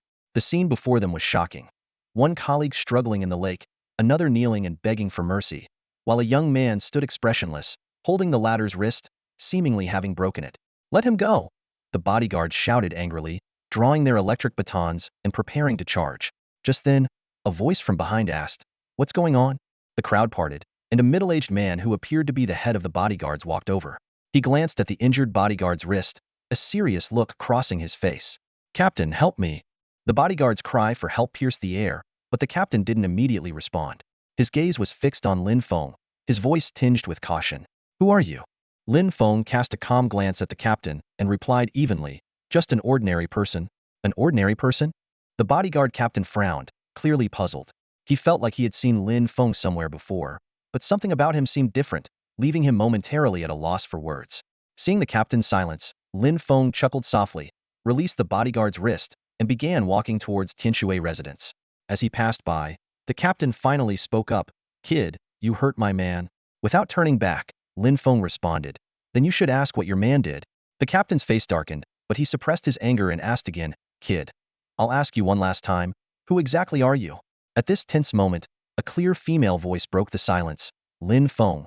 Everyone turned to see a tall, beautiful woman approaching quickly, accompanied by a man and a woman. When the name Lin Feng reached his ears, the captain was momentarily stunned, finally recognizing the young man he had met a few times before. But seeing Chu Mengxue, his confusion deepened. This kid offended someone from the Chu group, yet he dares to show up here. And it's Chu Mengxue herself coming to meet him? The captain's thoughts were in turmoil. Miss Xue. The bodyguards made way as Chu Mengxue walked straight to Lin Feng. Ignoring the astonished gazes around her, she reached out to check on Lin Feng, like a worried girlfriend. Lin Feng, are you okay? Did they hurt you? Chu Mengxue asked softly. In contrast, Lin Feng's attitude was much colder. If it weren't for the people around, he might have shaken off her hand. I'm fine, he answered briefly. Chu Mengxue, being very perceptive, quickly understood the situation. Her tone turned icy. What's going on here? Didn't I give clear instructions? How could you make such a basic mistake? The bodyguards looked at each other, realizing someone hadn't passed on Chu Mengxue's orders. Shuwen, handle this, Chu Mengxue instructed coldly, a stark contrast to her earlier demeanor. Yes, miss, the female attendant responded. After giving the orders, Chu Mengxue naturally took Lin Feng's arm and walked towards Tianshui residence, leaving everyone else stunned. Lin Feng, a close friend of mine just returned from abroad. I'd like you to meet her. Watching them leave, the bodyguard captain hesitated. Captain, are we just letting him go? One of his subordinates couldn't help but ask. Before Captain Li could answer, Shuwen approached and whispered a few words in his ear, adding, Captain Li, you should know what to do next, right? With that, Qin Shuwen crossed her arms and walked away. Captain Li's expression grew even darker as he barked at the bodyguards. Take those two to the hospital. Meanwhile, in the most luxurious private suite of Tianshui residence, Chu Mingxue, dressed in a new outfit, approached with a wineglass and a bottle of red wine. Lin Feng, I'm really happy to see you again, she said, pouring wine for him. Lin Feng glanced at the time on his phone and placed the wineglass on the table, his tone indifferent. Chu Mingxue, everyone's time is precious. Let's get to the point. Lin Feng, Chu Yuntian is finished, Chu Mingxue stated bluntly. Because of what happened with you, the family has abandoned him and sent him away from Longhua. Sent away? Lin Feng sneered and shook his head. Just sending him away isn't nearly enough. Chu Yuntian wanted to ruin me. If it weren't for your help, I'd be a cripple by now. I owe you for that. He paused before continuing, but I also owe Chu Yuntian. If it weren't for Chu Yuntian, Lin Feng's life might have taken a completely different path. The hatred Lin Feng harbors for the man who once sabotaged his future and even tried to cripple him is no less intense than a deep-seated blood feud. Chu Mingxue stood before Lin Feng, her voice gentle as she tried to console him. Lin Feng, the past is behind us. You have a bright future ahead of you now. Why sacrifice your prospects for someone insignificant? Her eyes flickered with complex emotions as she continued. In this day and age, seeking revenge against someone powerful and wealthy without resorting to underhanded methods is nothing more than a fool's dream. Her voice lowered, tinged with a hint of helplessness. The Chu Corporation values your potential, which is why they showed sincerity by sacrificing Chu Yuntian's position in the company and letting him retire early. But that's as far as it goes. If your value doesn't meet expectations, the Chu Corporation will undoubtedly discard you and bring Chu Yuntian back. If that happens, you'd be lucky if he doesn't cause you trouble, let alone talk about revenge. Her words were filled with the harsh reality of life. In the world of the weak, there's only compromise. In the world of the strong, there's only interest. Even when I chose to help you through difficult times, wasn't I also betting on you? Chu Mingxue felt secretly relieved that she hadn't misjudged Lin Feng. However, she had no idea that what had happened to Lin Feng had far surpassed the bounds of this reality. Now, not only could he bring down a corporation or a family, but even if he had greater ambitions, few in this world could stand in his way. Lin Feng understood all this, which is why he remained indifferent towards Chu Mingxue. To her, he was just a useful pawn. But Chu Mingxue didn't realize that they no longer belonged to the same world. The current Lin Feng was akin to a deity in the real world, and the value of the favor he owed couldn't be measured in money. Seeing Lin Feng's silence, Chu Mingxue thought she had persuaded him and continued. Lin Feng, take my advice and let go of the grudge against the Chu Corporation. I promise you that what happened before will never happen again. Just as she finished speaking, the door suddenly opened. A man and a woman who had been accompanying them walked in and placed a contract in front of Lin Feng. Mr. Lin, this is a gesture of goodwill from the Chu Corporation. A contract worth 10 billion, the man said. This is a copy of the contract. Please review it. If you have no objections, the board of the Chu Corporation will immediately hold a press conference and conduct a signing ceremony with you. 10 billion. This figure could drive any ordinary person insane. It would take an average person about 2,000 years to earn 1 billion and 200,000 years to earn 10 billion. Even though Lin Feng had earned 3 billion from selling the second guild creation order as the #1 player in the Dragon Nation region of the Godslayer game, that amount was insignificant compared to 10 billion. Chu Mingxue was secretly delighted. If Lin Feng signed this contract, they would truly be equals. Compared to the heirs of wealthy families, Lin Feng, who had risen from nothing, was undoubtedly her best choice. But just as Chu Mingxue was envisioning a bright future, Lin Feng's words shocked everyone present. Chu Mingxue, I can promise you that I won't be an enemy of the Chu Corporation anymore, nor will I seek revenge against Chu Yuntian, Lin Feng said calmly. As for this contract, with a cold smile, Lin Feng picked up the contract with his right hand. To the astonishment of the three onlookers, the $10 billion contract burst into flames in Lin Feng's hand. The flames spread too quickly, engulfing Lin Feng's hand in an instant, only to extinguish just as suddenly. This supernatural scene left the three onlookers utterly stunned, their eyes wide and mouths agape, unable to utter a single word. Despite her fear, Chu Mingxue hurried forward, carefully examining Lin Feng's right hand. When she found his palm unscathed, she let out a long sigh of relief, her tense shoulders finally relaxing. Chen Shuwen frowned, a hint of displeasure flashing in her eyes. She turned to the man beside her, nodding slightly to signal him to fetch another contract. No need, Lin Feng said calmly, picking up the wine glass on the table as he stood up with composure. His voice was steady but carried an undeniable authority. I've already made a promise to Chu Mingxue regarding the issues between me and the Chu group. From today, we are neither enemies nor friends. Lin Feng's gaze swept over everyone present, his tone growing colder. I advise the Chu group to cherish this opportunity. If any new trouble arises, Don't blame me, Lin Feng, for being merciless. As soon as he finished speaking, another astonishing scene unfolded. The wine glass in Lin Feng's hand began to crack from the stem, shattering into fine glass powder in an instant. Even more astonishing, the powder quickly reassembled on the table into a complete wine glass. The red wine inside the glass transformed into a floating liquid that directly entered Lin Feng's mouth. This is my final warning, Lin Feng declared, turning and striding out of the room. Chu Mengxue bit her lip, hesitated for a moment, and then quickly followed him. In the room, only a shocked Qin Shuwen and Qin Shuwo remained.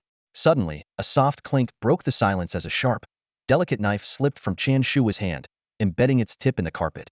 Qin Shuwo trembled, cold sweat streaming down his face. He raised his hands shakily, eyes filled with fear. Just now, I felt an inexplicable pressure. I couldn't move at all, he stammered. Chen Shuwen took a deep breath, her pale face filled with shock. She quickly made a decision. Take the video back. No matter what, we must convince the higher-ups not to offend Lin Feng. Such a person is beyond ordinary comprehension. She picked up the reassembled wine glass, examining it closely. Take this wine glass back as well. It's a remarkable feat also. Immediately withdraw all surveillance and tracking on Lin Feng to avoid any misunderstandings that could lead to disastrous consequences for the group. Chen Shuwen continued. As for the specific handling of the aftermath, report it to the higher-ups and wait for the meeting's decision. I hope Miss Mengxue can find another way to persuade Lin Feng. With that, the siblings glanced in the direction where Chu Mengxue and Lin Feng had left, a deep sense of reverence in their eyes. Meanwhile, Chu Mengxue had caught up with Lin Feng. Lin Feng, she called out, her voice tinged with urgency. Hearing the call from behind, Lin Feng sighed softly and stopped, his back to Chu Mengxue. The next moment, ignoring the astonished gazes around her, Chu Mengxue rushed forward and tightly hugged Lin Feng from behind. Her arms encircled his waist, as if afraid he would disappear if she let go. This scene stood out starkly in the elegant surroundings of Tianshui residence. The guests turned to look, whispering among themselves. Chu Mengxue, a rising star in the Chu group and the Chu family, had always been known for her aloof demeanor. With her perfect height and shaped figure, her fair and delicate skin full of collagen, and her captivating charm, she was undoubtedly a goddess in the eyes of many men. Yet at this moment, this goddess was throwing herself into the arms of an ordinary-looking young man. This unusual behavior immediately drew the attention of everyone present. Wait, who was that guy? Someone in the crowd muttered. Not far away, a well-dressed young man glared at Lin Feng and Chu Mengxue, his fists clenched tightly, his jaw almost grinding. Find out who this guy is, immediately, he ordered in a low voice, his eyes flashing with a dangerous light. Ming Zhou, the youngest son of Yiming Zhou, the head of the Zhou family, stood in a corner of the banquet hall, eyes locked on Mengxue Chu. The Zhou family, a leading name in the home furnishings industry, boasted assets exceeding 30 billion, a figure not quite on par with the Chu family but still far beyond the reach of ordinary people. For years, Mengxue Chu had been the goddess in Ming's heart, and at this moment, he wasn't the only one reacting strongly to the scene before him. Not far away, Wei Feng, the second son of the chairman of Feng Group, stood with a face as dark as thunder. Rage boiled within him. Mengxue Chu, that damn woman? I threw 10 billion at her and couldn't even hold her hand, and now she's throwing herself at someone else in front of everyone. This is a slap in my face. A nearby female companion, impeccably made up and dressed in a low-cut gown, whispered, Young Master Feng, do you think Mengxue Chu is doing this on purpose to spite you? After all, last time she asked you for an additional 5 billion investment, and you didn't come through. Her words were like a bitter pill stuck in Wei's throat, impossible to swallow or spit out. He couldn't admit that his father, Yifeng, had only given him 10 billion for project funds, all of which Mengxue had drained, leaving him unable to provide the extra 5 billion. Rage churned within Wei's chest, and the scene unfolding before him only fanned the flames. He could no longer contain himself and suddenly raised his hand. Smack! A crisp slap echoed through the hall. Shut the hell up. Who do you think you are? You have no right to speak here. Wei roared. The surrounding guests turned to look. Almost everyone recognized Wei Feng, who had recently become a laughingstock in the wealthy circles for foolishly spending 10 billion without even touching Mengxue Chu's hand. And now, he was witnessing her throwing herself at someone else. The female companion clutched her face in distress as Wei, accompanied by a bodyguard, stormed towards the center of the crowd. At that moment, Feng Lin was softly saying to Mengxue Chu, there are so many people here. Is it appropriate for you to hold me like this? Mengxue Chu snapped back to reality, quickly releasing him, her pale neck tinged with a faint blush.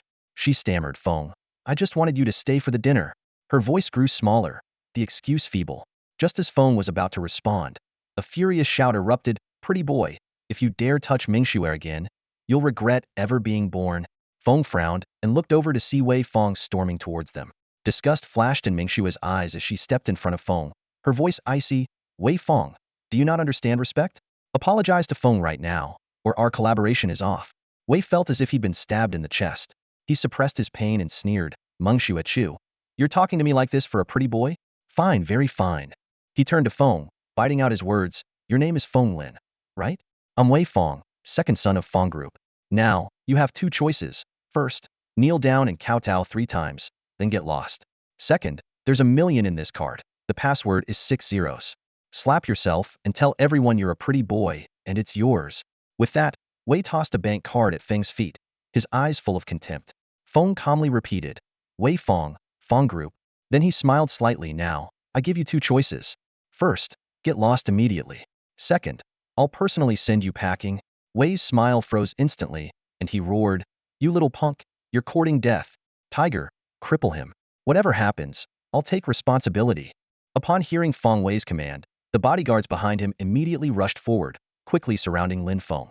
One burly guard raised his leg and delivered a swift roundhouse kick aimed directly at Lin Feng's head. Lin Feng, watch out! Chu Mengxue instinctively shouted. Despite having witnessed some of Lin Feng's skills earlier, she believed Feng Wei's elite bodyguards were not opponents Lin Feng could easily handle.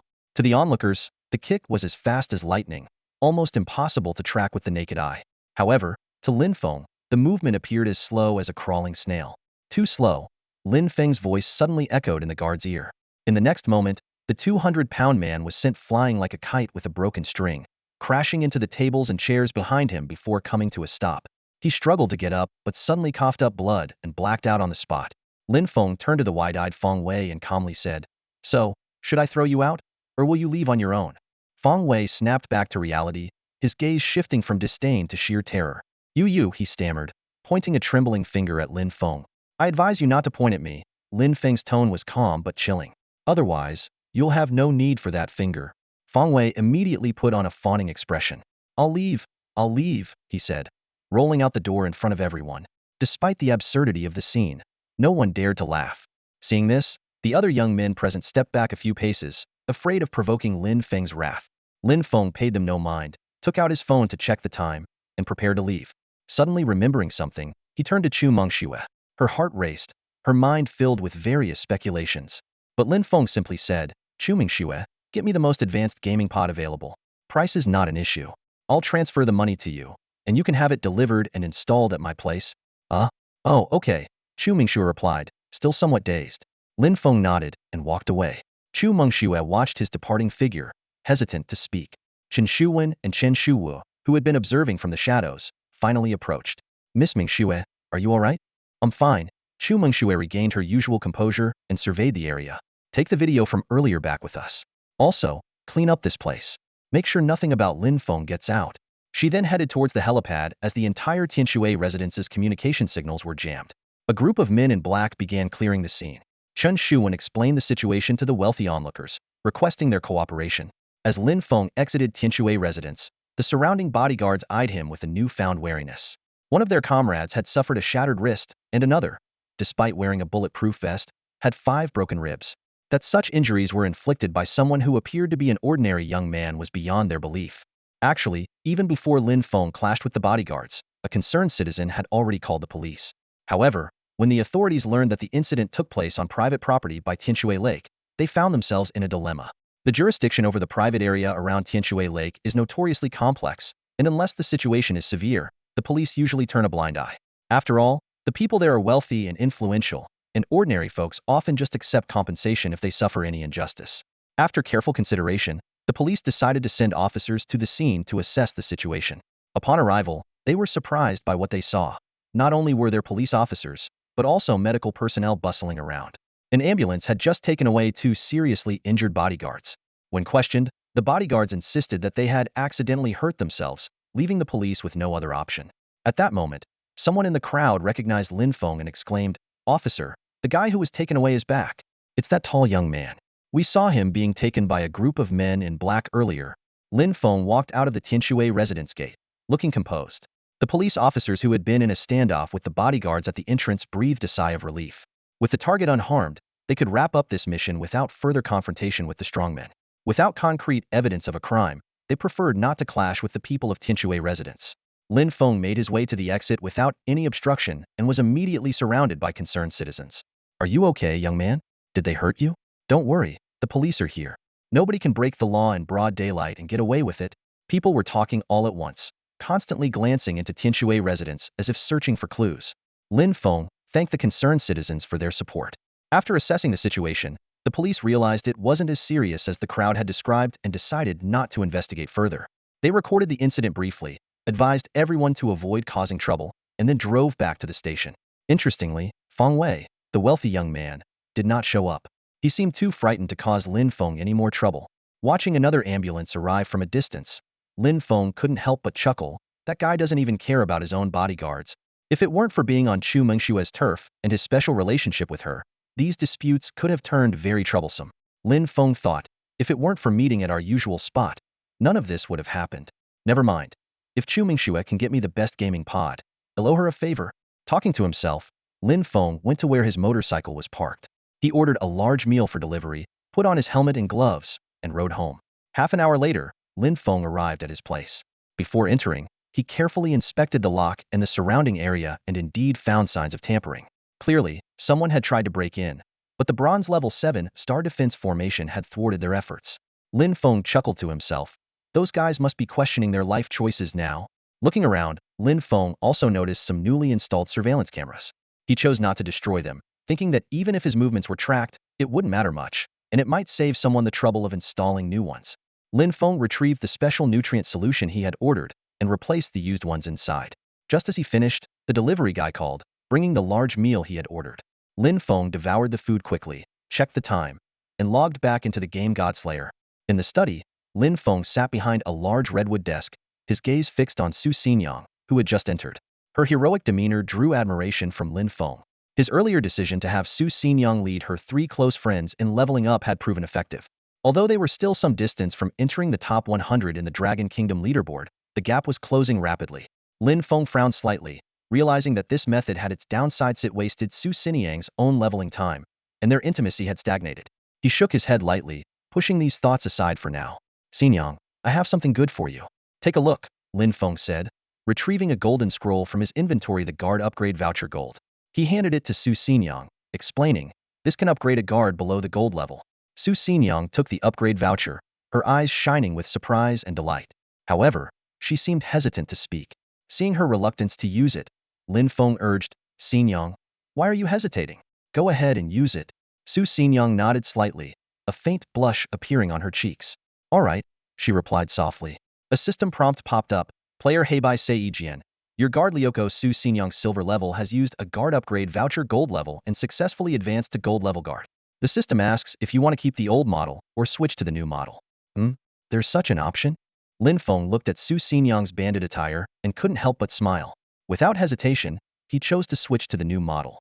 The next moment, a scene that left Lin Feng stunned unfolded.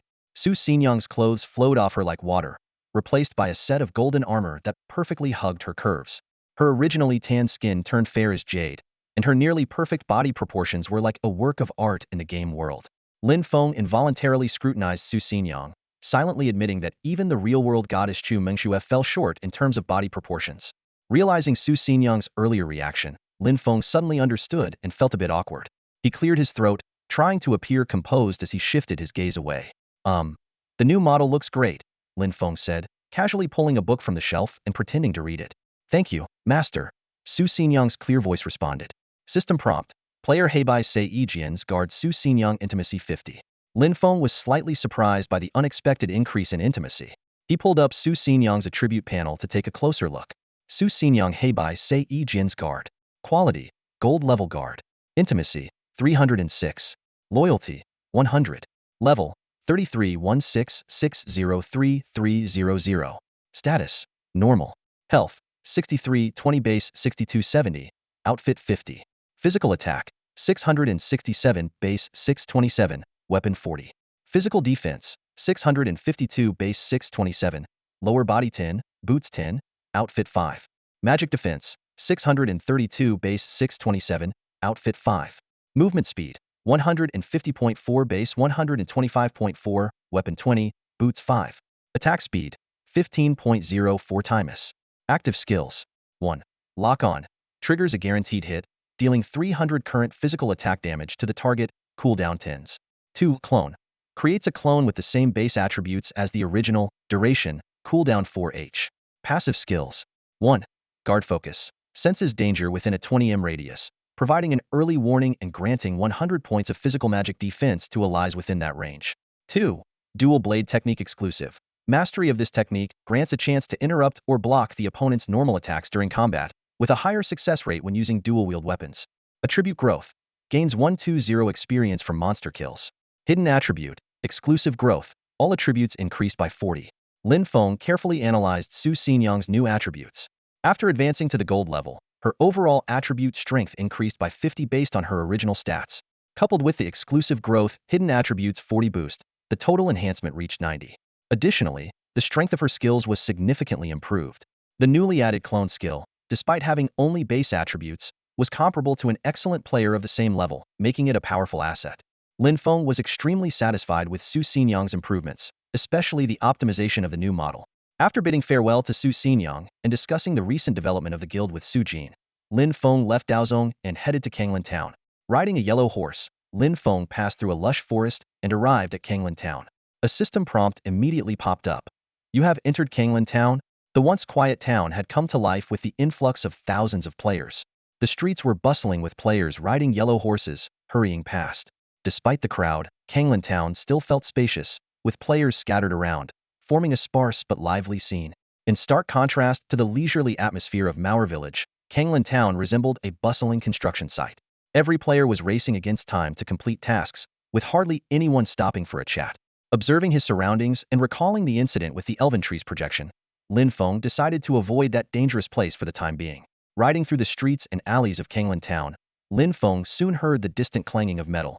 Following the sound, he saw a shop with a banner that read Kanglin Town Blacksmith. Several shirtless men were intently forging iron at the entrance, their muscular bodies glistening with sweat. Lin Feng stopped to observe and was amazed to find that the blacksmith's every strike was precise to an incredible degree, a level of accuracy that only precision instruments could achieve in the real world. He approached one of the blacksmiths and said, "Excuse me, I have a weapon that needs some work." He then produced his Qiongqi gold armor shoulder guard and a gold spirit stone. "Could you help me embed this spirit stone into my shoulder guard?" The blacksmith took the items, his eyes lighting up. "Nice, these are good materials," he said. "Although the shoulder guard doesn't have an inlay slot, I can create one for you and then embed the gold spirit stone. Creating the slot will cost 2,000 spirit coins, and embedding the stone will cost 1,000 spirit coins. How long will it take?" Lin Feng asked. The blacksmith glanced around at his busy workshop and replied, "This isn't a particularly delicate job. If you're in a hurry, we can have it done in about 10 minutes. Lin Feng nodded in agreement and paid the 3,000 spirit coins. The blacksmith immediately called over 2 assistants and began the work. Lin Feng stood by, watching them skillfully handle various tools, with water and fire intertwining and the sound of hammers ringing out. 10 minutes later, a newly enhanced Qiongqi gold armor shoulder guard was handed to Lin Feng, with the gold spirit stone gleaming brilliantly on it. The golden spirit stone was embedded in the left shoulder guard of the saber-toothed tiger armor. The originally fierce tiger head now exuded an even more formidable aura. The blacksmith of Kanglin Town admired his work with satisfaction and said to Lin Feng, "This golden spirit stone fits perfectly with the saber-toothed tiger on the left shoulder. I made a groove in the center of the tiger head, and it adds a nice touch." Upon hearing this, Lin Feng felt a surge of joy. He quickly thanked the blacksmiths and carefully inspected the new attributes of the shoulder guard. Pleased with what he saw, he swiftly donned the shoulder guard, feeling the power it bestowed upon him. The attributes of the shoulder guard greatly satisfied Lin Feng. Qiongqi Golden Armor Shoulder Guard. Qiongqi Set Quality. Platinum Level. Minimum Talent Enhancement Requirement. Body Tempering Realm. Forged with 1 Golden Spirit Stone.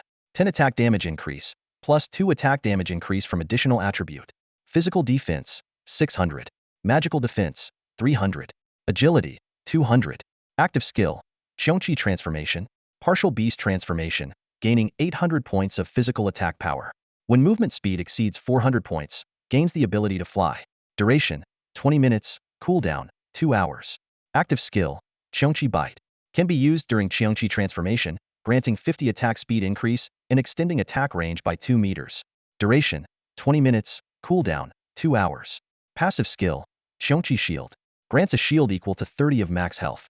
The shield refreshes automatically after leaving combat if broken. Passive skill, Xiongqi Guardian, grants a chance to block lethal damage and removes all negative effects for 1 second during this period. Xiongqi set effect Platinum level. 2 pieces, 5,000 health, 500 attack power. Activated. Lin Feng was secretly delighted. The 12 attack damage increase from a single golden spirit stone was indeed impressive. After bidding farewell to the blacksmith, Lin Feng encountered an old fortune teller at the street corner.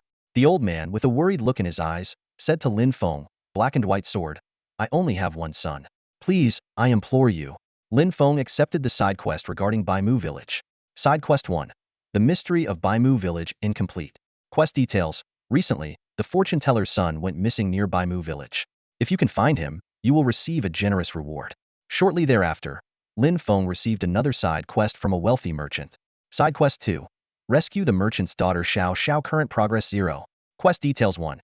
Using the life-saving talisman provided by the merchant, head to the vicinity of Baimu Village and rescue Xiao Xiao. Quest details 2. Xiao Xiao has been trapped for several days, and several powerful individuals who went to rescue her have perished. This quest requires a player with strong combat abilities to succeed. Considering his own strength and task efficiency, Lin Feng decided to take on this quest. Next, Lin Feng checked his main quest in the task menu. Main quest 2. Resolve the crisis in Baimu Village. Current progress 0.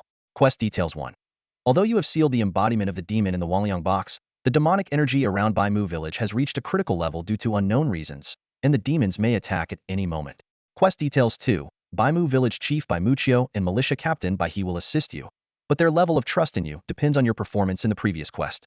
Quest details 3. The Chime box might not be safe. You need to be wary of potential crises.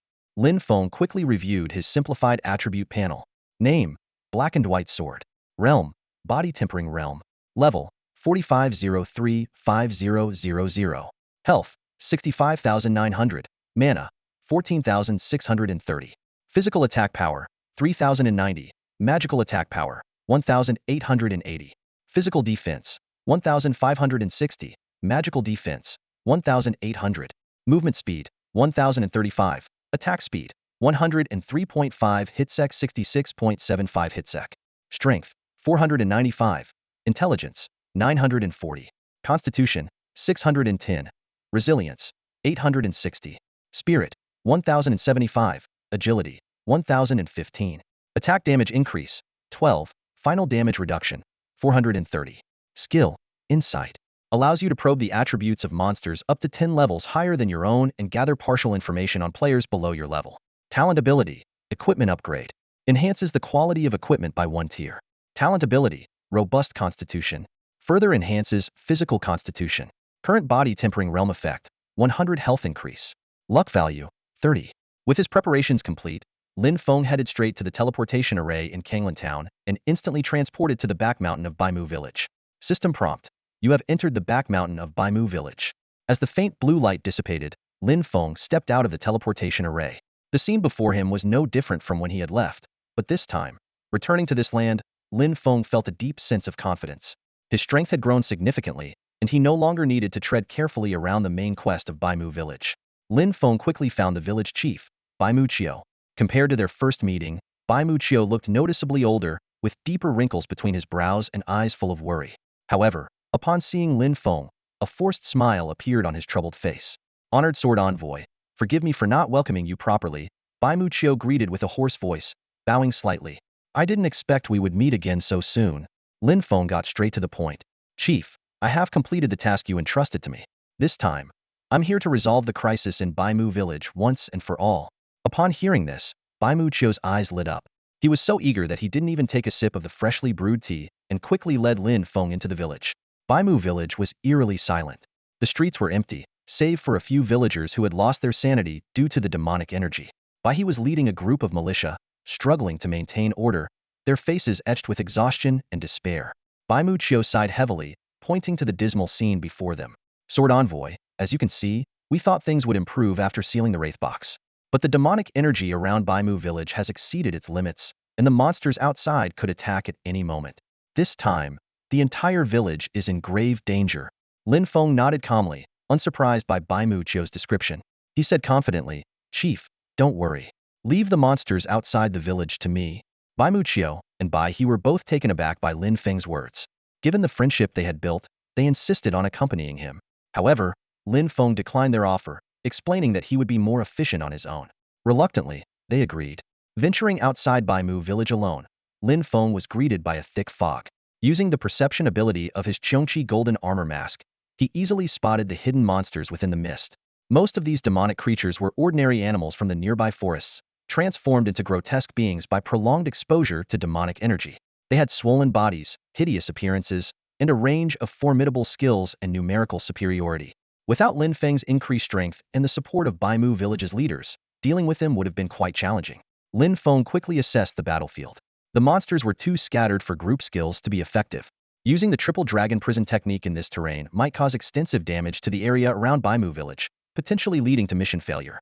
After careful consideration, Lin Feng decided to summon his minions to handle the lesser creatures while he focused on the elite monsters and the boss.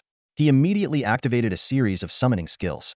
The Wraith avatar from his Wraith battle garb summoned a Wraith clone of equal level. Demon army opened a portal, calling forth a group of demons slightly below his level.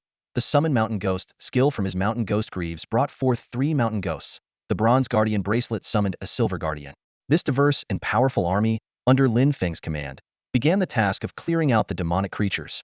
Lin Feng concentrated on the more threatening targets, ready to take them down personally. The level 45 Wraith avatar, accompanied by 40 level 40 demons of various forms, 3 level 45 mountain ghosts, and a level 45 Silver Guardian, made for a formidable team. This lineup was more than enough to handle the task at hand.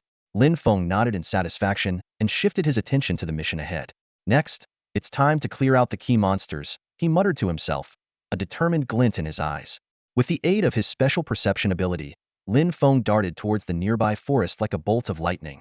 His keen senses guided him to the area with the highest concentration of demonic energy, undoubtedly the hiding place of the mission's boss. His speed was astonishing. The ground monsters could only catch a fleeting shadow, and those in the air flapped their wings in vain. He pressed forward, his figure soon vanishing into the dense fog. Within the forest, more demons had gathered. Although Lin Feng did not use any flight skills, the special feature of his bat cloak allowed him to glide briefly when his movement speed exceeded 300 points. In these short bursts, Lin Feng was almost like a person capable of flight. He leaped through the forest, eventually stopping at the top of a high peak. From this vantage point, the surrounding demons seemed to shed their disguises, all exposed to Lin Feng's keen gaze. Using the triple dragon prison technique near Baimu village is inconvenient, but here in the wild forest, there should be fewer restrictions, Lin Feng thought as he prepared to act.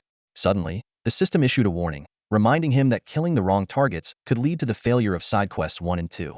What a hassle, Lin Feng sighed, then locked onto his targets according to the mission prompts and descended into the forest. First, he tackled side quest 1. After rescuing 5 young men and women trapped in the basement of a dilapidated temple, they expressed their profound gratitude to Lin Feng.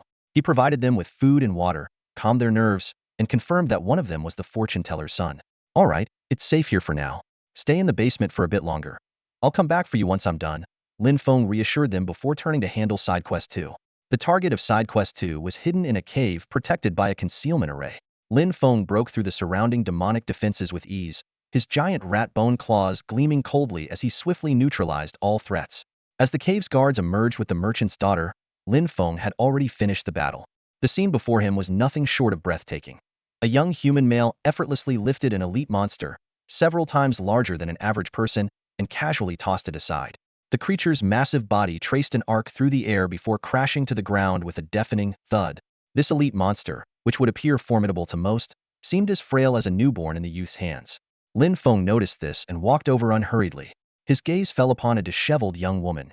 "Are you Xiao Xiao, the daughter of the wealthy merchant from Kanglan Town?" he asked. Xiao Xiao, her pale lips pressed together, nervously replied, "Yes, I am. May I know who you are?" "My name is He Bai Sei Yijian. Your father sent me to rescue you," Lin Feng said, shifting his eyes away from her exposed figure and handing her a piece of women's clothing. "Put this on. Wait for me in the cave. I'll bring some people over to take you all back." "Thank you, kind sir," Xiao Xiao said, blushing as she accepted the clothes from Lin Feng. A system notification suddenly echoed in Lin Feng's mind. "You have gained 50 favorability points from Xiao Xiao, the merchant's daughter. This favorability can increase your mission rewards." Pleased with this, Lin Feng nodded at Xiao Xiao and leaped back in the direction he had come from. Not long after, Lin Feng returned with 5 disheveled young men and women, all linked by a single dragon-binding rope, their eyes still showing traces of fear. To save time, Lin Feng had brought them down from the mountain directly. As the group entered the cave, a few guards sighed in relief upon seeing Lin Feng. Xiao Xiao, now dressed, also approached and said, "You've returned, kind sir." Lin Feng nodded in response. "Get ready. I'll have my subordinates lead you out of here." Just as everyone was puzzled by what Lin Feng meant by subordinates, a thunderous roar echoed from outside the cave. The guards exchanged glances and were about to rush out to confront the threat, but Lin Feng stopped them with a raised hand. "It's all right. Follow me outside." Under Lin Feng's direction, the group quickly left the area. Though monsters pursued them, Lin Feng easily dealt with them. Once he sensed that everyone was safely out of danger, Lin Feng turned to face the directions where monsters were gathering and unleashed 4 consecutive triple dragon binding fingers. Each spell consumed a substantial amount of mana, forcing him to take instant mana recovery potions to sustain his efforts. As the final triple dragon binding finger was cast, the skies in all 4 directions around Baimu village changed dramatically. Beyond the thick fog, miles away, dark clouds roared with thunder, and storm eyes appeared. 4 colossal golden fingers pierced the clouds, resembling divine retribution, enveloping the entire periphery of Baimu village. Sensing something amiss, the monsters looked up and roared at the fog above. The golden light pierced through the fog like sunlight and rapidly descended. A powerful pressure suddenly fell upon the monsters locked by the 4 triple dragon binding fingers, pinning them to the ground. Even the bosses among them could not alter their fate. As the golden fingers descended, blinding light and 4 intense shockwaves erupted simultaneously, causing the ground to quake violently. The villagers of Baimu village rushed to the fortress walls, exclaiming as they witnessed the decades-long fog dissipate and the surrounding forests vanish. Outside Baimu village, there were no longer any menacing monsters or the perennial fog. The outside world was finally visible, and eyes could now gaze into the distance. 3,256, Lin Feng murmured to himself, counting the number of monsters he had slain. He then scanned the surrounding area, assessing the immense changes brought about by the battle. The ground's tremors ceased, and the aftershocks gradually dissipated, while the fierce winds began to calm. The tops of 4 mountains had been neatly shaved off by several meters, exposing bare summits in stark contrast to the surrounding dense forests. Scattered among the trees were the spoils of war, glittering in various colors, left behind by the defeated monsters. In the areas untouched by the chaos, a few monsters still clung to life, but they were on their last legs, barely hanging on. With a mere thought, Lin Feng directed his silver guards to split up. Some escorted the villagers back, while the rest pounced on the remaining monsters, their claws and fangs gleaming coldly.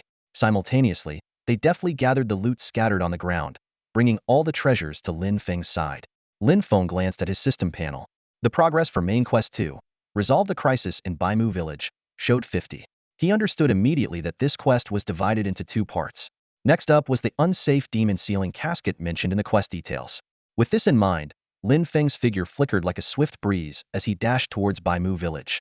His silhouette darted through the forest, leaves rustling in the wake of the air currents he stirred. Meanwhile, Baimu village was a scene of jubilation. The villagers, as if reborn, were beating drums and gongs, cheering with joy. The previously lifeless streets burst into life, far more vibrant than during any festival.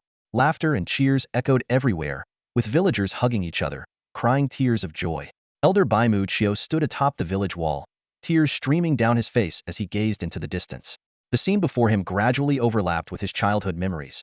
Except for a few bare mountain tops, it was almost identical to the Baimu village he remembered. He looked in disbelief at the swiftly approaching Lin Feng, his heart filled with gratitude. A system notification sounded in Lin Feng's ear, informing him that he had gained 500 points of favor from Baimu Chio, changing their relationship status to trust. Immediately after, another notification showed that he had received the same favor increase from the militia captain, Bai He. Lin Feng leaped and landed steadily on the fortress wall. Before Baimu Chio and Bai He could speak, he quickly said, "Elder, Captain Bai, although the crisis outside the village is resolved, there seems to be some disturbance at the demon sealing casket. We must head to the altar immediately to eliminate the threat completely." Just as Baimu Chio was about to respond, Lin Feng received another system prompt, asking if he wanted to adjust the quest difficulty. After a brief moment of thought, Lin Feng chose the nightmare level. At that instant, an overwhelming demonic aura erupted outside the village. This long-dormant energy surged from the ground, mountains, rivers, and even within the villagers, intertwining in the air to form 2 colossal, ominous faces. The villagers, still basking in the recent relief, began to notice changes in their bodies and discussed them in surprise. However, they soon spotted the strange phenomenon in the sky. A terrifying pressure was brewing within the demonic aura. Baimu Chio's face turned pale as he trembled, pointing towards the sky with a voice full of fear. "The the faces of the demons. Damn it, I might have overestimated myself, Lin Feng muttered regretfully. He tore his gaze away from the trembling Baimuchio and looked up at the two massive faces obscuring the sky. The overwhelming pressure made his eyes narrow with intensity. Although this oppression wasn't as severe as the mist giant he encountered near the elven tree, it was undeniably the toughest challenge he had faced so far. Glancing at his nearly depleted mana, Lin Feng hurriedly pulled out all his consumables from his inventory and shoved them into his mouth. Knowing the rescued NPCs had been safely relocated, he immediately ordered his summons to stand by near the Bai Mu village altar. Village chief, what do we do next? Lin Feng took a deep breath and turned to the terrified Baimuchio, who seemed paralyzed by fear. Baimuchio snapped back to reality at the sound of Lin Feng's voice.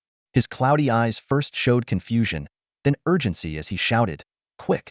Before the evil spirit box fully breaks its seal, we must suppress it completely." Without waiting for a response, he dashed towards his house, with Lin Feng and Bai He following closely behind. Thanks to his extraordinary speed, Lin Feng quickly overtook the village chief. "Village chief, this is urgent. I'll go on ahead. Sword Envoy, I'm counting on you."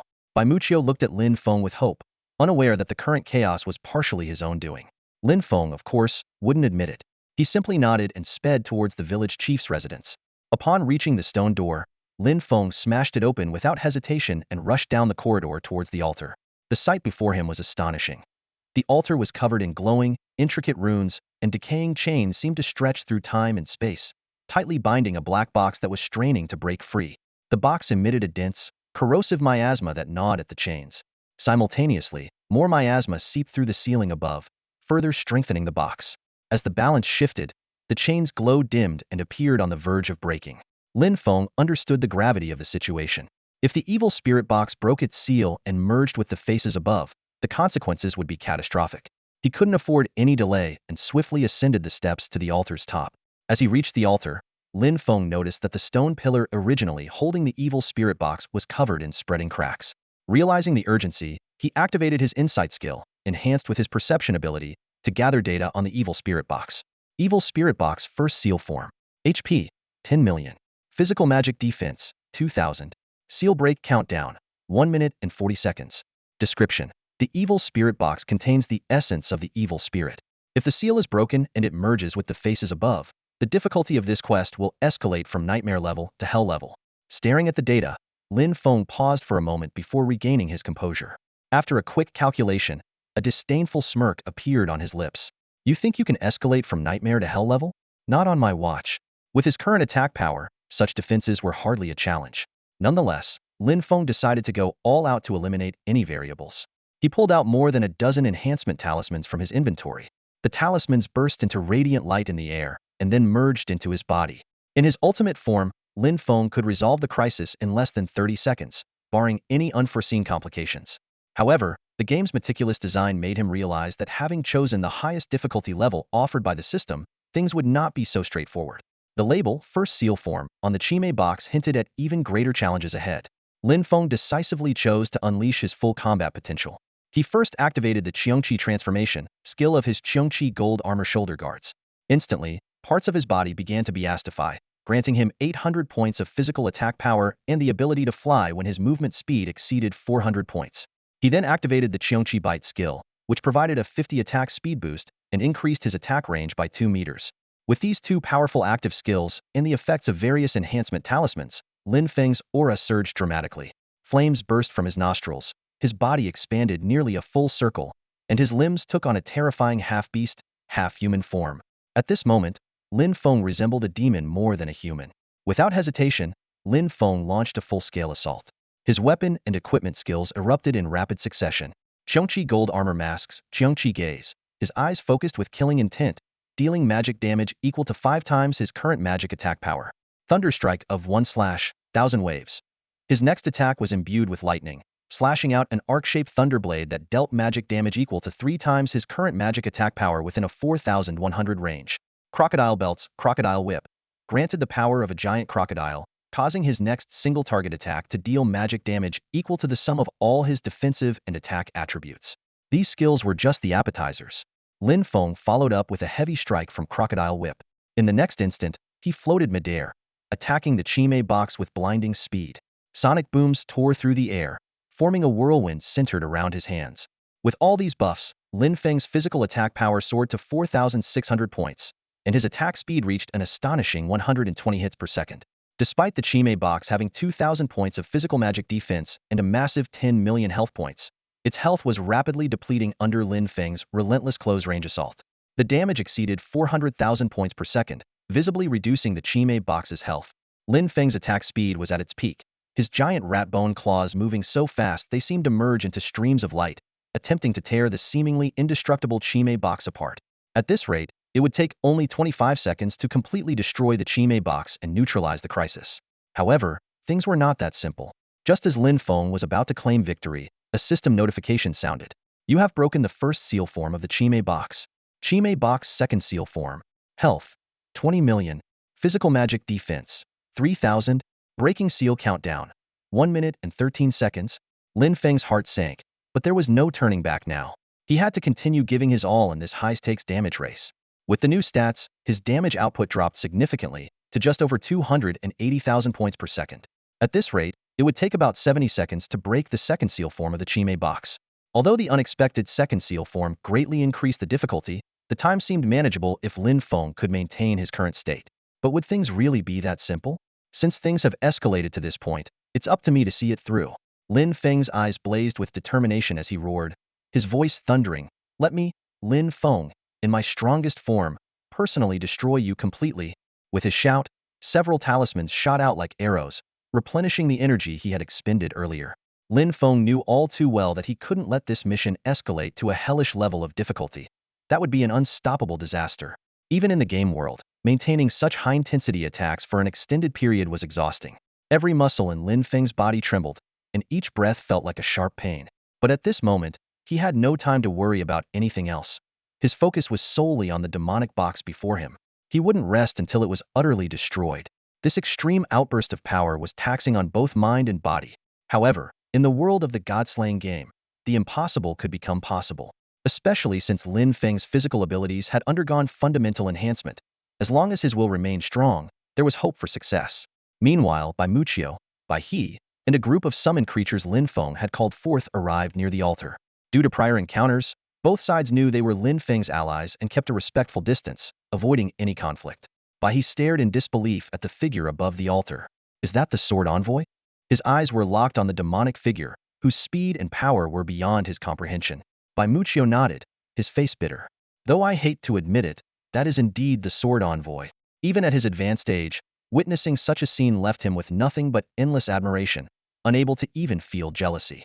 Upon receiving confirmation, Bai He gasped. In just one day, the person before him had become someone he could only look up to. His eyes burned with fervor. The Sword Envoy, no, Master E-Sword, is truly formidable. A system notification appeared, showing that Lin Feng had gained 350 favorability points from Bai He, reaching 1,000 points, which elevated to respect. However, Lin Feng had no time to notice this. Bai He turned to Bai Muchio, concern in his eyes. Village Chief, should we join forces to help the Sword Envoy? Bai Muchio frowned, looking at Lin Feng's allies, who had remained still throughout. He shook his head. For now, we can't intervene. Recklessly helping might cause more trouble. Let's observe. If an unexpected situation arises, we can act then. Under everyone's watchful eyes, time ticked away, and the demonic box's health rapidly declined. When the countdown to break the seal reached 3 seconds, the health of the second sealed form of the demonic box finally hit 0. Dense cracks shattered simultaneously, revealing a dark, mysterious object inside. Lin Feng stared at the enigmatic object, curiosity filling his mind. What is this? Item description for the task: Slumbering Soul of the Chi Mei. The Chi Mei soul sealed box contains the soul of a Chi Mei, which remains in a state of eternal slumber for unknown reasons. Scene description. Lin Feng paused his actions, and in an instant, a wave of relief washed over him, relaxing his tense muscles. The mission was over. He had already noticed Bai Muchio and Bai He below, and he was fully aware of the positions of his summoned creatures. Just as Lin Feng let out a deep breath, a sudden, intense sense of danger surged through him, causing his pupils to dilate. In the next moment, a terrifying black beam of light shot down from the dome, shattering the intricate patterns on the ceiling. Not good. Lin Feng's expression changed dramatically. In a panic, he tried to escape, but the slumbering soul of the Chi Mei erupted with a powerful energy wave. 2 gigantic ghostly hands materialized out of thin air, sealing off the surrounding space. Before Lin Feng could make any move to flee, The hands closed around him like a vice, trapping him completely. Simultaneously, the massive black beam descended, and Lin Feng's figure vanished instantly. Scene changed to Baimu Village. Just before all this happened, in the sky above Baimu Village, two enormous faces of the Qi Mei began to change. Under the villagers' watchful eyes, four cold, piercing eyes flashed within the Qi Mei's eye sockets. The faces then contorted violently, spewing out two inky black masses like someone suffering from food poisoning. The moment these masses appeared, they unleashed a terrifying energy wave, transforming into giant black beams that shot downward. Baimuchio and Bai He witnessed this sudden event and, after a brief moment of shock, quickly reacted. Chief, what should we do? Bai He asked urgently. Baimuchio's eyes were resolute as he replied in a deep voice. The sword envoy suffered this calamity for our Baimu village. We must save him no matter what. Relay my orders. Gather all the village's strength and break through that beam at any cost to rescue the sword envoy. In an instant, the assembly alarm echoed throughout Baimu village, and all the villagers rushed to the black beam's impact site at the altar. Scene switched back to Lin Feng. As soon as the ghostly hands grabbed him, Lin Feng found himself in a bizarre space. A system prompt appeared. System prompt. Main Quest 2 Resolve the crisis in Baimu Village, Nightmare level, has encountered an uncontrollable change. Players, please be aware. Uncontrollable, my foot. Can I get a hint, please? Lin Feng shouted, but in the eerie silence of this space, no sound escaped his mouth, leaving his angry outburst as mere lip movements. The space around him was extremely strange. Everything was in black and white. In the distance was a barren, low hill, and nearby stood a small, thatched hut surrounded by a fence, with a withered old tree in front. There were no sun, moon, stars, insects, grass, birds, or beasts, just an eerie, pale light. Before Lin Feng lay only one path, with pitch-black abysses on either side, their depths unknown and their contents a mystery. In such a bizarre environment, Lin Feng dared not act rashly. He checked the cooldown statuses of his various active skills and decided to try one at random. Giant Rat Bone Claw active skill, Sand Spike Burst. Using surrounding sand and stones, instantly shoot 10 sand spikes, each dealing magic damage equal to current spell attack power plus consumed mana. As the skill activated, 10 small, malnourished-looking sand spikes formed around Lin Feng. Although the sizes of the sand spikes were vastly different from before, as soon as Lin Feng willed it, the 10 sand spikes would shoot toward any target he pointed at like arrows loosed from a bow. Lin Feng tried it out and found that aside from the active skills of his equipment still being effective, his other abilities were also unaffected. However, in this eerie space, he could neither make a sound nor demonstrate his usual speed advantage, forcing him to move forward slowly like an ordinary person. With no other choice, Lin Feng continued onward. He tried to reassure himself as he walked along the only path toward a faintly visible, thatched hut in the distance. Fortunately, the journey was uneventful, and he soon found himself at a small gate with a threshold, so low he could easily step over it. Is anyone there? Lin Feng instinctively asked, only to realize no sound came out. After his habitual courtesy, he stepped over the small gate and entered the yard. At that moment, two children suddenly emerged from the previously empty hut. Their eyes were clear, and they curiously scrutinized Lin Feng. One of the children suddenly spoke. Big brother, have we met before? Met your... Never mind, Lin Feng blurted out, then quickly covered his mouth in surprise. He realized he could speak again. Under the children's puzzled gazes, Lin Feng coughed lightly and forced a smile. Little brother, if I'm not mistaken, we have met before. He calculated inwardly, thinking it was better to establish a connection first, regardless of whether they had actually met. Sure enough, upon hearing Lin Feng's acknowledgement, the two children jumped up excitedly. The other child immediately asked, Big brother, do you know our names? How would I know your names? Lin Feng grumbled inwardly, but outwardly pretended to ponder. He decided to take a chance and tentatively said, If I'm not mistaken, your names are Qi and Mei, right? That's right, the children exclaimed in unison, and then each spat out a pitch-black substance that eerily floated in midair. A system prompt instantly appeared. Qi's essence vomit effect, unknown. Mei's essence vomit effect, unknown. You little brats, at such a young age. How can you be so disgusting?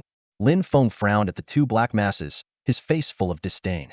At that moment, the children's smiles turned sinister, and they spoke in unison, Big brother, we want to play a game with you. Play a game, my foot. Do I even know you two?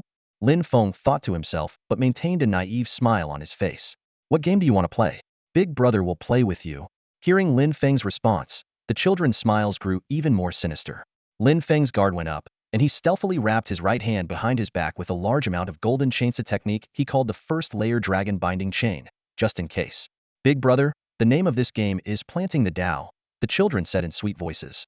Lin Feng suddenly felt a wave of dizziness, and the two masses of vomit shot toward him at high speed. At the critical moment, Lin Feng bit his tongue hard to force himself to stay awake. Golden chains shot out from his body, aiming to block the two disgusting substances. However, the golden chains were easily penetrated after a mere moment of resistance. Unwilling to give up, Lin Feng quickly formed two second-layer dragon-binding seals, creating golden fingers in an attempt to block again. Unfortunately, although they lasted a bit longer, the result was the same. As the vomit was about to touch his body, Lin Feng's gaze shifted sharply to the two smiling children, ready to make a last-ditch effort. Just then, his mountain ghost leg guards suddenly detached from his legs and, like a ravenous wolf, devoured the two masses of vomit in one gulp. The sound of chewing suddenly echoed through the pin-drop silent space. Before Lin Feng's eyes, the face of the mountain spirit engraved on his leg guards seemed to come to life, greedily swallowing the two repulsive blobs of vomit. This eerie scene sent a shiver down Lin Feng's spine, and the strange smiles on the two children's faces vanished abruptly. Lin Feng quickly pondered, could it be the passive skill, ghostly aura of the mountain spirit leg guards at work? This skill allowed players to emit a ghostly aura, gaining favor with some spirits but also possibly attracting hostility from certain creatures. Regardless, Lin Feng was relieved that the ghostly entity didn't pounce on him and let out a long breath. At that moment, a system notification sounded. Player Heibai Sei Jian, your mountain spirit leg guards have consumed the essence vomit of Qi and Mei, gaining an unknown effect. The two children suddenly screamed in unison, "Mountain spirit monster, you're still alive." Their bodies twisted violently, transforming into the faces of the Qi and Mei spirits that Lin Feng had seen above Baimu village. Simultaneously, the entire black and white space began to collapse, revealing the massive black pillar of light outside once more. Lin Feng looked down at the mountain spirit leg guards and found that their attributes had completely changed. The leg guards had now evolved into their fully formed state. Quality: bright gold. Minimum talent enhancement level: body tempering realm. Physical defense: 1000. Magic defense: 500. Strength: 800. Passive skills greatly enhanced. 1. Qi. Melee attacks inflict a burning effect, dealing fire attribute true damage equal to current physical attack magic attack, triggered every 5 attacks. 2. Mei. Melee attacks inflict a freezing effect, dealing ice attribute true damage equal to current physical attack magic attack, triggered every 6 attacks. 3. Wang. Melee attacks inflict a wind effect, dealing wind attribute true damage equal to current physical attack magic attack, triggered every 7 attacks. 4. Liang. Melee attacks inflict a rock spike effect, dealing earth attribute true damage equal to current physical attack magic attack, triggered every 8 attacks. 5. Ghost King Aura. The player emits the aura of a Ghost King, causing many spirits to submit but also potentially attracting strong hostility from certain creatures. With the evolution of the mountain spirit leg guards, Lin Feng's attributes surged once more. Physical attack: 4690. Physical defense: 2560. Magic defense: 2300. Strength: 1295. Lin Feng realized that these 4 new passive skills focused on melee attacks, with damage effects triggered based on the number of attacks, which could bring unexpected surprises in combat. At this moment, the previously stationary black pillar of light began to expand again. Through his summoned creatures, Lin Feng learned that the villagers of Baimu village were gathering all their strength to attack the pillar, but to no avail. The villagers grew increasingly anxious, not understanding why the black pillar was so indestructible. "Chief, what should we do?" someone asked urgently. "Keep going, don't stop," Baimuchio ordered through gritted teeth, and the villagers' attacks intensified. Inside the pillar, Lin Feng also launched a fierce assault. With the boost from the Chongqi transformation and the remaining time of Chongqi's bite, along with the enhancements from the Qi, Mei, Wang, and Liang skills, Lin Feng's attack speed and destructive power reached astonishing levels. The burning was like fire breath, the freezing like ice sealing, the wind like a storm sweeping through, and the rock spikes like earth erupting. The 4 elemental attacks intertwined, creating a spectacular scene. Lin Feng estimated that if he attacked the second seal state of the Qi Mei box again, the time required would be halved. However, to Lin Feng's surprise, despite the ferocious attacks, the black pillar of light remained almost unscathed, only dimming slightly. He stopped and carefully examined the seemingly indestructible black pillar, a thought gradually forming in his mind. Could this be a system-created boss barrier? This guess seemed to explain everything before him, and the more Lin Feng thought about it, the more plausible it seemed. A thought flashed through Lin Feng's mind as his gaze swept over the 2 empty stone pillars on the altar below. He then looked up at the sky where 2 massive, grotesque faces of Qi Mei loomed. An idea began to form. Perhaps the real boss had yet to appear. Just then, as if responding to his thoughts, the system notification sounded. System alert. The fusion of the Chimei's sleeping soul and Chimei's face has failed. In 59 seconds, you will face the final boss of this K-stand incomplete Chimei Wangliang bright gold tier. Please be advised. As the notification ended, the black pillar of light turned semi-transparent, and Lin Feng realized he was the only one left in the space. So it is, he muttered with a wry smile, descending to the ground to quickly recover his spent energy. Outside the pillar of light, the villagers gasped in astonishment. Look, we can see inside now. It's the sword envoy. He's okay. Thank goodness. However, through Lin Feng's summon creature, the village chief, by Muchio, learned the truth. Seeing the villagers who had exhausted their strength trying to break through the black pillar, he sighed deeply and reluctantly ordered them to stop their assault. Time flew by as Lin Feng's Qiongqi transformation battled the real Qiongqi fiercely. With less than 2 minutes left on the countdown, Lin Feng took a deep breath and looked up at the sky. The two colossal faces had vanished entirely, leaving a clear sky that felt like the calm before the storm. Give it everything you've got, he encouraged himself. As the countdown hit 0, thick, ink-black mist surged in from all directions. Faces flickered within the roiling darkness, embodying the 7 basic human emotions: anger, disgust, fear, joy, sadness, surprise, and calm. When the mist dissipated, a horrifying creature emerged before Lin Feng. 4 heads, 6 arms, and 8 spider-like legs. This was the incomplete Chimei Wangliang. Despite his insight and perception skills, Lin Feng couldn't discern the boss's specific details, only seeing a line of question marks. Incomplete Chimei Wangliang bright gold tier boss. Level? Health? Physical attack? Physical defense? Magical defense? Movement speed? Attack speed? Suddenly, 4 different kinds of laughter erupted from the boss's 4 mouths. Ha ha ha, hee hee, kikik, ho ho ho. The chilling laughter seemed to penetrate Lin Feng's soul, amplifying his negative emotions. I can't just sit here and wait, Lin Feng muttered, biting his tongue to stay alert. He quickly activated the last talisman in his inventory, which transformed into a stream of light and entered his body. Giant Rat Claw active skill, Power of the Giant Rat, consumes 200 mana points to generate a shield equal to twice the current health. The shield absorbs all damage until it breaks. Green Python Boots active skill, Serpent Step, allows rapid approach to an opponent with serpent-like footwork, enhancing movement speed for 1 second, granting a 100 speed boost. With a burst of speed reaching Mach 6, Lin Feng nearly teleported behind the boss.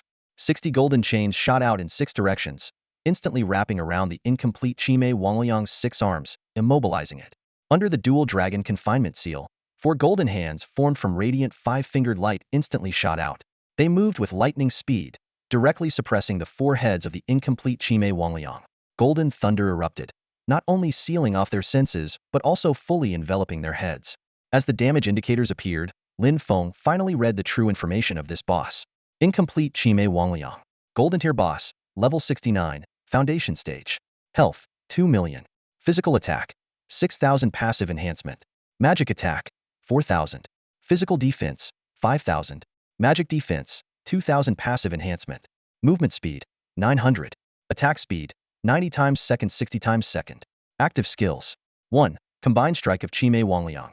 Increases all attributes by 40 for 10 minutes. Cooldown 1 hour. 2. Teleport Combat. Instant teleportation within 1,000 meters. Cooldown 5 seconds. Passive skills. 1.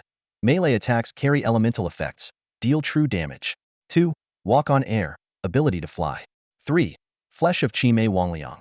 1,500,000 health, 2,000 physical defense. 4. Demon King's Armor. Reduces final damage by 50. Lin Feng didn't have time to look closely. In the blink of an eye, he teleported behind the boss. For him now, every millisecond was precious. Without any hesitation, he controlled the giant skeletal rat claws, swinging them like a storm. Each strike was like a blade tearing through the sky, leaving deep wounds on the incomplete Chimei Wangliang. The damage notifications flooded Lin Feng's screen. Even with 2 million health, the boss couldn't withstand Lin Feng's relentless assault. With the support of the Qiongqi transformation, Qiongqi bite, numerous talisman buffs, and the complete mountain ghost leg guards, Lin Feng's attack stats reached terrifying levels. Physical attack, 7,973, 170 overall boost. Magic attack, 2,444, 140 overall boost. Attack speed, 122 times second, 171 overall boost. Even after deducting the boss's 5,000 physical defense and 50 damage reduction, Lin Feng still dealt 1,664.88 damage per hit, translating to 203,115 physical damage per second. More frighteningly, With the complete mountain ghost leg guards, Lin Feng triggered elemental true damage 76 times per second. Considering his combined 10,417 physical and magic attack, this true damage amounted to 886,695 per second. Even with the boss's 50 final damage reduction, it still resulted in 443,347 true damage per second. In total, Lin Feng could deal 636,462 damage per second. Theoretically, he only needed 3.14 seconds to wipe out the boss's 2 million health, making him a human-killing machine. However, in battles of this magnitude, creating opportunities for stationary output was nearly impossible. Both sides had power beyond the ordinary, making each moment feel exceptionally drawn out in their eyes. Lin Feng's current form boasts an incredible attack speed, capable of delivering 122 strikes per second. This means he can complete a full attack in just 10 milliseconds during close combat. However, despite Lin Feng's extraordinary combat prowess, the situation remains far from optimistic. The incomplete Qimei Wangliang shares the same passive skill as Lin Feng, with an attack speed slightly lower but still impressive at 60 strikes per second. More importantly, its 2 million health points give it a much higher tolerance for errors compared to Lin Feng. If it manages to restrain Lin Feng, it can obliterate his shield and health in just 1 second, leading to instant death. Lin Feng's advantages against such a formidable foe include his 3 Mach movement speed, diverse attack methods, agile body, and the exceptional intelligence unique to humans. The battle is constantly changing. Lin Feng had just used his dragon binding rope and dragon imprisoning finger techniques to create a blockade and confinement. Yet, only 0.5 seconds later, the golden chain shattered, and the 5-fingered golden mountain crumbled as the incomplete Qimei Wangliang broke free. Lin Feng had to use his speed advantage to distance himself and avoid confrontation temporarily. This brief engagement, though short, managed to inflict nearly 300,000 damage on the opponent, proving the viability of Lin Feng's strategy. He calculated that once his mana recovered a bit, he could restrict its movements again, bringing its health down to the same level. Lin Feng knew that in his peak state, 1 second was the threshold for a direct confrontation with the enemy. Otherwise, defeat was certain. Lin Feng kept a close watch on the incomplete Qimei Wangliang, waiting for his mana to recover. Suddenly, it vanished and reappeared behind Hyman effect of its active skill, teleportation combat. Die, you little insect! The threat came from behind, making Lin Feng's hair stand on end. He turned instantly. The active skill, Holy Light Protection, of his bronze amulet activated in time, providing a 1-second defensive shield.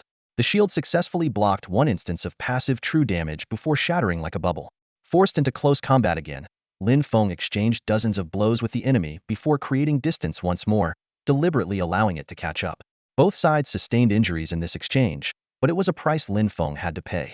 His goal was to turn the battlefield into his fishing pond, with himself as the bait. Lin Feng adopted a strategy of fighting while retreating, continuously wearing down the enemy's health.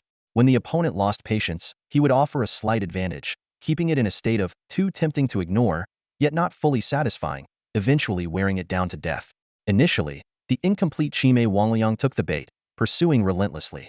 But as time passed and its injuries worsened, it began to sense something was amiss, and its desire to chase wavered. When Lin Feng tried this tactic again, the opponent no longer fell for it, rendering this method ineffective. Fortunately, Lin Feng had already taken down over 1 million of its health points thanks to his attack speed advantage. The cost was the loss of more than half of his shield value. Unable to leave combat mode, the passive skill, Cheongqi Flesh Wall, of his Cheongqi Gold Shoulder Guards couldn't refresh. Otherwise, the 30 max health shield would significantly increase his chances of winning. Lin Feng knew that the incomplete Qimei Wangliang's teleportation combat skill allowed it to teleport every 5 seconds, making its movements unpredictable. Each teleport forced Lin Feng into a blood exchange with the opponent. If he couldn't resolve the battle within 5 seconds, dragging it out would be tantamount to a slow death. Time slipped away quietly, but the intensity of the battle only escalated. Lin Feng's clash with the incomplete Qimei Wangliang had been raging for some time. The space filled with the afterimages of their rapid movements and the sounds of their fierce collisions. Lin Feng found himself in an increasingly difficult position. During these brief yet intense exchanges, the incomplete Qimei Wangliang had executed 10 consecutive teleportation combats, each time forcibly dragging Lin Feng into close-quarters combat. This tactic of trading blows left Lin Feng in agony. His shield and health were reduced to less than half, while his opponent still retained nearly half of its life. The fishing tactic that had worked earlier was now ineffective. Dragging out the fight would only make things worse. Alarms rang in Lin Feng's mind as he realized his shortcomings in sustained combat. While his guerrilla tactics were effective, once the opponent found a way to counter them, he would be caught in a slow death spiral. The incomplete Qimei Wangliang stood still, 6 arms crossed over its chest, eyes full of mockery. It watched Lin Feng dart around like a streak of light, but no longer chased blindly. After suffering several losses, this seemingly simple-minded monster had also learned to be cunning. It realized that continuing to chase would only leave it more wounded and weaker. So, the incomplete Chime Wangliang changed its strategy. It appeared to stand idly, but in reality, it was fully focused, waiting for the right moment. Whenever Lin Feng approached, it would quickly defend. Once the cooldown for teleportation combat ended, it would immediately teleport and drag Lin Feng into close combat. This strategy of waiting and striking drastically reduced the effectiveness of Lin Feng's attacks. Soon, Lin Feng's 150,000 shield points were completely shattered, and his health was down to just over 40,000.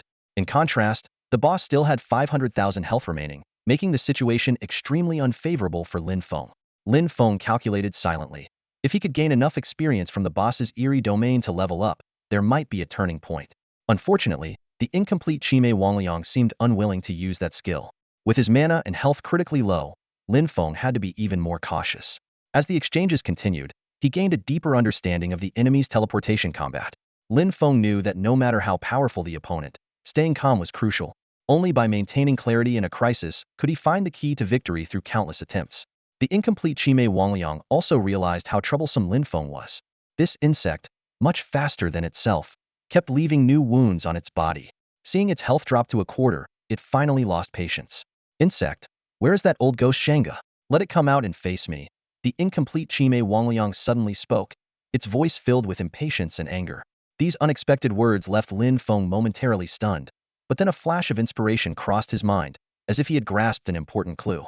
Could it be that this guy has been holding back his sinister ghost realm because he's wary of the mountain ghost? Lin Feng's mind raced, and a cunning plan quickly took shape. He shouted sternly, "You old turtle, let me give you some advice. The mountain ghost is my big brother. If you know what's good for you, bow down and apologize now, and I'll let you go today." The incomplete heads of the monster glared, their eyes bulging with anger, and they roared almost in unison, "You worm, you're courting death. Sinister ghost realm." Lin Feng was secretly delighted. He fell for it. Just like that? Finally, the triple dragon prison finger will come in handy. With a roar, the 4 heads of the monster each spewed out a cloud of black mist. The mist churned and gathered, and out emerged 69 level 49 monsters, most of them with wings and formidable strength, ranging from black iron to bronze level bosses. The 4 heads of the monster twisted into grins that were more terrifying than crying. They thought smugly, "Poor worm, with my army of monsters distracting you, your speed advantage will be nullified.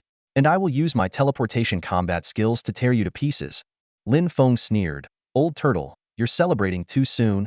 As soon as he finished speaking, his rapidly moving body suddenly halted, and he pointed his right hand toward the sky.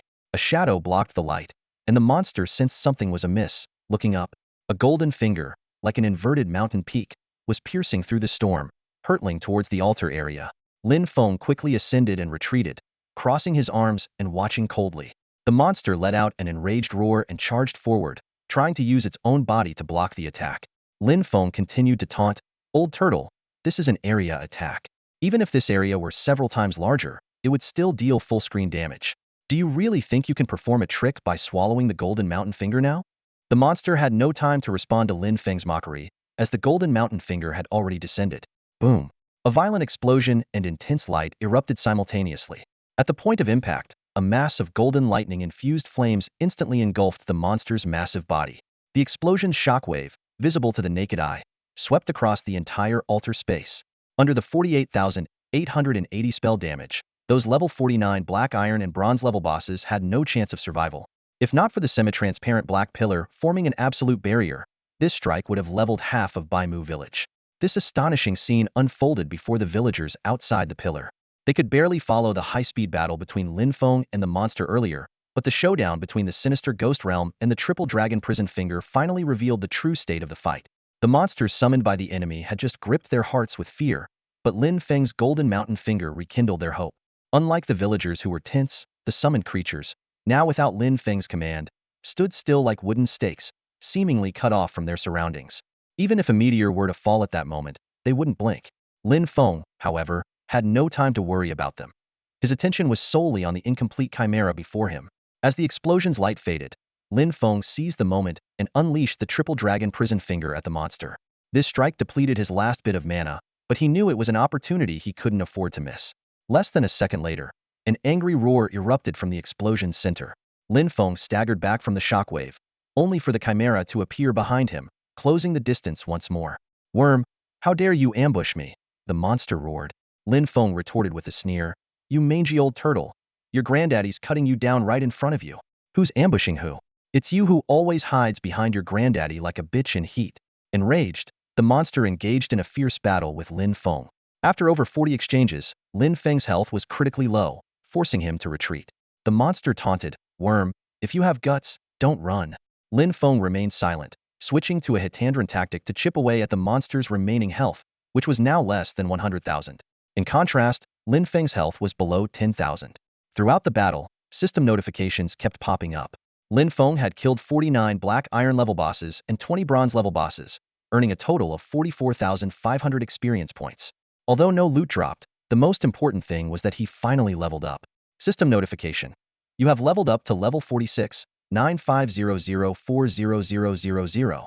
Joy surged through him as Lin Feng pointed at the chimera, which sensed danger and frantically sought an escape route. You mangy old turtle, thanks for the sacrifices. As a token of my gratitude, I'll send you 3 more fingers as incense for your grave, Lin Feng mocked. Before he finished speaking, thunderous clouds gathered above once more, and 3 colossal golden fingers descended from the sky. The chimera's 4 heads and 8 eyes were filled with confusion, unable to comprehend how Lin Feng had suddenly regained his strength. Could it be that the old mountain ghost devoured my demon and fed this wretched worm? The monster speculated. Sensing the terrifying pressure from above, the chimera knew survival was impossible. With a resolve to die, it launched a desperate attack towards Lin Feng. Damn worm, if you want to kill me, you won't get away unscathed. I'll fight you to the death. If you have guts, don't run. In the next moment, the incomplete Chimei Wangliang appeared directly in front of Lin Feng. Its 6 arms swung like afterimages, attacking Lin Feng with an astonishing speed of 60 strikes per second. Lin Feng's health suddenly restored to full, and a determined glint flashed in his eyes. Run? Do you really think I would run again? He muttered under his breath, then charged headlong towards the Chimei Wangliang. The two clashed instantly, exchanging fierce blows, neither willing to give an inch. The Chimei Wangliang let out a chilling roar. Insect, next time. I will make you beg for life and death. Lin Feng sneered, his weapon gleaming coldly. I advise you not to have a next time, you filthy old turtle. Before he finished speaking, he seized the moment and delivered a fatal strike. With a pained howl, the already weakened Chimei Wangliang, with only 100,000 health remaining, was vanquished by Lin Feng. Disdainfully, Lin Feng spat at its corpse and then looked up at the sky. Above, 3 colossal golden fingers were crashing down with tremendous force. Lin Feng frowned, realizing that if they landed, they would destroy at least half of Baimu village. He didn't want to be devoured by the villagers. Disperse. Lin Feng waved his sleeve towards the sky, and the giant golden fingers disintegrated into countless golden sparkles, vanishing midair. A system notification followed. You have overleveled and killed an incomplete Chimei Wangliang, a gold-tier boss, earning 92,000 experience points. Main Quest 2. Resolve the crisis in Baimu Village. Nightmare difficulty progress 100, completed. Please proceed to Kanglin Town to claim your reward from Town Chief, Songlan Shua. You have leveled up. You have leveled up. Lin Feng leveled up twice, reaching level 4816, 5005000, with an additional 60 attribute points to freely allocate. However, these were just appetizers. The biggest reward was yet to come. As the boss's body fell, a massive golden treasure chest suddenly floated above it. A dazzling beam of light shot into the sky, as if some celestial treasure had just appeared. Lin Feng squinted and murmured, "Golden treasure chest." He quickly landed in front of the chest, reaching out to touch the warm, luxurious glow. The system notification echoed. Player Heibai Sei Yijian has obtained a golden treasure chest. Lin Feng rubbed his hands together, taking out all his luck reserves, including the active skill Good Fortune from the Great Luck Golden Ring, which increases the next luck-related event, with a 24-hour cooldown, and 30 luck points from the ring. Although this would reduce the ring's luck points to 20, it was all worth it for the golden treasure chest. Ready, Lin Feng took a deep breath, stood at the center of the altar, and decisively opened the first golden treasure chest of his life. Roar! A high-pitched dragon's roar echoed through the heavens. In the next instant, a beam of golden light, countless times stronger than before, erupted, blindingly bright. Lin Feng was pushed back by an irresistible force, but endured the scorching pain, keeping his eyes fixed on the center of the light. In that blinding light, he vaguely saw a golden dragon's shadow, descending rapidly along the beam. The dragon moved so quickly that even Lin Feng's eyesight could barely keep up. In almost an instant, the dragon appeared above the golden treasure chest and dove in. The system notification followed. Congratulations, Heibai Sei Jian. You have obtained a heavenly dragon golden spear from the golden treasure chest.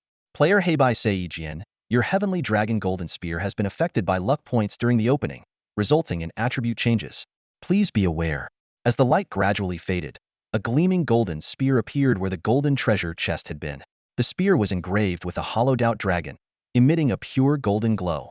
The entire spear was intricately carved with dragon scales, arranged meticulously, lifelike and exuding a divine aura.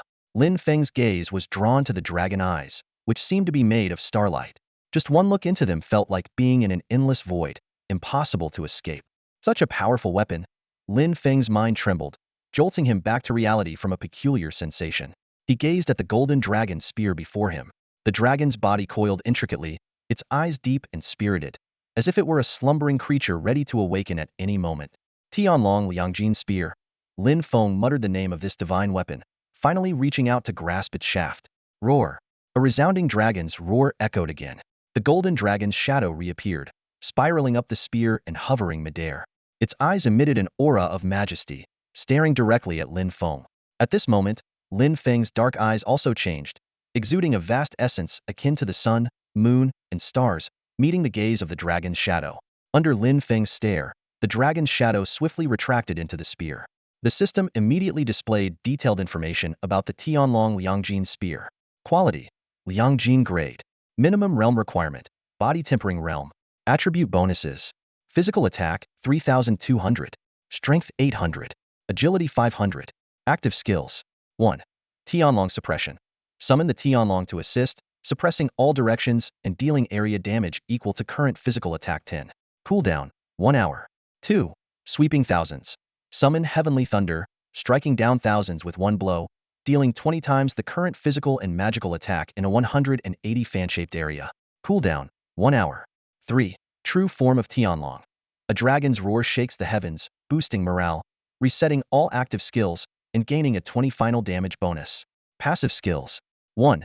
Tianlong's might. Inflicts a basic intimidation effect on enemies. 2. Unstoppable. Each attack reduces the enemy's physical magical defense by 500 points for 10 seconds. 3. Invincible. Each attack deals an additional 500 points of true damage. Eagerly, Lin Feng replaced his giant rat bone claw with the Tianlong Liangjin spear. Instantly, the originally golden spear was shrouded with a lush green mist, enveloping it in a thick, dreamlike emerald fog. The system prompted that the Tianlong Liangjin spear had upgraded due to innate enhancement.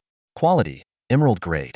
Minimum realm requirement: body tempering realm, previously foundation establishment realm. Attribute bonuses: physical attack 4600, strength 1200, agility 900. Active skills: 1. Dragon breath flame. Exhale scorching dragon breath, dealing 20 times the current physical and magical attack in a conical area. Cooldown: 10 minutes. 2. Tianlong suppression. Damage increased to 20 times the current physical attack, cooldown reduced to 30 minutes. 3.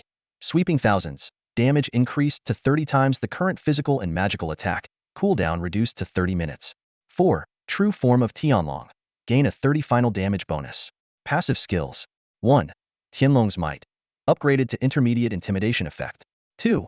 Unstoppable. Each attack reduces the enemy's physical magical defense by 1000 points for 10 seconds. 3. Invincible. Each attack deals an additional 1000 points of true damage. Lin Feng packed the incomplete biological materials from the Liangjin grade boss, Qimei Wangliang, discovering that each of its 4 heads had special attributes. Qi's head, special forging material, can be used in weapon equipment crafting to grant a special attribute or skill. Mei's head, special forging material, can be used in weapon equipment crafting to grant a special attribute or skill. Wang's head, special forging material, can be used in weapon equipment crafting to grant a special attribute or skill. Liang's head, special forging material, can be used in weapon equipment crafting to grant a special attribute or skill.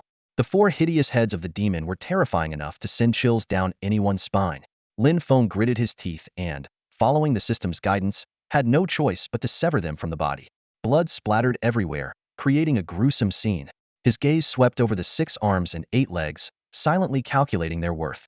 Unfortunately, all the attributes on these parts were unverified, and Lin Feng knew he needed a professional appraisal to determine their true value. After clearing the battlefield, Lin Feng's thoughts shifted to the main quest 2 rewards he was about to receive. Reflecting on the entire battle, he couldn't help but marvel at how perilous yet rewarding the nightmare-level fight had been. In that monochrome alternate dimension, if not for the timely help of the mountain ghost leg guards, the subsequent battles would have been even more challenging, especially at the final moment, when Lin Feng was on the brink of death and the enemy's health was nearly depleted. It was the summoned creatures from the grim ghost domain that provided enough experience points for him to level up and seize the victory. Lin Feng shuddered at the realization that without these crucial elements, he might have perished, and the quest would have ended in failure. This made him understand that the game's difficulty was calibrated based on the player's overall strength. He silently vowed to himself that he wouldn't attempt another nightmare-level quest without sufficient backup in the future. After the mission, the militia and villagers swarmed around Lin Feng, treating him like a hero with constant praises and gratitude, some even in tears. The villagers offered their valuables and local specialties as tokens of appreciation, roughly estimated to be worth over 10,000 spirit coins. Lin Feng initially wanted to decline, but faced with a reward equivalent to 1 million renminbi in the real world, he found himself unable to refuse. Great hero Yijian, our village of Baimu has been impoverished for generations. Please, accept this small token of our gratitude, a villager pleaded earnestly. Yes, once our village prospers, we will offer even more. If you don't accept, we won't be able to rest easy, another villager chimed in. Faced with such enthusiasm, Lin Feng could only feign reluctance before finally accepting the generous gifts. However, he politely declined the invitation to a banquet, citing the need to report back as soon as possible. This event not only brought Lin Feng substantial material rewards, but also increased his favorability with Bai Mu Chiu and Bai He. The system promptly displayed notifications. Player Heibai Sei Yijian has gained 500 favorability points with village chief Bai Mu Chiu, reaching 1100 points. Favorability has changed to respect. Player Heibai Sei Yijian has gained 500 favorability points with militia captain Bai He, reaching 1500 points. Favorability has changed to reverence. Current NPC, militia captain Bai He of Baimu village, has a favorability of 1500 points with player Heibai Sei Yijian. The player can recruit him as a guard unconditionally. To Lin Feng's surprise, he also received a favorability notification from the merchant's daughter, Xiao Xiao. You have gained 100 favorability points with Xiao Xiao, the merchant's daughter. Current favorability is 150 points. Favorability has changed to friendly, which can enhance quest rewards. Lin Feng was quite tempted by the opportunity to recruit Bai He as a guard. After discussing with village chief Bai Mu Chiu and confirming that Bai He's departure wouldn't significantly impact the village, he decisively chose to recruit the Golden Ear boss. The system immediately displayed a confirmation prompt. Player Heibai Sei Yijian, you are now recruiting militia captain Bai He of Baimu village, a Golden Tier boss, as a guard. Confirm? Yes, no. Lin Feng unhesitatingly chose yes. System alert. Bai He, captain of the Baimu village militia, a gold-level boss, has become the guardian of Heibai Sei Yijian. In an instant, a golden beam of light descended from the sky, enveloping Bai He completely. The radiant light seemed to possess a transformative power, cleansing every inch of his skin. Bathed in this mysterious glow, Bai He emerged utterly renewed. When the light faded, the surroundings returned to normal, but Bai He had undergone a profound transformation. Bai He greets his master. Bai He respectfully bowed. Lin Feng laughed. Ha! No need to be so formal, Bai. Here, this is a gift from me. As he spoke, he took out a pair of giant rat bone claws and handed them to Bai He. These claws have seen countless battles with me. Today, I give them to you. Use them well. Bai He accepted the bone claws, his eyes gleaming with excitement. Thank you, master. I will not disappoint you. Lin Feng then brought out some ordinary bronze equipment for Bai He to choose from, rearming him. He opened the guardian panel, and in addition to Hussein Yang, Bai He's portrait appeared there as well. Both were gold-level guardians. Bai He's attributes were displayed as follows. Heibai Sei Yijian's guardian. Quality, gold-level guardian. Intimacy, 150. Loyalty, 100. Realm, body refinement. Level, 4503-5000. Status, normal. Health, 16750 base 6750. Body refinement 10,000. Physical attack, 2475 base 675. Body refinement 1000, total 800. Magic attack, 1000. Physical defense, 1375 base 675. Body refinement 500, total 200. Magic defense, 1275 base 675. Body refinement 500, total 100. Movement speed, 537.5 base 337.5. Body refinement 150, total 50. Attack speed, 53.75 hits, 41.87 hits. Active skills. 1. Bear form. By he partially transforms, gaining a 50 boost to all attributes. 2. Weak point strike. By he can track the enemy, making his next attack highly likely to hit and increasing damage by 50. Cooldown. 1 second. Passive skills. 1. Body refinement mastery. 10,000 health, 1,000 physical magic attack, 500 physical magic defense, 150 movement speed. 2. Intermediate archery. By he can simultaneously shoot 4 arrows, with a 100 damage increase when using ranged weapons. After becoming Lin Feng's guardian, Bai He's attributes significantly improved, greatly enhancing his combat power. In comparison, Hu Xinyang's attributes were inferior to Bai He's, mainly due to her lower level and lack of body refinement bonuses, as well as less superior equipment. Bai He, an orphan, had now completed his matters in Baimu village. After packing his belongings, he set off with Lin Feng to return to Kanglin town. Joining them were 5 young men and women, as well as the wealthy merchant's daughter, Xiao Xiao, and her entourage. The group arrived at the teleportation array behind Baimu village. Familiar blue lights illuminated the scene, and after a brief moment of disorientation, they found themselves in Kanglin town. Lin Feng looked around and said to the group, "All right, we're in Kanglin town now. You are all truly safe. Those who wish to return home, except for the fortune teller's son and Xiao Xiao, can go their separate ways." The 4 young men and women exchanged glances, bowed deeply to Lin Feng, and then headed home. Lin Feng then turned to the remaining people and said, "Your father must be worried sick. I'll take the fortune teller's son home first." He then looked at Xiao Xiao and asked, "Xiao Xiao, do you want to wait for me to escort you home, or will you go on your own?" Xiao Xiao glanced down at her attire and then nervously looked at Lin Feng, softly asking, "Hey Bai Sei Jian, will you come back after you're done?" Lin Feng smiled, responding nonchalantly, "Yes, he'll likely come back," though he thought to himself, "Who else will give me the mission rewards?" After receiving a personal confirmation from Lin Feng, Xiao Xiao's initial anxiety vanished. Her cheeks flushed slightly as she bowed to Lin Feng and then, accompanied by several guards, walked towards her home. Lin Feng watched Xiao Xiao leave before turning to the fortune teller's son and saying, "Let's go." As they stepped onto the streets of Kanglin town, Lin Feng keenly observed numerous Dao sect members around them. Most of the players bore the insignias of their respective guilds, making them easily recognizable. However, Lin Feng was among the few who deliberately concealed their identities, never removing the mask on his face. This unique attire and aura made him quite noticeable even among his Dao sect peers. "Greetings, leader. Good to see you, leader." The passing Dao sect members greeted Lin Feng, likely due to special instructions from their guild managers. Lin Feng simply nodded in response, maintaining his mysterious demeanor without hindering his movements. Soon, Lin Feng and the fortune teller's son reached their destination. The weary-looking fortune teller was intently arranging turtle shells, with numerous divination sticks scattered around. His stall was empty, clearly reflecting his deep concern for his son. Suddenly, the young man saw his father's aged appearance, and tears welled up in his eyes as he choked out, "Dad." The fortune teller stood up abruptly, knocking over the divination sticks in his haste. He looked around in disbelief until he finally saw his son, shouting excitedly, "Son, Dad." The young man wiped his nose and rushed to his father's side. Feigning reproach, the fortune teller said, "You little rascal," but his teary eyes betrayed his true emotions. Lin Feng stood quietly nearby, his gaze tinged with nostalgia. Before long, the fortune teller led his son to Lin Feng, urging, "Kneel down and thank your benefactor for saving your life." The young man was about to kneel when Lin Feng stopped him with a gentle force. Lin Feng shook his head with a smile. "A family reunion is a joyous occasion. There's no need for such formalities." Lin Feng then completed the task submission. The system notified him that he had earned 20,000 experience points, with additional rewards to be provided by the fortune teller.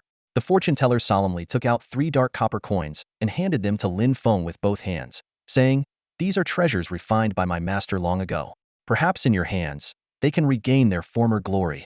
Lin Feng hesitated for a moment, but then accepted the coins. "I won't refuse your kindness." To Lin Feng's surprise, the fortune teller left with his son right after handing over the coins, leaving Lin Feng standing there, bewildered. "They're leaving just like that?"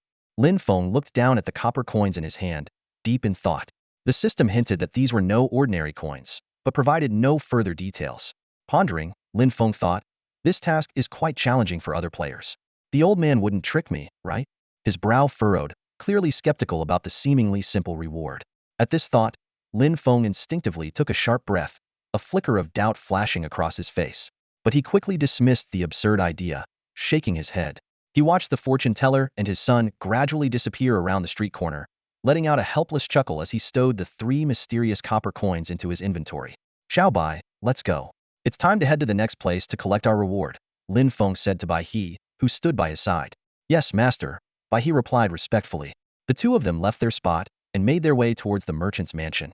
Lin Feng thought to himself that the reward from the merchant should be more reliable. Before long, Lin Feng and Bai He arrived at the entrance of the merchant's mansion. However, the usually open gates were tightly shut today, as if deliberately avoiding visitors. This sight gave Lin Feng a headache. He frowned and rubbed his temples. Xiao Bai, you think the merchant's family got so overjoyed that they went on vacation? Lin Feng quipped half-jokingly. Vacation? Bai He blinked in confusion. Master, what does vacation mean? Lin Feng didn't answer the question and instead said, let's go knock on the door. I refuse to believe that one side quest can fool me, let alone 2 in a row.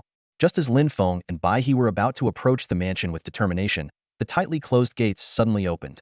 A group of servants and maids streamed out, carrying red lanterns and baskets of fruits wrapped in red cloth, busy setting things up. Hurry up. The master wants everything set up quickly, so we can distribute the food to the townspeople and bring good fortune to Miss Xiao Xiao, a maid commanded loudly. Seeing this, Lin Feng cleared his throat and calmly stepped forward. Could you please inform the master that He Bai Sei Jian has come to discuss some matters? He said to the maid who was giving orders. Upon hearing his name, the maid promptly ushered them into the mansion's reception hall. A maid served them tea, asking them to wait as the merchant would arrive shortly. Before long, Lin Feng saw the merchant walking briskly towards him from behind a screen. The merchant's face beamed with a warm smile as he greeted, Jian, you are truly a hero. My daughter's rescue from those monsters is all thanks to your unparalleled skills. I am deeply impressed. Lin Feng feigned a look of lingering fear and modestly replied, you flatter me, Master Xiao. Reflecting on the situation, it was indeed perilous and challenging. Thankfully, we managed to overcome the obstacles and safely rescued your daughter from the monsters. With that, Lin Feng completed the side quest, rescue the merchant's daughter Xiao Xiao. The system immediately displayed a notification. Player He Bai Sei Jian has completed side quest, rescue the merchant's daughter Xiao Xiao, earning 20,000 experience points. The remaining rewards will be provided by the merchant. You have leveled up. Current level, 49, experience, 6500-55000. Player He Bai Sei Jian has reached level 49. Level 50 will meet the criteria for the Foundation Establishment stage. Please prepare in advance and proceed to the Warrior Hall for the promotion ceremony. The merchant, catching the implication in Lin Feng's words, quickly said, since my daughter returned, she has constantly spoken of your bravery, Jian. The dangers you faced are indeed evident.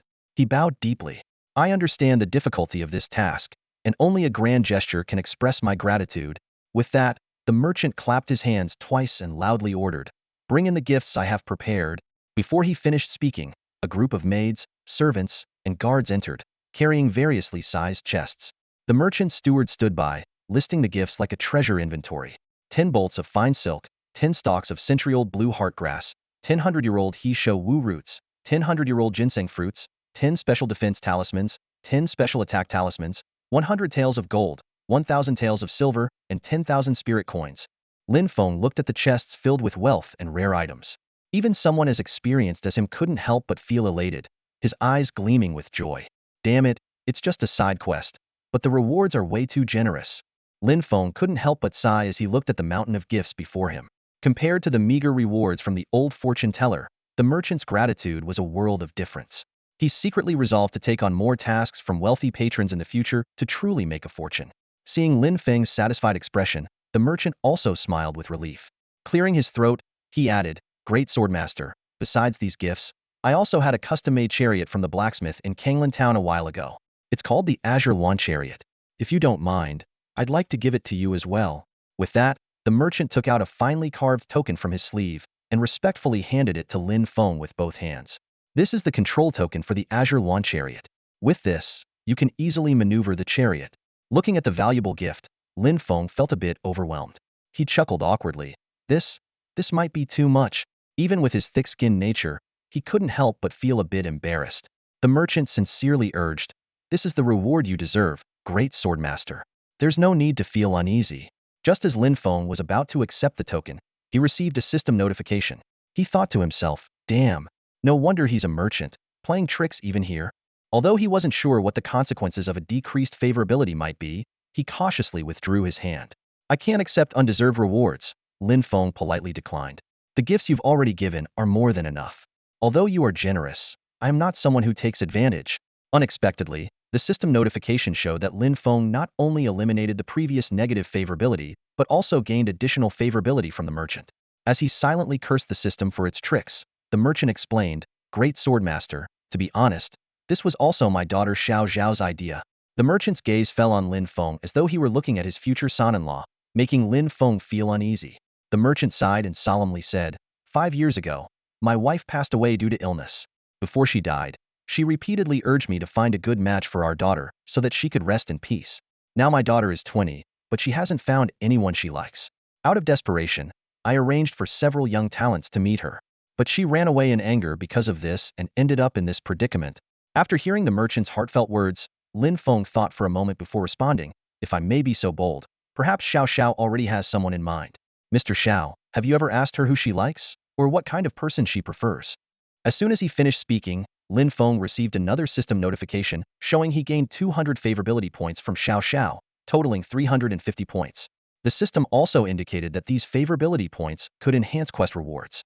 Lin Feng was secretly delighted. This deal had turned out to be highly profitable. Looking at the room full of lavish gifts, he gained a deeper understanding of the mechanism where favorability could enhance rewards. He realized that many aspects of the Slaughter God game seemed closely tied to real-world social dynamics. Lin Feng speculated that without Xiao Zhao's favorability, the actual reward he received might be less than half of what he had now. With this in mind, he thought it wouldn't hurt to accumulate more favorability points and see if he could gain even more unexpected rewards. "Master Yijian truly has sharp eyes. Hearing you say that reminded me of something," replied Mr. Xiao humbly.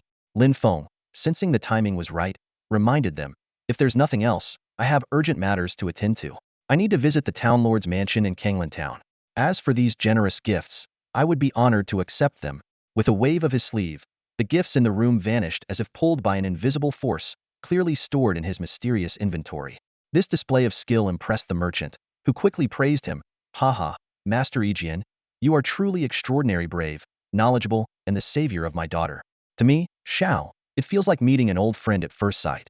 Since you have pressing matters, I shall visit you with my daughter another day to express our gratitude."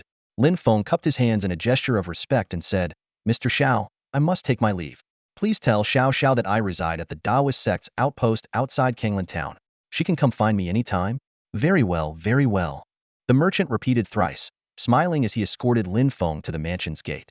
Outside the mansion, a luxurious Songwan carriage was already waiting, along with a coachman and a unicorn white horse. In Kanglan Town, the Songwan bird is considered an auspicious creature, its feathers shimmering with multicolored hues.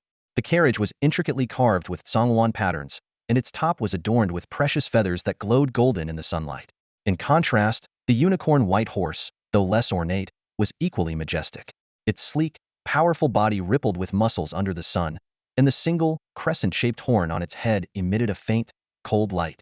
Lin Feng's eyes roved between the carriage and the horse, revealing a hint of admiration. Mr. Xiao noticed this and, after some polite refusal, eventually said, "There's plenty of time in the future," and Lin Feng reluctantly accepted the central amulet of the Songwan carriage. Though he verbally declined, he silently appreciated the extra gesture of goodwill. Lin Feng opened his system panel to check the attributes of his new items. Songwan carriage, Heibai Sei Yijian's carriage. Quality, gold upgradable. Armor value, 10,000 full armor, resistant to all types of attacks. Maximum load, 20 tons. Maximum speed, 60. Special feature, stable posture equipped with rare floating stones for stable height maintenance. Unicorn white horse Heibai Sei Yijian's mount. Quality, silver level 20, growth type, upgradable. Health, 5,000. Physical magical defense, 200. Maximum riders, 4. Maximum load, 5 tons. Riding effect, maximum speed 120. Carriage effect, maximum speed 80. Examining these attributes, Lin Feng pondered. Initially, he planned to catch a wild horse at the frontier stables after completing his mission, but with this silver-grade unicorn white horse, that plan could be shelved. However, he suddenly thought, why not catch a fine horse for Xiao Xiao?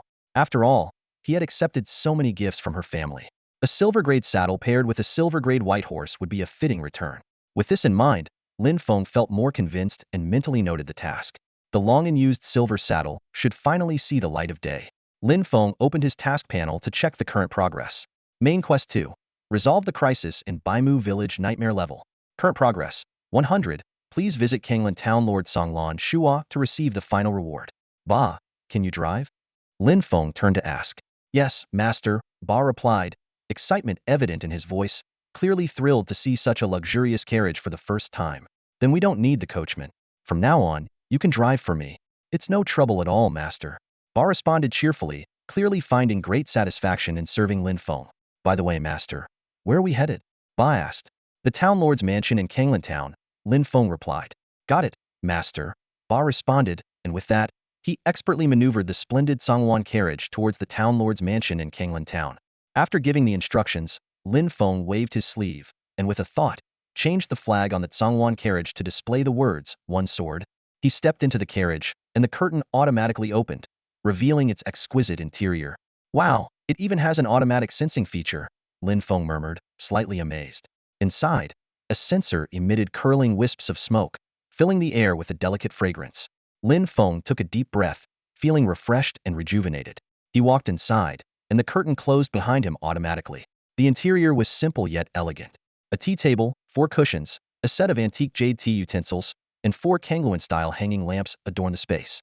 Behind the table was a screen embroidered with golden threads depicting a Songwan, and behind the screen was a beautifully crafted bed. The soft, plush carpet on the floor felt like walking on clouds. Lin Feng looked around and nodded to himself. The space is just right, perfect for 4 people to sit comfortably.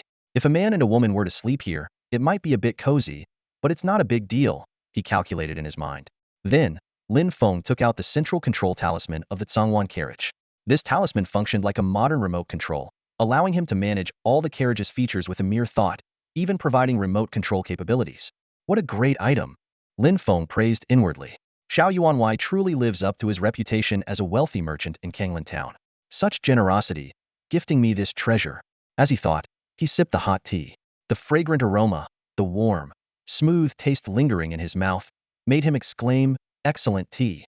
He then enjoyed the exquisite snacks and fruit platter. With the increasing number of players in Kanglan Town, the town had issued speed regulations.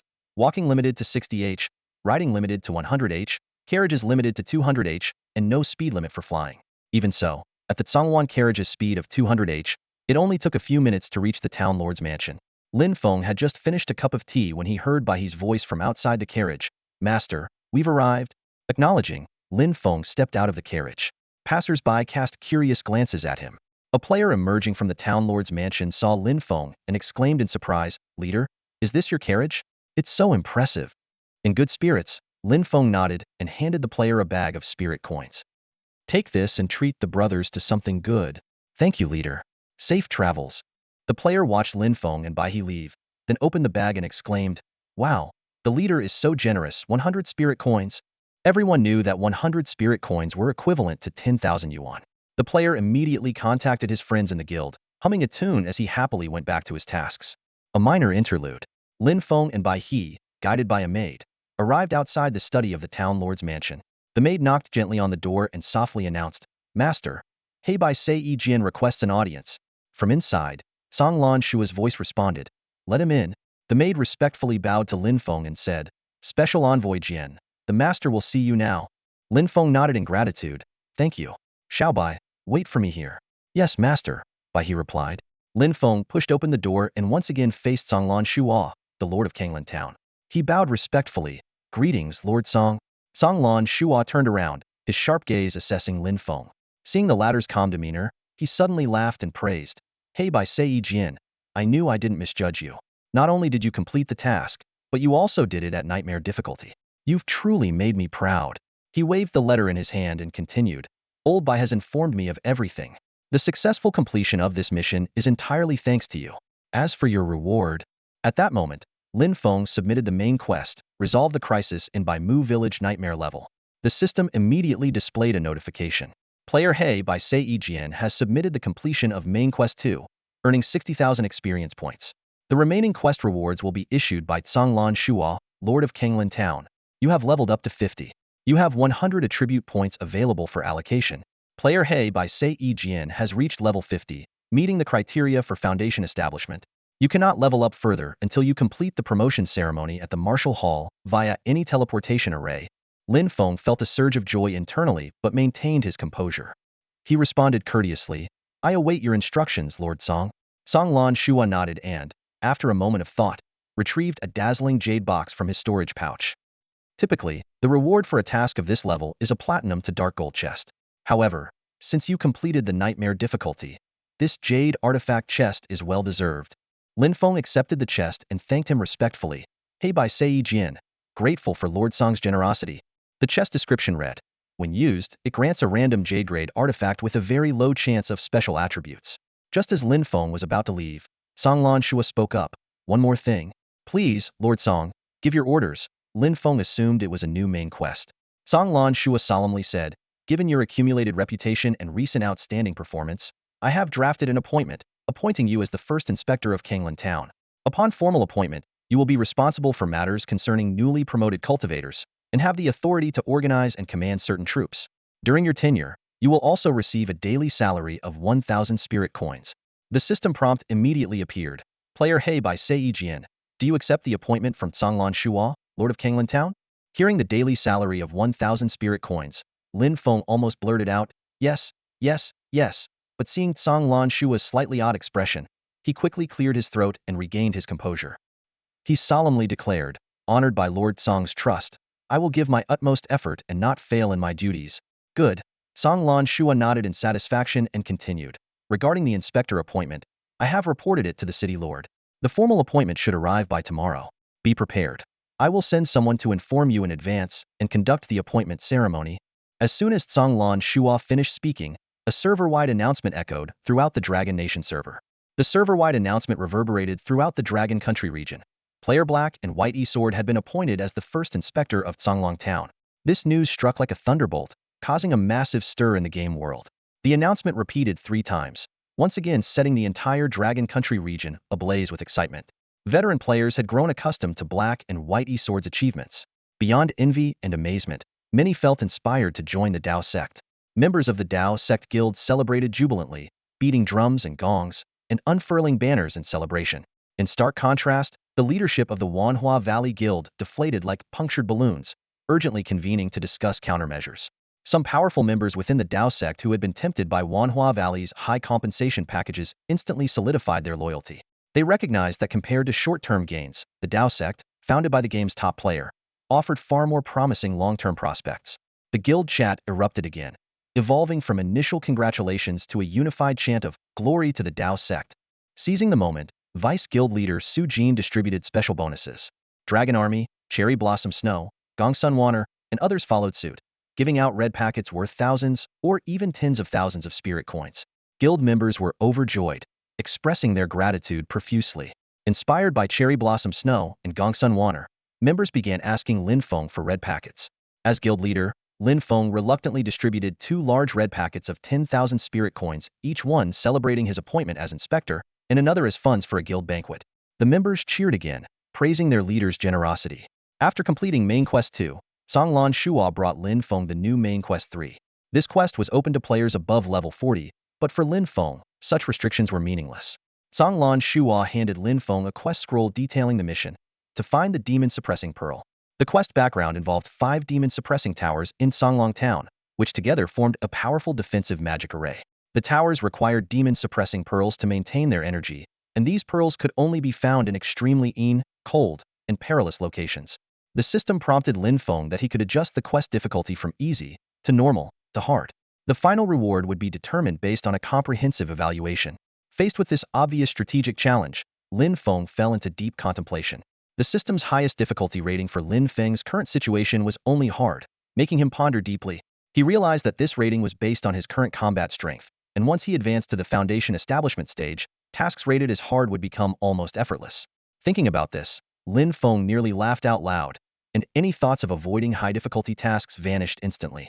Without hesitation, he chose the hard difficulty level for his task. The system immediately displayed a prompt. Player Heibai Sei Jian has changed the difficulty of Main Quest 3, Find the Demon Suppression Pearl, from Easy Progress 0-1 to Hard Progress 0-5. At the same time, the text on the task scroll in Lin Feng's hand also changed. Song Lanchuan noticed this change and looked at Lin Feng with a peculiar expression. Lord Song, is there something on my face? Lin Feng asked, puzzled. No. Song Lanchua shook his head and sighed lightly, a hint of sympathy flashing in his eyes, but he said nothing more. Although Lin Feng found it a bit strange, he didn't dwell on it. After accepting main quest 3, he bid farewell to Cang Lanshua and left. Stepping out of the study, Lin Feng looked at the jade artifact box in his hand, a smile unconsciously spreading across his face, joy evident in his expression. After some exploration, he had figured out the current levels and restrictions of the weapons and equipment he had. Jade-level equipment was already considered an artifact, with a minimum requirement of reaching the Foundation Establishment stage. Foundation Establishment, a realm I once thought only existed in fantasies, is now within my grasp, Lin Feng thought to himself. I'm just one step away from achieving it. This time, heading to the Warriors' Hall, Lin Feng didn't need a teleportation talisman. He could reach it through any teleportation array. He followed closely behind, inquiring about their next destination. The teleportation array to Kanglan Town, Lin Feng replied. Xiaobai, I'm taking you to a place called the Warriors' Hall, a mysterious palace. The two arrived at the teleportation array, and Lin Feng quickly found the Warriors' Hall at the top of the teleportation list and selected it. This teleportation seemed to take longer, and Lin Feng even felt a bit uncomfortable. Strange, I never felt like this before, Lin Feng muttered to himself, patting his head to dispel the discomfort. Looking around, Lin Feng found that he and Bai He were now inside the Grand Palace. The palace was still dimly lit, with a long corridor stretching to the end, where a massive rectangular stone tablet emitted a vast, sacred aura, flanked by ancient, headless stone statues. Just a few days ago, Xingyang accompanied me here, and now I'm back so soon, Lin Feng murmured. As soon as he finished speaking, the headless stone statues suddenly vanished, and the dim palace became brightly lit.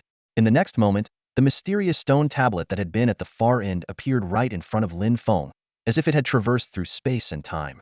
This scene made Lin Feng feel that the sight before him and even his earlier memories had become somewhat blurred.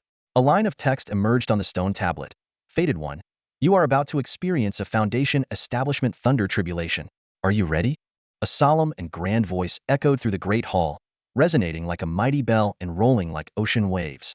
Lin Feng felt a familiar tremor, but this time it was more intense than ever. This unusual sensation puzzled him logically. As his strength increased, this tremor should have diminished. Why was it getting stronger instead? At that moment, a system prompt suddenly appeared. Player Heibai Sei Yijian, you are about to initiate the Foundation Establishment Thunder Tribulation. Once started, you cannot exit midway. Please read the following carefully. 3. Your overall combat power will directly affect the success rate of the Foundation Establishment. Ensure you have sufficient strength and luck. 4. Based on the system's comprehensive assessment, your current success rate for Foundation Establishment is 95.95. Would you like to proceed? Staring at the 95.95 success rate, Lin Feng fell into deep thought. The probability seemed high, but at such a crucial moment, he couldn't afford any mistakes. He recalled having 100 freely allocable attribute points and a Foundation Establishment pill that could increase the success rate by 20. Without hesitation, Lin Feng took out the Foundation Establishment pill. The system displayed. Effect. Helps cultivators at the peak of the body refinement stage increase their success rate for advancing to the Foundation Establishment stage by 20 and grants 10,000 experience points. Each person can consume up to 3 pills. Lin Feng swallowed the pill in one gulp, immediately feeling a strange energy rise from his stomach and sweep through his entire body. His level instantly rose to 50 with 21,500 experience points, and the success rate for Foundation Establishment soared to 99.99, leaving only a 0.01 chance of failure. To ensure absolute success, Lin Feng allocated all 100 free attribute points to strength. Even though the success rate had already reached its maximum, this made him feel more secure. With everything ready, Lin Feng took a deep breath and chose to initiate the Foundation Establishment Thunder Tribulation. The system's voice echoed again. Fated one, if you withstand 10 Thunder Tribulations, you will successfully advance to the Foundation Establishment stage. Good luck. As soon as the words ended, the scene before Lin Feng shifted dramatically. He found himself atop a strange mountain range surrounded by towering peaks and lush vegetation. The sky was ominously dark, with rolling thunder echoing continuously.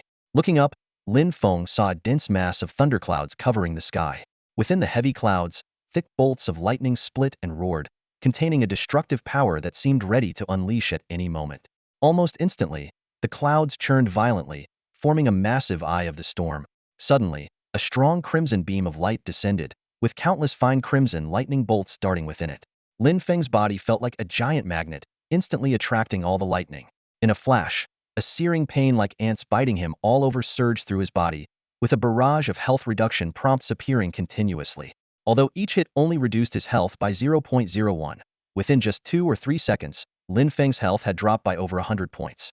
The attack frequency was astonishing. Even though the game only retained 10 of the real pain sensation, Lin Feng found it unbearable. Damn, this feeling of being bitten all over is driving me crazy. Lin Feng gritted his teeth, enduring the pain. After a full minute or two, his body gradually adapted to the pain. The health reduction prompt slowed down and eventually stopped. The fine lightning bolts also vanished. Only then did Lin Feng realize that his attributes had significantly improved. He quickly understood that the fine lightning bolts had been tempering his body, and once this process was fully effective, the lightning disappeared. Could it be over already? Lin Feng wondered. Didn't the voice say there were 10 thunder tribulations? This can't be it. Lin Feng's eyes flashed with a hint of surprise as he carefully examined the surrounding space. Deep red light curtains encircled him, forming a seemingly familiar confinement. He reached out a finger to tentatively touch the light curtain.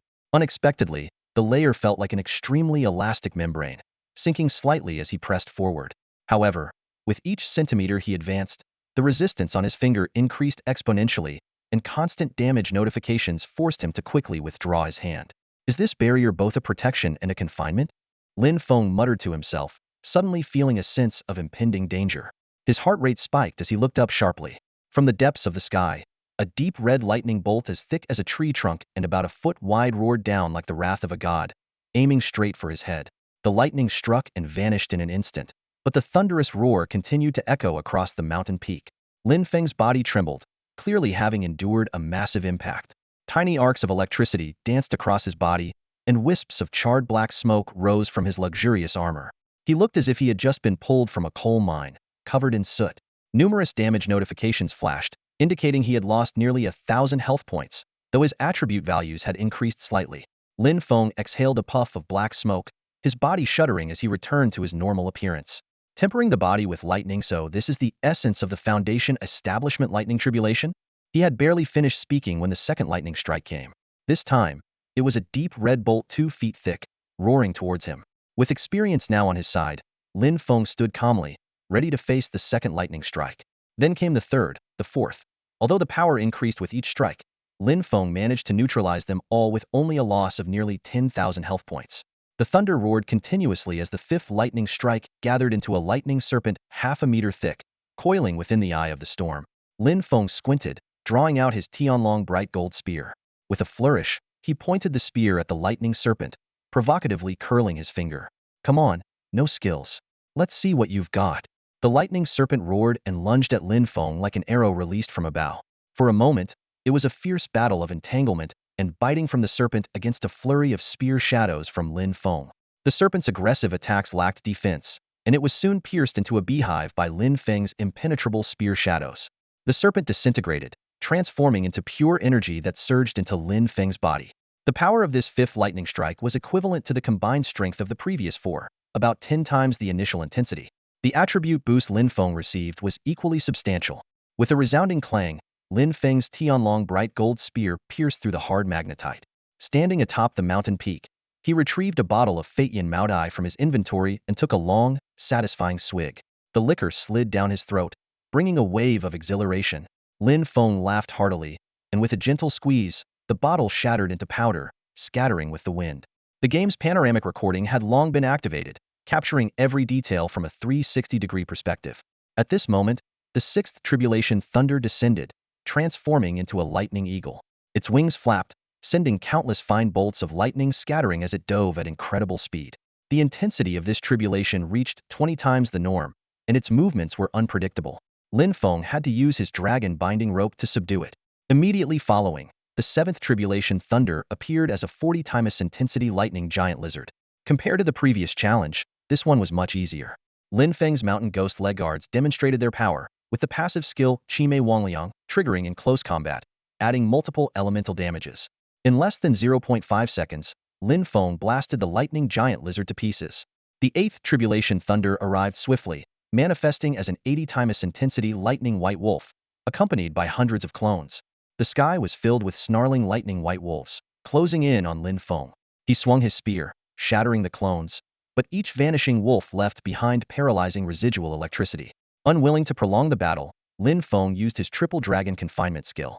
Enormous golden fingers descended from the sky, obliterating all the lightning white wolves in their path. Back atop the mountain peak, Lin Feng gazed at the eye of the lightning storm above. The ninth tribulation thunder was brewing, with deep red lightning intertwining, and the energy fluctuations growing increasingly terrifying. This time, the tribulation did not take the form of a beast, but transformed into 9 lightning giants, each over 10 meters tall. They immediately dispersed around Lin Feng, launching simultaneous attacks from 9 directions. Lin Feng's pupils contracted as his Tianlong bright silver spear emitted a resounding dragon's roar. He activated the Tianlong suppression skill, and a giant dragon, shining with golden light, emerged from the spear and hovered above him. The dragon's roar turned into a tangible energy shockwave, clashing midair with the lightning giant's attacks. At this critical moment, Lin Feng coldly said, "Gentlemen, it's time to go." He swung his spear once more, unleashing the sweep across the battlefield skill. In an instant, heavenly thunder descended, and the blinding white light overshadowed even the brilliance of the tribulation itself. As the heavenly thunder descended, Lin Feng swung his spear, unleashing a powerful, fan-shaped energy wave that swept across a 180-degree arc in front of him. The lightning giants sensed the threat and turned abruptly, but it was too late. The energy wave effortlessly pierced through their bodies. At the same time, the falling lightning bolts seemed to be drawn to the giants, striking each one with pinpoint accuracy. Under this fierce assault, the lightning giants crumbled, their bodies disintegrating into pure energy that surged into Lin Feng. Absorbing the energy of the ninth heavenly tribulation, Lin Feng felt a newfound brilliance in his eyes. The ninth tribulation, 160 times the strength, Lin Feng murmured to himself. Will the final one be 320 times stronger? As if responding to his question, countless crimson lightning bolts erupted from the center of the storm above. The deafening crackle of electricity, accompanied by tangible shockwaves, distorted the surrounding light barrier. Amidst this electric chaos, a spherical lightning entity began to form, seemingly harboring a terrifying presence. Lin Feng's heart tightened as he realized that this final strike might far exceed 320 times the strength. Without hesitation, he activated the QG Golden Armor's special ability, QG Transformation. Lin Feng's body began to partially transform, gaining 800 points of physical attack power. When his movement speed exceeded 400 points, he would also gain the ability to fly. He quickly activated the QG Bite skill, increasing his attack speed by 50 and extending his attack range by 2 meters. However, without the active skill Rat Strength from the giant rat bone claws to boost his shield, Lin Feng's health was now less than half. Despite this, his body continued to twist and swell, his muscles becoming more defined, brimming with a terrifying energy on the verge of eruption. At that moment, a palpable pressure exploded from the center of the thunder tribulation. A deep crimson lightning bolt, about a meter in diameter, coalesced and poured its power into the spherical lightning entity. The storm clouds visibly shrank, as if some force was ravenously draining their energy. Suddenly, a system notification chimed. "Congratulations, Player He by Sei Jian, on successfully passing the Foundation Establishment Thunder Tribulation. Do you wish to end this trial?" Before Lin Feng could react, a deafening boom and blinding light erupted. He quickly swung his spear to dissipate the energy waves generated in the space above. When he looked up again, he saw a humanoid lightning figure walking out of the void.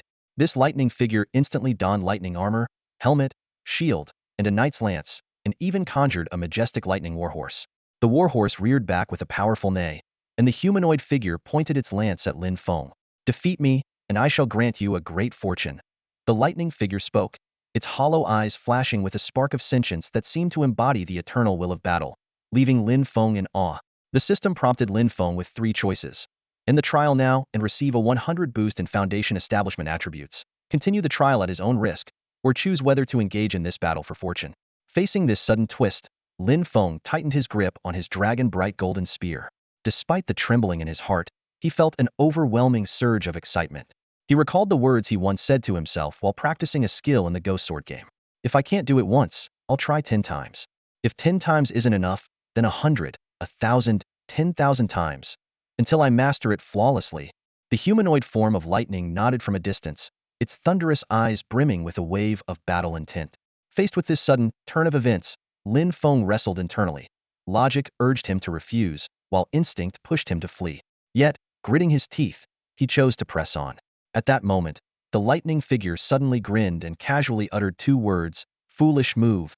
Before the words even settled in the air, it pierced through space, aiming directly at Lin Feng's chest. Lin Feng instantly felt his entire aura locked in place, a sense of impending doom spreading throughout his body. The sharp spear tip surrounded by violent lightning rapidly enlarged in his vision, causing every hair on his body to stand on end. He knew he couldn't block this strike, it was too fast. In that critical instant, Lin Feng activated the serpent skill of his azure python boots. His serpentine footwork doubled his movement speed in a second. With this sudden burst of speed, he barely managed to assume a defensive stance. The explosive lightning spear pierced through the afterimage he left behind. Gripping his radiant dragon gold spear, Lin Feng used its shaft to parry the opponent's spear. However, an unstoppable force crashed into him, slamming him into the lightning curtain behind him. With a thunderous boom, a shockwave of invisible energy rippled out from Lin Feng, shaking the surrounding air and stripping leaves from trees outside the curtain. Even with only 10 of the pain sensation, Lin Feng felt excruciating agony, as if his internal organs had shifted. "You are overestimating yourself," the lightning figure said emotionlessly, clearly not considering Lin Feng a threat. "Is that so?"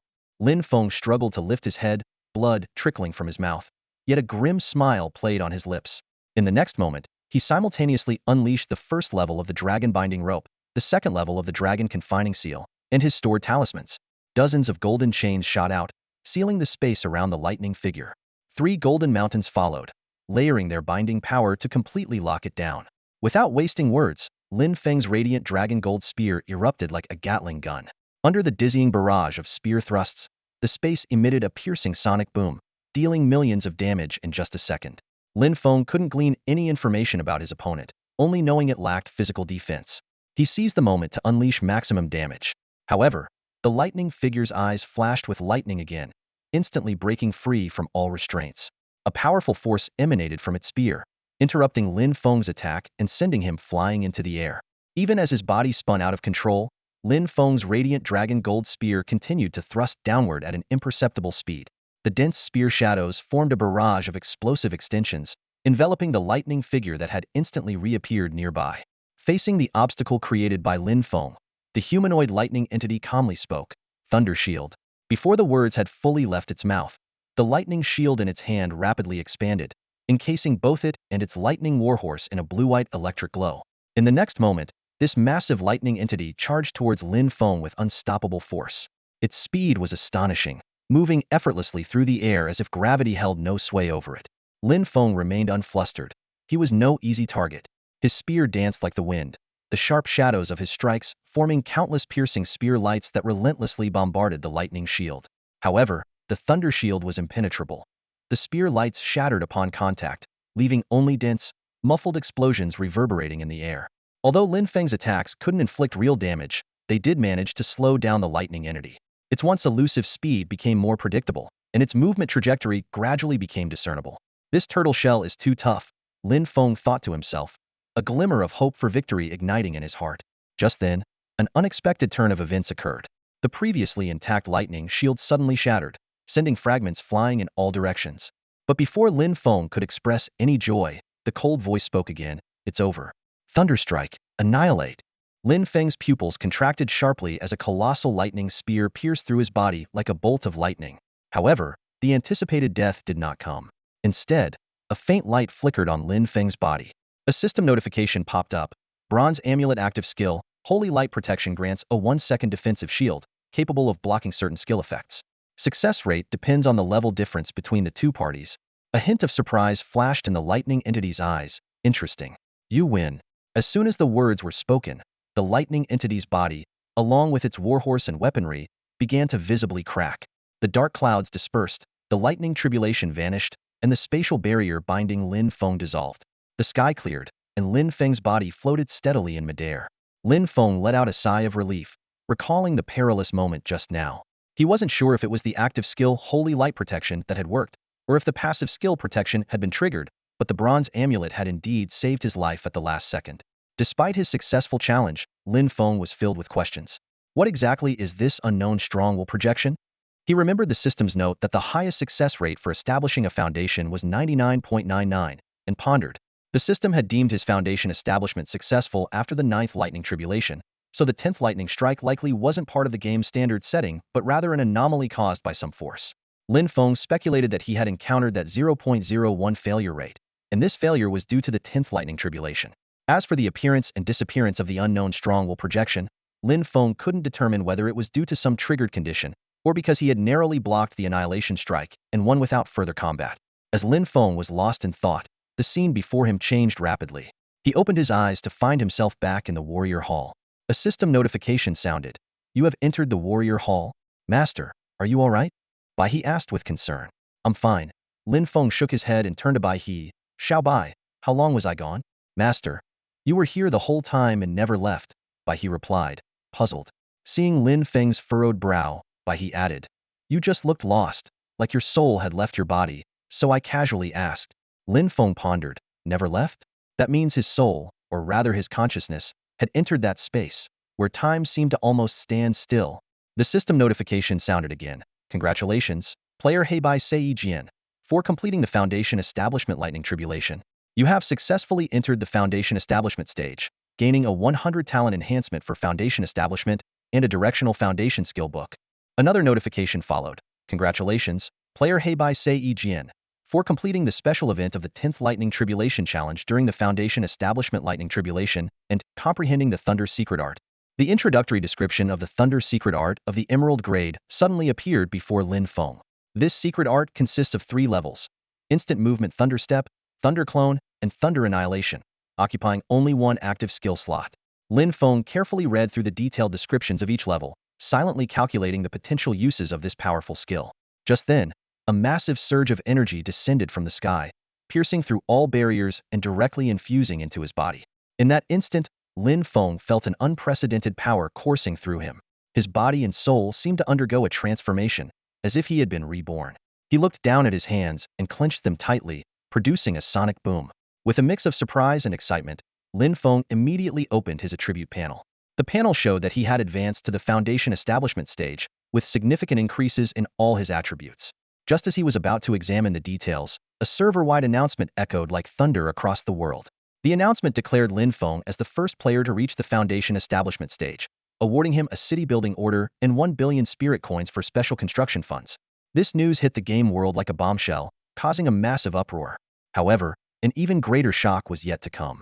With Lin Feng's breakthrough to the Foundation Establishment stage, the entire game world underwent a monumental change. A vast scroll, as immense as the sky, suddenly appeared above the servers of various countries, announcing the activation of the reality manifestation feature and the closure of player registration channels. This series of sudden changes caused Lin Feng to furrow his brow in contemplation. Meanwhile, the Dao Sect's guild chat exploded with activity, as players expressed their shock and concern. Some even mentioned the latest important news released by various countries. Lin Feng thoughtfully scanned the chat content. He knew that in this age of information explosion, it was nearly impossible to keep any major event a secret. Especially with the prevalence of social media, the speed of information dissemination had reached terrifying levels. Lin Feng had been mentally prepared for the arrival of reality manifestation. After all, he had possessed this ability himself for some time. However, looking at the chaos unfolding before him, he couldn't help but ponder the far-reaching impacts this would bring. Sure enough, once the network information ports were connected, reports about the strange physical changes in players of the game Godslayer began flooding social media like mushrooms after a rain. This groundbreaking event spread at an unprecedented speed, unstoppable in its momentum. The discussions in the guild chat were growing more intense. One excited player exclaimed, "Holy crap, I just logged out and tried it, it's real in the physical world." He even attached a video as proof. Others chimed in, "Haha, who would have thought the day of reckoning for the underdogs is finally here? No more grinding away at jobs. Our fate is in our hands now, not the heavens. We might just become a new breed of humanity." With the official announcement enabling real-world manifestation, the registration portal was immediately closed, meaning new players could no longer join the game. For the current God Slayer players, an unprecedented clash with real-world society seemed imminent. Lin Feng, though reluctant to get involved in the chaos of the real world, understood that great power comes with great responsibility. There were some things he simply couldn't avoid. After a brief moment of contemplation, Lin Feng decisively issued the second guild's summoning order since the guild's establishment. Guild summons.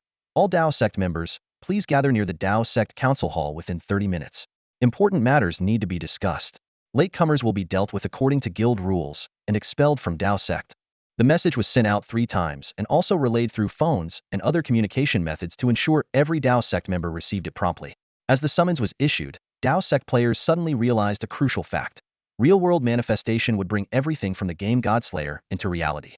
This meant that, as the game's top player, Dao Sect leader Heibai Sei Jian would become the most powerful being in the real world as well. The guild chat exploded with excitement. "Leader, you have to continue leading us, conquering new territories in the real world. Yeah, with our strength, establishing a new social order for humanity would be a piece of cake." Ha ha ha, following the leader means power, money, and beauty all within our grasp. Lin Feng took a deep breath and decisively muted the guild chat for 30 minutes, adding a message. All members, cease discussing sensitive topics immediately. The situation was developing too quickly, and he needed time to think. After handling these matters, Lin Feng turned to Bai He. Xiaobai, I need to go out for a bit. You head back to Dao Sect and meet up with Vice Leader Su Jin and Hu Xinyang. Follow their instructions if anything comes up. Understood, Master. Bai He replied respectfully. Given the urgency, Lin Feng quickly communicated with the guild's high-ranking members, instructing them to stabilize the guild members. He and Bai He then teleported to the Dao Sect's teleportation array, set the save point, and logged out of the game.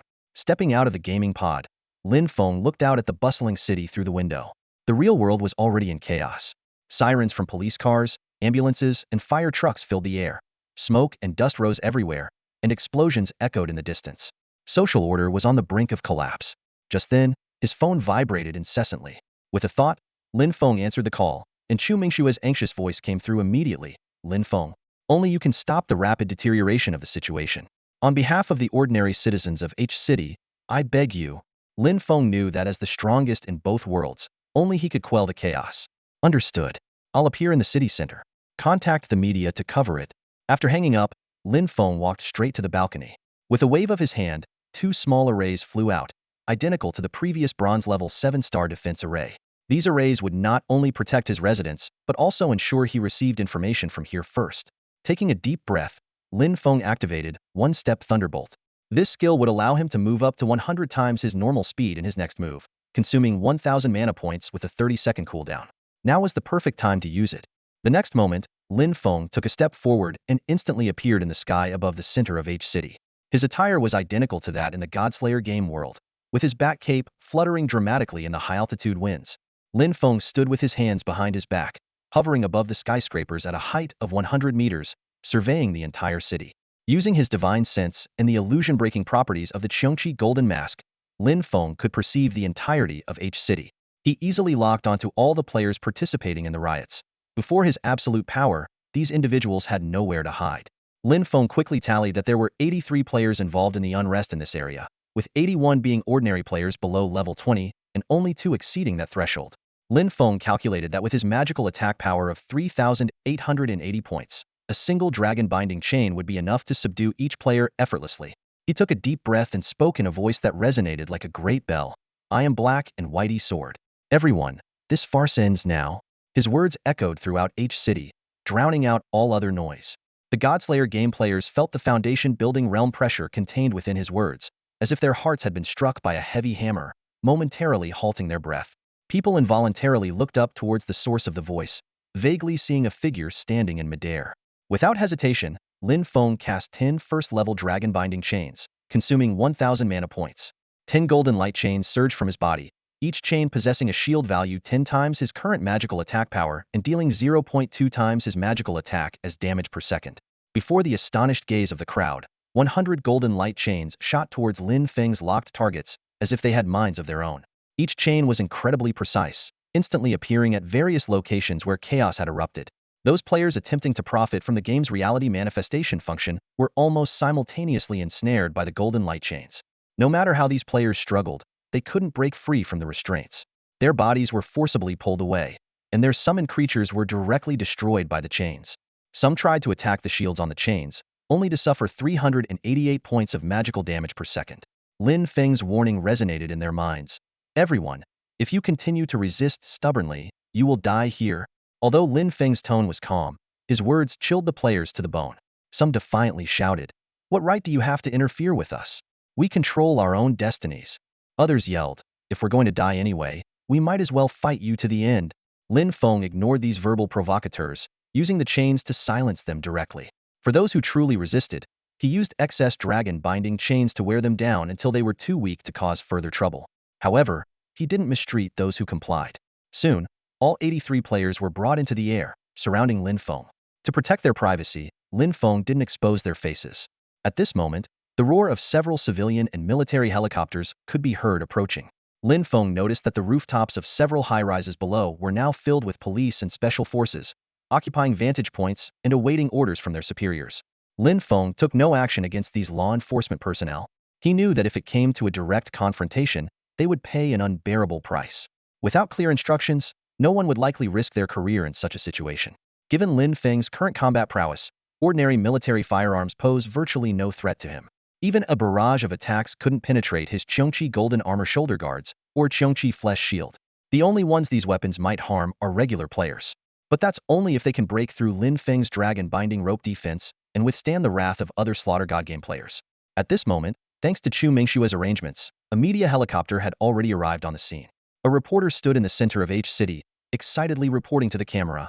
Ladies and gentlemen, we are witnessing a real-life cultivator, a figure straight out of novels, appearing before our eyes. This is not special effects, not computer-generated imagery, but a genuine miracle happening in our world. Residents of H City, you can step outside right now and witness this historic moment with your own eyes. The Douyin livestream exploded instantly, with viewer numbers skyrocketing. Various opinions emerged. Some called for the trial of all players who gained superpowers, others only wanted to punish those who committed crimes, and some began to idolize Lin Feng. With the help of television media, this news spread across the entire Dragon Nation at an astonishing speed. Just then, Lin Feng's phone rang again. This time, an unfamiliar elderly voice came through. Mr. Lin, hello? I am the highest-ranking official of the H City Combat Zone. Given the special nature of this incident, we ask for your cooperation in transferring the involved individuals to our department for handling. Lin Feng inquired. How do you plan to handle them?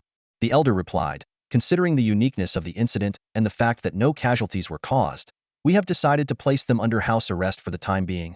Lin Feng was satisfied with this outcome and conveyed the decision to the players. Although they initially had some doubts, they quickly accepted the arrangement in the face of Lin Feng's absolute power. For Lin Feng, this decision aligned with his broader perspective. As the strongest player in the Slaughter God game, he felt responsible for maintaining the overall image of the game's players. He also realized that with the game's reality materializing, its players would embark on a path vastly different from current human society. This could potentially trigger unprecedented global social conflicts. With the registration for the Slaughter God game now closed, the line between ordinary humans and the game's new human players would become increasingly distinct. Lin Feng was determined to protect the interests of the new human players while striving to reconcile the differences between the two groups, aiming for harmonious coexistence. Lin Feng looked around and raised his voice, saying, "Everyone, what I am about to say is not just for you, but for all players in the Slaughter God game." His voice echoed throughout H City and, through live broadcasts, reached the entire nation and even the world. Regardless of whether you like it or not, whether you accept it or not, from today onwards, the era has completely changed. The old era will end, and a new era will begin. Lin Feng's words were like a bomb exploding in the crowd.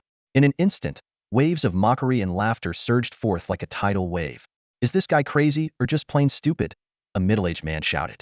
He really thinks he's a god of creation. A nearby woman with glasses chimed in. Must have used some kind of trick. I can't tell if it's real or fake, someone in the crowd said with confusion. A young man raised his phone and excitedly yelled. Ha ha ha, why keep the fun to myself? I'm going to record this and make sure he goes viral on TikTok. The whole country will get a kick out of this. These keyboard warriors, oblivious to the impending events, had no idea what was about to happen. Lin Feng scanned the crowd coldly, a faint smile playing on his lips. He knew they wouldn't be laughing for long.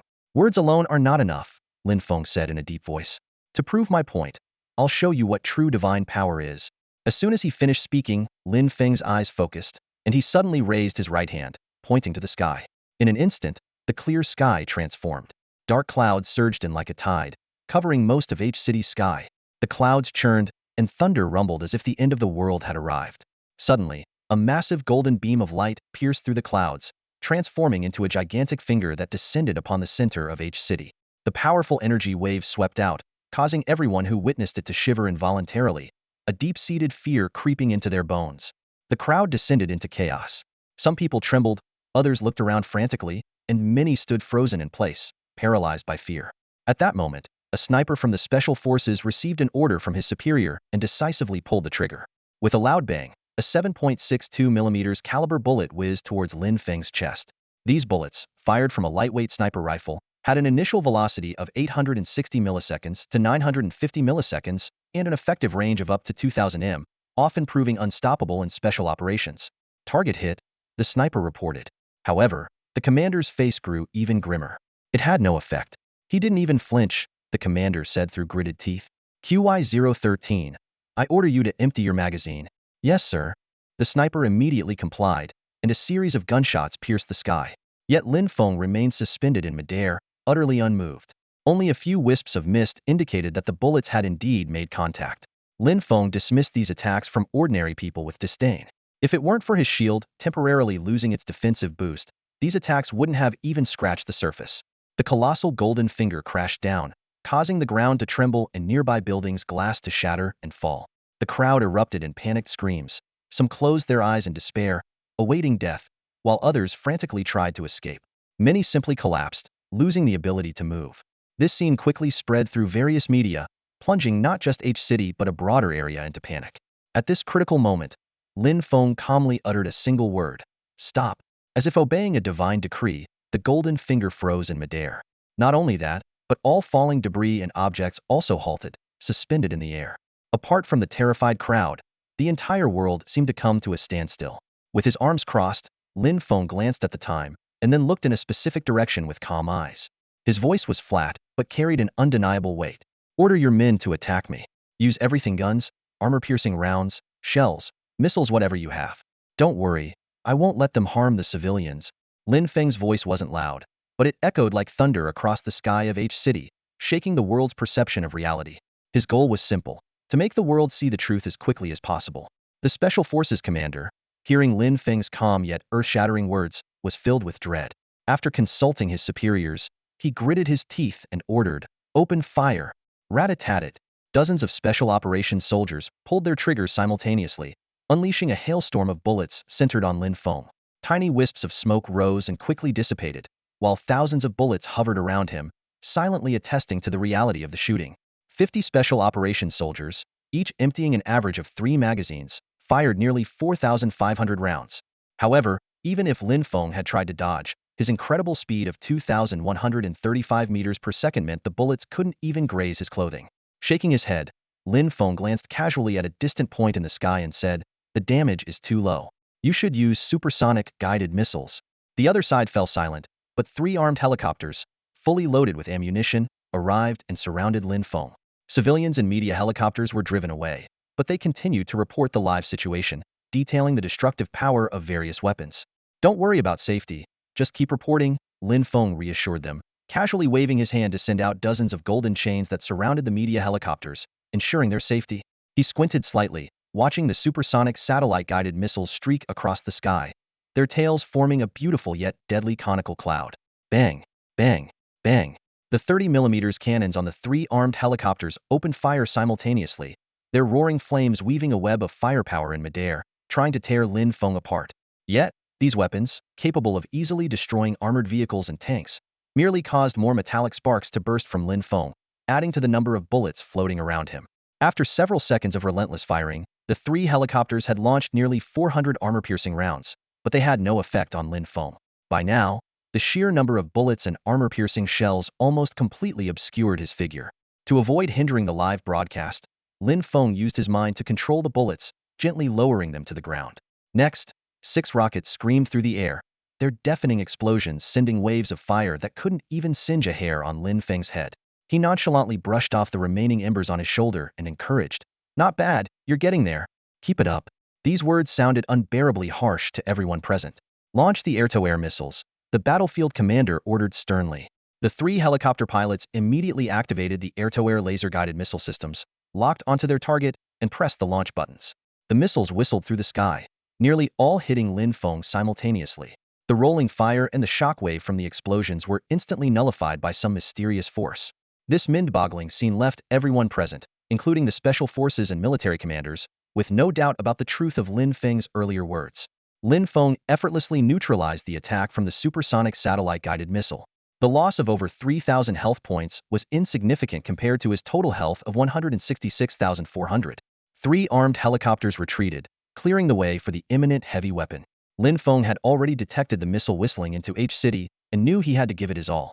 In a flash, Lin Feng moved at an astonishing speed of Mach 6.28 to intercept the Mach 6 missile.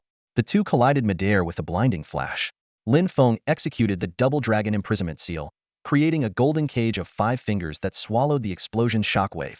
The high-damage weapon, which could inflict up to 15,000 points of damage, was neutralized without a sound. After handling everything, Lin Feng returned to the ground and addressed the public through the media's live broadcast. "Everyone, from now on, our Dao sect will take on some responsibilities. If any players of the God-slaying game attempt to commit crimes, the members of Dao sect will act in justice. Farewell. As soon as he finished speaking, the dark clouds covering the sky quickly dissipated, and sunlight once again bathed the earth. Lin Feng used his instant thunderstep technique and vanished from sight. When he reappeared, he was back at his residence, his battle attire already gone. Gazing out at the bustling cityscape, Lin Feng felt a surge of complex emotions. In a short time, he had transformed from an ordinary person into a powerful cultivator. Today's public appearance had accelerated this transformation. He vaguely sensed that the entire world might just be beginning to undergo a massive change. The conflict between ordinary people and new gamers, the clash between the old and new eras. Lin Feng had no clear answers about the path ahead, but he firmly believed that growing stronger was the only choice. Given the current developments, he trusted that the higher-ups would soon have corresponding strategies. After all, this game backed by the governments of various countries couldn't have been launched without thorough preparation. Taking a deep breath, Lin Feng knew his appearance today was to bring everything into the open for discussion. Instead of letting things spiral out of control later, it was better to act now and resolve the crisis peacefully. He believed that after this incident, the real decision-makers in the Dragon Kingdom would soon meet with him. Just then, there was a knock on the door. Lin Feng, are you back? It was Chu Mengxue. With a mere thought, Lin Feng made the door open automatically. Chu Mengxue looked at the familiar yet distant figure in front of her, feeling a surge of complex emotions. Only now did she realize that although Lin Feng was right in front of her, the gap between them had widened significantly. As the strongest player in the God-slaying game, and possibly the strongest in the real world, was she still worthy of being close to such a man? With a mix of apprehension, Chu Mengxue walked up behind Lin Feng and gently wrapped her soft, white arms around his waist. Lin Feng turned around, his eyes dark as ink and seemingly able to pierce through one soul fixed on Chu Mengxue. If you have something to say, just say it. You have 3 minutes. The 5,000 members of Dao sect are waiting for me to discuss matters. Seeing Lin Feng's unperturbed expression, Chu Mengxue's heart suddenly tightened as if gripped by an invisible hand. She took a deep breath, forcing herself to stay calm. Lin Feng, she began, her voice steadier than she expected. I came to tell you that no matter what you plan to do, the Chu group and I will fully support you. She paused briefly before continuing. And there's one more thing. Chu Yuntian suffered a sudden heart attack after boarding his flight and has passed away. His subordinates have been dismissed from the company and are barred from working in the industry for the next 10 years. As she spoke, Chu Mingxue's eyes sharpened, regaining her former confidence. Hearing the words heart attack, Lin Feng's lips curled slightly into a smile. Although an old trick, it effectively removed a thorn from his side. Let me ask you something, Lin Feng suddenly said. Do you know who developed the Slaughter God game? What's the story behind it? Chu Mingxue seemed prepared. She took an encrypted USB drive from her bag and handed it to Lin Feng. This is all the information we currently have. The password is your birthday. She summarized 3 key points. The Slaughter God game system is not of earthly origin, humanity is on the brink of unprecedented evolution, and the future faces an unparalleled civilizational crisis. Lin Feng took the USB drive and fell into deep thought. These revelations aligned somewhat with his suspicions, but clearly, there were deeper secrets.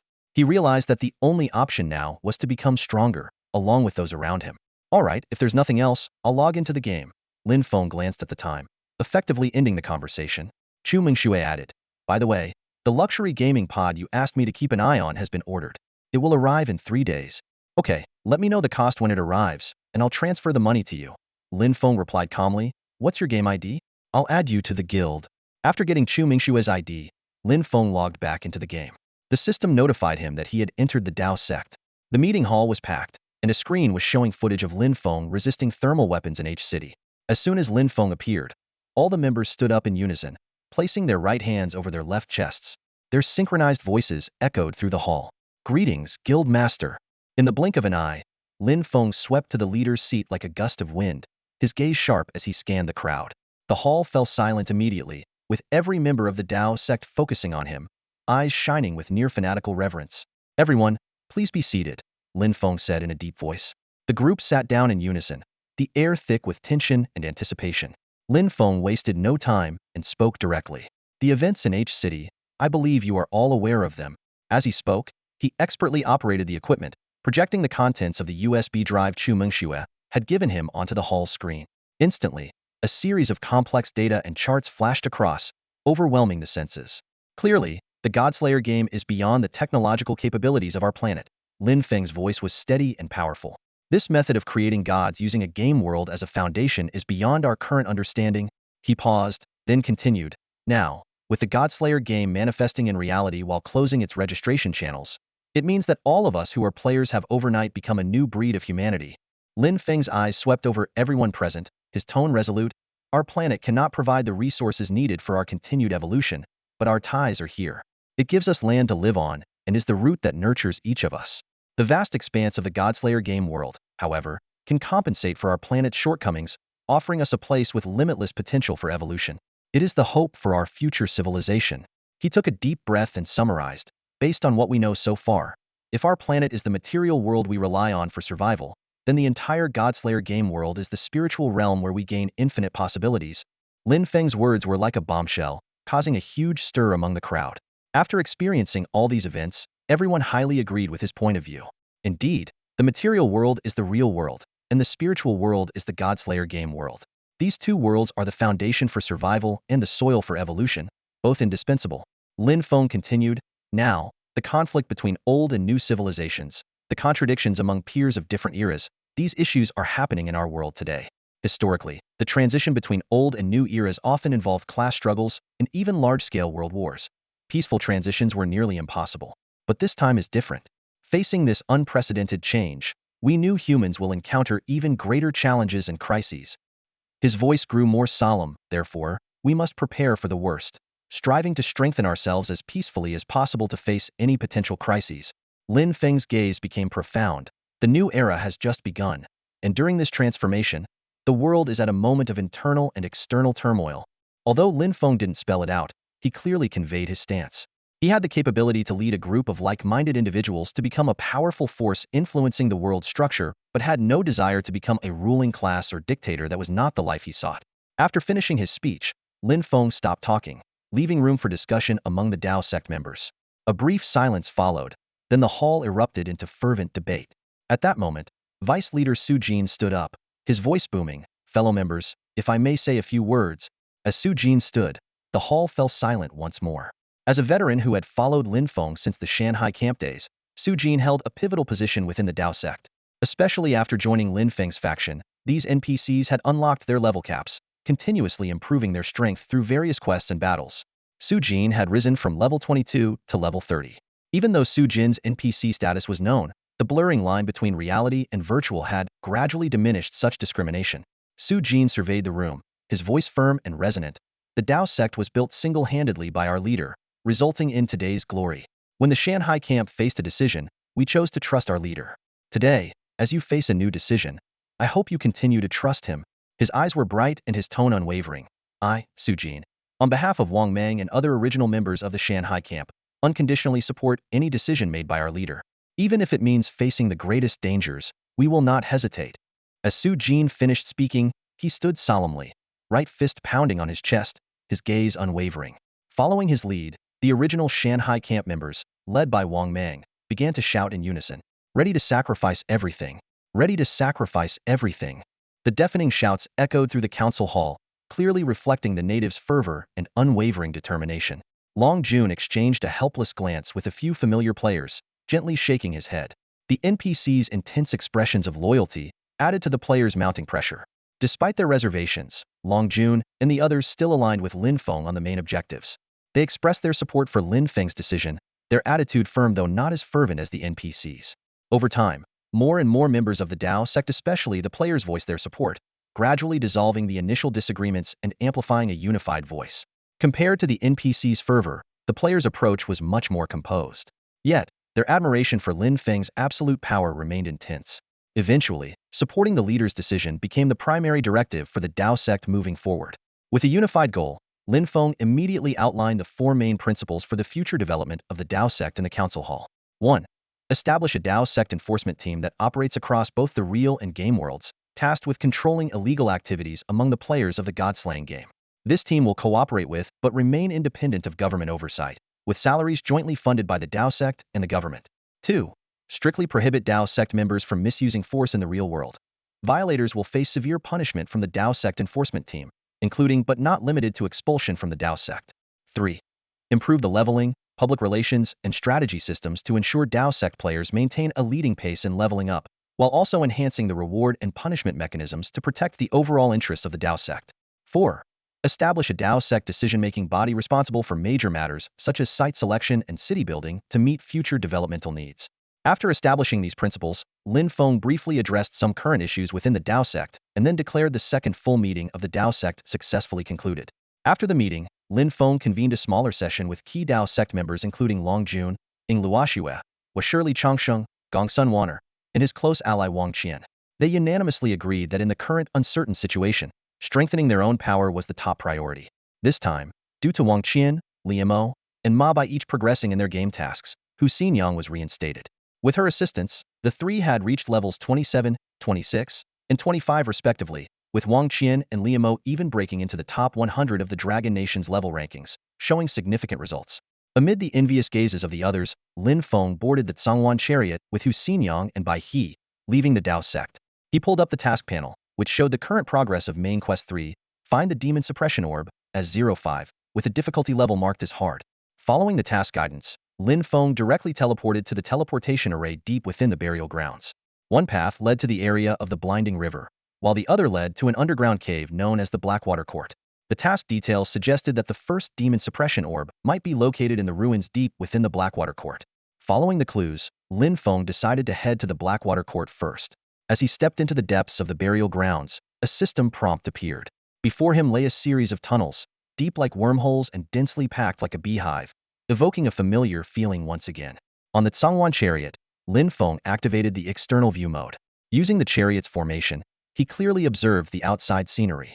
Unlike his previous visit at level 26, it was now nighttime, and the depths of the burial ground were teeming with wandering mountain spirits. Scattered players battled these spirits, and among them were a few members of his guild. Lin Feng closed his eyes and enjoyed the moment, resting his head on Su Xinyang's soft lap. Xinyang skillfully massaged his temples, dispelling his accumulated fatigue. Xinyang, you've worked hard during this period, Lin Feng said gratefully. Not only have you led my brothers in leveling up and fighting monsters, but you've also handled all the guild affairs. As long as Master is satisfied, Su Xinyang replied softly, placing a fresh fruit into Lin Feng's mouth. The sweet and rich flavor filled his mouth, a taste rarely found in the real world. To thank Su Xinyang for her efforts, Lin Feng had previously bought her a Guardian Experience Pill and upgraded her entire set of equipment. He opened the Guardian Attribute panel and carefully reviewed Xinyang's stats. With the new gear, her attributes had significantly improved, even surpassing Bai He in some aspects. At Lin Feng's signal, Bai He, who served as both bodyguard and driver, drove the Zhongwan chariot forward. The comfortable environment soon lulled Lin Feng to sleep. System notifications kept popping up as they entered the Blackwater River area, passed through a cluster of villages, and ventured deeper. Lin Feng activated a teleportation array and casually defeated a silver-level boss. Master, we have arrived. Su Xinyang's gentle voice and fragrance woke Lin Feng. He stretched, got up from her lap pillow, and drank the tea she had prepared in one gulp. The two then disembarked from the chariot. Master, Bai He greeted Lin Feng with a bow, and Lin Feng patted his shoulder in approval. Lin Feng put away the Zhongwan chariot and walked ahead, with Su Xinyang and Bai He flanking him on either side. The three of them headed deeper into the Blackwater King's court. The vast ruins of the Blackwater King court unfolded before Lin Feng, revealing a well-preserved urban complex. The streets were broad and even, flanked by 2 to 3-story stone buildings, each meticulously constructed from huge stones. The use of mortise and tenon joints made the structures seamlessly tight. The craftsmanship of these buildings was exceptional, even by modern standards, surpassing many ancient civilizations' architectural techniques. As Lin Feng strolled through the ruins with Su Xinyang and Bai He, it felt like they had stepped into a bustling ancient town from another world. The heavy presence of history was palpable, making one ponder the relentless passage of time, where even the most glorious dynasties and illustrious families could not escape its erosion. Lost in thought, Lin Feng suddenly halted. The surroundings changed in an instant. Numerous weathered stone statues wielding swords and shields began to awaken, and countless shadows materialized in midair. Winged stone birds circled and dove from the sky, while stone soldiers with swords and shields advanced steadily on the ground. These guardians swiftly converged on the trio's position.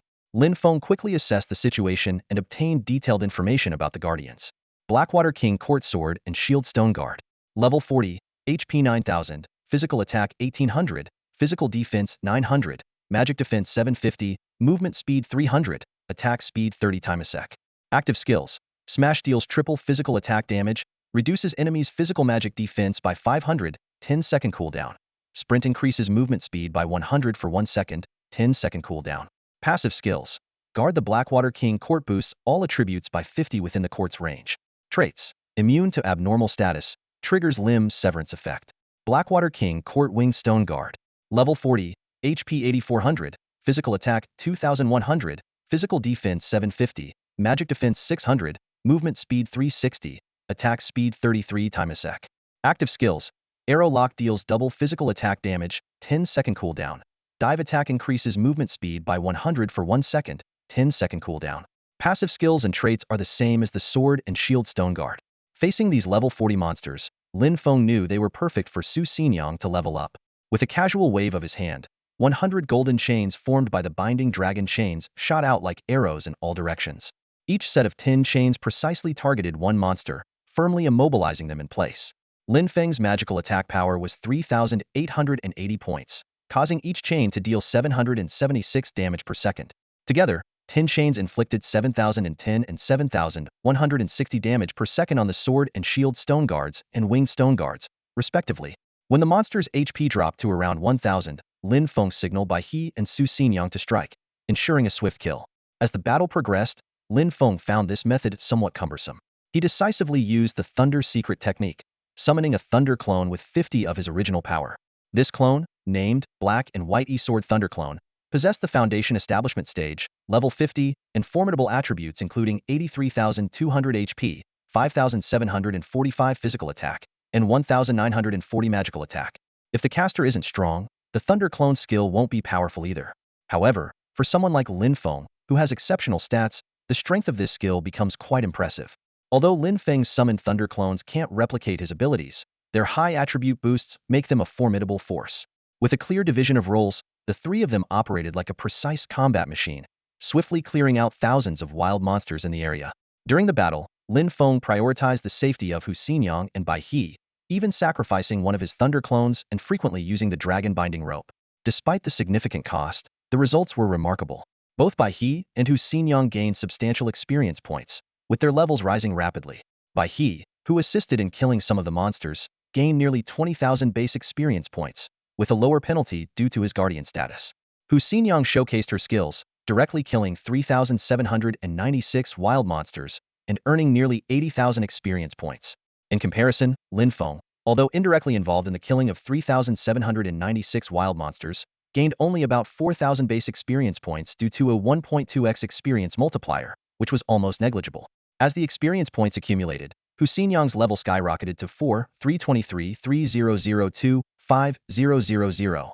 Without the constraints of realm advancement, she leaped into the body refining realm. The system notification sounded, informing that Hu Xinyang had learned an active skill, Hunting Time, and a passive skill, Body Refining Mastery, further enhancing her attributes. Hunting Time allows Hu Xinyang to enter an assassin mode for 10 minutes, gaining new attack methods, a 200-point increase in movement speed, and triggering different effects every 5 attacks, dealing 100 additional true damage, with a cooldown of 1 hour. Body Refining Mastery significantly boosts her attributes, 10,000 HP, 1,000 physical magical attack, 500 physical magical defense, and 150 movement speed. As the three were still immersed in the aftermath of the battle, the system suddenly issued a warning. They had entered the Blackwater King's palace and would be cursed if they stayed. Lin Feng looked around and found themselves in the central area of a complex palace structure. The empty palace echoed with an eerie, cold warning. Outsiders, leave immediately or face death. Lin Feng keenly sensed a faint, barely perceptible weak force creeping in from all directions, entangling them. He quickly extended his senses but found the place eerily silent, devoid of any wild monsters. The system notified that Lin Feng was now under the effect of a weakening curse. He quickly made a decision and instructed Bai He and Hu Xinyang. This area is vast. We'll split up. If you find anything, notify me immediately. If you encounter a tough enemy, prioritize escape. Do not engage unnecessarily. Yes, Master. Yes, Lord. They responded in unison. According to the hints, the demon suppressing pearl was hidden in this area. Lin Feng thought that, based on previous patterns, the wild monsters here should be around level 46, posing no threat to him. However, after a brief rapid exploration, he realized things were not as simple as he had imagined. The system once again notified that Lin Feng was now under the effect of a slowing curse. This damned place even uses multiple curses, Lin Feng muttered, a sharp glint flashing in his eyes. His gaze pierced through the long corridor, spotting a group of graceful female figures in a blackwater pond ahead. Strangely, Something seemed to block his divine sense and perception abilities.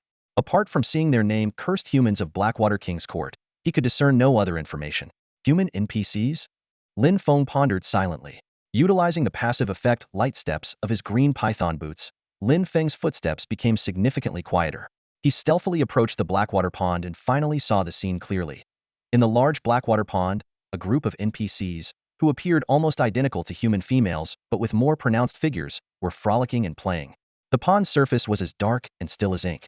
Lin Feng gazed at the eerie sight, noticing that any liquid leaving the water instantly turned into clear, icy water, radiating a bone-chilling cold. Mist and ice crystals intertwined in the pond, accompanied by bursts of laughter and playful sounds.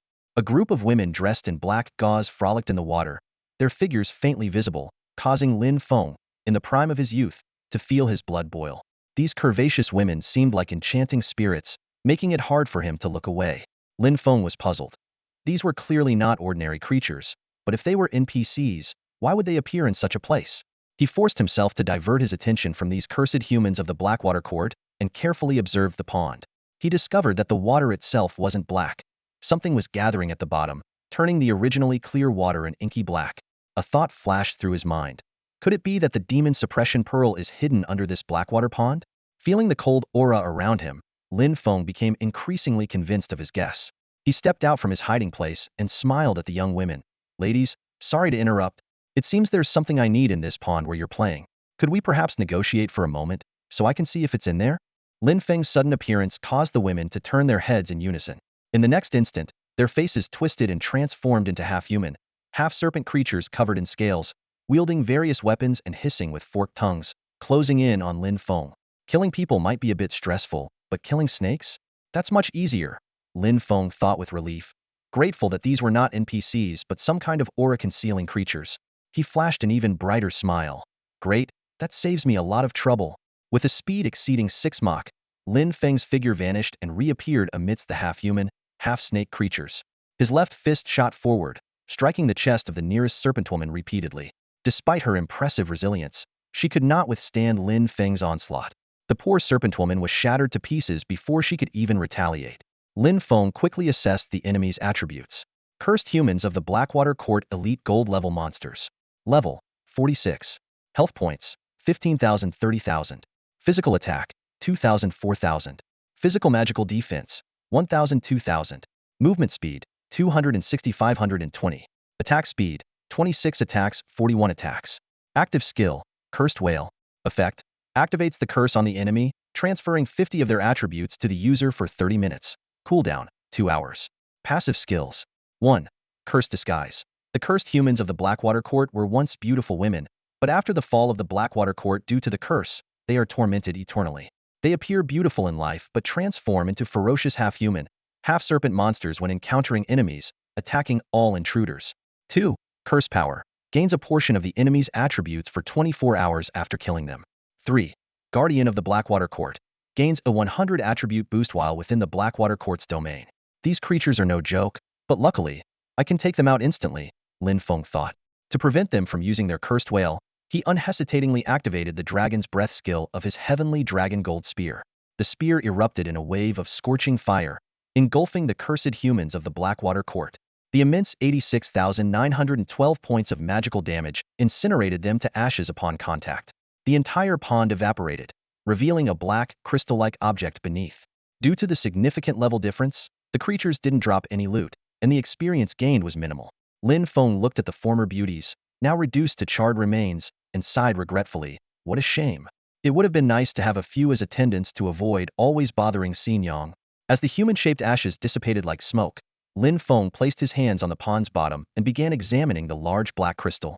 The entrance to the Blackwater King's underground palace loomed before him, its shield boasting a staggering 10 million points of physical and magical defense, along with 2,000 points of physical counterattack damage. Lin Feng gazed at the mysterious entrance and murmured to himself, "This is the passage into the Blackwater King's underground palace." His eyes fell on the physical counterattack damage, and he frowned slightly. Then, he lifted his leg and struck the barrier forcefully. With 11,490 points of physical attack power and an additional 12 damage bonus, what seemed like an unremarkable strike actually dealt nearly 11,000 points of damage to the entrance. However, a powerful counterforce immediately hit back, shattering 5,500 points of Lin Feng's shield. It looks like I'll have to use my skills, Lin Feng thought to himself. He then cast dragon-binding chains. Hundreds of golden chains shot out, piercing the entrance of the underground palace. For an unresponsive object like this, the stacking damage and continuous magical damage effects of dragon-binding chains were the perfect counter. With Lin Feng's current magical attack power, it would take just 2 minutes to deplete the 10 million shield points. Lin Feng waited patiently, watching as the crystal-like entrance gradually dissolved like melting ice. Meanwhile, he called out to Su Xinyang and Bai He, who were exploring the palace ruins, to join him in entering the underground palace. As the system prompt, "You have opened the entrance to the Blackwater King's underground palace," appeared. The crystal completely melted, revealing a massive hole at the bottom of the pond. Suddenly, a thick, inky black smoke rose, emitting an extremely cold aura that quickly spread, obscuring Lin Feng's vision. "Tricks! Be gone!" Lin Feng snorted, swinging his radiant dragon spear. With a resonant dragon roar, the black smoke dissipated instantly, revealing a vertical spiral staircase leading deep underground. Lin Feng directed the dragon-binding chains, freshly released from their task, to probe downward, estimating the underground depth to be about 500 meters with no obvious obstacles along the way. At this moment, Su Xinyang and Bai He arrived on the scene. "Master! Boss!" they called out in unison. Lin Feng nodded in acknowledgement and said, "Let's go. The boss should be inside. For safety, I'll put you both in the guardian slot first." They agreed and vanished instantly. Lin Feng leaped and plunged downward at high speed. Echoing around him were countless ghostly laughs, like malevolent spirits ready to devour him. However, surrounded by the golden chains, Lin Feng remained fearless and continued his rapid descent. Boom! Lin Feng landed heavily, scattering debris and blowing away the dense black fog with the shockwave. As he stepped into the underground, he felt an intense cold surge. Looking around, he saw several deep passageways leading into the unknown. The demon suppression pearl can only be found in places of extreme cold and evil, Lin Feng muttered to himself.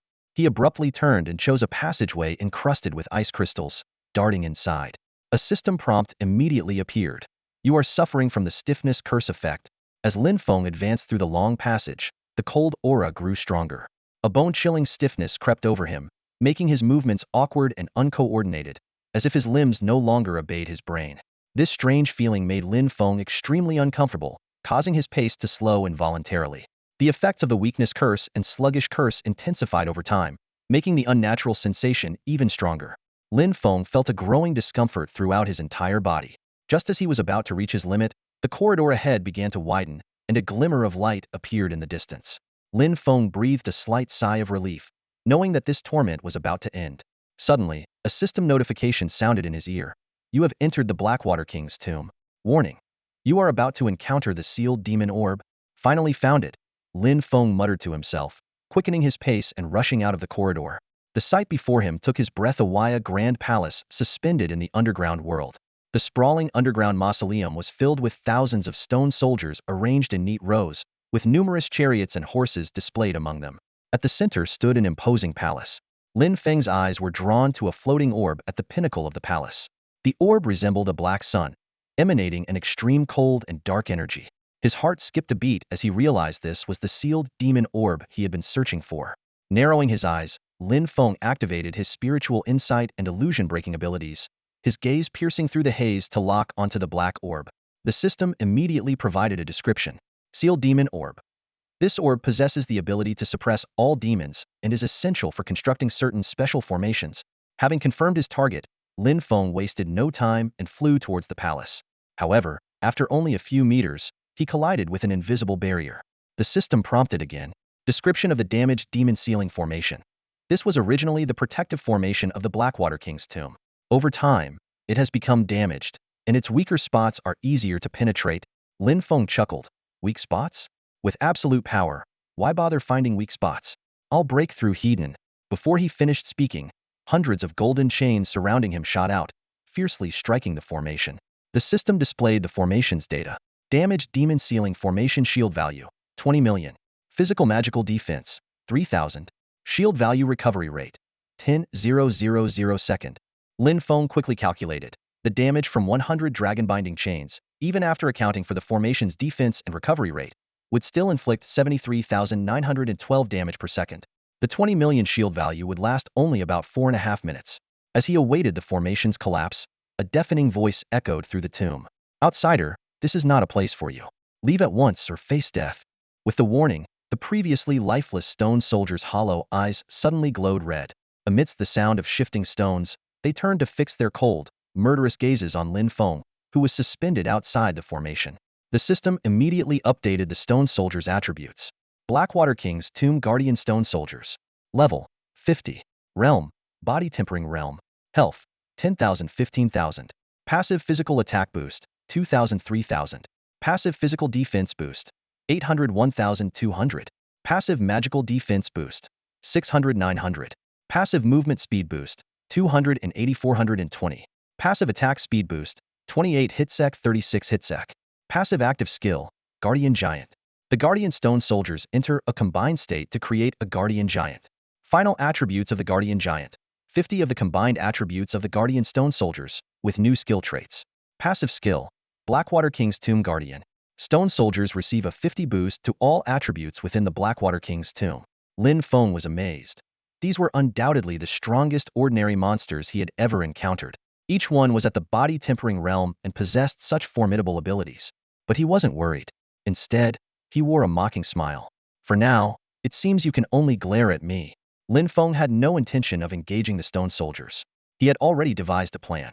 Once the formation broke, he would face the gathered guardian stone soldiers. The best approach would be to use the triple dragon imprisonment technique. Before they could activate their guardian giant skill, he would launch a couple of powerful attacks to finish the battle. No big deal, Lin Feng thought to himself, waiting for the right moment. Time ticked away, and the weakened demon sealing array finally succumbed to the strain. With a crisp cracking sound, the array shattered into countless glimmering shards that dissipated into the air. At that moment, Lin Feng's confident expression turned grim. He suddenly convulsed as if struck by a heavy blow, uncontrollably spitting out a mouthful of black blood. The curse's power within him vanished instantly, replaced by excruciating pain that surged through his body. Lin Feng gritted his teeth, enduring the agony. Simultaneously, thick black smoke seeped from every pore of his body, converging rapidly toward the abyss below. Clutching his chest, Lin Feng struggled to look down into the abyss. From its pitch-black depths, a pair of sinister, malevolent eyes stared back at him with a mocking smile. The palpable malice in that gaze made Lin Feng shudder. Suddenly, a flood of information surged into Lin Feng's mind. Level 70. Realm Foundation Establishment. Health points 3 million. Passive Physical Attack Boost 8,000. Passive Magic Attack Boost 6,000. Passive Physical Defense Boost 6,000. Passive Magic Defense Boost 4,000. Passive Movement Speed Boost 1,200. Passive Attack Speed Boost 120 Attack Sec 75 Attack Sec. Active Skills 1. Curse of the Blackwater Court. Randomly inflicts a curse within a certain range, lasting 9 hours, cooldown 30 minutes. 2. Curse Detonation. Detonates all curse energy within the enemy, causing cumulative percentage damage. 3. Calamity Curse. Corrodes living beings with curse energy to empower oneself. When the enemy is 90 cursed, there is a high chance of being controlled by Hagen. Success rate depends on level difference and resistance. Duration until Hagen deactivates or dies. Cooldown 10 hours. Passive Skills 1. Derivative Demon Sealing Orb. Hagen has a Demon Sealing Orb within, granting 50 attribute enhancement. 2. Hagen's Power. 1 million health points, 3,000 physical magic attack, 2,000 physical magic defense, 500 movement speed. 3. Hagen's Body. 50 final damage reduction. Lin Feng's heart sank. The data indicated that the enemy before him could bypass his shield and directly inflict damage. He finally understood why the mission difficulty had escalated from easy to hard. A level 70 emerald boss, if he could kill it, would it mean acquiring 2 demon sealing orbs at once? His eyes flickered between the demon sealing orb in the palace above and Hagen's passive skill, derivative demon sealing orb. The possibility made his heart race. No time to lose, Lin Feng sprang into action. With a thought, several potion bottles from his waist pouch appeared in his mouth, and he bit down without hesitation. Simultaneously, several talismans flew out from his inventory, burning in midair and merging into his body as golden light. The active skills of the Qiongqi Golden Armor shoulder plates activated instantly. 1. Qiongqi Transformation. Partially transforms the body into a beast, gaining 800 physical attack. When movement speed exceeds 400, grants flight ability, duration 20 minutes, cooldown 2 hours. 2. Qiongqi Bite.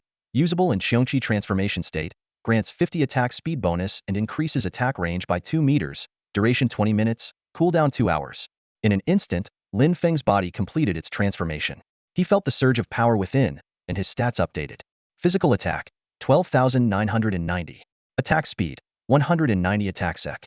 Staring into the abyss at those evil eyes, Lin Feng spoke in a low voice. The demon sealed by the demon sealing orbis that you? A cunning glint flickered in those eyes, followed by an arrogant voice. Humph, boy, in the presence of this demon king, you should surrender obediently. Just you? Lin Feng sneered. In the next moment, he unleashed all his skills. 1. Dragon Breath Blaze. Using the Tianlong Bright Gold Spear as a medium, releases a scorching dragon breath, dealing current physical magic attack 20 times damage in a cone. 2. Tianlong Suppression. Summons a Tianlong dragon to assist, suppressing all directions with its might, dealing current physical attack 20 times area damage. 3. Sweeping Army.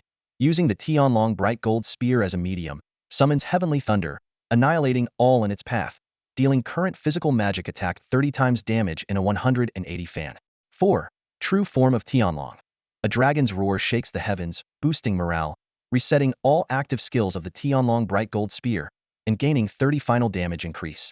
Lin Feng's figure became a streak of light in the air, his Tianlong Bright Gold Spear shining brilliantly as he launched a fierce assault on the enemy in the abyss. An earth-shattering battle commenced. It wasn't over yet. Lin Feng pointed towards the sky, his face expressionless, and dark clouds began to gather. 2 enormous fingers appeared out of thin air, covering the entire area where the stone warriors stood, descending with unstoppable force. Caught off guard, the stone warriors didn't expect this human to fight back instead of surrendering. They roared, "Insolent ant! You seek death! Calamity curse!" In an instant, a thick black fog erupted from the thousands of stone warriors of the Blackwater Royal Court. The fog spread like a tidal wave, instantly taking control of all the stone warriors. They raised their weapons, pushed giant crossbows, and drove war chariots, charging towards Lin Feng like a well-trained army. Lin Feng sneered, "Calamity? Let me show you what a real calamity looks like." Suddenly, a series of explosions erupted among the stone warriors, and violent energy waves swept through the area. At that moment, Lin Feng's figure vanished. After casting First Step, Thunder Strike, Lin Feng's next movement covered a distance 100 times his normal speed, consuming 1,000 mana points. Before the stone warriors could react, Lin Feng launched a storm of attacks. Numerous damage indicators appeared on the enemies. Although Lin Feng's passive skill, Dragon's Might, was ineffective due to the enemy's resistance, his other passive skills were still formidable. Unstoppable reduced the enemy's physical and magical defenses by 1,000 points with each attack, lasting 10 seconds. Invincible added 1,000 true damage to each attack. The fully activated passive skill from his Mountain Ghost leggings, Spectral Assault, triggered massive elemental true damage every 5th, 6th, 7th, and 8th attack. The stone warriors couldn't comprehend how this seemingly weak human could unleash such terrifying power. Lin Feng effortlessly used instant cast skills and charged attacks with skillful precision. The battle between the human and the demon intensified, their high-speed exchanges causing the entire space to tremble. Unlike previous encounters, some of their attacks began to cancel each other out. This situation clearly favored Lin Feng, who had a fragile physique. As the fierce confrontation continued, the entire space quaked. The stone warrior sneered, "Boy, compared to your frail human body, my kind boasts superior physiques. In battle, your body will weaken and sustain injuries, while I possess powerful regenerative abilities, growing stronger as the fight goes on. With this disparity, your death is certain." It had seemed like a solid plan, but things didn't unfold as expected. Lin Feng let out a cold laugh, a trace of disdain flashing in his eyes. "Noisy old fool. You think you can kill me? You're not even close." Before his words faded, his hands had already completed the seals, and 2 triple-layered dragon imprisonment fingers shot out like lightning. In an instant, the system notifications flooded Lin Feng's ears. System alert.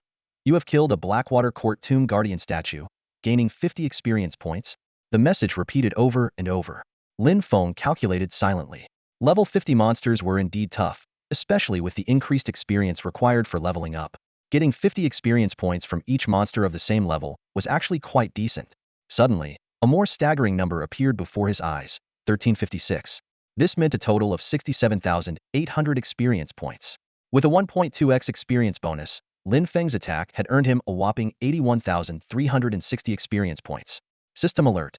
You have leveled up to level 51, 528, 607, 0000.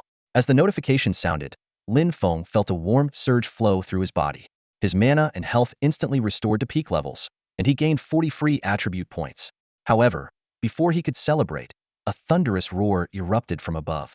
Clearly, the surviving Blackwater Court Tomb Guardian statues had completed their fusion, and the Tomb Guardian giant had appeared.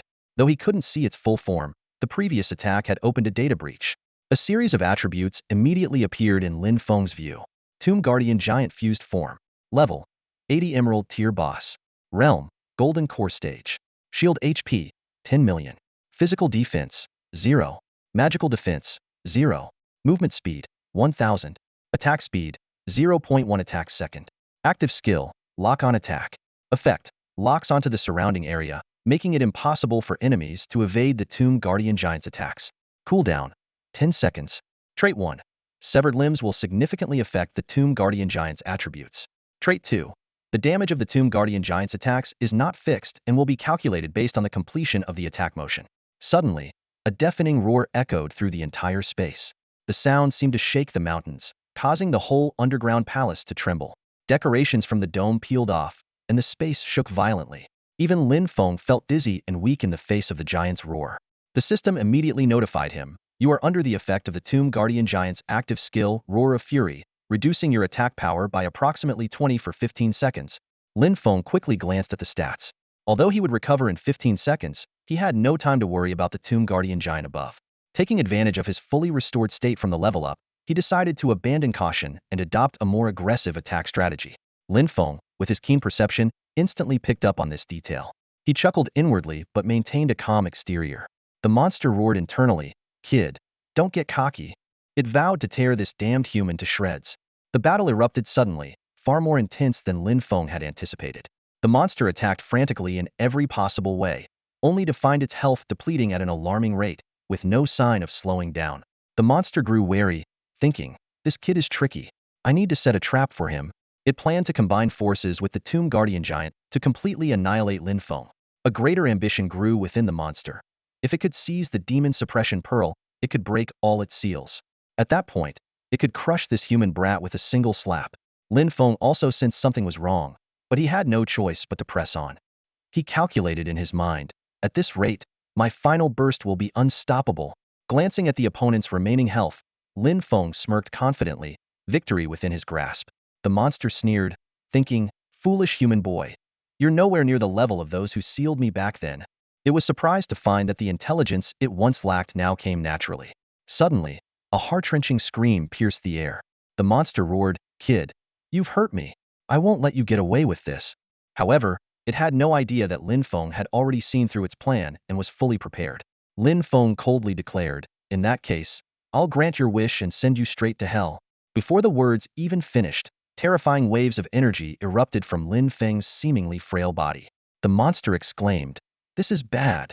Despite its instincts urging it to flee, it still chose to trust its own strength and fled recklessly. Lin Feng sneered, "Trying to escape? Too late." He unleashed his most powerful move, Thunder Secret Art, Triple Thunder Annihilation. This move harnessed the power of the Heaven's Thunder, delivering a lethal strike that dealt current physical magical attack power 100 damage, costing 10,000 mana points, with a cooldown of 10 minutes. The battle raged on, with the outcome still uncertain. That's all for today. Thank you so much for watching. I hope you guys enjoyed. If you wish to have another part of this recap, please give us at least 1,000 likes. Please don't forget to comment and subscribe to our channel for more content like this. Until next time.